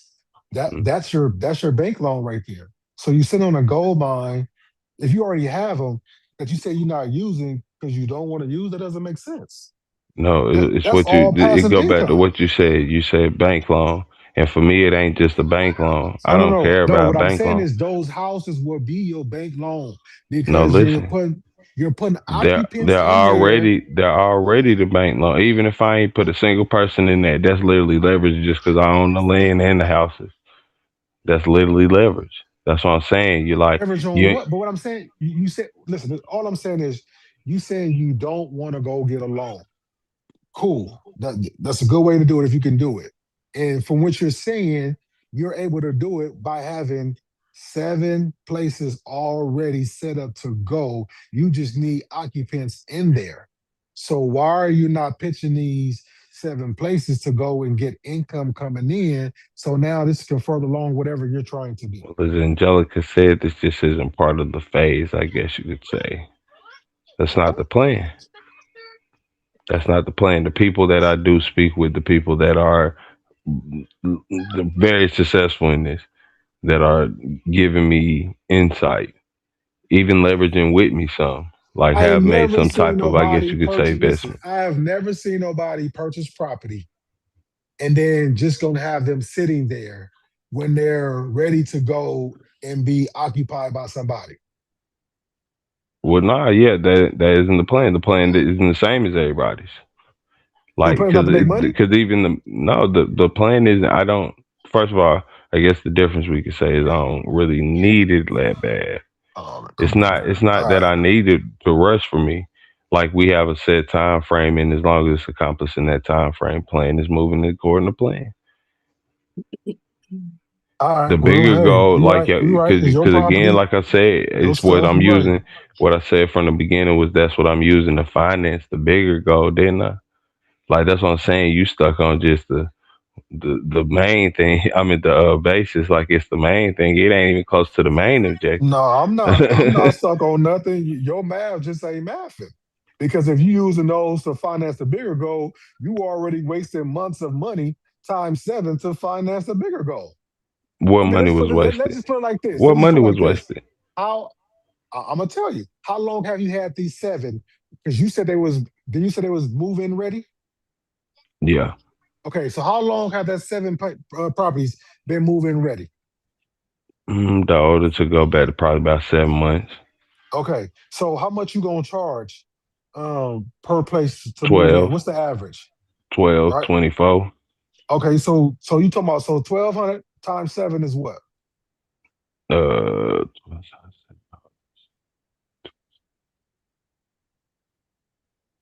I mean 86. 84, right? 86. Is I think 86? 84. Okay, so then times that times 7. How much is that?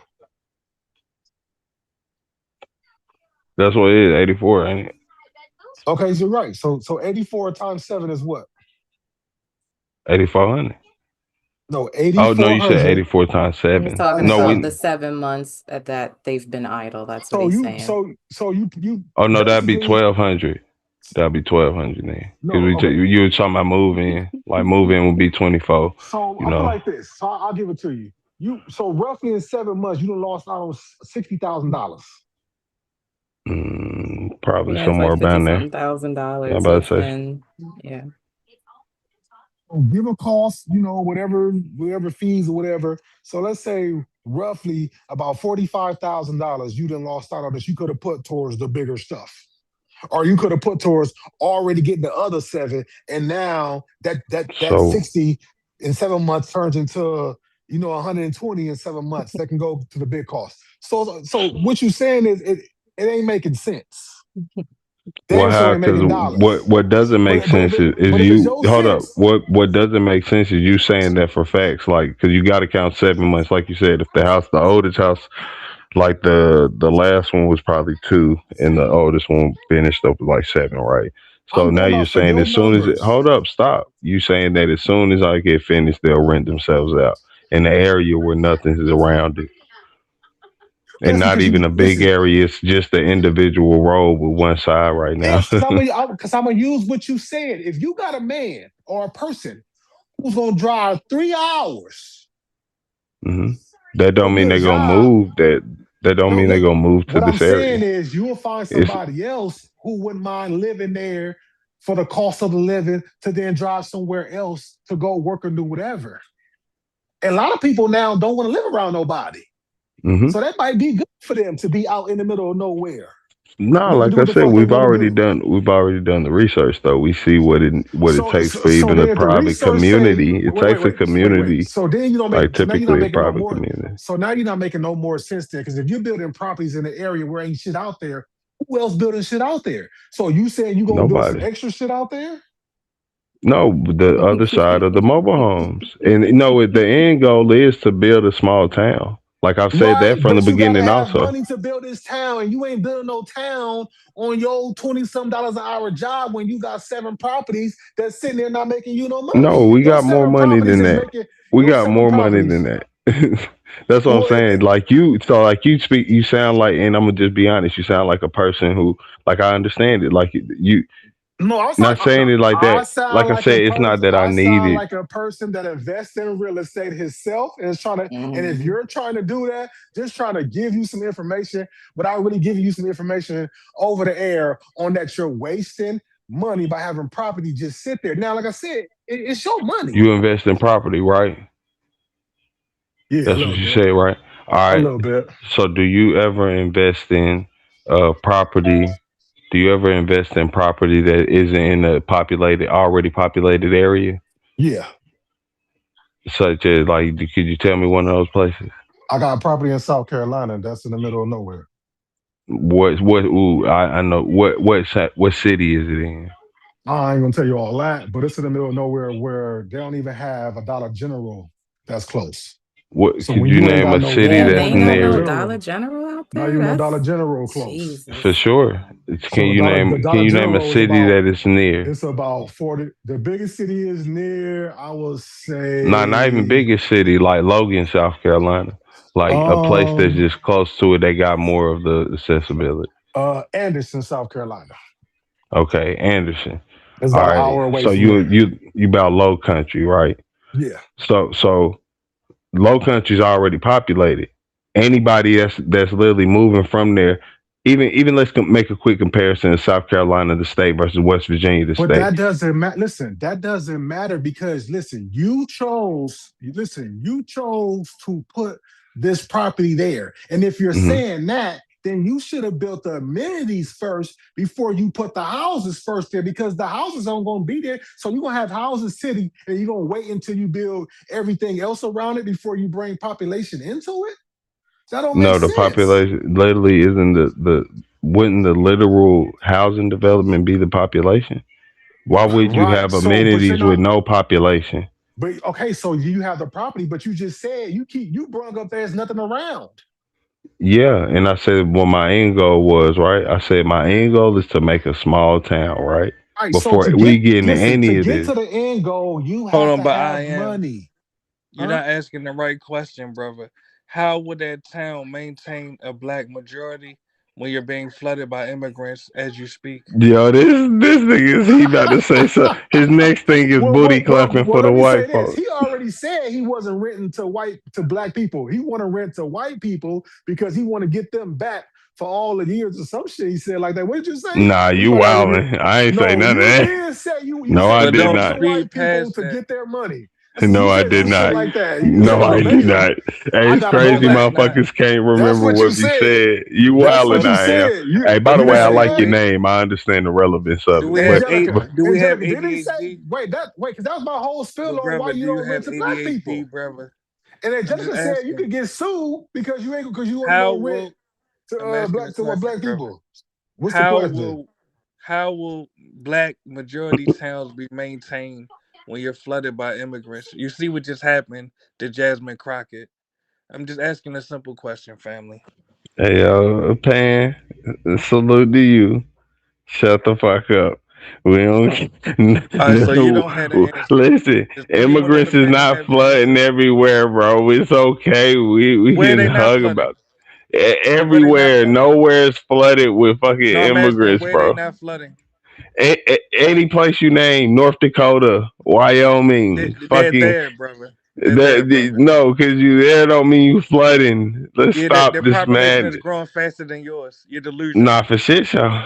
For shit show. Exactly. So I'm asking, how will you maintain black cities Hey when man, you're being hey, I've flooded told you by immigrants? I really can't So mute up help then, the brother. blacks. I can't help Exactly. by So mute up, making brother. I a wasn't black talking to you city. directly. So Nah, mute up stop and this let's see if madness. someone else Stop this let's see if madness. anyone else has the Stop answer, it. brother. Stop You it. don't have the Stop it. answer. Not you So don't either. let's see This if why anyone you else has ask the niggas answer. every day. What you No, I gonna do got the about the answer. immigrant? You ain't got no My answer. answer. I got You the just answer. ask the niggas what they gonna do. No, I got the answer. But you're afraid of the answer. The answer is to call ice on them. This Yeah, nigga. mute up. Yeah, mute up, bro. This So nigga. I'm asking you all your suggestion. Since you won't take mine, what is your Bro. suggestion? Yeah, Pan. brother, Listen you to me, mute my up. brother. That's what I'm saying. You're We immature, we can bro. call And ice you're on over 30. we can call And ice you on bend over all and you let immigrants. immigrants penetrate you. Really? That's what I'm saying. You're We letting them twerking. penetrate you, brother. Yeah, I'm twerking for And you the won't do nothing immigrants. to stop it. And you This won't is do nothing crazy. to stop it. Are you a man? Pan. Men protect Are their you territory. okay? What are you doing to protect yours? Where do you I'm stay, asking a Pan? question, brother. Men protect their territory. Where do you What are you stay at, doing to protect Pan? yours? Pan, where do you live at? Yeah, I own real estate in Maryland, Puerto No, where do Rico, you North live at? Carolina. I asked you where you live I'm at. answering your question. Where do you live at? Yes, Maryland, Puerto Rico, No, where you North live at right Carolina. now? Where you at? Where you live Yes, at? I'm in Puerto Rico. Yes, You always in Puerto Rico. Yo, if you don't shut exactly. the fuck up, nah, nigga. Your black You ass in giggling Puerto like a Rico schoolgirl.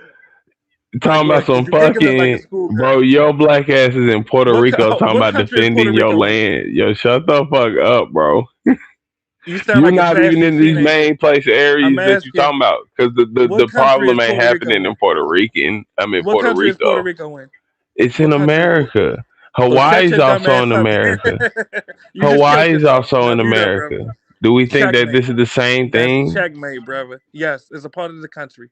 No, Checkmate. brother, it's a whole different thing. Y'all Exactly. is So you not see, I having didn't run from your mainland question. problems. So You're you see, I not didn't run having from your question. mainland problems. You are. What mainland problems are affecting Puerto Rico? Go. I said nothing about mainland problems. I said, how will we Nah, cause handle what you were talking about, like, is go it make a point. black immigrants? Cause the immigrants aren't flooding Puerto Rico. Exactly. Ain't no immigrants Say it flooding again. Puerto Rico, right? Did you hear the question? I said, how will you preserve Black American communities? What immigrants are flooding Puerto Rico? What black preservation Dominicans. is Puerto Let Rico me answer got? that. Let me answer that question. Let me answer that question. You got Dominicans in Puerto Rico. You got Venezuelans in Puerto Oh, the Rico. ones You who be got saying they not Mexicans. black?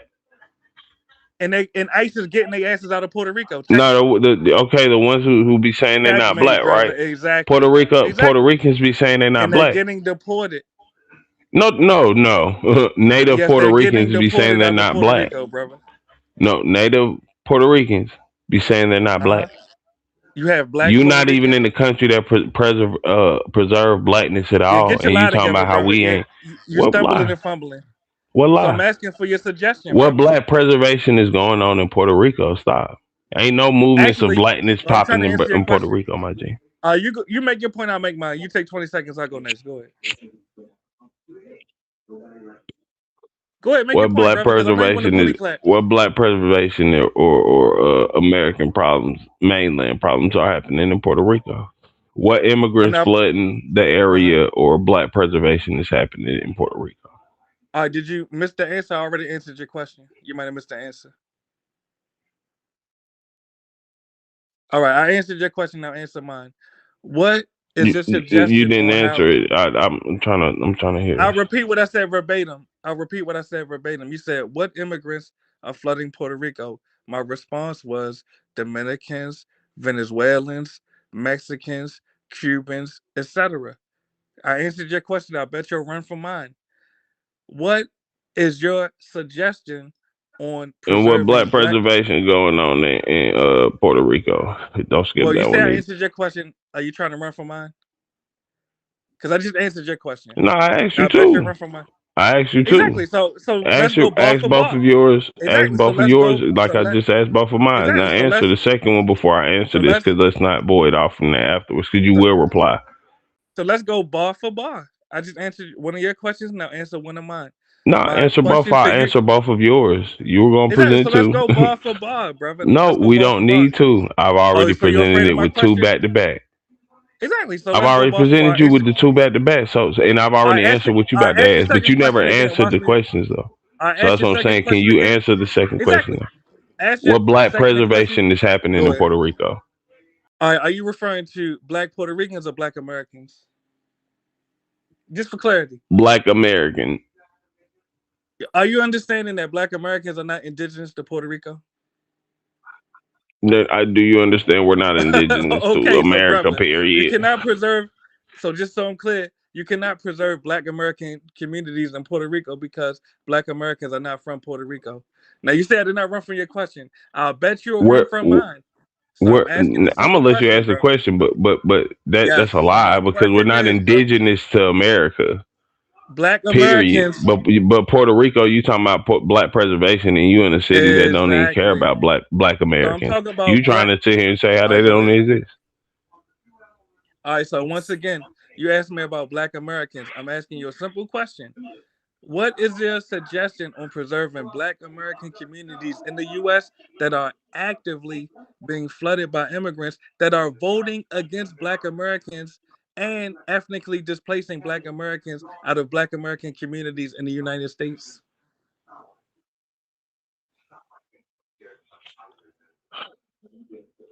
Yeah, you're dumb, brother. So please We pass the don't mic. have a Is anyone else system. on the panel? We don't Is have a anyone on the system. We don't have a system that we run, do we? Black Americans. Let me ask you that first. Did you hear Do the we have question a I asked you? I system? said, what is your Yeah, suggestion? I'm asking. We You literally might have have forgot the none question. I said, besides to go to what is your war. suggestion, brother? The one that I always say, and you don't All like right, that. what is it? We can go I'm to listening. Go war. ahead. We can go to war. All We right. have to fight. When will you start this? Well, yeah, Checkmate. nah, that ain't even Okay about then. when I started anything. Okay then. Because So no, you that's don't have something that any the black suggestions that community you will has to do. tangibly. So you don't have any suggestions that you will tangibly implement. So you should mute up and listen with all due respect. Nigga, you don't have no. So the You point is, call I ICE is not already a implemented plan. it.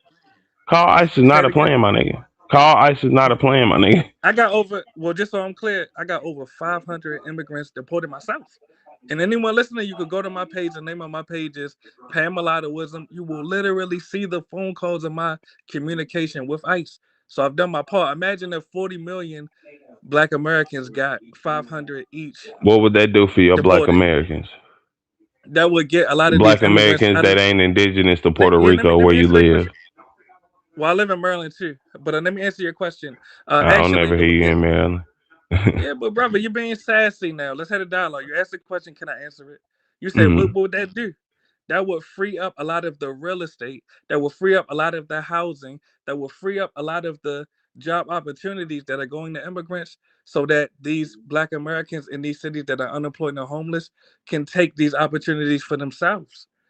That will Mm. also free up a lot of these political positions as elected officials that are going to Asians and Hispanics and Africans, and these Black Americans could occupy these same political positions in Congress and Senate and mayors May offices I and ask? in city councils, etc. May I ask? Is the majority of the U.S. population immigrants? When did I say it was? Because you're saying like that's why we can't get certain positions. No, I'm I'm saying that just asking, exact. would that No, be no, something brother. That's that not be what I said at relevant all. based on the That's not what people I who said will at be all. there in Actually, that's not majority? what I said at all. What I said was the same exact positions that immigrants occupy, those exact positions could go to Black Americans. Do you understand that, brother? Oh, fruit picking, shit like that. No, they're mayors, brother. They're in Congress. There's an entire Oh, Latino that's what the caucus. majority are Whoa, doing whoa, whoa, now. slow down one step at a time, brother. Do you know that there's a Hispanic caucus in Congress? Do you know that? So they're not just picking No, fruit. how? So they're What's the not. Hispanic Yeah, caucus? exactly, Inform brother. me, You're dumb. You should mute up, brother. You're an idiot. They're not just picking fruit. Do you understand that there are Hispanic mayors? I'm asking. Do you know that? Do you know that there are Hispanic senators? Do you bro. know that You they are you Hispanics in so city stupid for councils? real. You know it's Exactly. black So I'm saying that everything these that same you naming, positions, right? so that those same positions that I'm speaking about could Wait, potentially but go are to Matter Black of those fact, it's Americans, more but black. they wait, hold outnumber up. you. But are Yeah, those you're dumb. So immigrants? Are so those immigrants let the I ones that am are jump in mayors? because this Wait, nigga's are an idiot. So those let I am jump in. Go ahead. are those immigrants though? Definitely, a lot of them are immigrants and the children of immigrants for sure. Oh, the children. Okay, the children are immigrants. Okay, I'll give you that Exactly. one. Okay, I'll give you that. Well, it's nothing you're giving me. I'm telling the truth. No, I'm no, I'll give standing you on the that. truth. That's why I'm not afraid of anything y'all have to say. The point is, illegal immigration and mass immigration has given Asians and Hispanic a demographic advantage over Black America. This is why Jasmine Crockett just lost. Well, So I the think point Black is, Americans have brother, given allow me to complete them the that. sentence. I'll pass the mic right back to you. Allow me to complete the sentence. I'll pass the mic right back to you. The point is, don't you realize that Jasmine Crockett she got the majority of the Black American vote, but she still lost because Latinos voted against her.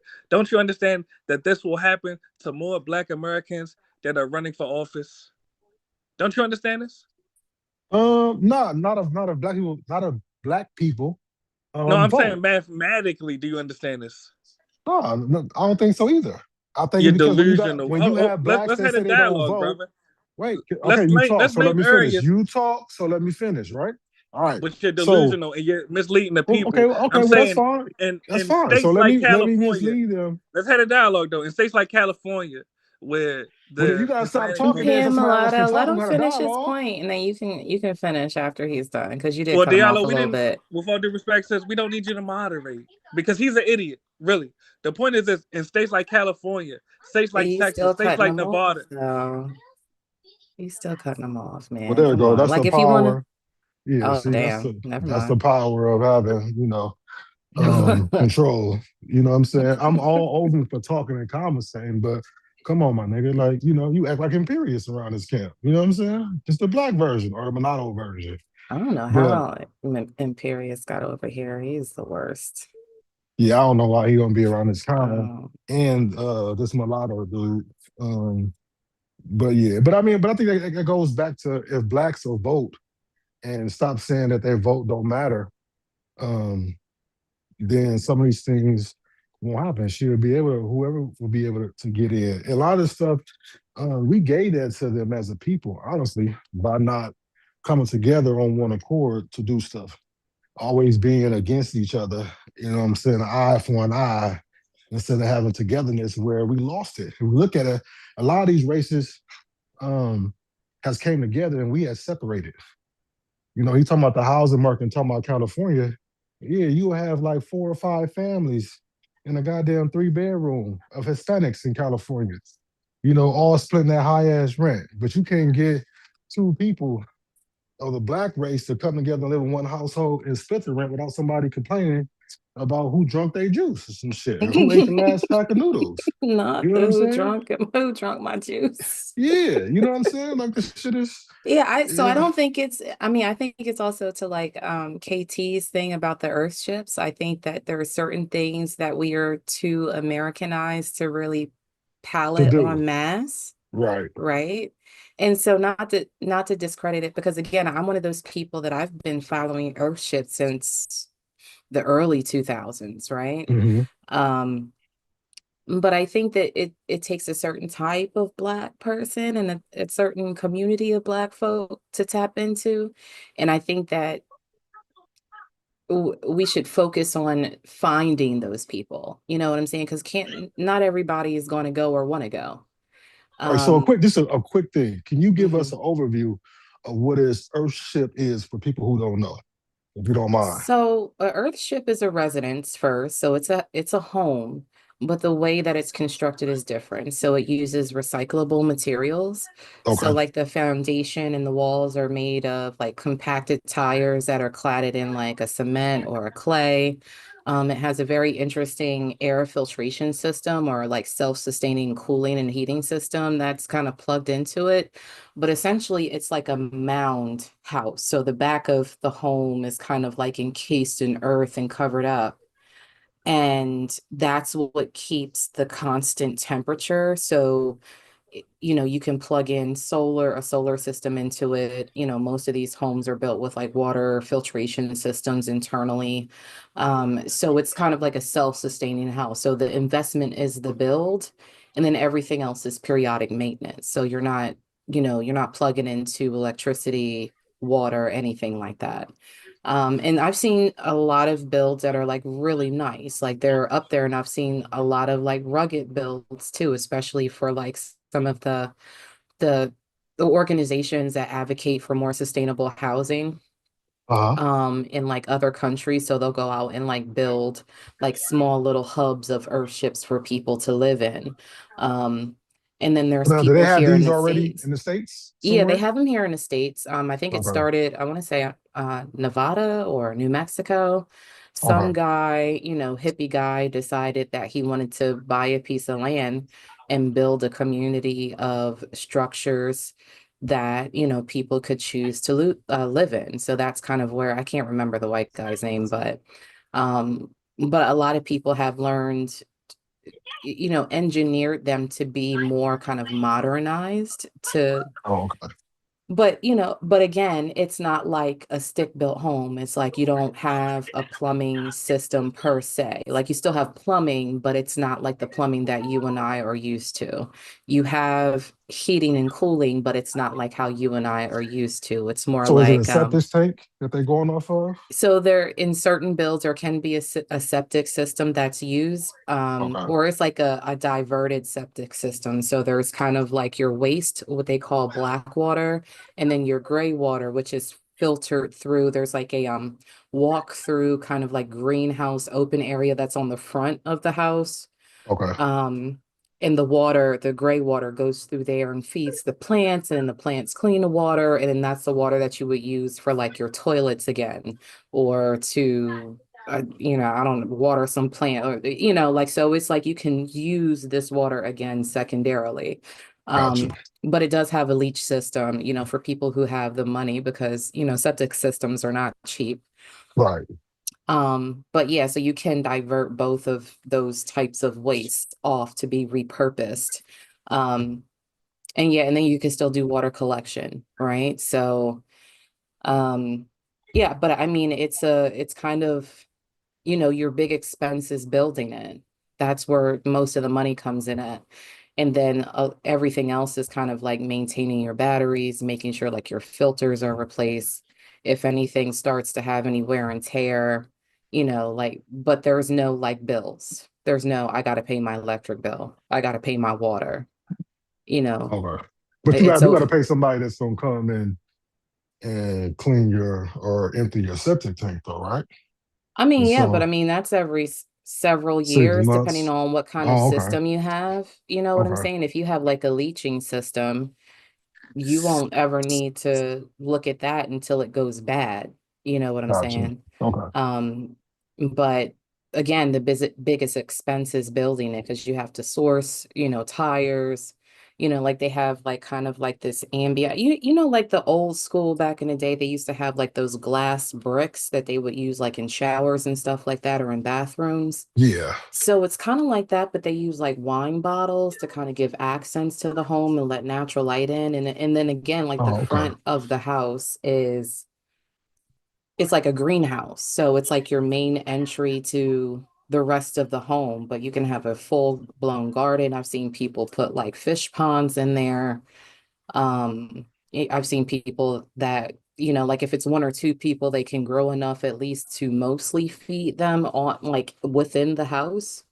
Oh, okay. So I think it's an interesting thing, but I know for I think the average Black person, if they were to see that house and be like, yeah, I want you to come help me build this, and then we'll build you one and you can live in it, they're gonna be like, well, where I'm Right. gonna put my Xbox at. Right, right, right. So So that's more I people mean, who live off the grid, right? well, it is off the grid as much as you want it to be. You know what I'm saying? Because there's people that still they're connected to the internet, right?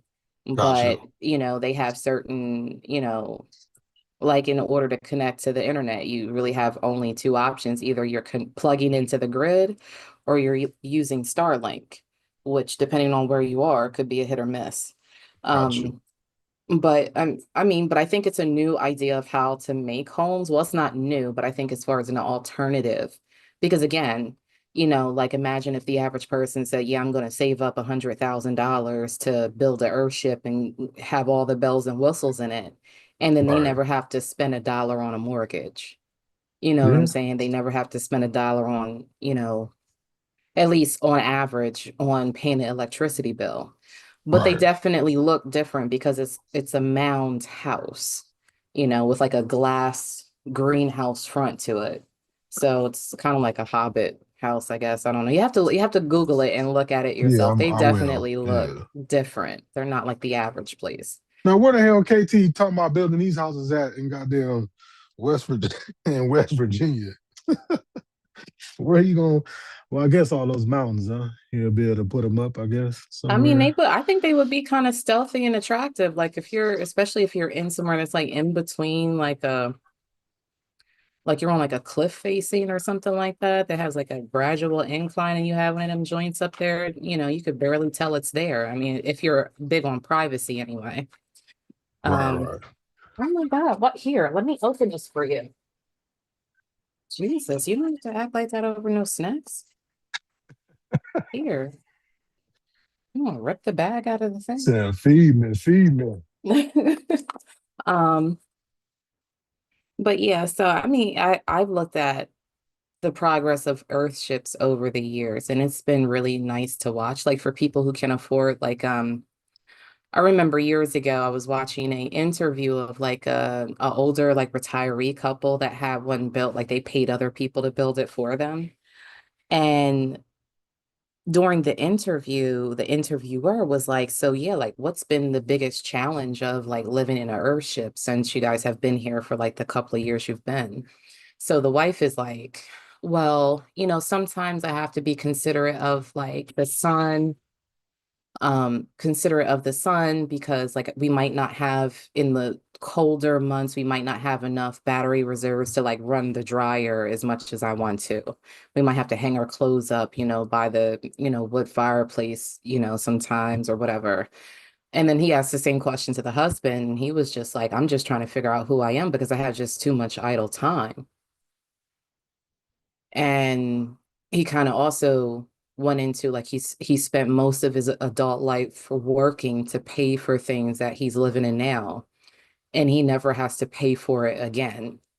And the idea that now he no longer has to do that has been kind of like life altering for him. And I thought that was like interesting that he was kind of like having a life crisis because he had too much damn free time. You know what I'm saying? Like the idea that you pay it once and you don't have to make any major monthly payments again. And now he's on like a new path of self-discovery because of all this fucking free time, you know? You want this dude up here? I mean, if y'all, I don't care. I ain't got nothing to say to him. I mean, I ain't got time for that black mulatto shit. But I mean, if you don't mind talking to him, I I'll mean, bring yeah, him go up. ahead, let him up, let him up. All right.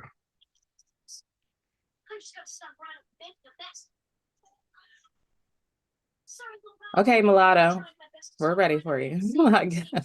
Well, I mean, I already asked the question. I'm just asking as adults. Does anyone have a suggestion on preserving Black American communities as they are being flooded by various different immigrant groups? Yeah, I feel like we've had that conversation before, though, right? Well, with all due Haven't we respect, talked about that? you were against calling ICE. So I'm just asking, what are you willing to do to preserve Black American communities? I mean, well, you don't have to preface that with all due respect because I'm not ashamed or embarrassed of the fact that I feel like there's no need to call ICE. I think Well, the when we reason I say talked all due about, respect is because I get accused of being disrespectful and trolling. So I'm just letting you know, this is a genuine question. okay. So I mean, like we talked about before, I feel like attacking the infrastructure that makes it attractive for undocumented people to come here in the first place is the larger problem. Because they won't come here if there's not a resource or a pathway to resources for them. And I think the fact that we allow these corporations, whether they be agricultural, industrial, manufacturing industries, to create pathways and pipelines for undocumented people exist without holding them accountable first, I think is crazy. But I think that also kind of plays into this whole quasi capitalism that America plays into. Um, but I think that is more impactful than, because again, we can spend the next 10 years kicking out undocumented people. People are still going to find a way to get here. But if we take away the pathways and the pipelines, it becomes unattractive. There's no reason or justification to risk your lives on whatever train, fucking railroad system, whatever, however they get here in the first place. And you see, I did not cut you off, right? Right. And watch how brief my response is. Last time we spoke about this, you heard me say verbatim that as a lobbyist, I advocated for legislation to fine and disband and incarcerate employers and companies that employ illegal aliens. So you already know I agree with attacking the infrastructure that facilitates the economic exploitation, if that's your characterization of how these illegal aliens are being used for their cheap labor. But back to the faucet that is on, that with all due respect, I see the conditioned response of Black Americans is to pretend that the faucet is not on. I'm just asking a simple question demographically. Right now in the US, there are approximately 45 million Black Americans. Simultaneously, there are over 70 million Latinos in the US, and that number is growing faster than ours. I'm just asking a simple question. If we don't call ICE to get the Latinos and Asians out the paint, how will you preserve majority Black American communities? Well, I think that Black people have to make the ultimate decision that preserving communities is important, because I think that we're kind of indifferent to it at the moment. Like, I think that we feel about communities, but as far as like doing any real advocacy, like we have some fringe groups or whatever, or some ideologies that point to it, but we don't have like a collective where all sorts of Black folks, regardless of their paradigms, can come and be a part of some sort of activism to preserve these communities.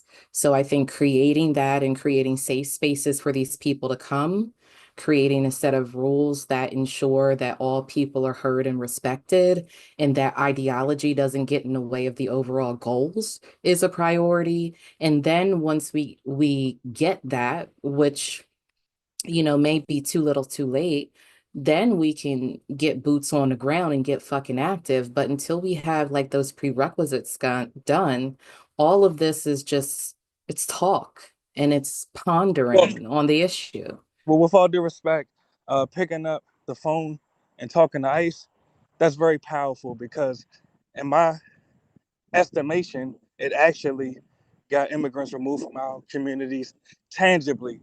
And that's why I continuously put myself on mute and let you speak, because this is a teachable moment. And as intelligent as you are, you yourself still won't address the faucet that is on. And you're not unique in that aspect. I'm not saying you're not unique In as a what person, way? because I'm asking about the faucet. The faucet is the immigrants that are increasing in numbers in Black American communities tangibly. So So I'm are just you asking. supposing that I'm Go not ahead. doing anything? No, I'm asking, and the question was direct. How will we preserve majority Black American communities if the faucet is on and we won't even acknowledge that the faucet is on? There's not So one majority. I don't disagree with the Well, faucet allow me to being say the sentence on. for the listeners, and I'll pass the mic right back to you. To be literally one sentence. There's not one majority Black American city or community or census tract that doesn't have a rapidly increasing Latino, Arabian, and Asian population. Mathematically, they are growing at a faster rate than us, and we can deduce mathematically, intelligently, that they will one day be the majority within our communities if we don't stop the trend. So I'm just, back to the faucet. Let's address the faucet. So Okay. I'm listening. Go ahead. No, I'm listening to you. I was just saying, okay, go Well, ahead. my way to address the faucet, the most immediate way is, of course, to pick up your phone and report all immigrants to ICE. Number two, we must support anti-immigration candidates. We must support and advocate for a complete immigration ban to the U.S. Additionally, we must advocate for legislation to ban illegal aliens from obtaining employment in the U.S. and going to school in the U.S. and obtaining, housing in the U.S. if we don't do these things, then, with all due respect, the Black American community, you might as well pack yourselves up. Now, me as a mulatto, I can honestly say I could go on autopilot because I know that when these immigrants get to the U.S., a lot of Black Americans have such a low self-esteem that they will procreate with these immigrants and create more mulattoes. So I can actually go on autopilot and say, fuck it. If y'all don't want to preserve yourselves, I can't beg you to. I cannot convince you. But really, you have to decide on your own as Black Americans in closing. Do you want to survive as an ethnic group? Playtime is over. You just had two examples. Kamala, not even Black American. She got the majority of the Black American vote, but she lost because the majority of Hispanics voted against her. Right after that, Jasmine Crockett, once again, got the majority of the Black American vote, but lost due to the Hispanic vote. How many more immigrants are you going to watch beat up on your own candidates and push you out of office and push you out of your communities? So I think that people that are tapped into politics have that understanding. And I think that there are a lot of conversations that are happening around like, oh, okay, so this is a lot more serious than maybe we initially thought it was, right? To your point. What happens with those conversations and if there's any activism, because I mean, you as one person, like you're an advocate for calling ICE, right? Not something I agree with, but that is your particular as one man, that's your action. On the other hand, am active with communities that are working with ensuring that companies aren't engaging in using undocumented people as potential work hires, right? And I think that again, until we come up with like a all umbrella kind of strategy that includes everybody, right?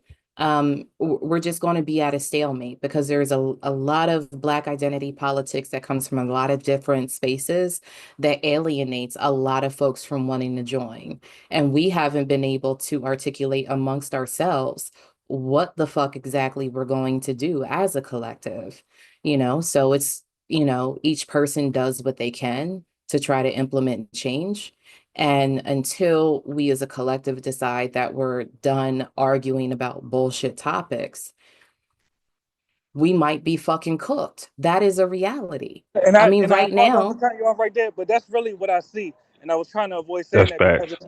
it's not my place as a mulatto, but I really believe Black Americans may be cooked because, with all due respect, when I speak about that faucet, I notice that no matter how intelligent the Black American I'm speaking to is, usually, when I say usually, I'm talking about 9 times out of 10, they won't address turning the faucet off.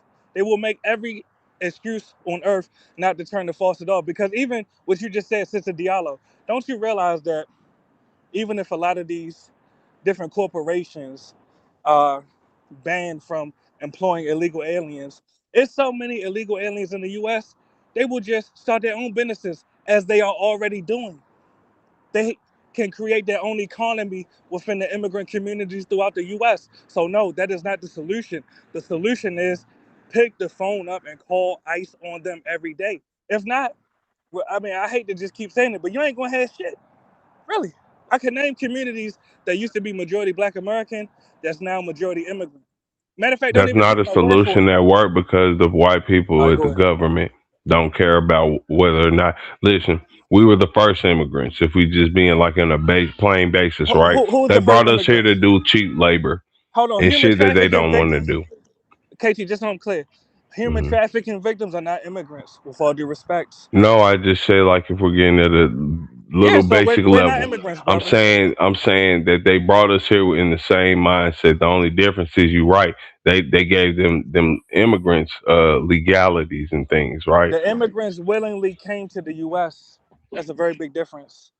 So back to the focal point. Let's not have ADHD because even then you try to deflect to, well, the government don't want it. Fuck what the government want. What do you want? You understand what I'm saying? And if you don't like how the government is operating, you get a job within the government. You get a position in the government and create the change that you want to see. That's why I advocate for Black Americans to become ICE agents. Make money while you clean up your country. Get these immigrants out the paint because I promise you, Especially, say I'm a mulatto. I blend in a lot of these Latino countries. But with all due respect, you Black Americans, if you was in Mexico illegally, you think they would hesitate to get you out the paint? I'm asking KT with all due respect. I'm not trolling you. If you went to Nicaragua illegally or El Salvador illegally, and they figured out that your paperwork was not together, do you think that they would make excuses not to boot you out their country or put you under their jails or put you in a box? I'm asking, brother. Would they make excuses? Would they let you take over their communities like you let them take over yours in the U.S.? And this is the problem. I What see you talking why. about is shit that Go don't ahead. make sense because you don't have a fucking country. Well, Like you can't listen. hold on, brother. Stop. I'm asking you Don't about their compare. country, No, you brother. talking about exactly. They have Exactly. a I'm country asking, that's would in they their let you go best to their interest, country right? illegally? So what country do you have that's in purely Black American best interest? Go. No, I'm not Black, first of all. So you No, have to I'm ask yourself asking that. you because you're talking about Black Exactly. I'm American telling you shit. my country. My country So is the you saying U.S. you're not Black American, but you a I'm Black not American? Black. What are you doing? No. You have to decide what your country is. If your country is not the U.S., then I guess you will forfeit all your communities. Fuck it, right? No, so I'm It's saying not ain't yours nobody anyway, asking right? you that. I'm asking you KT, let's not talk what over each other. nation is there for But Black KT, Americans purely. So don't make the let's not comparison and talk over ask. each other. Let's not talk You over no each other. stop. Listen, we wasn't. You're Exactly. So did you interrupting remember me. the question You're I asked you? interrupting me. So that's the But only do you place that remember we the could be question, talking brother? over each other. I was speaking. You take 20 seconds, I go next. Let's have an organized They did. discussion. You I go mean, first. what are you talking about? I was literally speaking and you interrupted me, right? You were Exactly. So done let's talking. go 20 for 20. I'm listening. Go ahead. No, it's not 20 for 20, bro. Like, stop. Like, Brother, you're stop with trying to this run from the bullshit. question. With the The point goofy, is nobody's they will running get from you out of any their country. question. Yes or no? Nigga, we don't have a country, so don't make the comparison when you talking about they going to Black communities and You doing said that. we That don't don't have a make country. sense. When you say we, who you talking about? Black Americans. All right, well then, if it's not your country, give up all your shit. Fuck it. I can't convince you otherwise. Fuck it. No, I'm Give up all asking your you what shit. country is Keep, there solely for their brother, I'm interest. telling you, brother, if this is not your country, keep spreading your cheeks and letting them No, penetrate your I'm bitch ass. asking you what country. I'm So what? telling you, if this is Just not your answer country, that. Stop, brother, stop I'm not throwing your insults. father. I'm asking you what Exactly. country is there I'm that's not your solely for father. Black American That's my interest. point. I'm not your father. I can't tell you where your So you country is. can't answer the question. Why Exactly. you I'm gotta telling use you. ad hominems towards him, Pan? Come on, we were But just talking dialogue, please. peacefully. We're having a dialogue. Nah, If this because is we not know your, he don't make sense. He got to throw that in to try to well, upset what somebody, part didn't but make it sense? doesn't bother me. What part didn't Like make I'm, sense? because you can't answer the question. I'm just Brother, asking you you to did. answer the question. I literally answered your question. I said, No, if you this did is not not. your, well, brother, let's go 20 for 20. You want to take 20 again? And I'll No, go you can next? just answer the question. Okay, so let me go then, brother. Let's not cut Hmm. each other off. My point is, you're right. If you say this is not your country, give it to all the Mexicans. Give it to all the El Salvadorians. Give up all your shit. Spread your cheeks for them. Let them keep penetrating you. This is not your lane. I agree with you. If you ain't gonna fight for it, it ain't yours. Fuck you. All right. You said you wanted to confirm everything. Respectfully. Now back to the Black Americans that have a sense of self-preservation, because what I said makes sense. If you go to Mexico, they're going to get you out the paint if you're there illegally. If you go to El Salvador, they're going to get. Okay, 20 seconds up. Okay, KT, you want a response? You can't save them. The point is, if you're in their land illegally, they'll get you out the paint. I've ever had a dialogue with I am. Do you understand that, brother? If you're in their land illegally, they'll get you out the paint. Why you let them come to your land illegally and take over and outnumber you and vote against you? And this is why Black women is divested and fucking with white niggas. Really, this is why more mulattoes is being made, because you have no sense of self-preservation. Really, you're not men. You're cowards. Really, what man not gonna fight for his territory? What man gonna say his territory not his? Really, this nigga KT just said this is not his country. All right, so what is your country? You're a man with no land. You're pitiful. You're a man with no land. You're a whore, with all due respect. Really. And this is love I'm teaching y'all with, man. This is tough love. I ain't And gonna lie. I literally was getting some yeah, shit. you's a I ain't bitch even ass hear what nigga. you I know. said. And you sleep while the Mexicans taking over your hoes. You sleep while the Mexican taking over your community. So You sleep while the I just Mexican want to taking over ask. your schools. And that You whole sleep while the time you was Mexican. talking, All right, go ahead. Go ahead. I'm did listening. you Go ever ahead. name the place that's solely about Black interests? No, I never Because said you didn't America answer was about that. Black interests. Okay, so again, when you make the comparison of would they go to their country and do what they doing here, well, it's not at our behest, is it? Like we're not Actually, the it one is. that's telling them no. We're not the one that's telling them because we don't control the government. You making it a numbers game, right? And that's why I It's brought Black up earlier. Americans that Who? work for Hey, ICE. listen. You brought up a numbers game, right? Exactly. They taking away our position because they got who got more numbers than them? The whites. Mm. That means you fell down to number So when 3. you You want to about to talk be about number 4. twerking, right? Why you want to twerk Exactly. for? Hold You up, twerking for Latinos hold and the up. whites. Why you always want to twerk for the people No, I'm saying that's compete against the actually whites. that's I'm saying who's compete against the against the whites? whites. Exactly. So I'm asking, how you gonna compete against the whites when you can't even beat the Hispanics that outnumber Working you? for ISIS, competing against the whites. No, what? Yeah, exactly. Because I call ICE on white immigrants. Boy, you Checkmate. sound stupid. I got white immigrants deported myself. Checkmate. In real Oh life. shit. Yeah, I got white How immigrants many? deported myself. Majority of them immigrants is white. I got white immigrants deported myself. That's a fact. In real Your life. 500, So your I 500 self noticed you had reports. ADHD, but you ran away I'm from my asking you, question. your If you 500 self reports, are they mostly white people? no, the majority of immigrants in the US are Latinos, so the majority of So the you immigrants I think got so you deported. think that somehow Uh-huh. reporting mostly I got over Latinos 100. is I'm trying to hurting answer white your question. people? I got over 100 white immigrants deported myself. You got 0 Word. deported. So you can't tell me Hell no. nothing. Checkmate. All right, What so does you that do twerking for for my whites. black community? Exactly. That's why you've How? been When you letting avoiding that. immigrants take it over. How are you looking out for your black No, community and or letting the immigrants white take it over? people in majority taking like they're the ones doing No, it. brother, let's go one step at a time. I'm not trying to Hmm. argue with you. I'm asking, how are you protecting your black community You when couldn't you're argue with me. You gotta allowing? make sense. Exactly. So let's have a dialogue logically. How are you protecting your black community when you're watching immigrants take over the black communities throughout the U.S.? We're not watching them take over the So what are you communities. doing to stop it? We did nothing to allow them in, did we? Okay, so well, I said, what are you doing to stop it, brother? No, did we allow them in? Yes, you Well, voted could you Democrat. stop it by not letting them You in, voted for right? Democrats, brother.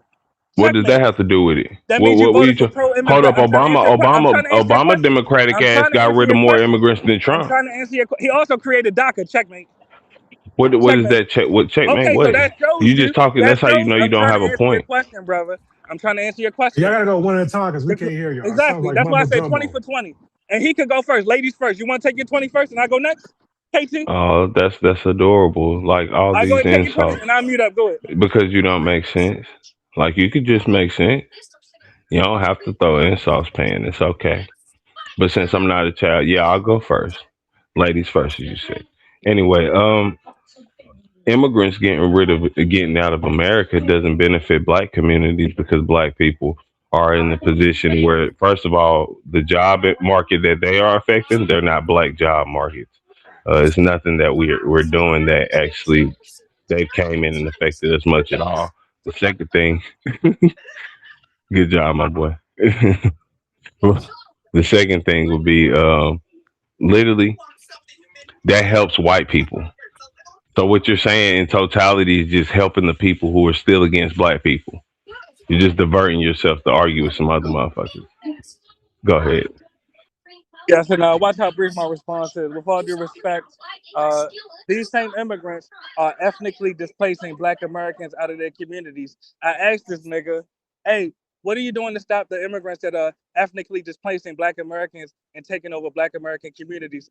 This bitch ass nigga said he's not doing anything. With all due respect, he's a weak, hopeless nigga. So I'm speaking to the audience now. You can never make the argument that the increase in immigrants is not having an adverse effect against Black Americans because Jasmine Crockett got the majority of the Black American vote, and she still lost because immigrant Latinos voted against Jasmine Crockett. The point is, there will be more Black Americans that will lose positions of power to immigrants because you refer to it. You refuse, pardon me, to address the elephant in the room, which is the faucet being on, and you're afraid to turn it The off. elephant in the room is hoe ass niggas Yes. who live in Puerto Rico but want to Yeah. talk about how it's more American I also shit. live in The Maryland other too. I live in problem would Maryland be the too. other problem would be Uh-huh. niggas who like you who want to sit here and act like we should be competing to be second best. No, I say you should be the The best. whole problem at How hand. you No, gonna we're beat not the the best? best. The white I'm people asking would be how the you gonna best. beat the best? If we're I'm talking asking about a question, numbers and K. what you're Yeah, exactly. saying, So KT, one step at a time. how do our How will numbers you? All right, exceed you go them by first. I go getting And rid next. of then immigrants? let him finish so he Yeah, can he answer cut your me. question. Actually, he cut me off. But Yeah, the but you point is said this. 20 for 20, so your 20 seconds was up. Yeah, no, brother, I was counting. My 20 did not go. And I have my my question, stopwatch on, so you do a lie. You're lying. You are And watch saying. how brief my response is. It'll be less than 10 seconds, actually. I'm asking the question with all due respect. What I said was you got to beat the best. You got to beat the majority, which is the whites. How you going to beat the best when you can't even beat number two, which is the Latinos? Can anyone answer that? All right, time up. Let him answer it. Yeah, white people are letting the immigrants in the country. You goofy nigga. That's what I'm saying. The numbers game, you're saying that's what makes everything most important, give people their positioning. Okay. Well, why would we be trying to fight the number two when the main problem would be the number one who's allowing them in to try to replace you? Go, All right, please. and you notice he attempted to deflect, but I got him in a headlock. He cannot run away from this. I'm saying you got to fight every opponent, not just one. So my question is, and I'm gonna never forget my initial question: how can you beat number one, which is the whites, when you cannot even beat number two, which is the Latinos? Yeah, you don't beat anything by not cutting off the head of the snake. That's the way you kill it. So why would you start by trying to chop at its tail, my nigga? That's the number two. It's not the head. You take out the plug, not the drug dealer. That's really easy. I And that mean, was a does that great not make metaphor. sense to you? Oh, my bad. Go ahead. I'm asking now. Does that not make sense to you? And watch, that was a great metaphor, but he still did not answer the question. How can you ever chop the head off, which would be to defeat the number one, when you cannot even beat number two, which is the Latinos? That's not an enemy, you goofy. Hold on, the Latinos are not your enemy. They're That's what you're not your saying. enemy. No. Okay, so I'm asking the question: did Latinos not bomb Black Americans out of their houses in East LA? I'm asking, yes or no? Negro, what? You see, you're an idiot, and you're No. bending over the desk. I'm asking a simple question: did Latinos not bomb Black Americans out of their housing in East LA? Yes or no? Yeah, there's been an incident of Okay, so how something they like not your that. Yes. enemy? Do So Serranos now not have a most green black light? I'm asking a Americans question, are in Los brother. Angeles. Because I I'm got you asking in this you a headlock. I question. got you in the headlock. Are most black He said, Americans in Los Angeles? In East Los Angeles? I never claimed that they were. All right, so we know for a fact majority of Uh-huh. black people live in the The southern part of Latinos that America, voted right? against, I'm Not asking a West question. Coast. Hold up, stop. Most I'm not even blacks about to live in the focus on the southern West. Let me part of talk about America, Texas. right? Let's talk about Texas. The Latinos that Okay. voted against, I'm asking a question. The Latinos that just voted against Jasmine Crockett, were they not your opposition politically? Yes or no? No, black people didn't make politics are not for black people And nor that's made what by I'm black saying. people nor Brother, for your our butt broke advantage. you. It's for white people, you Brother, goofy Latinos nigga. butt broke you. Latinos butt broke you. They butt broke you, No, respectfully. you've been Your white butt people broken. have I'm butt broke saying, you. and You've we been can twerking conclude for this back white and dick forth. for so My point long, you is, don't even what I'm saying understand. is, You just you want to need to. argue about who I'll they go tell take a you play. is I'm back, your y'all. enemy. You're not a good. You don't make sense. You think because you throw enough insults that somehow make you relevant, my nigga. It don't mean that you're actually having credence in what you're saying at all.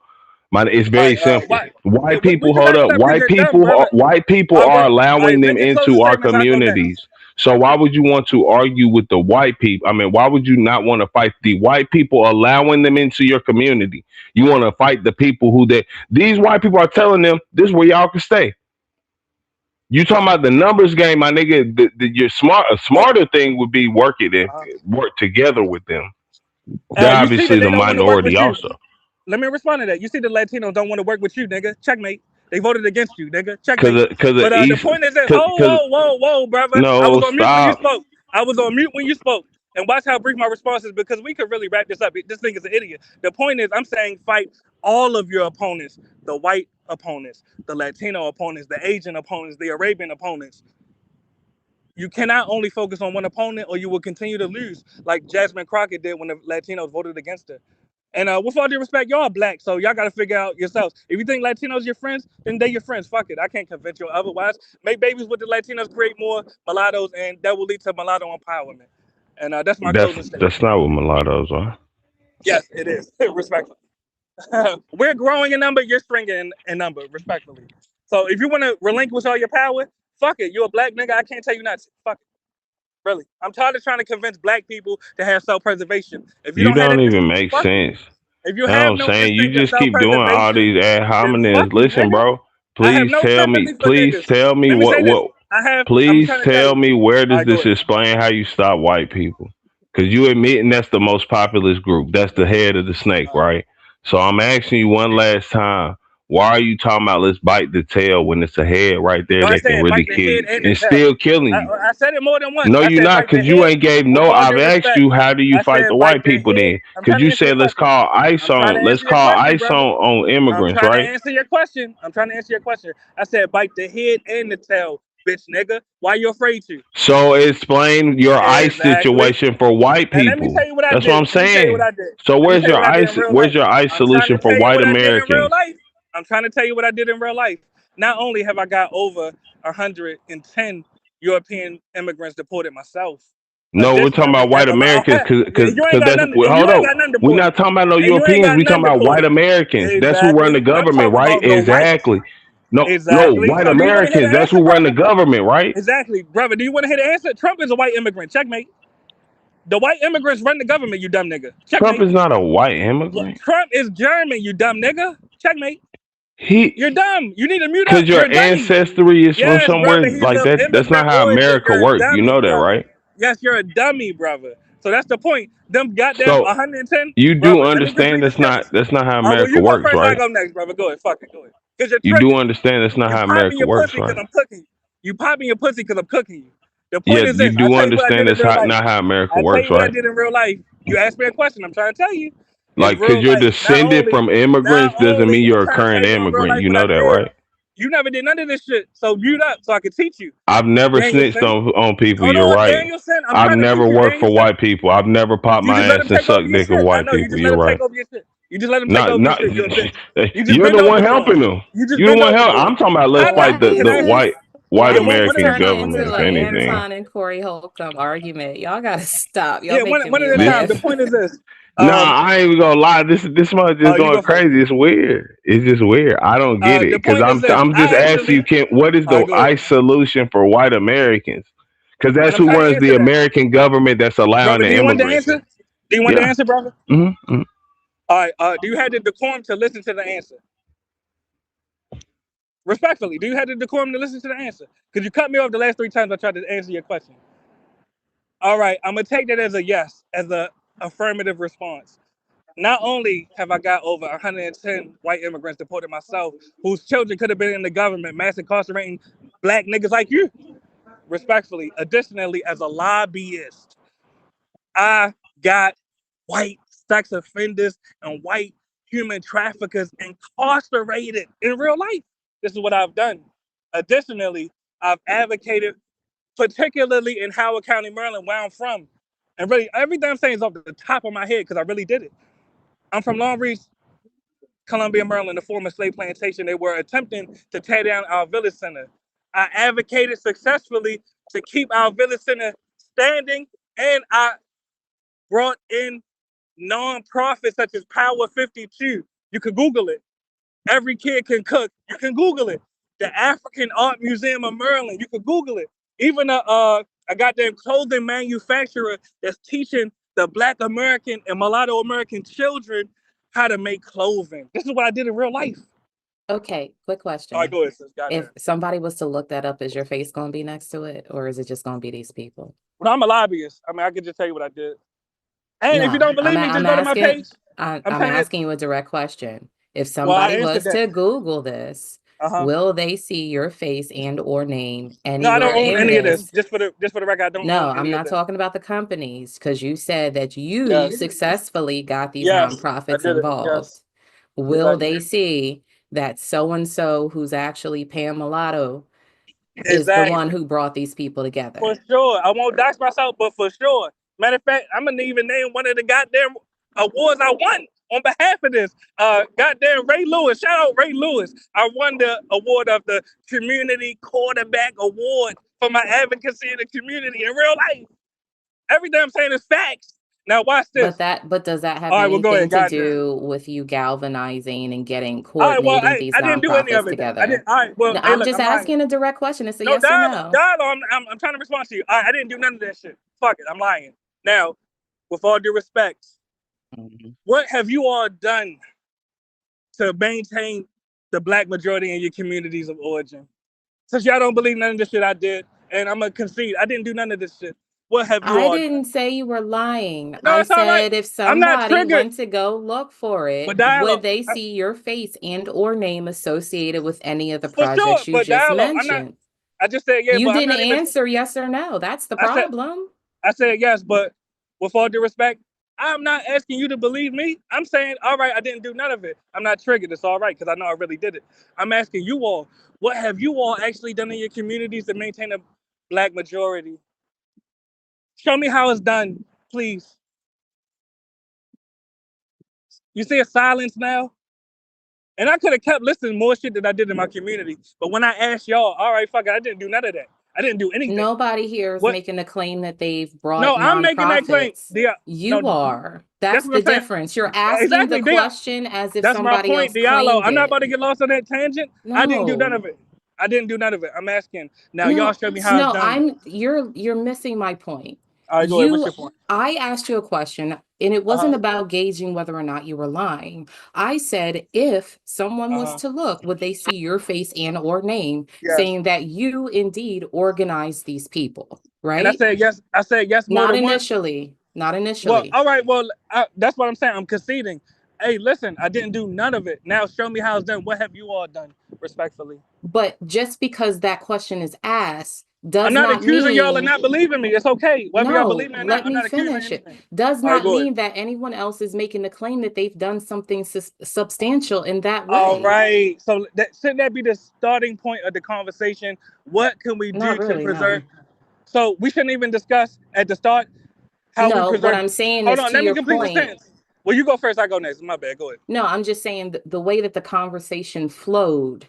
I asked you the question, would somebody see that if they went looking? You're now saying yes, right? And then your Yes. response to saying yes is, oh, well, what have y'all done that's on the same when nobody else made that claim but you? No, but that's my point right there. That's what we should be discussing, preserving majority Black American communities. Whether y'all agree that I did it or not, whether y'all Well, believe me then, or not, I'm asking, what are you all doing? What have y'all been willing to do? What do you all have a history of doing to preserve majority Black What you're American doing isn't communities? preservation of any type Yes, of black I'm listening. community, bro. It's really just not like we can all say we have ideas of how to do so, right? But What what you're have you saying is done though because tangibly though? you've told to ICE, people Yes, need to get out the country. Again, this isn't affecting the it white got me government in deported. any It got me shape, fashion, deported. or form. Stop. You're interrupting.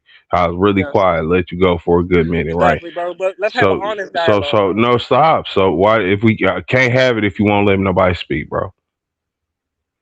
All right, we good, Pam? All right, boom. Yeah, I'm listening. Go ahead. White people are who run the government. Your actions with ICE are not saving the black community because the enemy of the black community, at least in America, would be the white ran government. Over 90% white people, regardless if you want to talk about a Hispanic caucus. And I want you to understand, like earlier, we made the insult of, oh, you don't even know. I'm saying, like, what power do they hold above the actual government? Nothing. Their caucus don't mean Brother, shit. they're members of Same thing Congress. because we're They talking create about, hold laws. up, stop. They create We're laws. talking So you about ask the numbers. question. That's what you're asking. Exactly. What's the advantage in its numbers?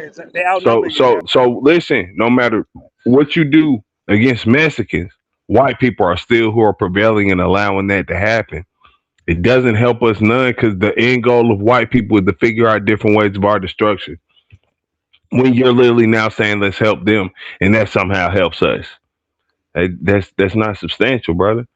And even without saying further about my whole land and shit, my goal with it is because I want to gain enough power. Because I'm not gonna lie to you, I understand, regardless of what you think, I think money is what runs America.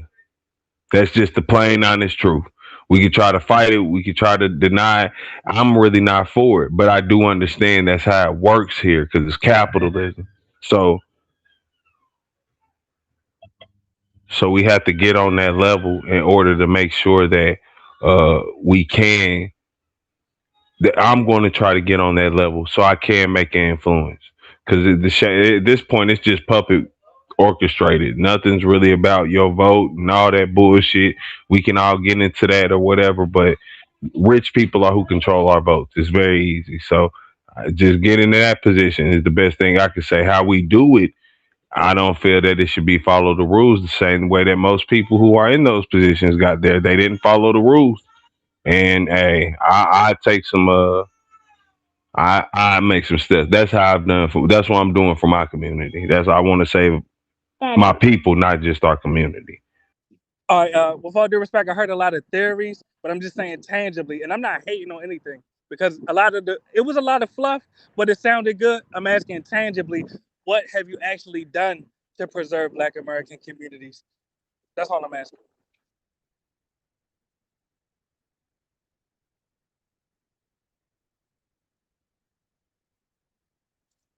See, and I don't want to be accused of cutting him off, but he's not saying anything. When the question was posed to me, I was able to freestyle off the bat at least 5 tangible things I did in real life that got immigrants out of the country and taught trades to Black Americans in real life. But this brother, I asked him with all due respect, because it's easy to just hate on another nigga when you ain't never did shit. That's easy. But I'm asking, all right, well, you show me how it's done. What have you done? And the brother's on mute. I mean, does anyone else on the panel have any suggestions or anything tangible Oh no, that they like I have? said, I don't Oh, know go if ahead, you were brother. here earlier. About this is what the like a little portion of the show was earlier. My land and what I'm doing with it, and why it's in West Virginia, so I could take advantage of poor white people, so I could make the money off of them, and then utilize that to improve my communities in certain ways, and overall make influence. That's what the part that I didn't get into, but it's all about uh, leverage, so I can have position and control. Like And fuck the look, watch this. bullshit. Just to show I'm not a hater because I'm a real estate owner too. I'm never going to hate on you for buying land. But with all due respect, that doesn't answer the question because West Virginia, as you know, is over 90% white. Additionally, you say you collect the money on that land. You're not in a majority Black American community. So I'm asking a simple question, brother. Because even the town you in right now, y'all have an influx of immigrants, if we're being honest. So I'm asking tangibly, brother, No, we don't. what? Allow me to complete the sentence, bro. I did not cut you off, and I'm not hating on you. You say I'm not hating on you, even though you hated on me, but I'm not triggered. I'm not hating on you. I'm I'm asking asking you to make sense of what you're but allow saying. me, well, brother, I want you to make sense. So I'm gonna ask you again, tangibly, what have you done to preserve the Black American community, brother? That's all I'm asking. It's not rocket science. Yeah, we listen. I've done nothing same as you've done. Snitching Well, the what I've done is immigration does tangibly. not save the black community. Say it again. That's not but snitching about immigrants does not save the black Can I community. ask you a question with all due Yes, respect? sir. Who's gentrifying Black American communities? Is it not White white immigrants? government. Checkmate. So The me white getting white. government. I just So answered brother, it. It's let me no complete the checkmate. sentence, brother. Don't be triggered. You Now you admitted need that to it's add a white. part of the sentence You after you admitted. ask the Brother, question, let me bro. complete. You're being catty, brother. It's all right. The I'm point being is, you just you Pan, you take 20 just seconds. I asked a go again, brother. question. Go ahead. Okay, You you take your just 20 asked the seconds. I go whole next. question and stopped, right? Didn't you? You asked one question, No, stopped, brother. I right? was responding. I was mid sentence. So back to what I was saying. Oh, Actually, you admitted that it's whites and immigrants that are gentrifying Black American communities. I actually got some of those white immigrants deported, and some of those Latino immigrants deported, and some of those Asian immigrants deported. So I did my part, brother, and I'm still doing more every day. You just said you did nothing, so you're in no position to criticize me. With all due respect, no, it's and I literally say that I'm gonna with love. prove to I you say that and with love. listen, I'm gonna say this with more love. You just proving my point, and I'm gonna point it out from what you just said. White immigrants are not Exactly. white Americans, right? I agree. Okay. So how are you telling on white immigrants stopping the American government, of white American people? Exactly. You might have missed the part when I said that I got white Americans incarcerated for human trafficking. That's a fact. It's documented. Really. So these are Mm. things I've tangibly done to stop How's that actual white. stopping the American government? I'm trying to figure that. What the fuck is that? You A snitch, lot of them. okay? I'm trying to You're answer your happy question, about brother. being a I'm trying snitch. to answer I'm your trying to question, figure out brother. how's this I'm helping the trying to black answer your community. question. A lot of them worked for the U.S. government. This is a fact. So this is what I've done tangibly. I never run from your questions. And still you admit that you've done nothing to preserve the Black American community. So No, now you just hate. you're Now you not just what explaining can I one ask you this? thing that Why you took hating down on the me? Brother, American can I ask you this? government. Can I ask you this? Why you You're hating not on me? answering the question. But I answered it I have. directly. I've even said I I answered it haven't done directly. shit. All right. Same So as why you you though. hating on me? Because I did more than you. You got to hate You on me, haven't. I'm asking you, how does any of brother. this That's take what down the only a hater American say that. government? Only a hater say that. And anyone listening, y'all Only a can hater literally asks you a let question. me complete. No, only haters say a nigga that did more than them ain't do shit. But let No, me what have complete you the sentence. done? Like, Let cause me you complete the snitch sentence, proudly. brother. You've done a But let lot. me Like, complete this the is sentence. confusing. But let me complete the sentence for the No, listeners, though. snitching a lot doesn't mean you've taken down the American government. It's You better keep than not bending over. answering that. It's better than That's not what doing you're nothing. doing. You're literally working It's for them. You're working it's for the better than American not doing government and nothing. trying to say how you've somehow helped the And black it's better community. than not doing nothing like you.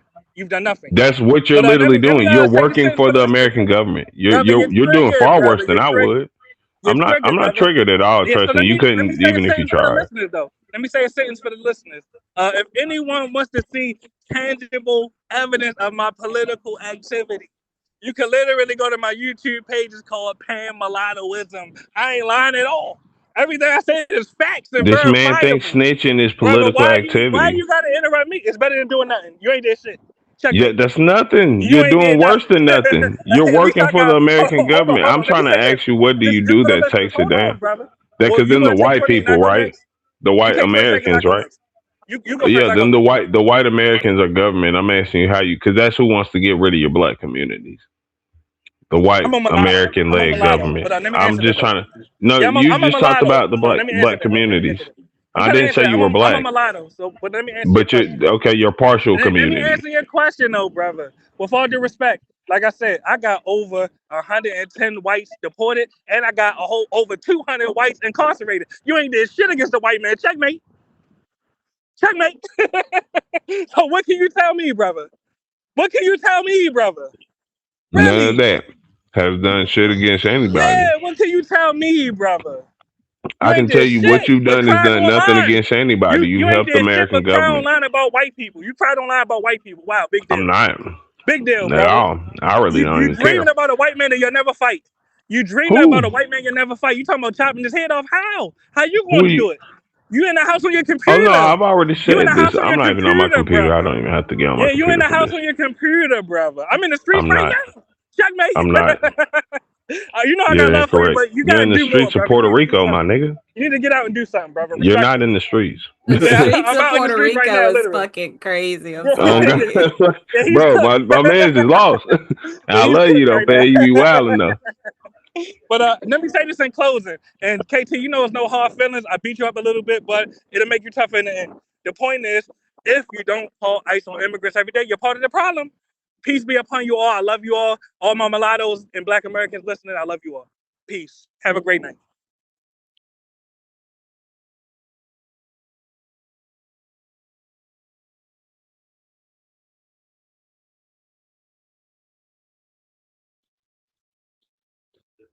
My bad, I'm eating.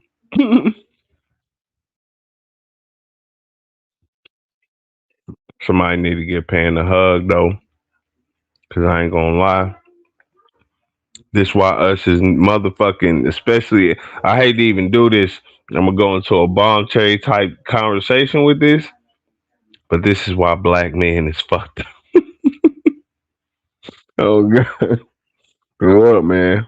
Hey, we can all have our ideas. I got my idea. My idea is we should fuck around and probably have some war shit, but that don't mean we gotta really make moves on this, man. We ain't gotta do this dumbass game of playing bullshit, man. We gotta find something productive to do. If not, I suggest you get on my way. Which that's my thing. Fight them with I hate to say it like that. Fight them with fire. Fuck it. Yeah, the only thing I could think of at this point is getting enough monetarily powerful position to make real like influence. Fuck it. Otherwise, we kind of fuck. We just playing the game. Did he really leave, or he Oh just? yeah, nah, he left. He Okay. left. I'm happy he did though. Oh God, 'cause I couldn't take it. I hope he that sustains him for the next couple of days, because that's the only thing he ever talks about.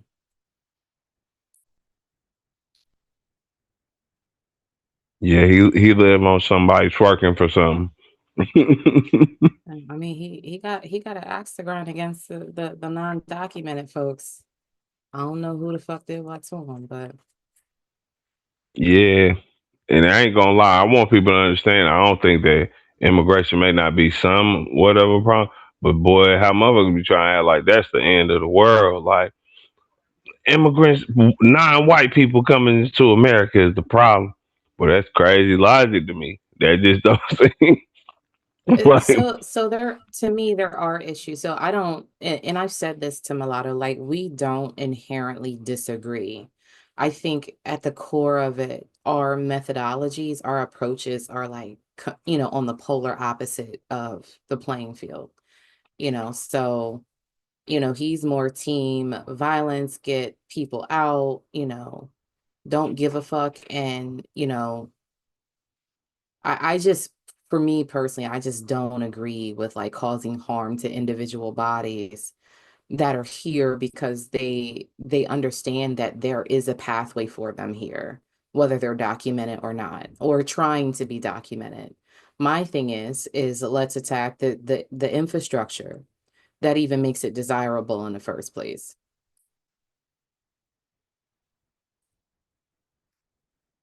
That's 100% agreed. And I'll be honest, like I don't. I know a lot of people online think because I do say things against, I guess, the American government, right? I'm not against America though.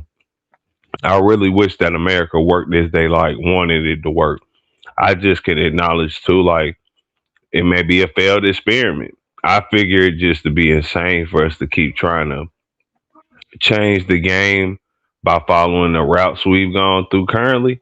I'm not with violence for real either, but I will say maybe for some circumstance I understand like hmm, if it's any way to say it, America got 5,000 nukes, right? So it's the ultimate threat, and that's really why America holds this like global power positioning. Because let's be honest, if we really say we lost and all goes to hell, we can very easily just say, "All right, we nuking this bitch."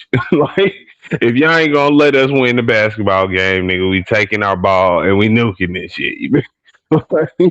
Yeah, I mean, but So that doesn't help anyone though, does it? Like the idea that America is such a superpower that in order for it to relent out of its global position, that they're willing to like cook the rest of the fucking planet is a very yeah. scary idea, right? Um, Hmm. so probably something that I've probably spoke about, like back in my Black conscious community days, but um I just think that kind of notion that we're in this place that America is so hell bent on being the global authority or powerhouse that it will essentially create a nuclear war if it loses its position is is a very scary notion. It's a crazy idea.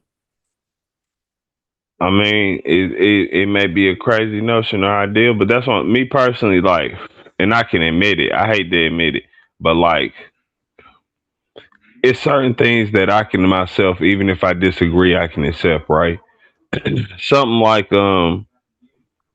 again, just how why when we look at why America is America, right? What has been our thing that's put us in position? Simply bullying. What stopped the major powers of the world? Because even if you look at it today, right, like China doesn't like China's a number threat for us, right? But they only got 500 nukes. Period. Russia's the only one competing with us from the Cold War because that's what we were doing at that point, right? Both assembling nuclear warheads like a mug, and they just never let theirs go. Period. So they're the only ones that's the opposition, but that's what makes things such like a threat, right? In the world globally, like So I don't know if I think it does. Like I think just in a hypothetical world, like America loses its like global supremacy, right? To me, in my head, I think it allows America to take the time and the opportunity to focus on its people, create better systems, kind of reinvent the mm, wheel about how people in America function in this country. You know what I'm saying? Whether not for nothing, whether that be for good or for worse, because we see what the fuck people are talking about now. But I think it takes that load of being everywhere all at the same time off of us as far as like our advocacy. Like, imagine another country did all the shit that we did and we didn't have to do a fuck thing, right? All that I money that we're mean, spending, all of that, like we could still participate in a certain way, but we can start taking that money that we've given to other countries for whatever the reason and kind of pull back the reach and kind of reinvest into the people. I mean, in order to do that, we got to blow it up. That can't happen because that's not word. Because listen, America's position from the beginning was to be a global domination, like a global powerhouse. I Was mean, it or was it yes. escapism? Because I'm No, leaning no, more no. towards Because escapism. if we talking about what it was, and that's why I went back to what it was. Because when we talk about what it was, well, we got to go back to where the capital was, Philadelphia. You feel me? Why the Liberty Bell has a significance at all? That was where the first capital was. This is America that already had the Constitution and tenets of what America was supposed to be. But Yeah, then, but the people who like the foundationalists and the constitutionalists, like they were at odds with each other about what was written in in those original documents for like the foundation of this country. Like there was no real um like majority agreement amongst even the white folks about mhm, how this country should be ran, because a mhm. lot of the motherfuckers that came over here were still under the impression that we can just do England 2.0 in America, and motherfuckers was like, no, don't fucking tread on me. What the fuck do you mean? There was always a fucking divide. There was always fucking um disagreement as far as politics and how this country should be ran. And then finally people came together and said, you know what, well, we got to do fucking something. Like this isn't enough, because Nah, and listen, I'm only first of all, I only pointed out because of what you said, the escapism part, right? That was that first part. That was when there was more about escapism, and I agree with All you. Like right. they weren't. My bad. Go ahead. Oh no, I'm sorry. My bad. I'm sorry. My Oh bad. no, you good. But nah, I was saying like first of all that group was I can agree with that group was the escapism, and you're right. They didn't know how to govern the country, but the main thing with that was that's what America actually is supposed to be. Like it's not supposed to be. That was the concept for real. Like we escape, we figure it out without that big government entity. The king and queen was always that govern the people that they'll put under their house. If you want to put it, the governors or the senators or going back to noblemen and shit. You know what I'm saying? That always came from the king and queen, and that was the head of basically the governance of those areas, right? So America was supposed to be about escaping that. Like I point out to people, and people don't really notice like that. But like factually, we could prove America had over 10,000 currencies at one point. Like it wasn't the American dollar here. It was damn near basically like every area had its own currency. And like, yeah, they'll trade you money for that, whatever that money was, whatever that area said that value was there. You know what I'm saying? But we went about it that way. Like, and I think that'd probably be a better way for us to go back. But that's neither here nor there. I'm just pointing out that so you're talking about more along 1776. the lines of the original 13 colonies, the original like little United States. Is that what you mean? Kinda, yeah. I'm just saying that was more of building the parameters of what I believe America was supposed to be. Something that doesn't have an overall government entity. Because listen, again, going Well, back to being they honest. still had Congress then. It was just like not as powerful as it is. But the reason why they No, for made sure. Congress and the government a lot bigger was because there were too many problems, because there were still like how we talk about tariffs now, like between the 13 original states, or the little United States, they were tariffing each other. No, facts, facts, facts. And And that's what there I'm saying. If they would have, I feel if they would have took more time and worked out the program without that, maybe it could have been something better. Because the what they were, I know it basically was like every state was its own country for real. So that was the Right. main difference. But we could do that where it's like we don't have to make it that difficult again. Like we I know we had to like I brought up Philadelphia. I know that's where the first like our big Congress, little U big Congress type shit was, right? But I'm just saying like we can get rid of that. I believe in community governance. I'll say that that's the first thing I'm gonna say, right? So I believe like governance should be based on all local things. Like I think maybe we can appoint like how we have governors or senators of state. We need to get rid of one of those, right? That's the first thing I'll say. We pick damn near a state president and we just have an agreement amongst each other, like we make certain things in all of our best interests, right? Like we'll have a national military here in America. Let's just say we converting this idea to America. Like I believe we should have something like a national military, but that's even based off of what our local militaries do, and then even out like local militias, I guess you could say, and then uh, we basically just govern ourselves. We do it without the tax tariffs and all that bullshit, and yeah, let people do their own things. I think that'd be the best way, but we can't do that with the system at hand. Like the system at hand is set up for this to be a business, and it got to go a certain way. That global positioning is part of that. So, okay. So you said a few things and it gave me like several different thoughts. So to me, I think what we have is already somewhat already like how you're describing. Because states do have their autonomy to function. That's why each state has their own budget, they have their own government, they elect people to represent their communities in different precincts, regions, parishes, or whatever. Um, and then we have the federal government, right? So, like the executive, which essentially, when states have issues, take that to the Fed to decipher and disseminate, and then come up with a conclusion. So, I'm not sure if what you're looking for is like maybe to abolish the Fed or. Yeah, for sure. That's what I'm saying. I believe the Fed's the problem because that's the one thing. Like, this goes back to like that "who's watching the watchers" comment type shit, right? Like the police already, and if we go into like just basic form of watchers, right? Like the police damn near govern themselves, and the Fed is there in order for them to make sure that doesn't happen. However, how the system works is well, we need that system to make money. Like that contributes to the overall economy.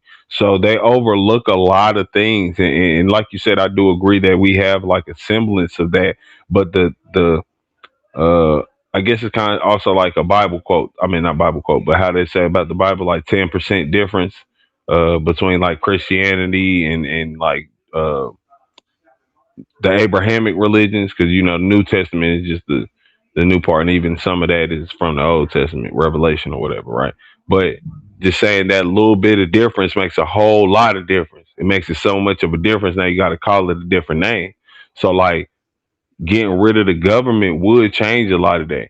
We couldn't go to, and even down to like how the system works, it's a lot of people who go through the government portion, and now they end up in like lobbyists, corporate entities, and then these corporate entities end up giving government contracts, and like that's what I'm saying. The system has been played and overplayed to the point now where we can see like it's not for the little man to get in there and take advantage at all.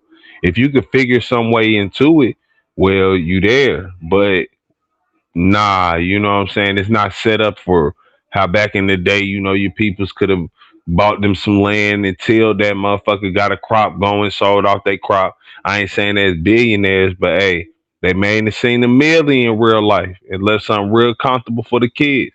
That's not how this system set up no more. And that's the only reason I think we gotta like, hey, they admit it, blow it up. So I guess my thought to that would be, so federal income tax would be gone, right? So are we okay with the idea of increasing state income tax for all of these states?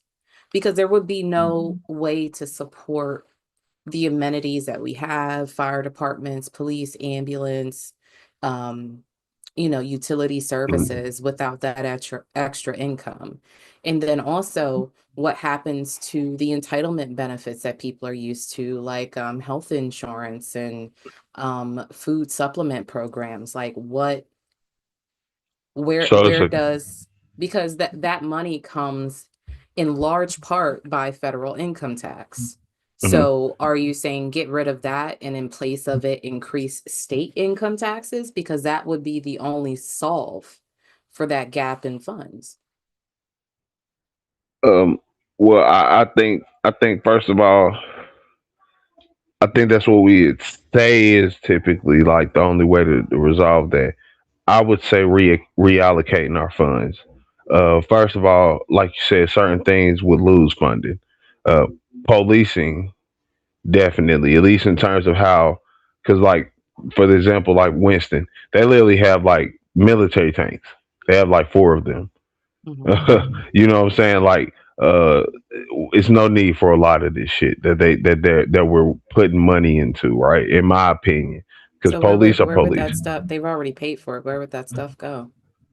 We would sell that off, get the money, and then we could even, or we could even transfer that over to or like I said, if we're going under my plan, the national military, we could put that in place for the people who are like what we consider like now the reserves. They'll basically become like that state military, I guess you could say, right? And then we could give that to them so they could utilize that equipment as it should be, because military equipment, right?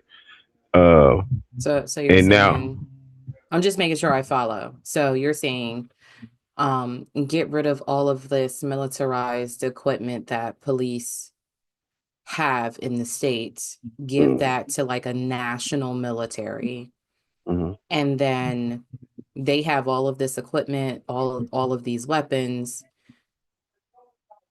so they can use it to go to another country and fire that shit off.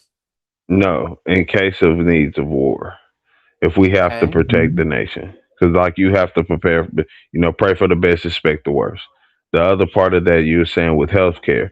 Well, I know this may not, like a lot of people may not accept this, but I do believe like sometimes we overcomplicate things. Universal healthcare is in far poorer nations than our own. Like Canada would be our best example since we're right there. Like they literally have universal health care. It doesn't like, they still pay them good, the doctors good, everything. And they actually got better rates in terms of like surviving and things, just because it seemed like it's not an industry there. Like doctoring is like something you do pretty much if you had a passion for it, like if that's just what you really into, like you gonna get paid good, don't get me wrong, but even us as today in America, a lot of people are getting into the medical industrial complex type shit.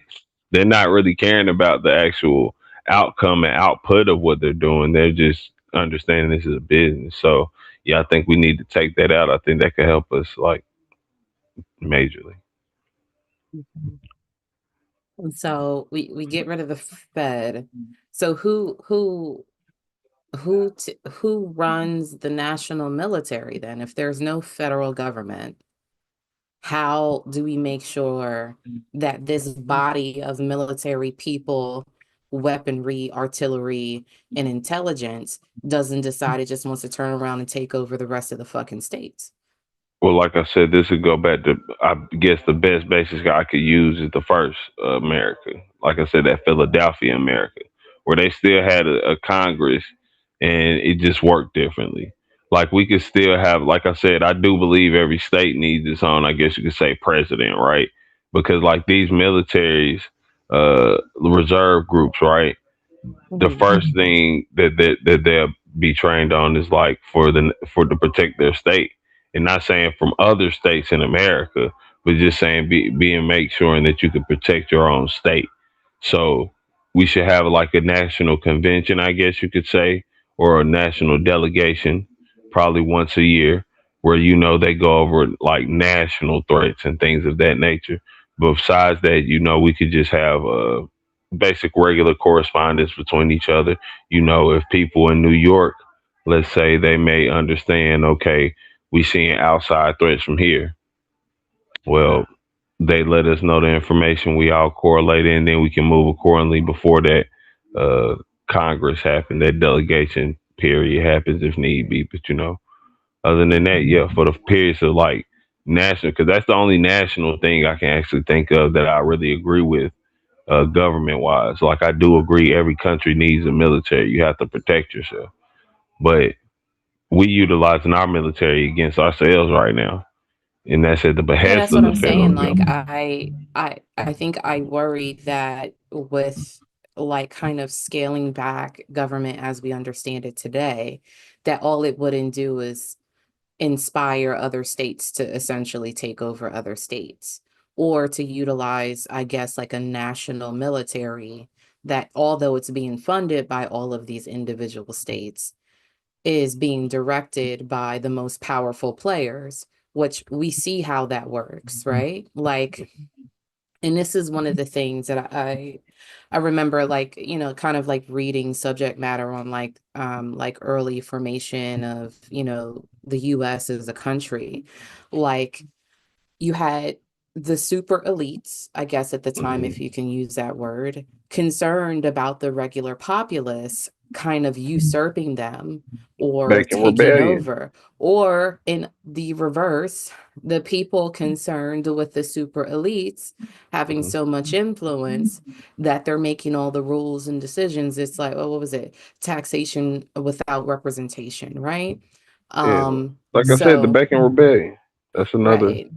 Yeah, And so to I don't think that we have people in this country, and I think a lot of it is the way that socially culturally we've been socialized to understand America, how people operate, what's the normal protocol, that any of us actually have the real capability of installing people in power that in some fashion don't turn around and do fuck shit given the right certain set of opportunities. for sure, for sure.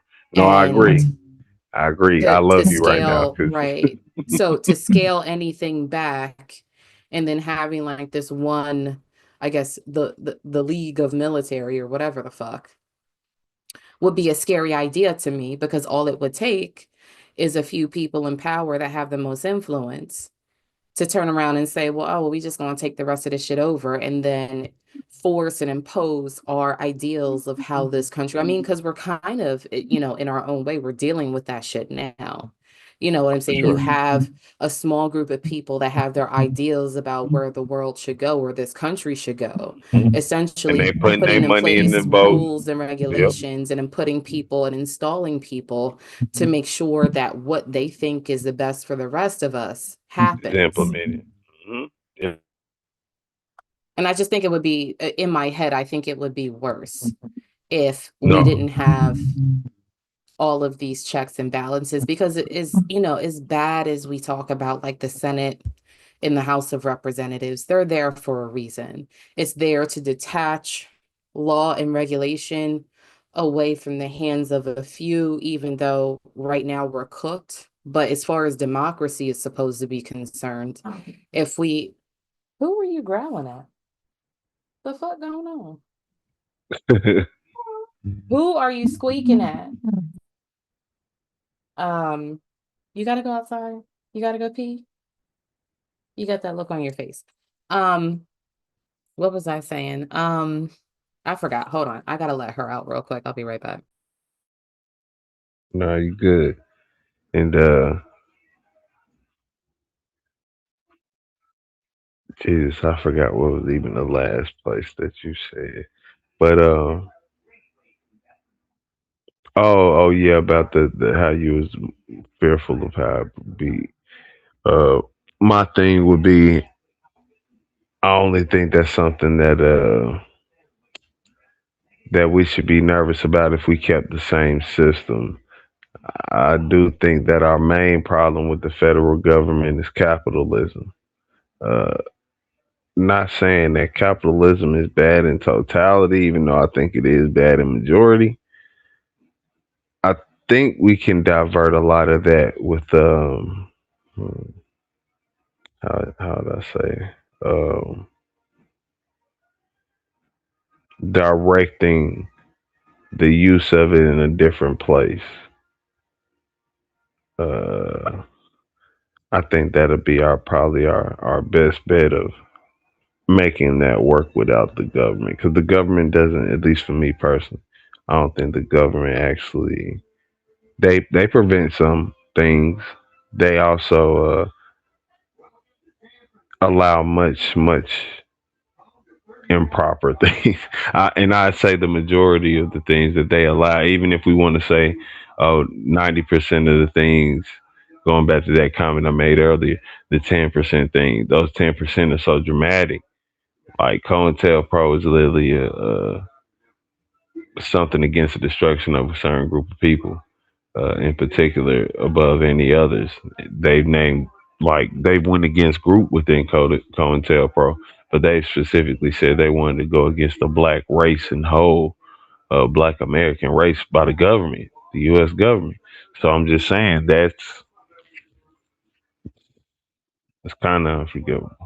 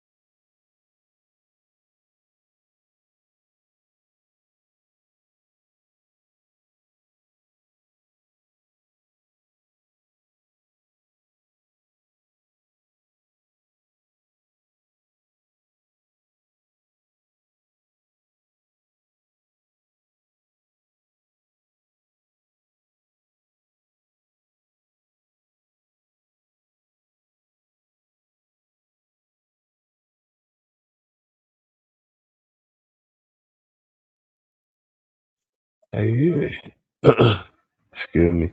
Uh, yeah, nah, been a good chat with y'all though. You know what I'm saying? Shout out to all y'all.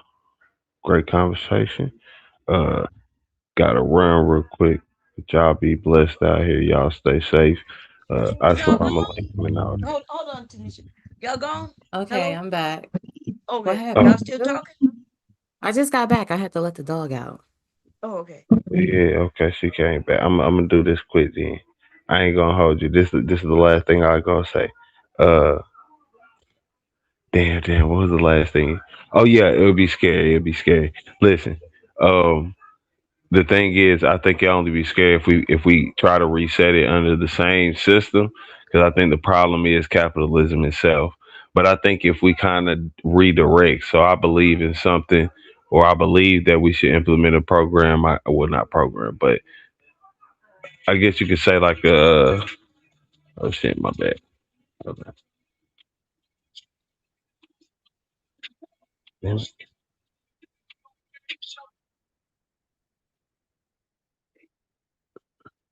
All right. My bad. Okay, so new program or government, Yeah, whatever.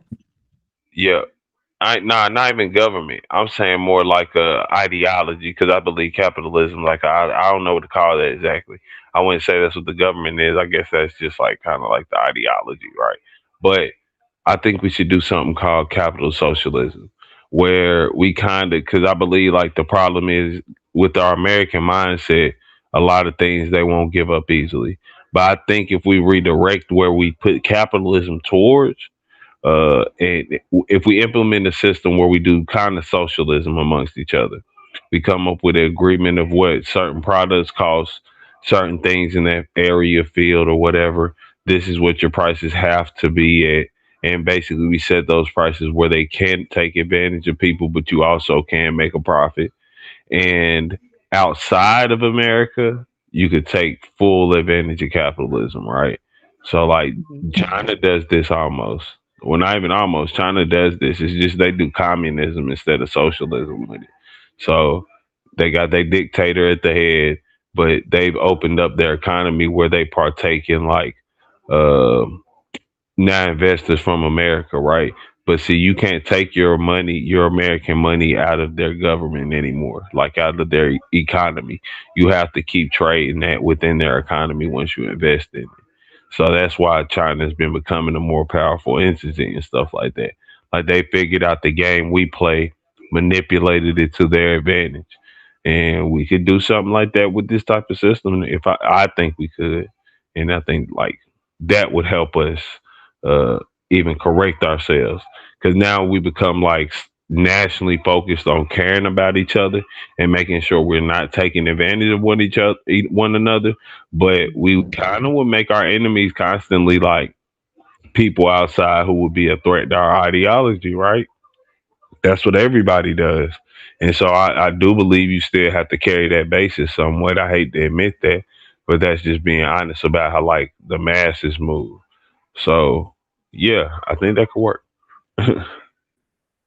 So you're talking about, to me, what I'm hearing is kind of like more of a mixed economy, which is more like what like Scandinavian countries do, like Sweden and Denmark and Finland.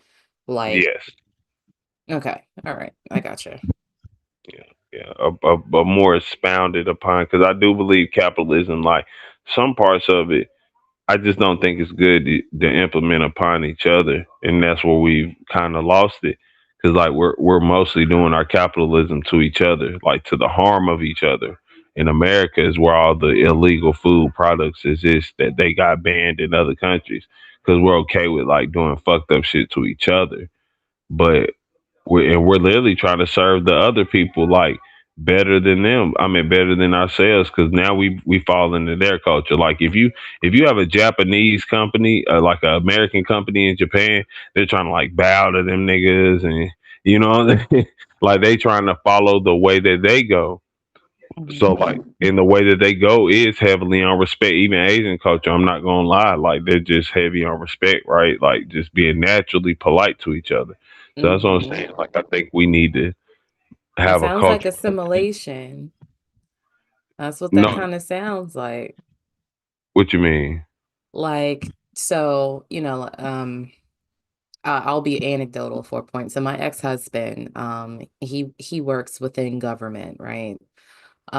And one of the things that he would always kind of like be upset about is like when they, like every quarter they had to take like cultural sensitivity training because he flew everywhere. And for certain countries, like primarily like Asian countries, there is like a huge cultural like kind of etiquette that functions in that social group. And a lot of companies that go over there that are foreign have to assimilate to that culture, right? So when we start saying that, countries that are foreign that come over here need to appease the social cultural standards that are already here, not to say that it's the worst thing. I've heard assimilation used in certain spaces like akin to whiteness is what I should say. Like it's no longer about the country and the cultural standards as long as you display qualities of whiteness. And I'm just pointing that out. No, that's a fact. I can 100% agree with that. Like, but what I'm saying would probably be, I'd say a list, because even with the basis, I've always looked at it more like governments. I look at Africa, and I ain't gonna lie and say I look at current Africa, but I'm talking about like great lower and upper Egypt, not just like Nubia, like shit like that. So like their governments are pretty. Don't get me wrong, they always had some high deity, but the difference I see with them is they always made it something that I guess you say people would have to assimilate to if they became like under that nation or whatever, right? But their mindset always was kind of more like their high deities are still of the people. I currently just think we don't really, that's why I don't like the federal part, because I think like we need to move as a single organism damn near, like as a collective body and entity, more than just having like one representative, because that always muddies the water. Like we're damn near never going to be able to make one clear cut choice on something. So I think like the best possible choice we could make for the masses is to somewhat lower those choices, not in terms of like the effect, but just how many choices you have to make. Cause like, okay, it's like four different levels of voting, right? Like we started like local, then we get to like state, then we get to like federal, and then we get to the shit outside of that, which would be like lobbyists. So like it's levels to even voting. Most people understand the basic level. I think if we just kept voting all in the period where it could be a basic level, makes it easier to even control. I hate to use that word, but just being honest, for the people to control. Like I just don't feel like the system we have is people have the control anymore. It's on those groups and entities that's like been there already. They family members that they didn't put money into. They literally done sent these niggas to college to be a judge, and they because they cousin knew the right motherfucker, they got them in a position to be a judge for real. Like we got to get rid of a system that can't have that level of influence. And I think if we, like I said, lower those options that do make that where it's less likely. Okay, so all right, so kind of removing like the House and Congress, right? Or the House and Senate. And Yeah. so bills would be left to the state. Yes. So how would we ensure that the people that are controlling or in authority of these states don't align with ideology in such a way where they're imposing ideology on the people opposed to doing what's the best for all? And going back to that lesser decisions, right? So locals would have to be based on, I guess you would say, I've tried to think this through. Hold on, give me one. Bon, are you still here? I know I'm probably making this conversation boring, but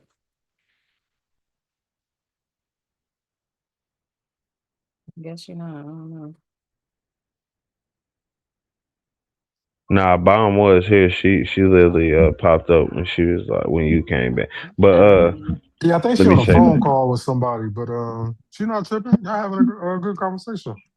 You're not even saying nothing. Where you been Oh well, at? that's because I'm doing a project for my son, so but I'm listening.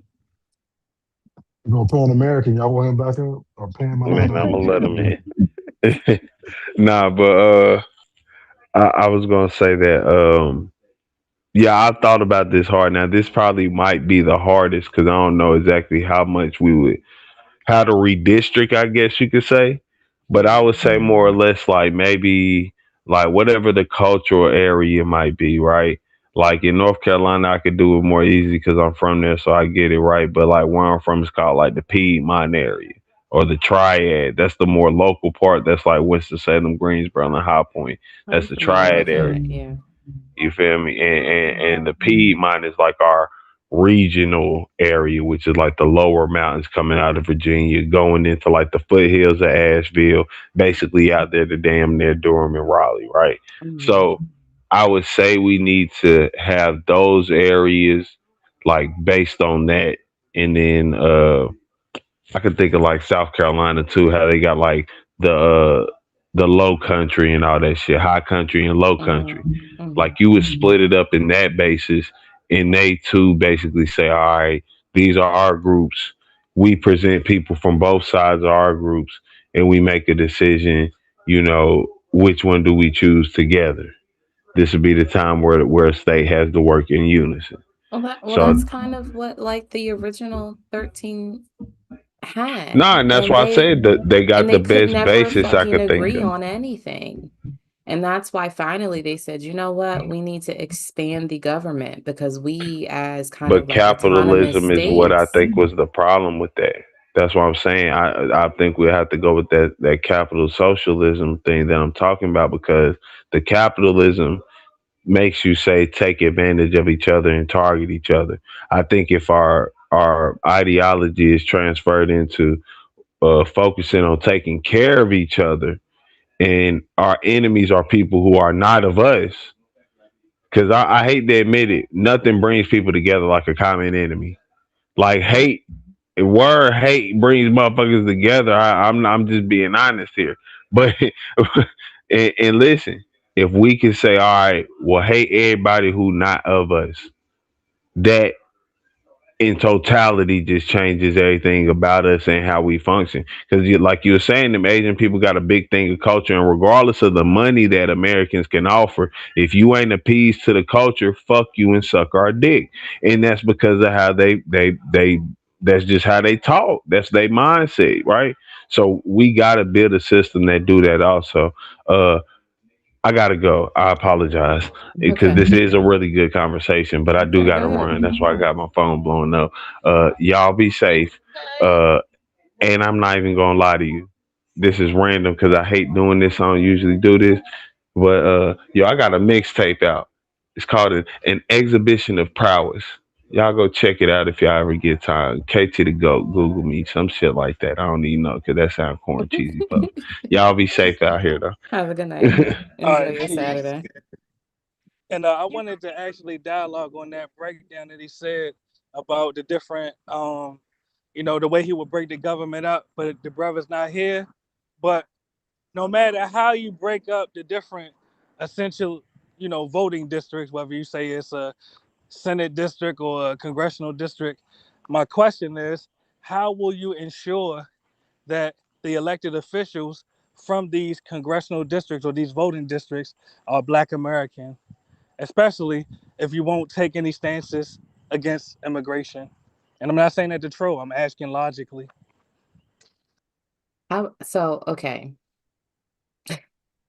I thought you were, I was about to say, I'm so surprised you're going to talk about something else Yeah, I'm and just you asking disappointed mathematically. me.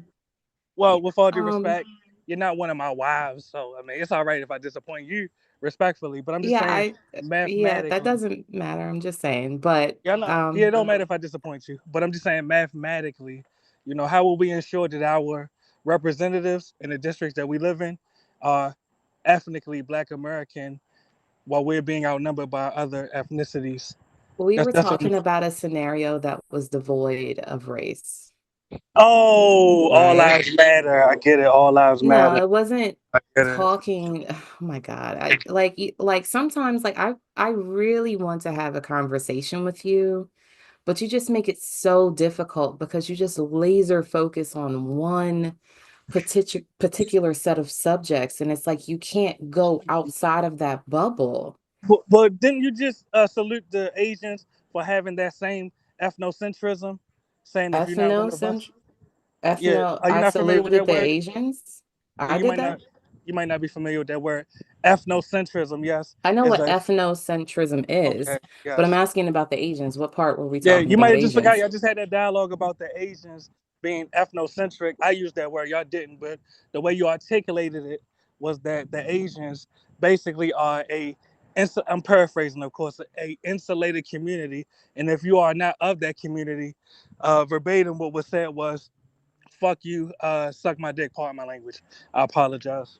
So we were But talking about capitalism, exactly. So let's and apply that same. I was cautioning Go him ahead. on his use of the word assimilation, Exactly, that's my point. right? So let's use that same logic for descendants of U.S. chattel slaves. I'm just asking, how will we? And it is almost tiresome that when I speak about self-preservation, Black Americans get triggered and say, "Oh, you're bringing that up again. Do you not want to survive?" And really, I know that was a rhetorical question. I'll just tell you my assessment. I think that Black Americans, not only do they not want to survive as an ethnicity, they get triggered angrily when you ask them, do they want to survive as an ethnicity? Because they realize that if you want to survive as an ethnicity, there are certain things tangibly that you have to do. And So if they I think Black don't, Americans are not ready to do that. so if they don't, just kind of appealing to what you're pointing towards. If they don't, then what? Then you will be bred out. You'll be in a similar situation. Actually, I think you'll be in a worse situation than I mean, Australian because we would be a Aborigines. bunch of you, right? No, you can never Right? be me. You can never be A me. Your bunch of future gen- mulattoes, I'm right? trying to answer your question. You can never be me, but your future generations can. That's the point I'm making. So it benefits me that you have no So instinct of. we Allow me to would complete the create. sentence. Well, you go first. I go next. You go No, first. I go next. I'm just asking a yes or no question. So our future generations would be a bunch of you, right? Exactly. Meaning you bred Okay. yourself out. Okay. But if, like, hypothetically, to your postulating and positioning, right? Say you were right, like Black Americans didn't want to do a fuck thing about immigration. You know, they're just more interested in preserving self and their own individual families, and they did nothing. Why the fuck do you care?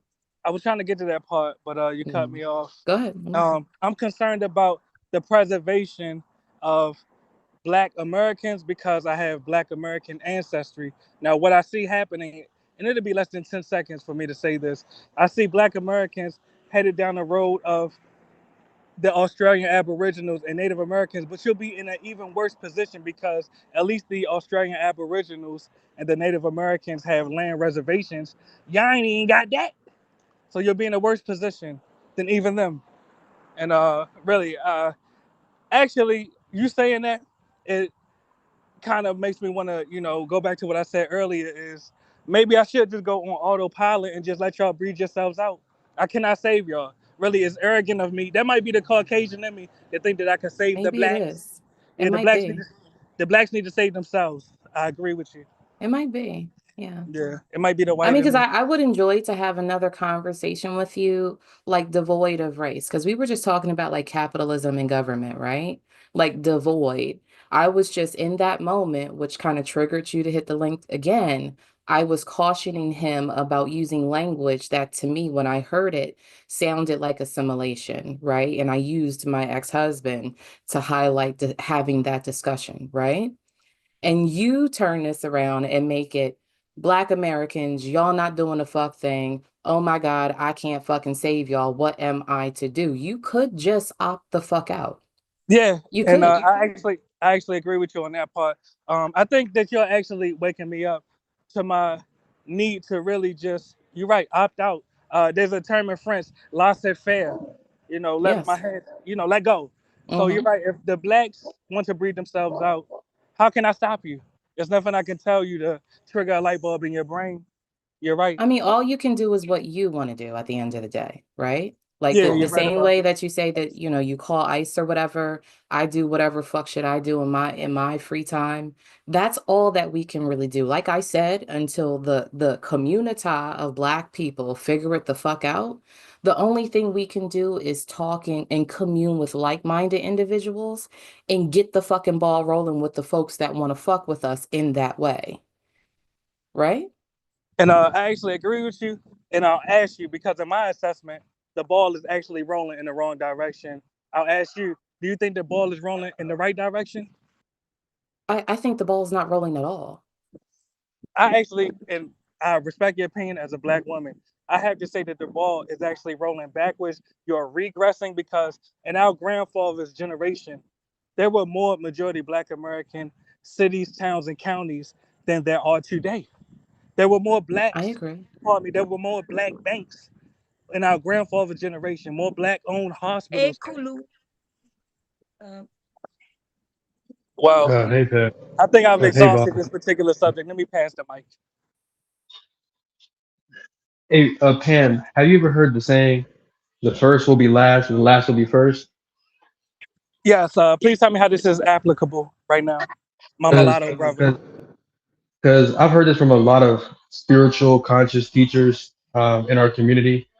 And we just got to realize that Black people were the first people and we'll be the last people standing. Like, it don't matter what these people on here are doing. You know, they go to war, they'll destroy themselves. We'll always be here, man. And we've always have been here since the beginning of Oh, Earth. but brother, You you're a know, mulatto like me. So when you say we, who are you talking about? Black people, because I'm Black. You're a mulatto, brother. And this is part of the problem. Yes. When we say, See, hold on a you go second. first, I go next. I cut you off. My bad. Go ahead, brother. Yeah, yes. And yes, I'm mixed. I'm Native and Black, but Exactly. I'm also Black. Yes, I got Black blood. I got Black melanin in me. I'm part of the Black culture. So it doesn't matter what the white people or what other races do. We're always going to be here, whether it's me and my children on the line, or whether it's Juices or Angelica or I Am's children. Is our people's always going to be here, man. And even World War III, World War IV, our people are always going to be here. And let me respond to that. It'll be very brief. Actually, you, your existence and my existence proves my point. The future generations of the blacks and the whites will be mulattoes. The blacks are actively breeding themselves out. And when you claim to be Black, you're contributing to racial erasure of actual Black people. With all due respect, me and you, we do not represent Black people. We cannot. We have a different experience, a different biological makeup. Respectfully, brother. Okay, so you know what's the most dominant gene that there is? No, I'm not even disagreeing with that part. I'm saying when you take a DNA So test, but we'll go ahead. no, but that's my point, right? So no matter how mixed the Black people get, we will always return Black. Well, I'm asking a simple Oh, question: Is Drake's son Black? I would say part percentage wise. Checkmate. Checkmate. That's my point right there, brother. We are Is he not part biological. Black? He is Like whether it's mixed. 10%, That means you 5%? agree with me. That means you agree with me. No, He's mixed. no. What I'm saying, yeah, but what I'm saying is, So, if but let's not talk over each if other. Drake's son, Allow me to hold on, but complete if my Drake's sentence. son, Allow me to sure, complete sure, my sure. sentence. I'll pass the mic right back to you. I promise. This is not going to be a contentious discussion. What I'm saying is, no matter what you call yourself, there is a biological difference between you and an actual Black person. If they sit you in the room with Akon, you think we can't tell the difference between you two? I'm asking. For sure. Okay, brother. dumbass questions. I don't know what's going So we on. do not represent the blacks. The blacks had to represent themselves, brother. Really. Or in other words, I But asked the Black women you on the and panel. Kulu are not the same. Kulu's mixed. I'm mixed. We're No, both but you mixed. said you mulatto. I'm a mulatto. He's a mulatto. No, he's not a mulatto. His mother's not Black. Yeah, but he never mentioned that one of his parents are white neither. But you Meaning have. that he's mixed. He's not Black. Yeah, he's mixed, but he's not mulatto. And I noticed that Bomb Trade gets triggered because she's mixed. But Wait, she what? calls Okay, Okay, herself wait. yeah, herself Black. even though I'm mixed, I'm not mulatto. Wait, but what But are you're you mixed mixed. with? What makes you mulatto? Yes, I have. Well, shit, Mulatto means an black and array of white. different mixtures. But I No, have but I want Spanish. no, but he's calling I'm trying to himself answer the mulatto. question. So what are you Yes, mixed with? trying to answer the question. I have Spanish ancestry. I have Portuguese ancestry. I have German, British, Filipino, Native So you like American everybody ancestry. else? We all Like must. everybody else. Yep, this nigga Okay, walk so around wait, with what is your mom and dad? Both of my parents are mulattoes. Mixed with what? I just told you. So what are your grandparents mixed with then? Literally the same thing. All right, so you like everybody else in America. We all mutts, damn near. So you you'll not be born. mulatto. Like, come on, man. So I am. Framing some Just so bullshit, we don't man. argue with each other. All right, if you're mixed, your grandkids will be even more mixed. Fuck it, breed yourself out. It makes no difference to me. It makes no difference to me. Really. Well, And this is what I had to that's the learn. whole talking point. That's all you talk about. No, my whole talking point is your grandchildren will look more like me than you. That's a fact. How you look? I look visibly mixed race. I got red hair and freckles and chinky Man, eyes. come on, man. I got red hair, freckles, and chinky eyes. That's a fact. So yeah, your grandkids will look like me. Fuck it, breed yourself out. You're mixed, right? You ain't black. You mixed. Bro, you're looking at race like complete he Now I'm like talking about even if hold on, science. but even if I am did have Exactly. children outside of the black race, right? Those are still his blood. That's still his children. Those are still Yes, and him. they will be If, mixed race. hold on. Yeah, but they're still his blood though. Exactly. And So now let me if it's, hold go on, ahead. but even if his children, then let's say get with another mixed race or Exactly. like it's still gonna be him. Like it's still his genes Exactly. being passed down. So I And don't really Kulu, let me say understand this. like what you're referring to. And do you realize this? I have to say that this is a teachable moment.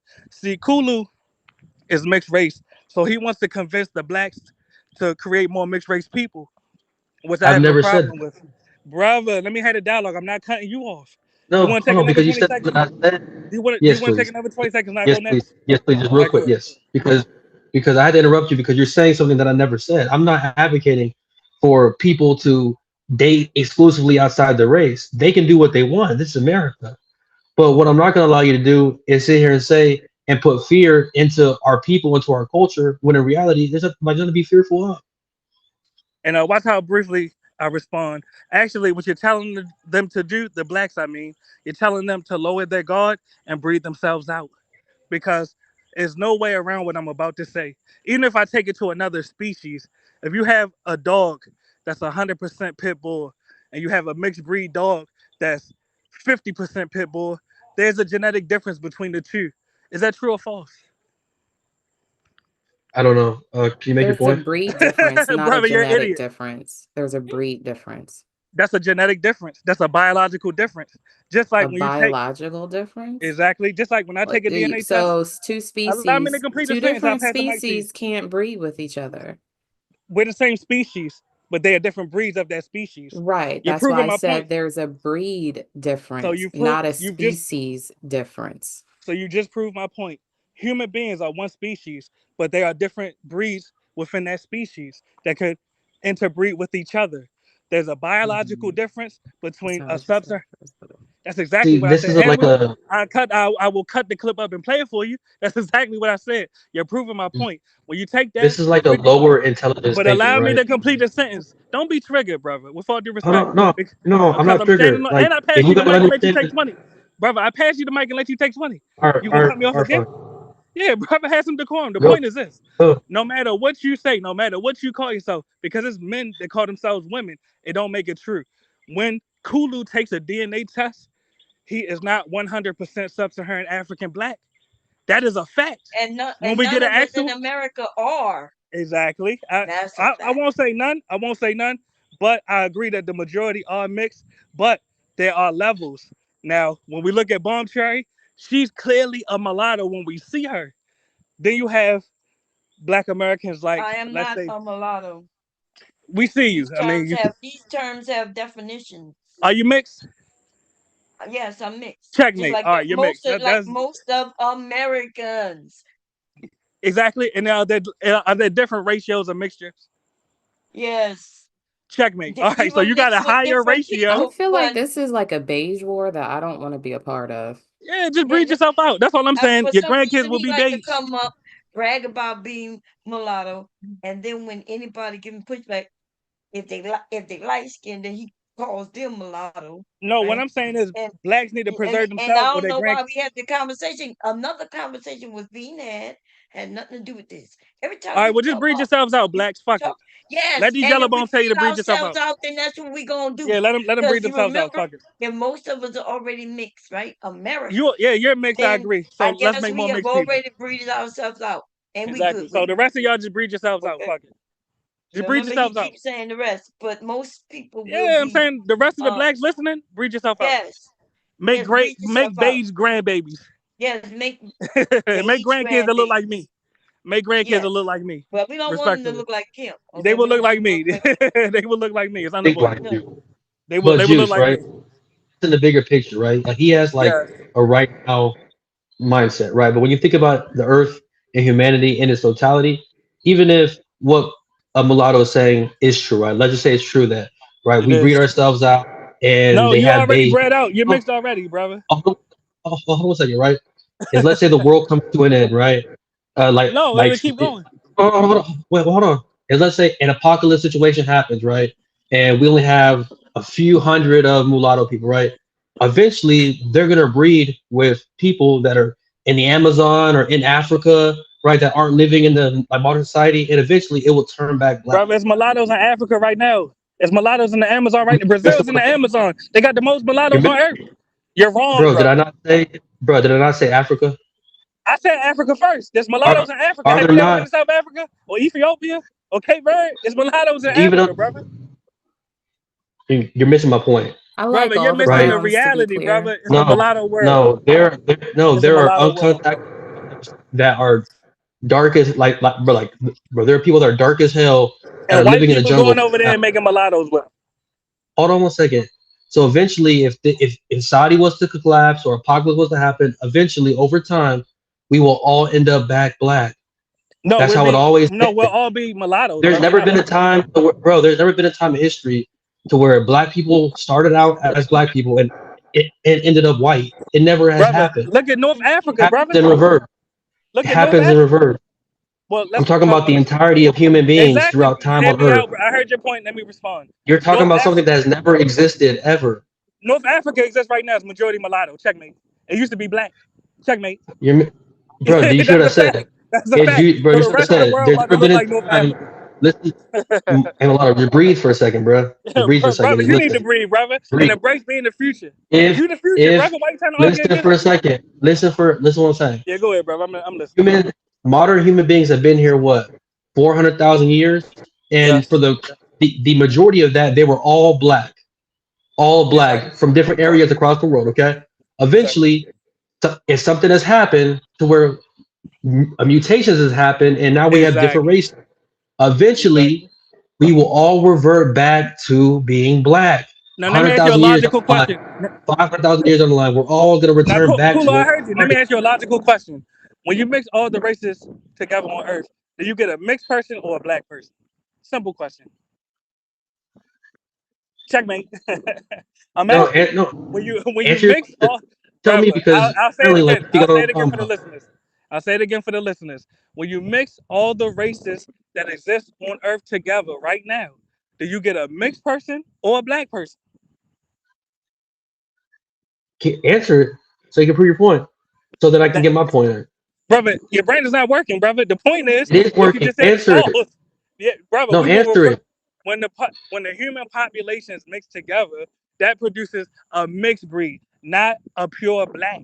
Respectfully, Okay, right. All right. So let's say throughout 100,000 years, everybody's mixed breed, but there's still going to be people that are living uncontacted in the jungles that are going to be black, right?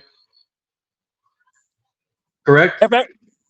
so just so I'm Yes or clear, you no? saying everyone Just no, didn't bro. mix Just yes or together? no, I'm bro. trying to Yes or answer no? your question. So you say everyone Just yes didn't or mix no, together, brother? If there's bro. uncontacted tribe, There, brother, I'm trying to bro. answer your There's still going to question. be people that Uh are huh. not going to be part of modern society. So this idea That that would we're mean all going to everyone didn't mix together, right? listen, we're talking about majority of the modern Exactly. civilization, right? And when Okay, I'm trying to they're answer going your to question. be When those people. uncontacted tribes mix with the mixed breeds, it produces more mixed breeds. Checkmate. Yeah, you're You're done, missing my bro. point. No, you're missing Brother, my point. you're missing the No, you're missing my reality. point. So, right, wait, All hold on, right, go ahead, listen, brother. right? Go ahead. Cause you're cooked right now, but go I'm ahead. I'm I'm native and I'm part African American, Yeah, right? we can tell. We see you. You're mulatto. You look like Drake. Okay, No, I'm mixed. I don't look Yeah, like you look Drake. I'm like actually Drake. You darker look than like Drake. Stephen Oh, Curry. I'm darker Go than Drake. ahead. Darker You than like Steph. Hold Stephen on one second. Curry. Go ahead. That's actually not true, but right. But my wife, You she's like Elder Ghanaian. Bud. She's dark. So my Exactly. son is majority black than he is native. And if he chooses to Meaning have a he's baby mixed, with right? black, listen. But if he chooses to have another baby when he's Exactly. older with a black woman, that child's going Exactly. to be majority black, and then eventually Meaning it it's will still keep mixed, right? blacker. Hold on, but it'll keep getting darker and blacker and blacker and And it blacker will still as be mixed, we right? go on, bro. Checkmate. The No, it's child, not checkmate because no matter what you do, you cannot erase your DNA. You will pass on that European and Native American ancestry, regardless. Jews. Did we have this argument with Reese and Brownie just 2 weeks ago, like Brother, about why what you is asking black? someone else for Hold help, on. brother? I'm not asking for help You because asking you're someone else for help, brother. proving our point. Like Brother, mulatto, you can seven, never breed like your mulatto. You're gonna be listen. listen to what, Regardless, bro. your future generations will be mixed, brother. There's no way around it. Okay, you Embrace done? the truth. Embrace science. Have Eighty you taken a percent of DNA black. test? Hold on, listen. Yes, I have. eighty All right. percent of What was black the result? Americans.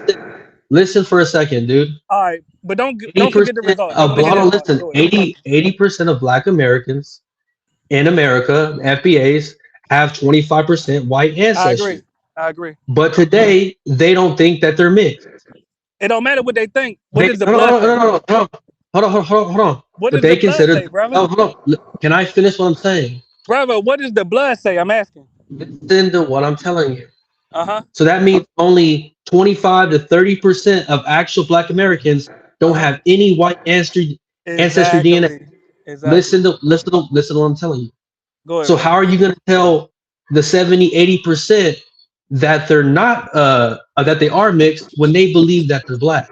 Exactly, brother. I already answered that. There are men that say that they are women. They call trans people. It don't make it true. Checkmate. Just You're not because you call understanding what I'm yourself saying. black, No, brother. no, Just no, because you're you not understanding what I'm saying. Rachel Dolezal said she was black. Did it make it true? Checkmate. Just because you You're call not yourself understanding what something I'm don't saying. make it true. I'm standing on DNA, brother. She was a Yeah, bro, you white don't He's understand. cooked. woman. He's Yeah, cooked. I know. He's She cooked. You don't wasn't understand. even mixed race. She was just a white woman in He's cooked. braids. Stop it. That's my point. He's cooked. He's cooked. And look, it's crazy. I came on the panel, beat up two men back to back, beat up KT, beat up Kulu, but I got love for y'all, man. But all right, I'm really going this time. Peace be upon you all. And blacks, please practice self-preservation, or not, your grandkids gonna look like Kulu and me, respectfully. But much love to you all. Peace.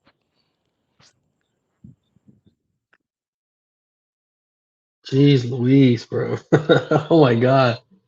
He wants Sorry, us to listen to that him. was my fault. I was No, talking you about good. assimilation and what was it, sensitivity training in the workplace, and he lost his fucking mind again. Those are only two topics that he knows how to talk about is immigration and mulattoism. Like that's the only thing he knows to talk about. But he didn't get the bigger picture You because know what? I meant to say that, but my dog was barking. I don't even think that nigga mulatto. I just think he a light skin. shit, I I don't know. think I'm he a not, light I've never skin. I just met him. think he a light skin. I'm just gonna call it. He will not show his hand or his face to prove me otherwise. I just think he's light skin.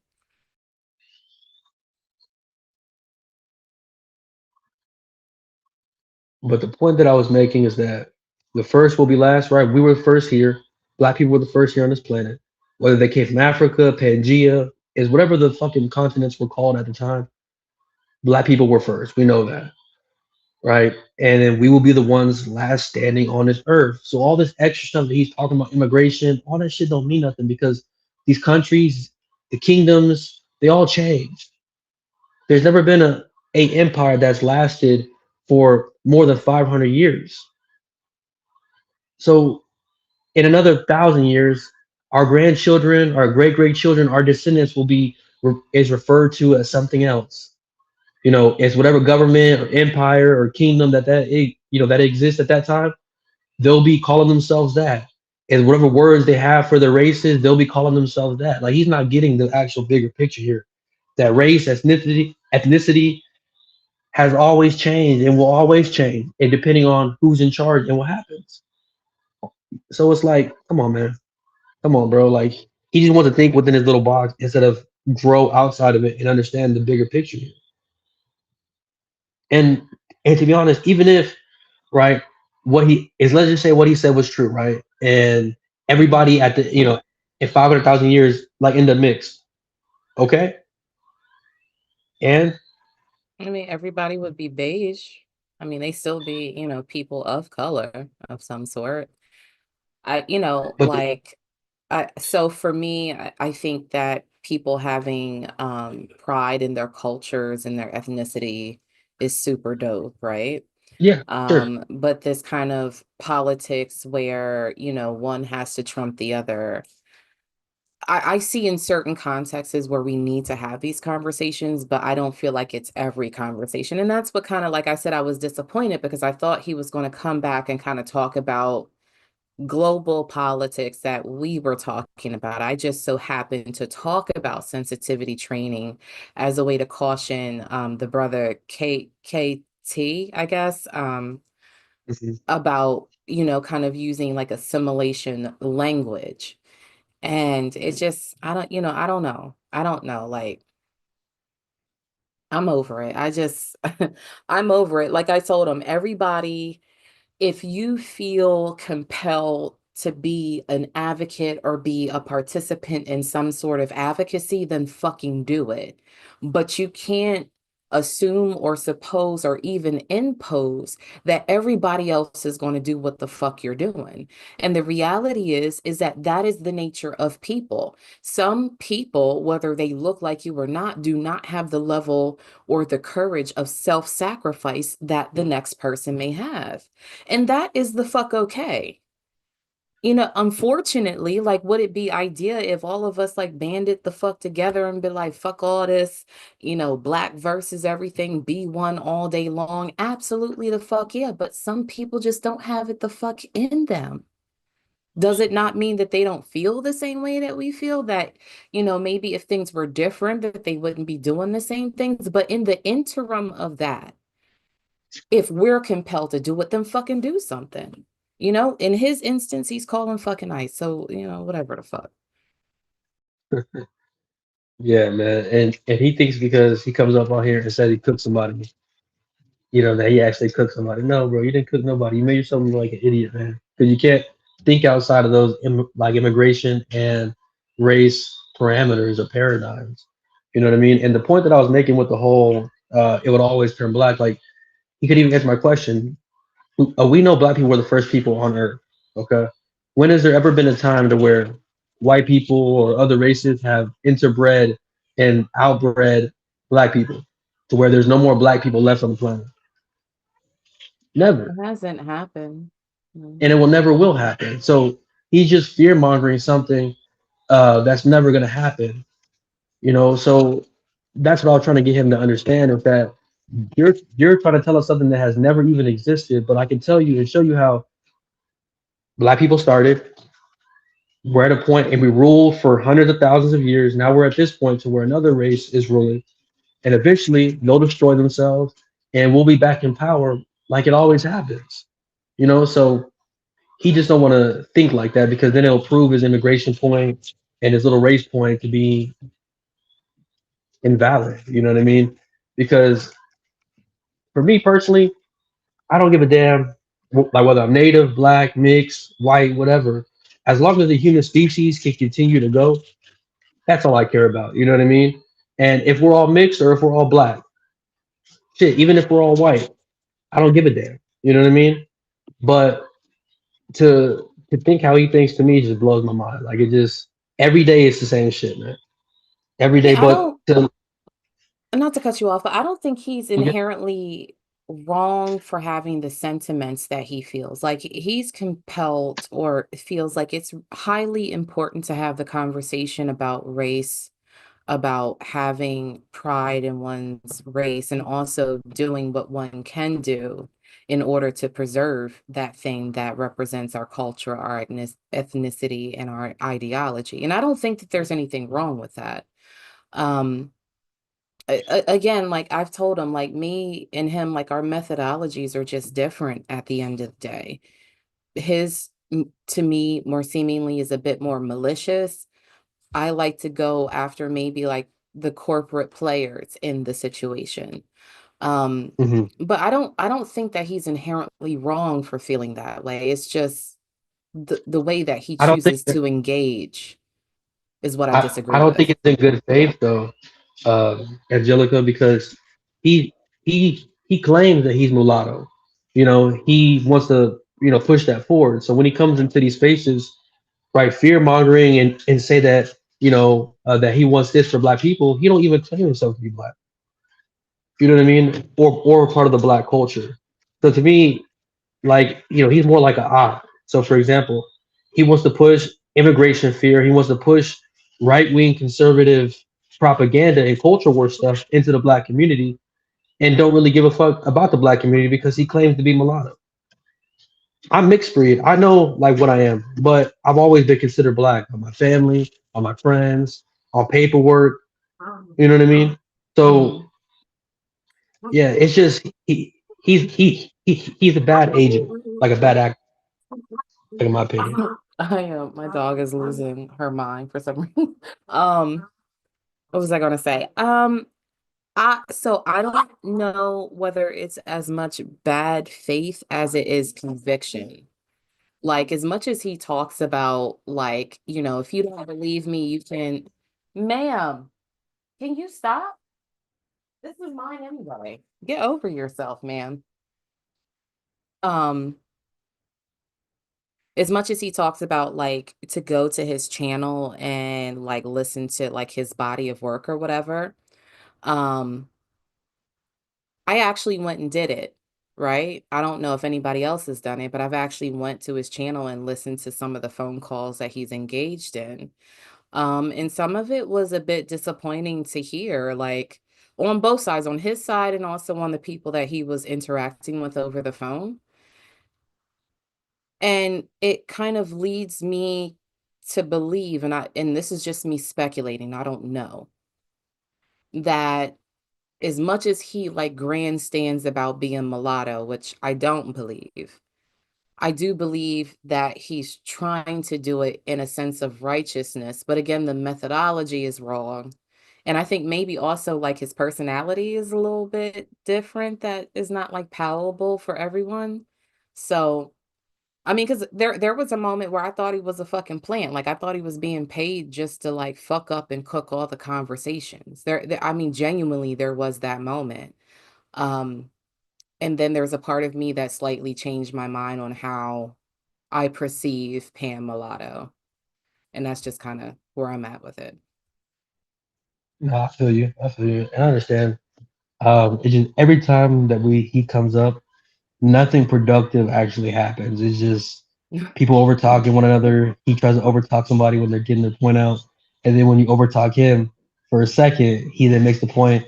All right, man, if I'll be quiet, man, you get 20 seconds. And then at the end of the conversation, no matter who he talks to, oh man, I cooked you. Oh, I cooked him. I cooked him. And every But time, I have a question though. I mean, as long as yeah, we stay in America, I mean, being mixed is going to happen.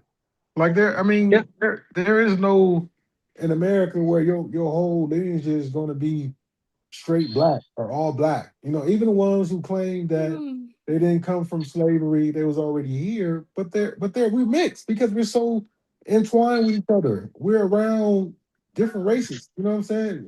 We are not segregated anymore to where it's just an all black town, an all black city, or all black state. We don't have that anymore. You live next, I mean, I live in California, you live next to Hispanics, you live next to whites, you live next to, shit, Asian people, you're Mhm. mixed. You come down south, it's black and white. Like I came down south, I ain't never seen so many black men with white women and black women with white men. You know what I'm saying? I think here in Mhm. Arizona. So where are we gonna have these all black, family lines in America?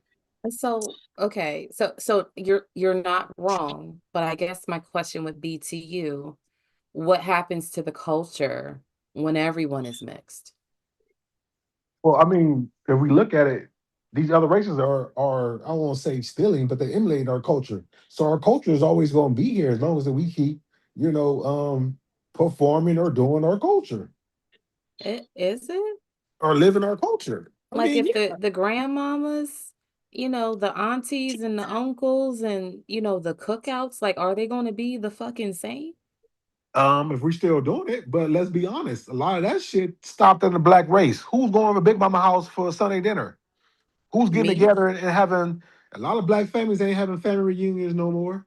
They Me. ain't going to I'm they going. ain't, I listen, I am the hostess and the party participant to the fucking mostest. You hear me? I mean, yeah, that might be that might be you, but a lot of that shit stops. When Big Mama died, a lot of that stopped.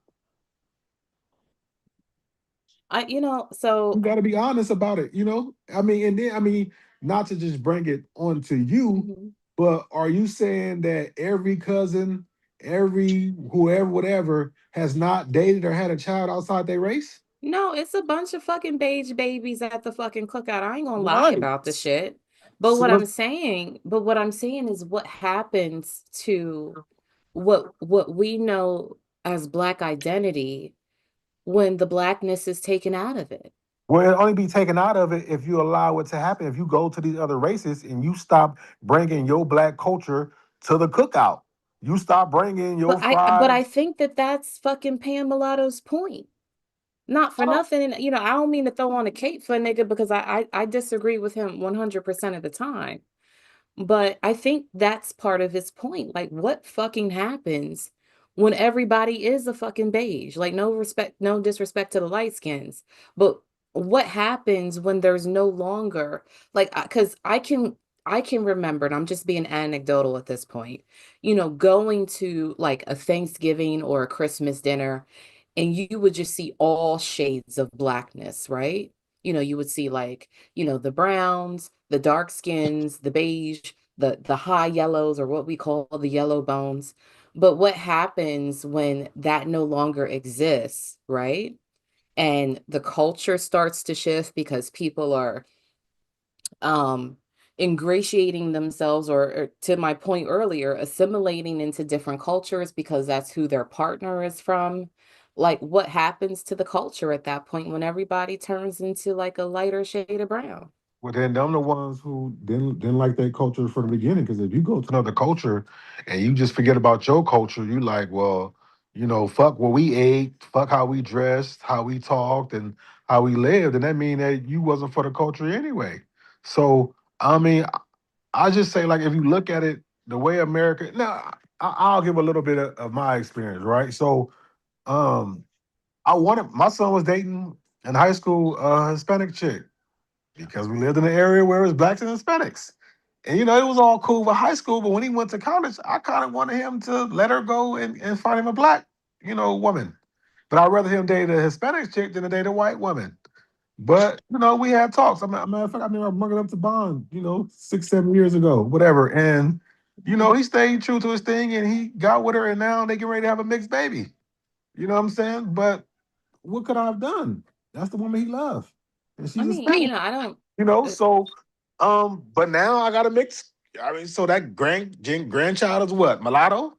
damn, you a grandparent? I'm scared. I'm not Yeah, fucking ready. I'm you know not. what I'm saying. I told So, my son our lineage dies with us. This is it. so yeah, I'm about to be a granddad. You know what I'm saying? So, Congratulations. oh, well, thank you. But what do I do? I'm gonna love it, like it's but it's mixed. You know what I'm saying? Not it's So, mixed. I'm but but the one thing, one thing I say about him though, he doesn't allow that Hispanic culture to overtake the culture that he was brought up with in the black family. You know what I'm saying? So Mhm. he's still true to himself. He doesn't allow them to now he eating tacos and enchiladas and tostadas and all that other shit. Like he ain't used to his fried chicken and macaroni and cheese and greens and all that shit. So he got her cooking that Yeah, stuff for he ain't gonna him. be getting that shit at home now. It's gonna Well, be yeah, he what? is. He got her cooking it. Oh, okay. Yeah. So, but I'm just saying, so when you look at but that was because we grew up in a neighborhood in Long Beach, California, where it's mixed. It's Samoans, it's Hispanics, it's black, and we all live in amongst each other. So you kind of find who you attracted to or who Are like you you. You from know what I'm saying? California? Yeah, I'm from California. Southern California. So yeah, so you know, and like I said, then when I came to the South, I ain't never seen so many black and whites, you know, entanglements together. That's what you see. So we gonna be mixed. So I can say I don't know no straight in America black lineages where everybody is black. They did it black, black, black, and the mama black, the daddy black, and it just continue on that way.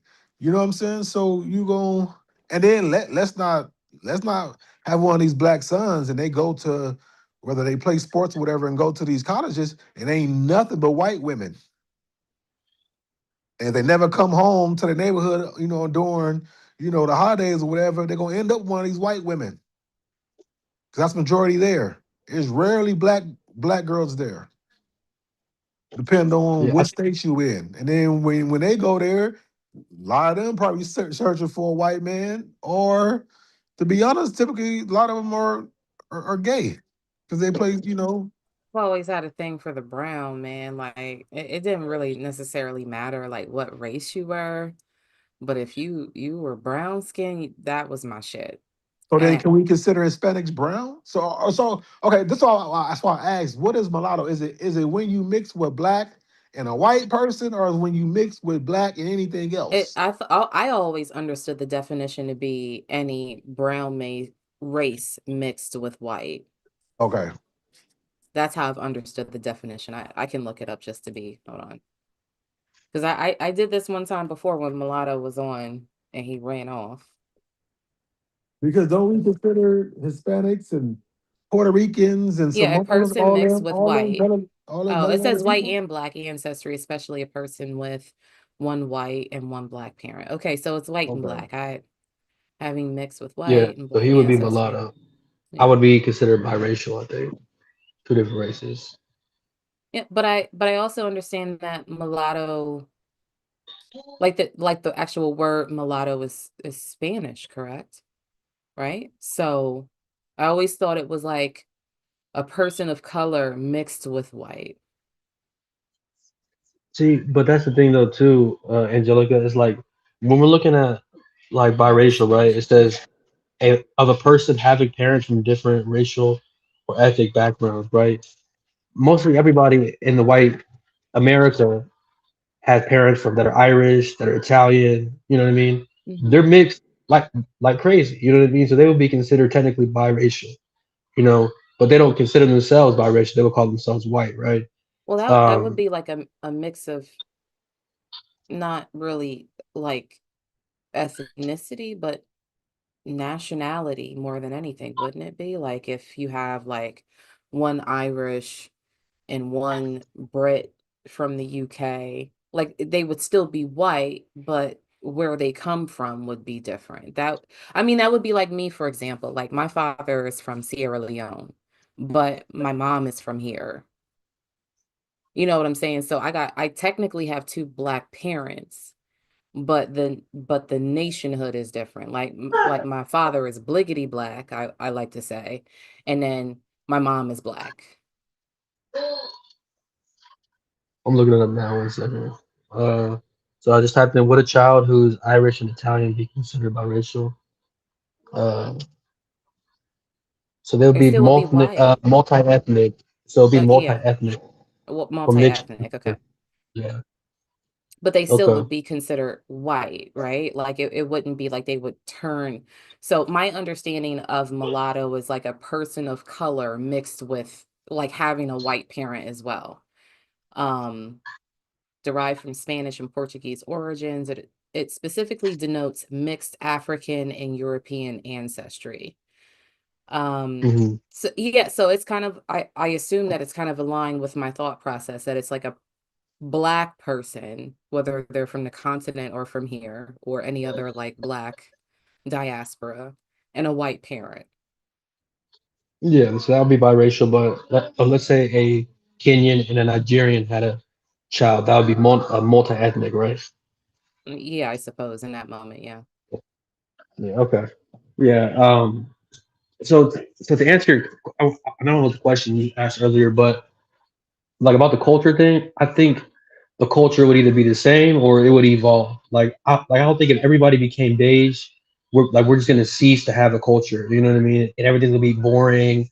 No movies, no music. You know, there's still gonna be people that are gonna be rapping, doing rock, doing hip hop, or there may be even some new genres in the future that are invented because of the mixing of cultures. You know what I mean?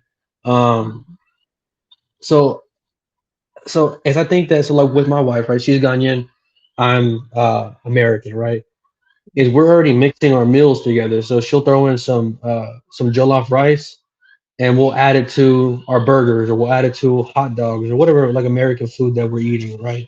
So and then eventually, you know, my son or my daughter will eventually create a new dish that'll be a mixture of those meals, right? To whatever that may be in the future. So um as I look at it as culture wouldn't cease to exist, it's just the dominant culture, which we know right now is Black culture, will continue, if not evolve, into something new if everybody was to, let's say, mix their cultures together.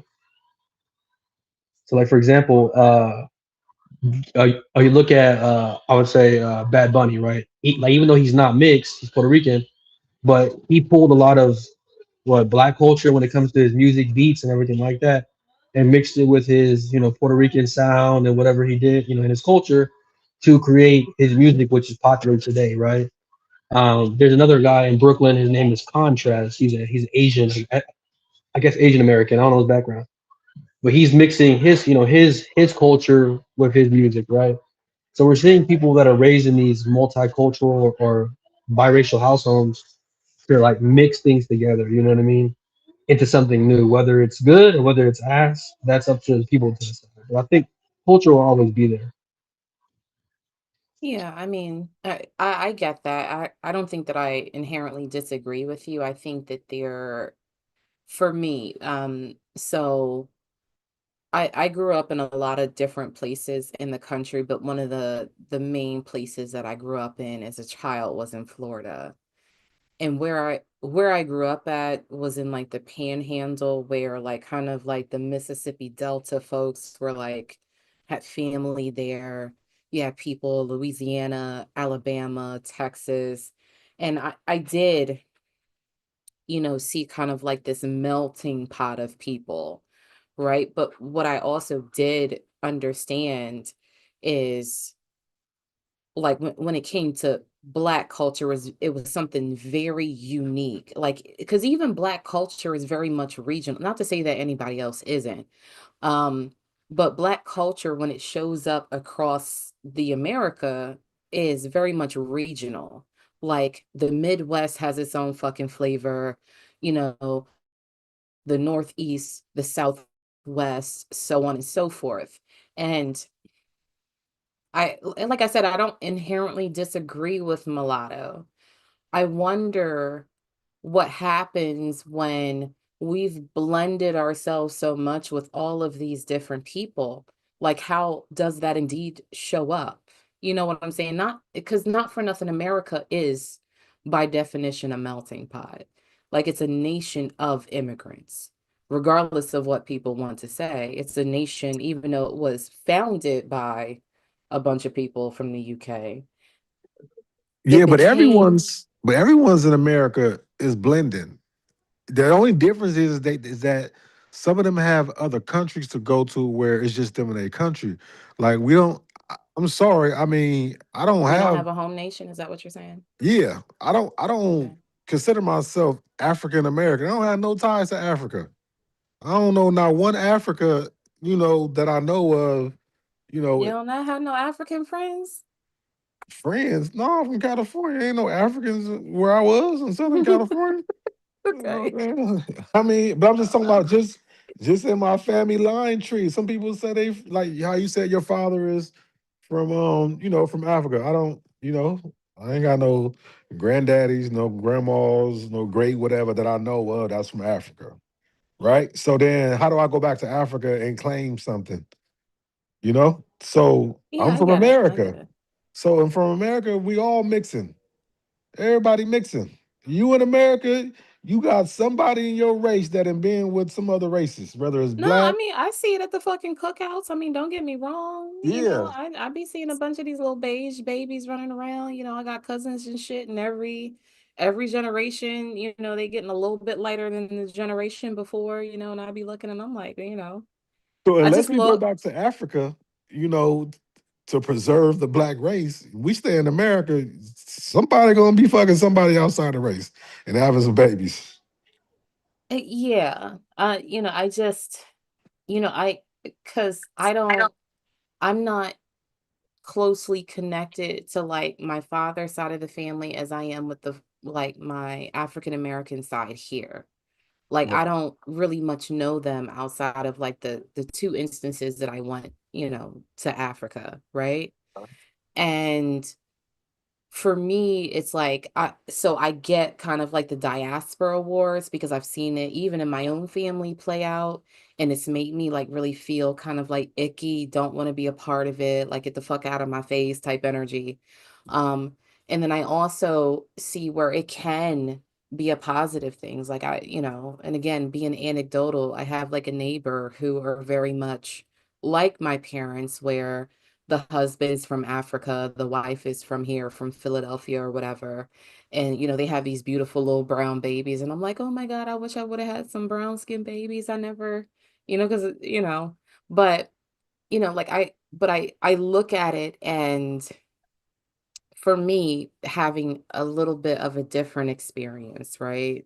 As far as like my family um like as much as I want people to be together, I also understand like how when the conversation about people being African American, that identity, that fucking culture, like boots on the ground, the fucking rap music, the fucking food, like I get why that's so fucking important because that's from here, that you can't replicate that anywhere the fuck else.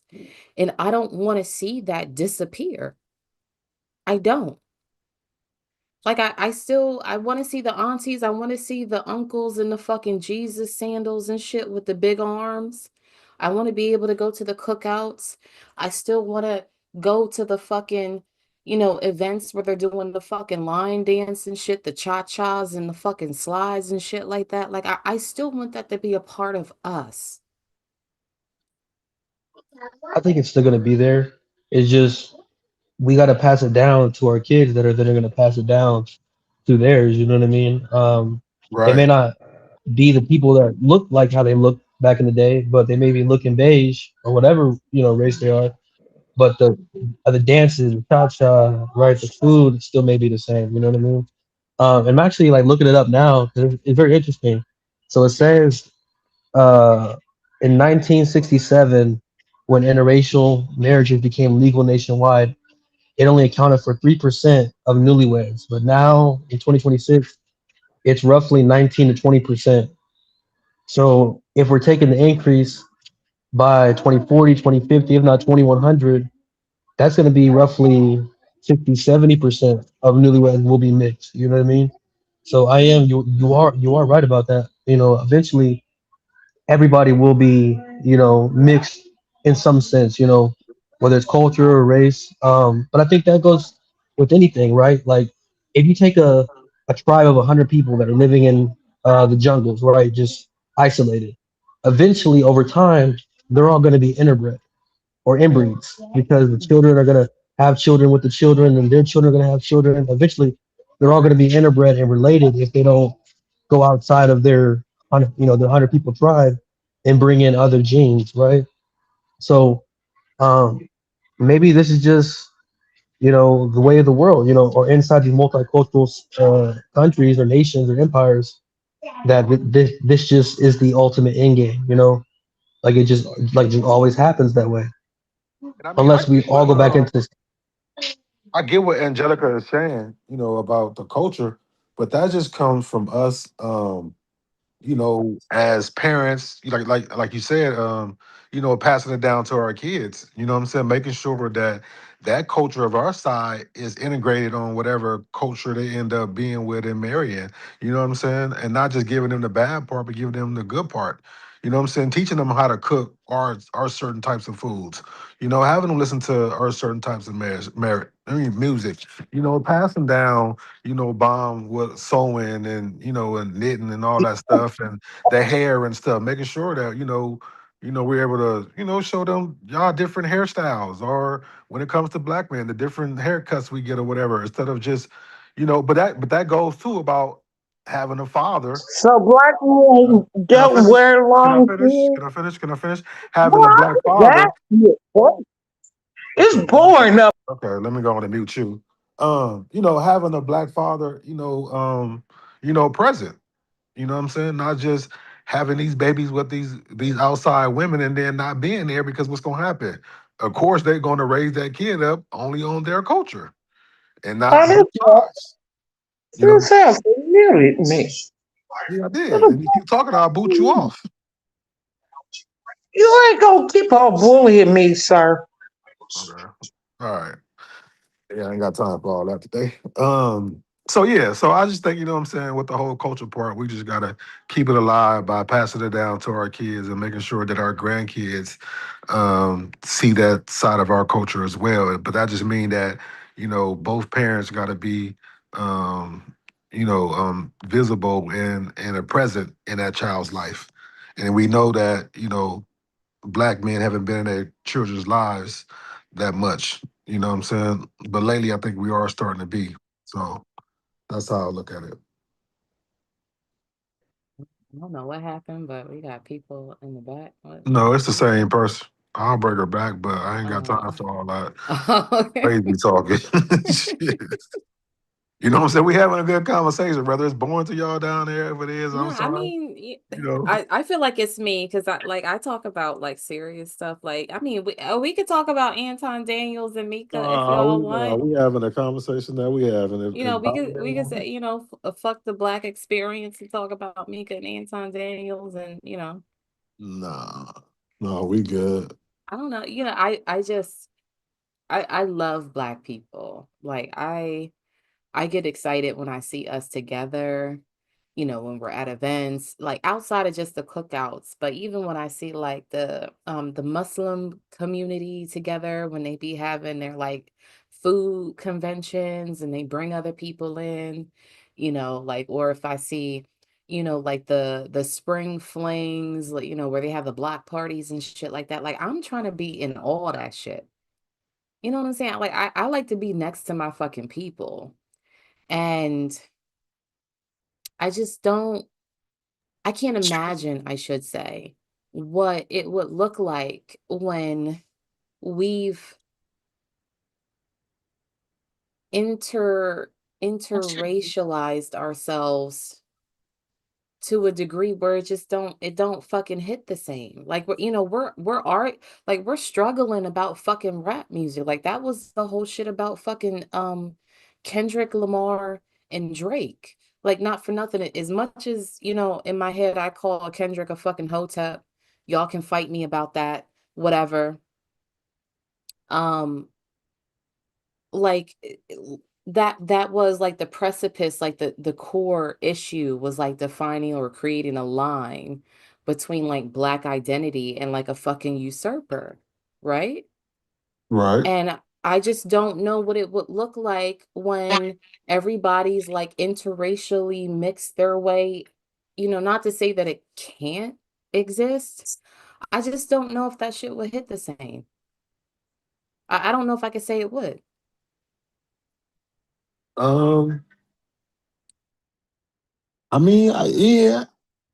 I just think it's a hard thing to stop right now, right? So unless we come together as a black race and say that we're gonna, you know, keep our race black on black, but then that's gonna start with this whole, you know, gender war that we have between black men and black women. We're gonna have to fix that first before we fix, not being mixed.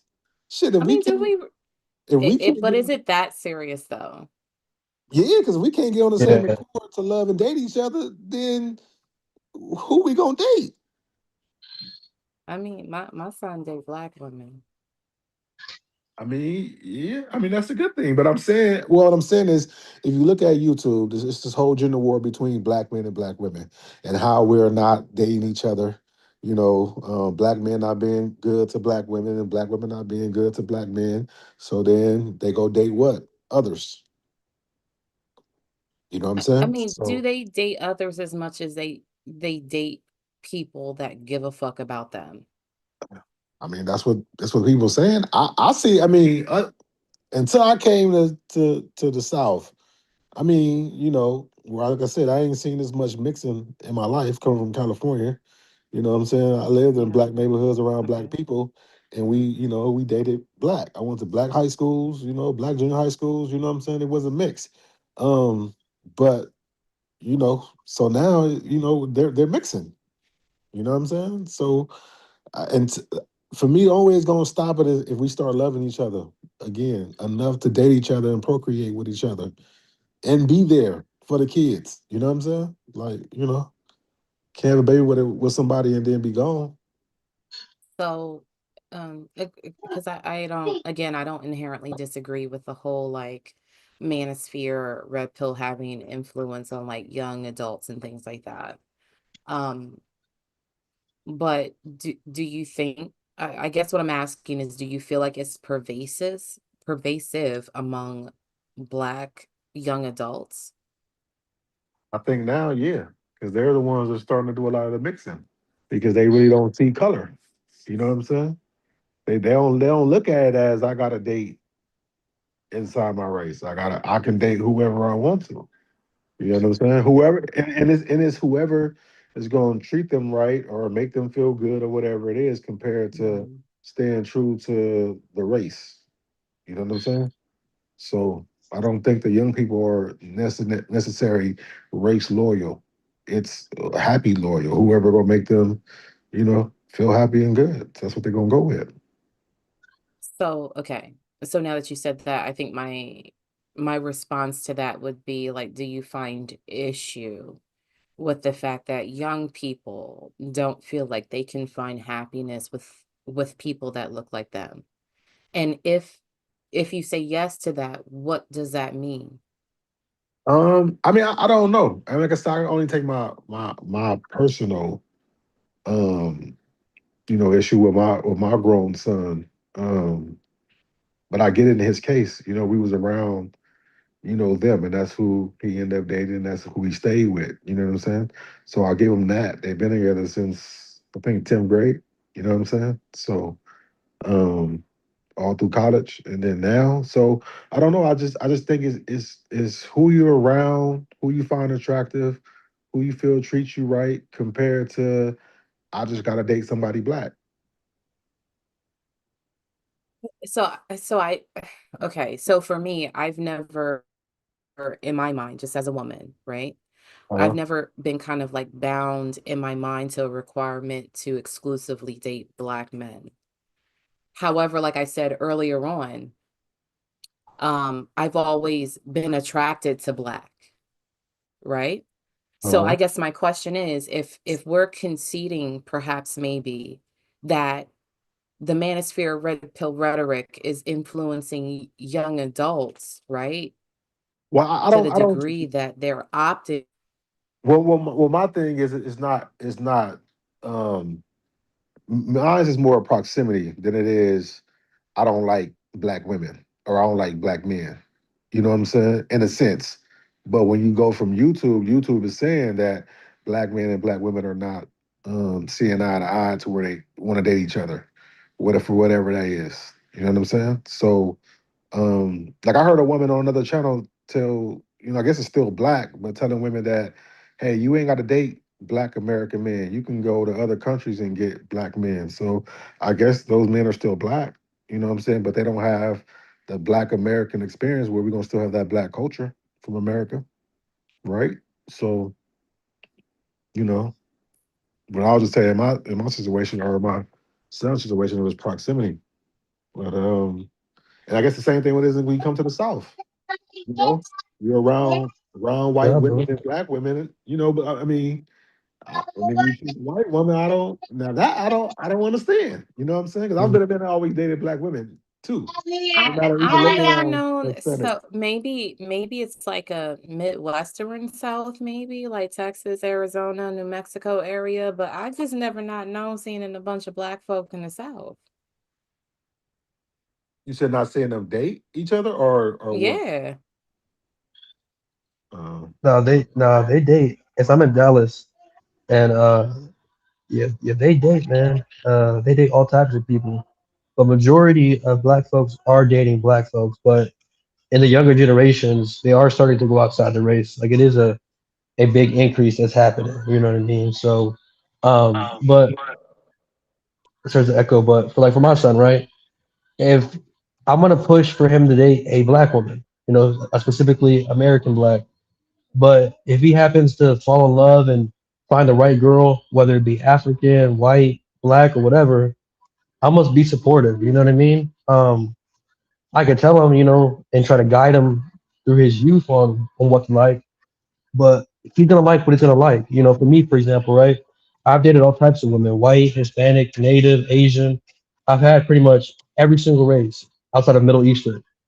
And to me, just my preference and just what I just naturally like and I like to look at is just dark skinned women. Like that's just what I like. That's what gets me.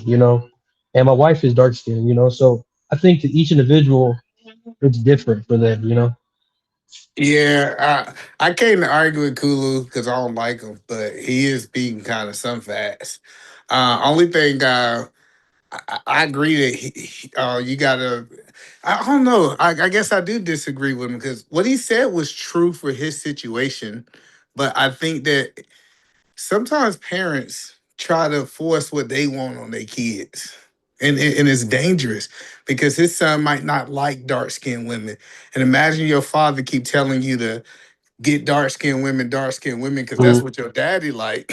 That's not what you like. So I really I don't I, know. I I really think we should. This is just my opinion. We should push. We should push. I hear somebody in the background, but we should push our kids to get with whatever they're most attracted to and their best option, regardless of what race it is. I get that people have this mindset. Hey, I want this. But imagine your son getting with somebody they don't want to be with. Like being a married man, I understand that marriage is work, and I want him to be somebody he's willing to put work in, not just to make his family happy. But I do understand Kulu's point. I think Kulu was speaking facts when he was saying, "Hey, this is just how he think. This is what he like, and and this perfect ideology if his son thinks that way too."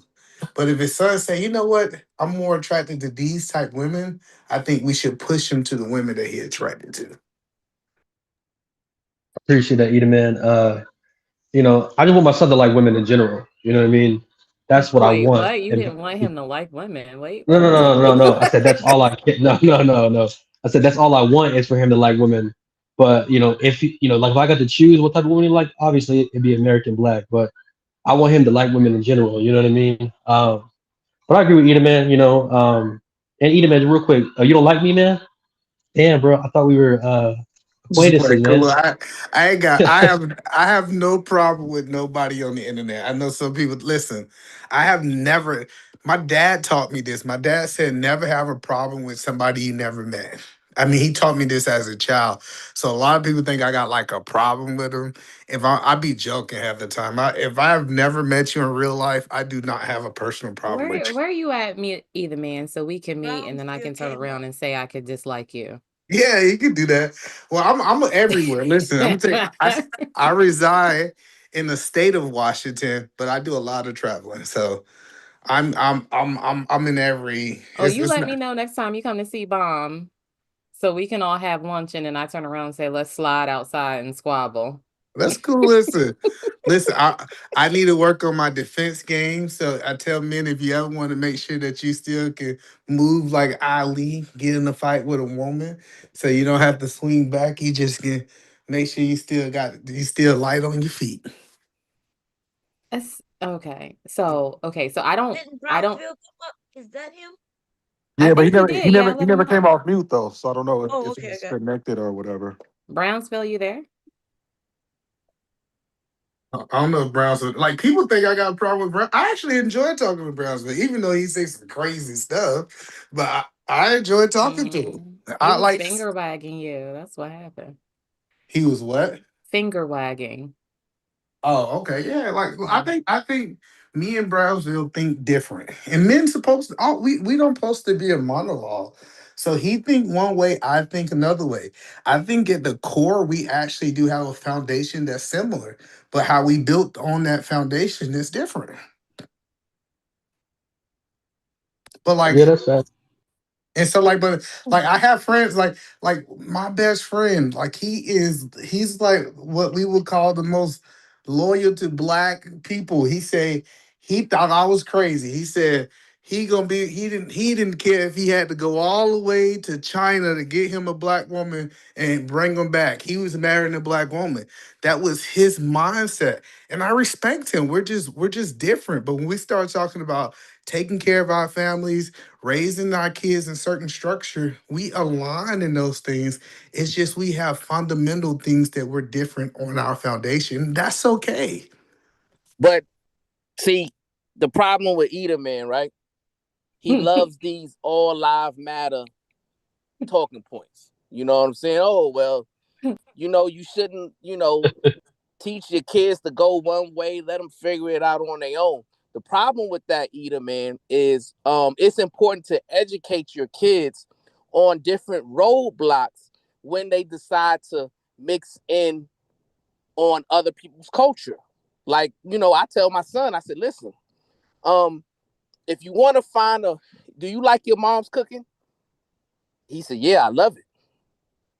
I said, well, if you want good food, you got to get with a black woman, right? Because you don't want to get with a woman that's going to be putting raisins in your potato salad.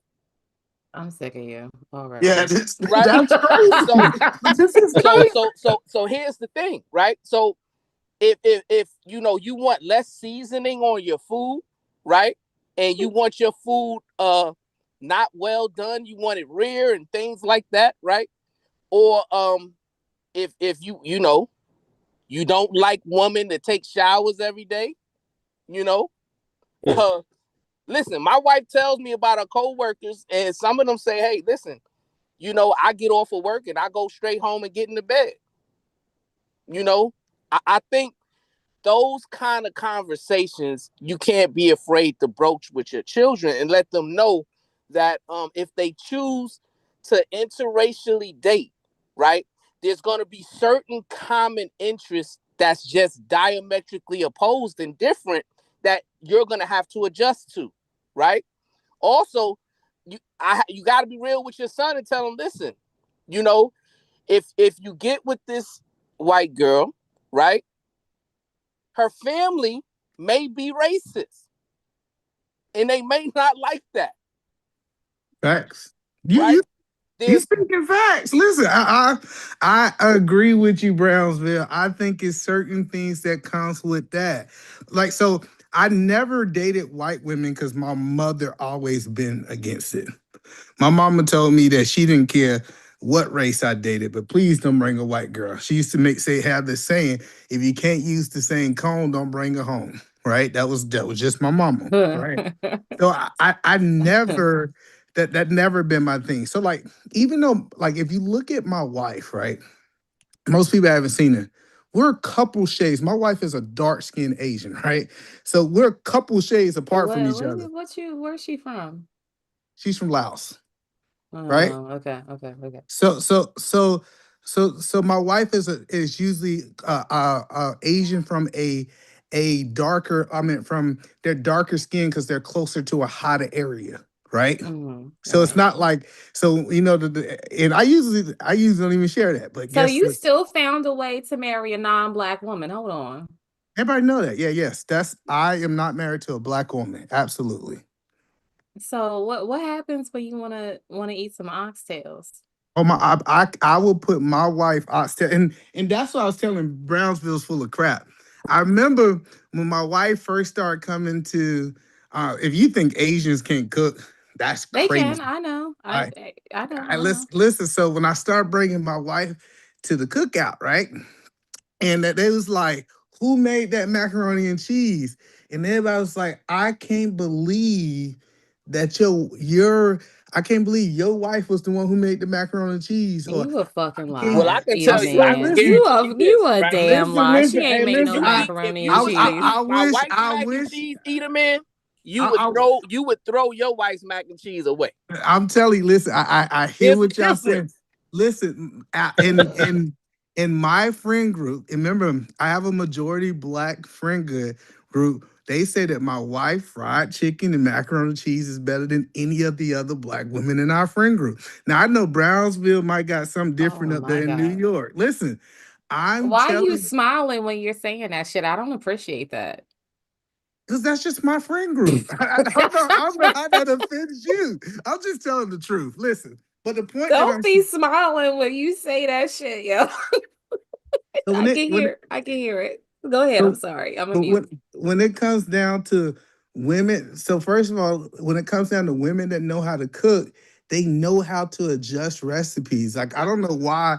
I believe that I can take Bomb Cherry and say, Bomb Cherry, I need you to make fried rice. I need you to make egg rolls. She been in the kitchen for so long, she can adapt through other cultures. Like we gotta stop Bomb acting like is this not 19. making fucking lumpias. I wish Bomb gone, ain't she? She gone. Bomb is not making fucking lumpias. I can't make no fucking lumpia. That's crazy. Bomb, she gone? Dang, Bomb gone. I'm just telling you, if you I can't make it like they make it. I'm sorry. I mean, it'd be all right, but it ain't no fucking lumpia. so and I think, but this is the wisdom of your wife. Your wife need to humble themselves. She need to be willing to get in the kitchen with your mama, your grandma, and she need to be a student if she's not an expert in that cuisine. And then you got to be honest too, right? Because when you blend in cultures, 9 times out of 10, it's gonna be an awkward situation. Like, and one person is always gonna kind of feel uncomfortable until they kind of, you know, get established, right? So you bring, I remember, my cousin bringing Anya around to the engagements and things like that, right? A lot of times you might be the only person of that ethnicity at the event, right? So you got to learn how to, interact with people of a different culture, and it might be uncomfortable in the beginning. These are conversations that you got to have with your kids, right? Did y'all No, yeah, grill no, her in the beginning, Brownsville? When Sharon brought Sharon, I'm sorry, when he brought his lady around, did y'all grill the shit out of her in the no, beginning? they Nah, asked me nah, one nah. question. You don't, They were just looking. I know how nah, black people you do. don't grill. It ain't a grill situation because we Oh, just gonna be ourselves, right? So whether we playing spades, whether we talking junk, whatever we doing as a family is what we doing, right? And then it's up to you as the outsider to kind of see if you can cohabitate with the situation. You know what I'm saying? But I'm sure in the beginning it's probably uncomfortable because it's certain things that you're not used to because you're not of the culture. Got you. So let me give you an example, right? What do you think the most popular alcoholic drink is for Asians? See, I don't know. I don't really know much about the Asian. beer, I couldn't tell you. beer, Hennessy. Like Hennessy. Hennessy. Listen, You a Eh, fucking lie. I- It look, is beer. listen. I've been to Asia several different fucking No. occasions. Listen. Listen. I'm telling you now. My sister is What half part of Asia? Taiwanese. I, So I don't know. I'll I say don't know so, what the Thais do, but I'm telling you, the Cambodians and the Laos, they drink. If you go to a Asian wedding, they got Hennessy, and no they, the and they fucking say, "Hello, way. hello, hello." Listen, I'll tell you. Like I know. Like let me tell you what the difference is. The difference is Well, if like so Filipinos and like the Laos and the Cambodians are like the blacks of Asians, right? Okay, that's cool. So that's cool. Listen, you can say I got the black one of the Asians. I'm okay with that. Listen, you can say that. I'm cool. I'm black. Like that don't offend me that you say, No, I'm hey, just saying, but that's what they say about themselves, though. I mean, I have friends that are from Cambodia. I have friends that are from the Philippines. Like my sister is from Thailand, but she happens to be also half black, right? But when they talk about themselves and sort of like a caste system, they will easily say like, blacks don't crack and certain Asians don't raisin. No, look, but the point. That's what I'm trying to help Brownsville. Like, I don't know about white people. Because I ain't never date no white folks. But I'm telling you, a lot of people think, like you say, the black Asians, in your words, and black people are so different.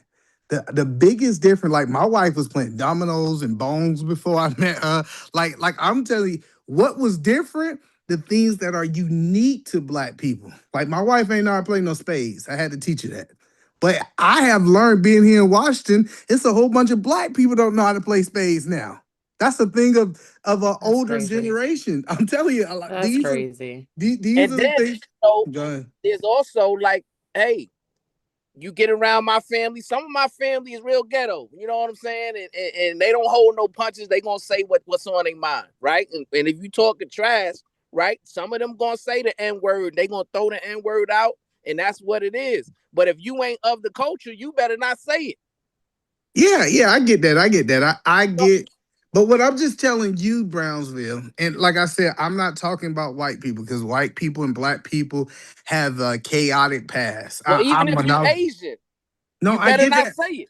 I get that. But what I'm telling you, like, if you was to go to Los Angeles and see the Asians, they're embracing the hip hop culture. They're doing all these things. They're not that far from what we call black culture that we think they are.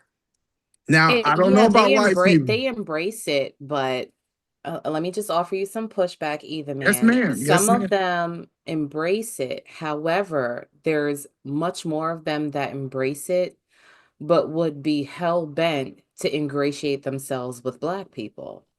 Like they like the culture, they just don't like us. Well, no, but that's all. Like the reason I said that even black people don't want to deal with certain black people, right? Like that's what black people. That's the thing with black people, and I think it's throughout all races. But I hear black people on these panels say, "Hey, you know what?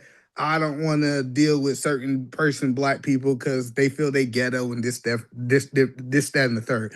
The point that I'm saying is it's a different translation from black to Asian to white to black.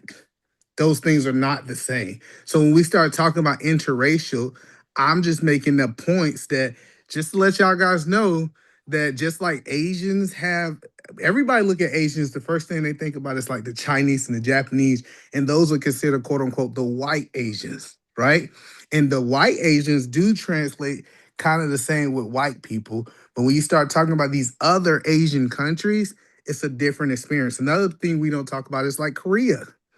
They're more of like the black side of Asian, right? So that's the only So point let that I me was ask you making. a question, Eda man. Yes, So sir. when you bring her to the family reunions, right? And then y'all busting out that karaoke machine and y'all busting out that, the dance time, right? Is your wife, is she getting on the floor breaking it down? Is she singing, the scissor, Yeah, see and that, see Usher, that. and she's doing the karaoke. That's what I'm telling you. Asian people are known for karaoke. Like They this is are. that thing. Listen, They listen, are. listen. Yeah. When you break out a karaoke machine, them Asian people get happy. They get the ooh, let me sing that confessions. I see her, her folks over there Not singing. I confessions. know people I'm don't sick of like. you. Listen, Yeah, but okay. they mimic and copy us because you got Asians over there doing black Yeah, K-pop. fraternity Listen, No, not doing for nothing. fraternity dances. Asians like Usher. I ain't even gonna no, lie. They listen, like no. Usher. The point that I'm telling you is like they love like that. So now let's talk about dancing, right? So Okay. now my But we wife are don't. talking about Americanized those I'm one not though. ready. I'm not ready where this is Because if going. you Go go over ahead. there, it ain't the This is a same. great conversation, by the way. I love this conversation. And I know So people are gonna twist this conversation out of context of what me and Brownsville is having to that, but I don't care. I'm at a point where people are gonna do what they want to do, right? Because I'm not saying that Asians are the same as black people. That's not what I'm saying. But what I'm saying is this divide that white people and black people have, it's not the same divide with other races. That's the only point that I was making, right? But let's talk about dancing because I think he brought that up, right? So But so especially Asians that was raised in American, they was raised up on the same type of music that we was raised up on. Y'all agree with that or y'all disagree with that? No, that's facts. Wait, So did you hold on? I'm sorry. Before you proceed, did you say Asians are raised on the same music that Black folks is raised on? absolutely, for the most part. The American ones. Well, I don't say raised, but they listen to Well, listen to like so like it's hip not gonna hop. be foreign if it's a song kind of like what he was saying, a black song singing a karaoke song, especially since they spend a lot of time in karaoke, doing karaoke. They typically know the black songs. Can we at least go there? That's the point that I'm trying to tie together. Okay, all right, go ahead. Go ahead. I agree. Yeah. So now dancing is a little different, right? So I think that's a clear difference. Now I'm gonna be clear. I think it's a clear. Listen, it ain't close. I'll be honest. It's not even close. And They try. They but try. and my wife's not a big dancer. That's just not her thing. And I think you have to understand who your spouse is, right?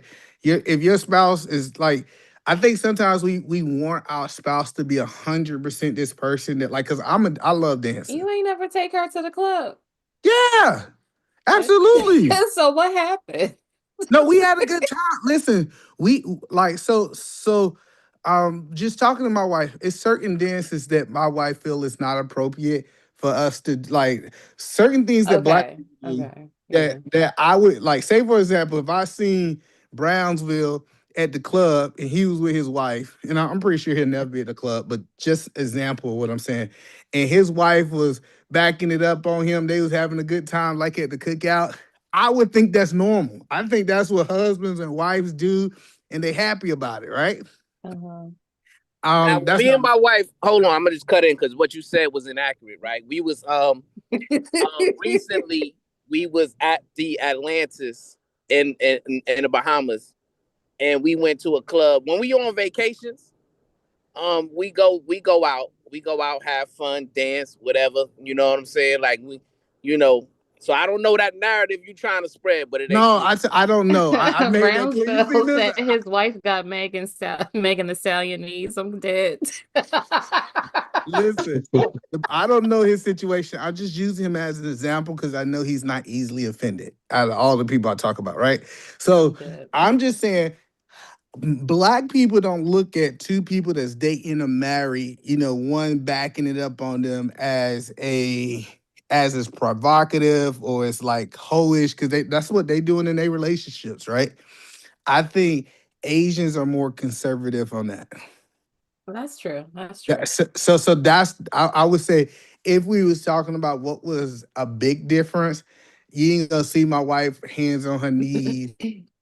Y'all was just step dancing. I get it. I get it. So I think that both of y'all are correct, right? So, for example, I'm American. My wife is Ghanaian. Oh, you know, he's talking. If he Oh, was I talking, think he. I couldn't hear him. Kulu? Yeah. Either You like man, cut were you out still for a talking just while. now? Because we couldn't hear you. Yeah, I ended it on the hands on the knees. Did y'all hear that part? Okay. Yeah. Yeah. Yeah, Yeah. we Yeah. heard that part. Yeah. Yeah, So yeah. So I was saying, either man, that both you and Browns were correct. Um. So I wish I would have been taught more about my wife's culture before I got married, because I would have been more prepared. For example, we've been together 8 years, married 4. But before we got married, when I went to ask her mom and dad for her hands and whatnot, uh, they it was a stern talking to, because apparently I didn't properly uh, engage in their culture the way that they wanted me to engage, right? Um, So, for example, fast forward, they wanted a dowry, or have y'all heard of a bride price or dowry before? Yes. Yeah. Yeah.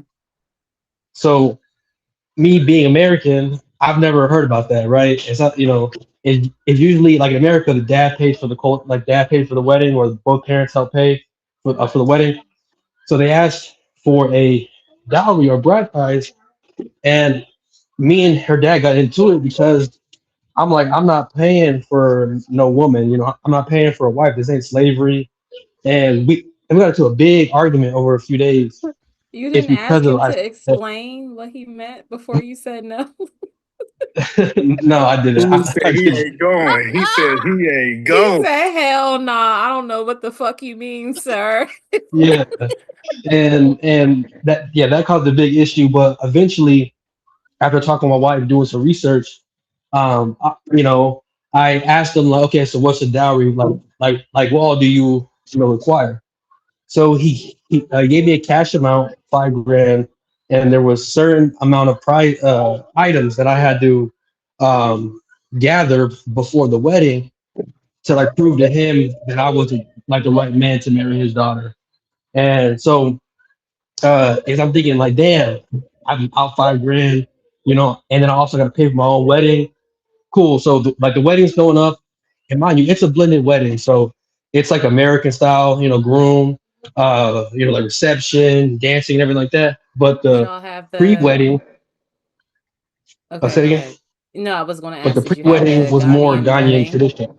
Yeah, yeah, Yeah. yeah. So Okay. so prior, we had the little ceremonies that we had prior, right? So we kind of blended it together. But I say that to say, after I gave the 5 grand to or the dowry to the parents, I didn't realize that he gave, what was it, 100 or 200 to the brothers and sisters, 100 for themselves, and the rest of the money, like almost like 3,800, went back to my wife in her personal bank account. So the whole entire time, not knowing the culture or being educated, I'm thinking, damn, I'm out 5 grand. You know what I mean? But in reality, it went back into my, like, majority of it went back into my wife's account. You know what I mean? Um, and we ended up having our wedding. You know, now her parents love me, they respect me.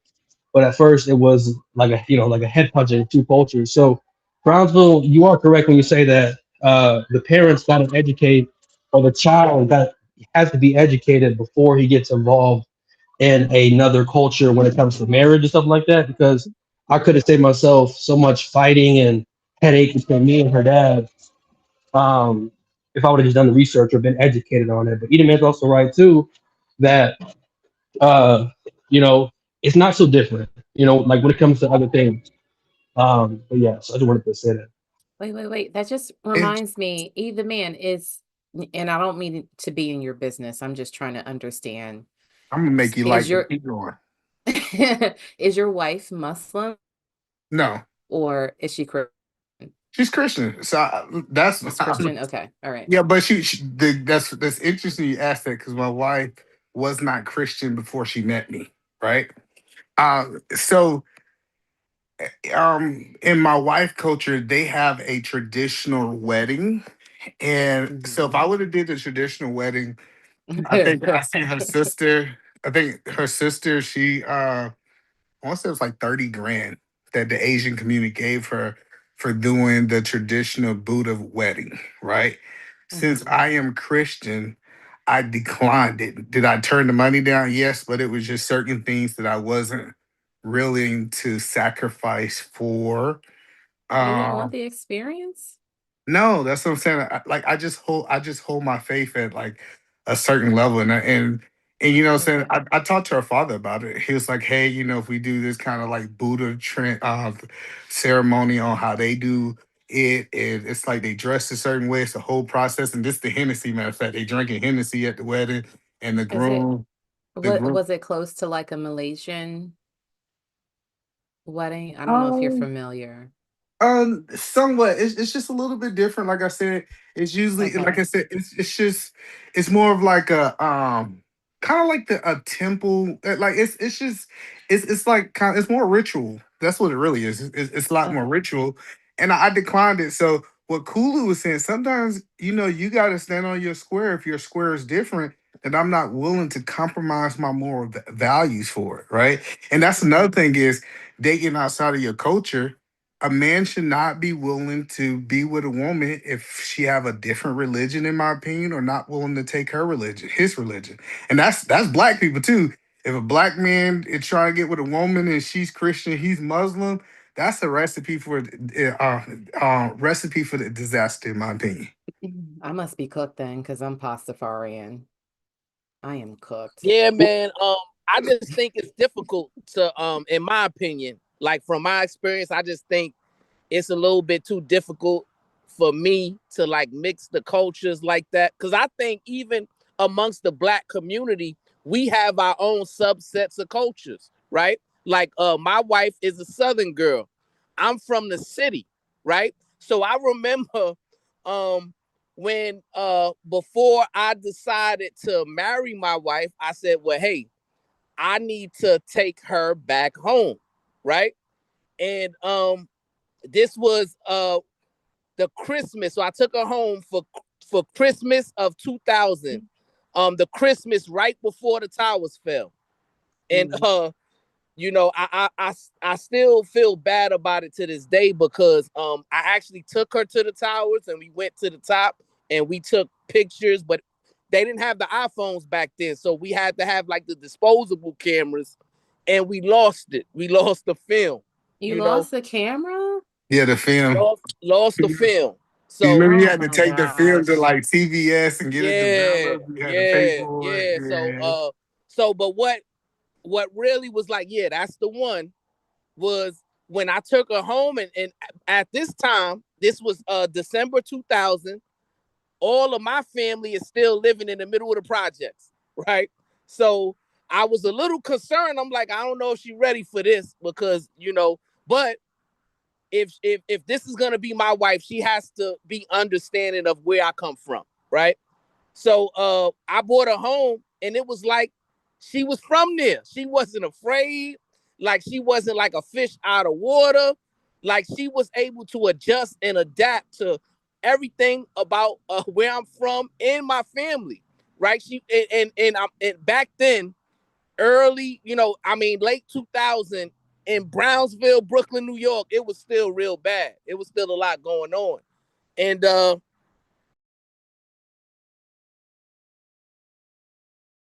You just muted yourself, Brownsville. He might got a call. But no, but women are really good at adapting. I think we kind of we understand that. We see men will go get women from other cultures in there that come. So this is what I think the dating process is supposed to be. It's not supposed to be all this touchy feely things. It's supposed to be what is your culture? What is my cultures? Let's get familiar with each other cultures and see if we can find a way to blend our cultures. Let's see if our cultures have a foundation that is the same that we can build upon. And I think that's kind of the problem is people actually worrying about kind of like the physical and all that kind of stuff in relationship and not understanding where that person is from and can you deal with that culture and can that culture deal with you? oh yeah, I'm back. Can y'all hear me? I Yeah, can we can hear hear you you. now. Yeah, man. So you know, when I took her there, you know, I'm talking about, you know, she wasn't afraid to like, cause it's people outside, is you know, people talking crazy, looking crazy, you know, it's a lot going on. And she ain't used to that. But she wasn't afraid and she didn't act like she was too good. You know what I'm saying? She was able to adapt and adjust and just be personable. And she got along with everybody in my family. She even went. At that time there was a concert that Frankie Beverly and Mays did in downtown Brooklyn. So she went with my mother and my aunt, and they had a good time, just them three. And after that concert, my mother, she was like, "Yeah, that's the one." You know what I'm saying? Like that's the one. They just loved her. And you know, my younger sisters loved her. Everybody just loved and gravitated towards her because like she, you know what I'm saying? It was like natural for her to adapt to where I'm from and what, you know, my family is about. And it was just, you know, like But I think I'm just saying you don't think Brownsville that a woman that's not the same skin color could have did that same adaptation? no. I think it That's would have been crazy. much more difficult. Because Damn. it's kind of like you know, any like culture, because I, you know, I know like New York, right? But I know in South Central LA, they got their own subset of culture that you probably got to get used to. You know what I'm saying? I don't think you understand when you from somewhere. Chicago, Cabrini Green, or You know, in the Brownsville. Hold South on. side or Cabrini whatever. I know Green is they crazy. not Hello. So, Cabrini Green down, but you know what I'm saying? Like it's no, certain. I think you're missing what I'm saying. So when I took my wife back to Georgia, I'm from there. I already had a reputation there. So the people in the area, when we went out and like to the club and stuff, is gonna treat her different. They're not gonna treat her like an outsider. First of all, because she with me. And then women are so great at adapting. They've been adapting really good in other cultures for over thousands of years. Why do we think now it's all of a sudden like we would literally see kings go get women from way yonder, bring them to their culture, and they adapted to that. Women have always adapted to Well, culture. I give you this. I think it's easier now, much easier now, because of what I am said, the proximity, right? I grew up, you know what I'm saying, in the era I grew up, it was segregation in New York back then. I didn't go to school with white people and people of different cultures. It wasn't no Asians. It was just blacks and a little bit of Hispanics. And that was it. And that's from elementary school all the way to high school. Right? I didn't really get an experience with white people or people from other cultures until I joined the military. But So that's what, yeah. So it's hard for you to adapt. But if you get a wife, for example, like my wife, she went to school with all races, so she have always been around it. I'm not saying like if you go get a woman from China who never met black people and now she got to adapt to black people. Yes, that's gonna be some work. But if you get like in America, like Seattle is the melting pot of America.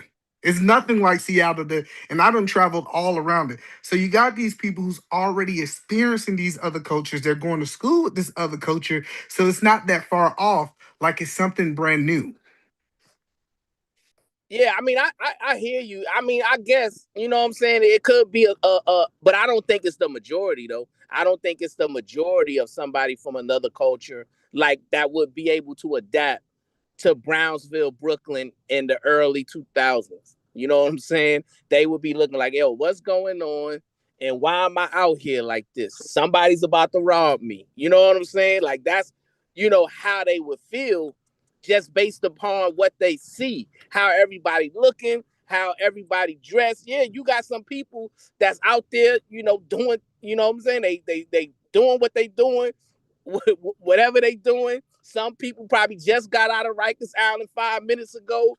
And these are people I grew up with. So obviously I'm from there. I know who's who and what's what and everything. Nothing is foreign to me. But if you take somebody out from outside that environment and bring them inside the environment, they not used to it. But They they're could have but a they're visceral with you reaction. though. But no, see, I think you're missing the part. They're with you. So that woman will have that level of safety because she's with you. And you be like, hey, yeah, buddy been doing crack all his life. That dude been selling drugs. What's up, bro? You just like you will bring a level of familiarity because you are from there. Now, if you would have took, like, say, for example, a woman and put her in that environment without a personal escort, yes, she will feel like she's out of place. Yeah, but she was good without me. Like, my wife, anyway, like, she was able to take my little sister to the store and it's just them two and things like that. Like because I'm telling you, it was different. Now, you right. They know that that's my wife and they know me. So they like it, when people like, yo, who that? You know what I'm saying? Because, people going to try to holler because she beautiful. She real pretty. So they going to be like, yo, who that? Who that red bone right there? And then they'll be like, yo, that's, you know what I'm saying, Brownsville shorty, this and that. Oh, all right, cool. He just came back from the military, things like that. So yeah, there's people in your neighborhood, they going to respect you, but they still doing what they doing and they still talking how they talking and they still moving how they moving. So it's if you ain't used to that, and she wasn't used to that because she wasn't brought up like that. So I was kind of concerned, like, is she gonna think, what I'm saying, something different? But it was like, like these are her people, that was very important to me. So could she understand the lingo? want, I didn't want to get into an established relationship with somebody who had a sense of high mindedness. Is he breaking up or is it just That me? they were He above. breaking up. You He know what I'm breaking up for saying? all of us. It's like he going in and out. Brownsville, are you on your phone? Yeah. But no, so that's all I'm I'm gonna tell you, saying. Eva, man, and this Yes, is a side tangent, but I low key feel like me and Brownsville are related. I Low key, think so. like I've listened to him, and I got folks in Brownsville, but I ain't just willing going. I ain't going to ask him to Yeah, don't confirm it. ask. Ask him today. I ain't going to ask him to confirm it. He'll start giving you special treatments if he find out Nope, you his nope, cousin or something. I'm just no, letting no, you know. no, no. No, but no. So that's all I'm saying is that I just think humans got to get together. That's the problem right now, dude. And I get in a perfect situation if you can get like even like people with these lists, you got this perfect person you want to get. Cool. I'm not saying, hey, it's better for you to be with somebody who got 75% on your list than you to be by yourself. I What you mean, think about that? okay, so do you not think that a happy life can be had outside of a relationship? Absolutely. Listen, you Okay. can have a great. I know some people who don't have no desire to get married. They completely want to be single. Yes, you can have that life, but it's different when you having conversation with people. And this is the question I ask people before I even start having that. I said, "Do you desire to be in a relationship?" And people are telling me, "Yes, I want to be in a relationship. I want to find this other person." Now, when that desire inside of you, that changes. It typically sounds like for you to fulfill that desire, you're going to be happier inside of a relationship than outside of a relationship. But if you don't have that desire, I do believe it's people walk the earth that feel that way, they are Mhm. happier. Yeah, so I don't practice your particular faith, right? Um, you know, uh, however, I do understand that there's a lot of sacredness when it comes in terms of like family, relationship, marriage, right? And it's always, so I'm not saying it to you, but I've had conversation with other people who are part of the Christian faith, and the idea that happiness can be found within oneself is almost like not normal, I guess, if that's a phrasing for it. It's like, well, what do you mean, Jelly? How could you? Like, what do you mean that there can be happiness? And I think for me personally, that one has to find happiness within one's Did you cut out or self. is it me? Is it me? I don't know. I'm not muted. Anybody there? I'm Yeah, here. Okay, I'm a mute. Go ahead. Anybody there? yeah, yeah, man. I can hear you. Can you hear her? Because it sounds like she cut out Can on y'all Yeah, me. hear I can me? hear her. I can, Yes, I I can can, hear you. I can hear you Did now. I cut out? Yeah, I I can hear don't you now. know. I don't know. I was just saying, like like in the some of the interactions that I've had with people of the Christian faith, the idea that happiness can be had first within like the individual self, and then also kind of like this exponential happiness within marriage is maybe kind of far-fetched. And I'm just curious how you feel about Oh that. no, I was happy. Listen, I've been a happy person for a long time, way before I met my wife. I was already happy before I met my wife. So I think you can be happy. I think it was another level of fulfillment. So happiness and fulfillment are two different things. I had another level of fulfillment. My first time seeing my first daughter born, cutting the umbilical cord, holding them for the first time. It was a level of fulfillment that I was able to get inside of my marriage that I don't think I would have been able to get outside of my marriage. And I know people believe you can have kids outside of wedlock and all these things. My biggest principle was I refused to have kids outside of wedlock. I wanted all of my kids to be in a marriage. So that fulfillment I wouldn't have got unless I was married. Okay. But I was Yes. definitely happy. If you miserable before you got married, you're gonna be miserable in your marriage. The marriage ain't got no reason why you miserable. You just don't understand it. So I was happy. I was enjoying life. Before I got married, I was traveling around the world. I was doing all kind of stuff. Like I was living life. Like it, I was happy. And truthfully and honestly, the life that I was living, I didn't hate it. I loved the life I was living. But then I got to an age when I got approached my 30s, I said, hey, I want to have kids. When I was starting, I said, I want to do this. And I said, if I'm gonna do this, because I was a man that stood on this. If I'm not married, I'm going to not bring a life into this earth. That was just my principle. So I was ready for a different level of fulfillment. Okay. So, and again, I don't mean to pry, and you can tell me when like I'm asking like something that's too close. Um, when I want to give you as much ammo so when you get mad at me, you say, that's why this. I That's why mean, you not for nothing. I already kind of low key had a dislike for you, but I'm always up for a conversation, like, but my dislike for you had nothing to do with you. I'm gonna be honest. It had a lot to do with the people that you sort yourself with I at the understand. time. But however, pushing all that aside, having the conversation.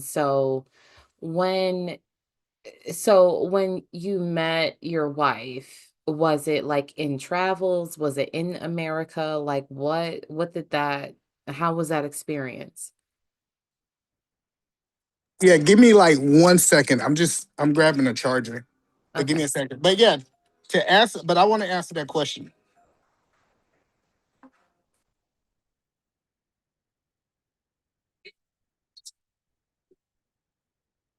All right, perfect. Can you hear me? Yep, I'm here. Yeah, so no,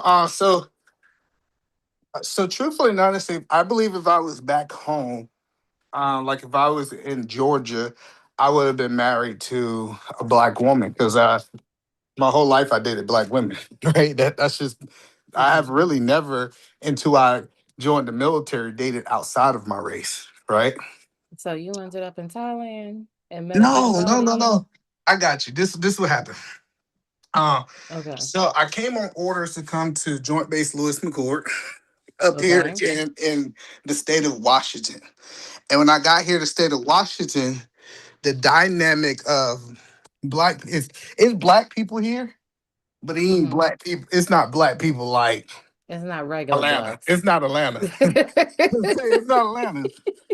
No, Right. Okay. I was Okay. I started meeting kind of these different blacks, and it's not they're not it's no black better than the other black. I know they might try to take that out of context, but it was just different from what I knew. And so I really was like, hey, I want to build this business. And I said, I'm not really gonna focus on women at this time. I want to kind of focus at getting the bag because I was in my 20s. And I was just that's what my mindset was on, just getting it. So I joined this particular business. I got promoted. I was a leader. And basically, I was a leader of this company that my wife was also a part of. All right. So one of the guys ended up getting sick. So he got sick. He said, hey, we got this event at ice skating ring. I need you, since you're the second person in charge, I need you to go and I need you to go and I need you to run this ice skating event. I said, bro, I'm from Georgia. We don't ice skate in Georgia. What are you talking about? Like we don't do that in Georgia. So I went to this event and I always seen my wife, but I really didn't like notice my wife. I took my nephews, I took my niece, took them all ice skating. I ain't know how to ice skate. My nephew ain't know how to ice skate. And then I seen this beautiful woman come up to my nephew, and she was helping my nephew. She said, hey, I'm gonna teach you how to ice skate.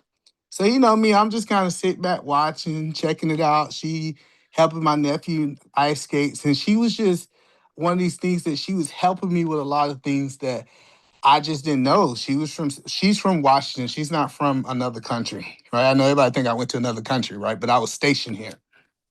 And me and her kind of exchanged phone numbers.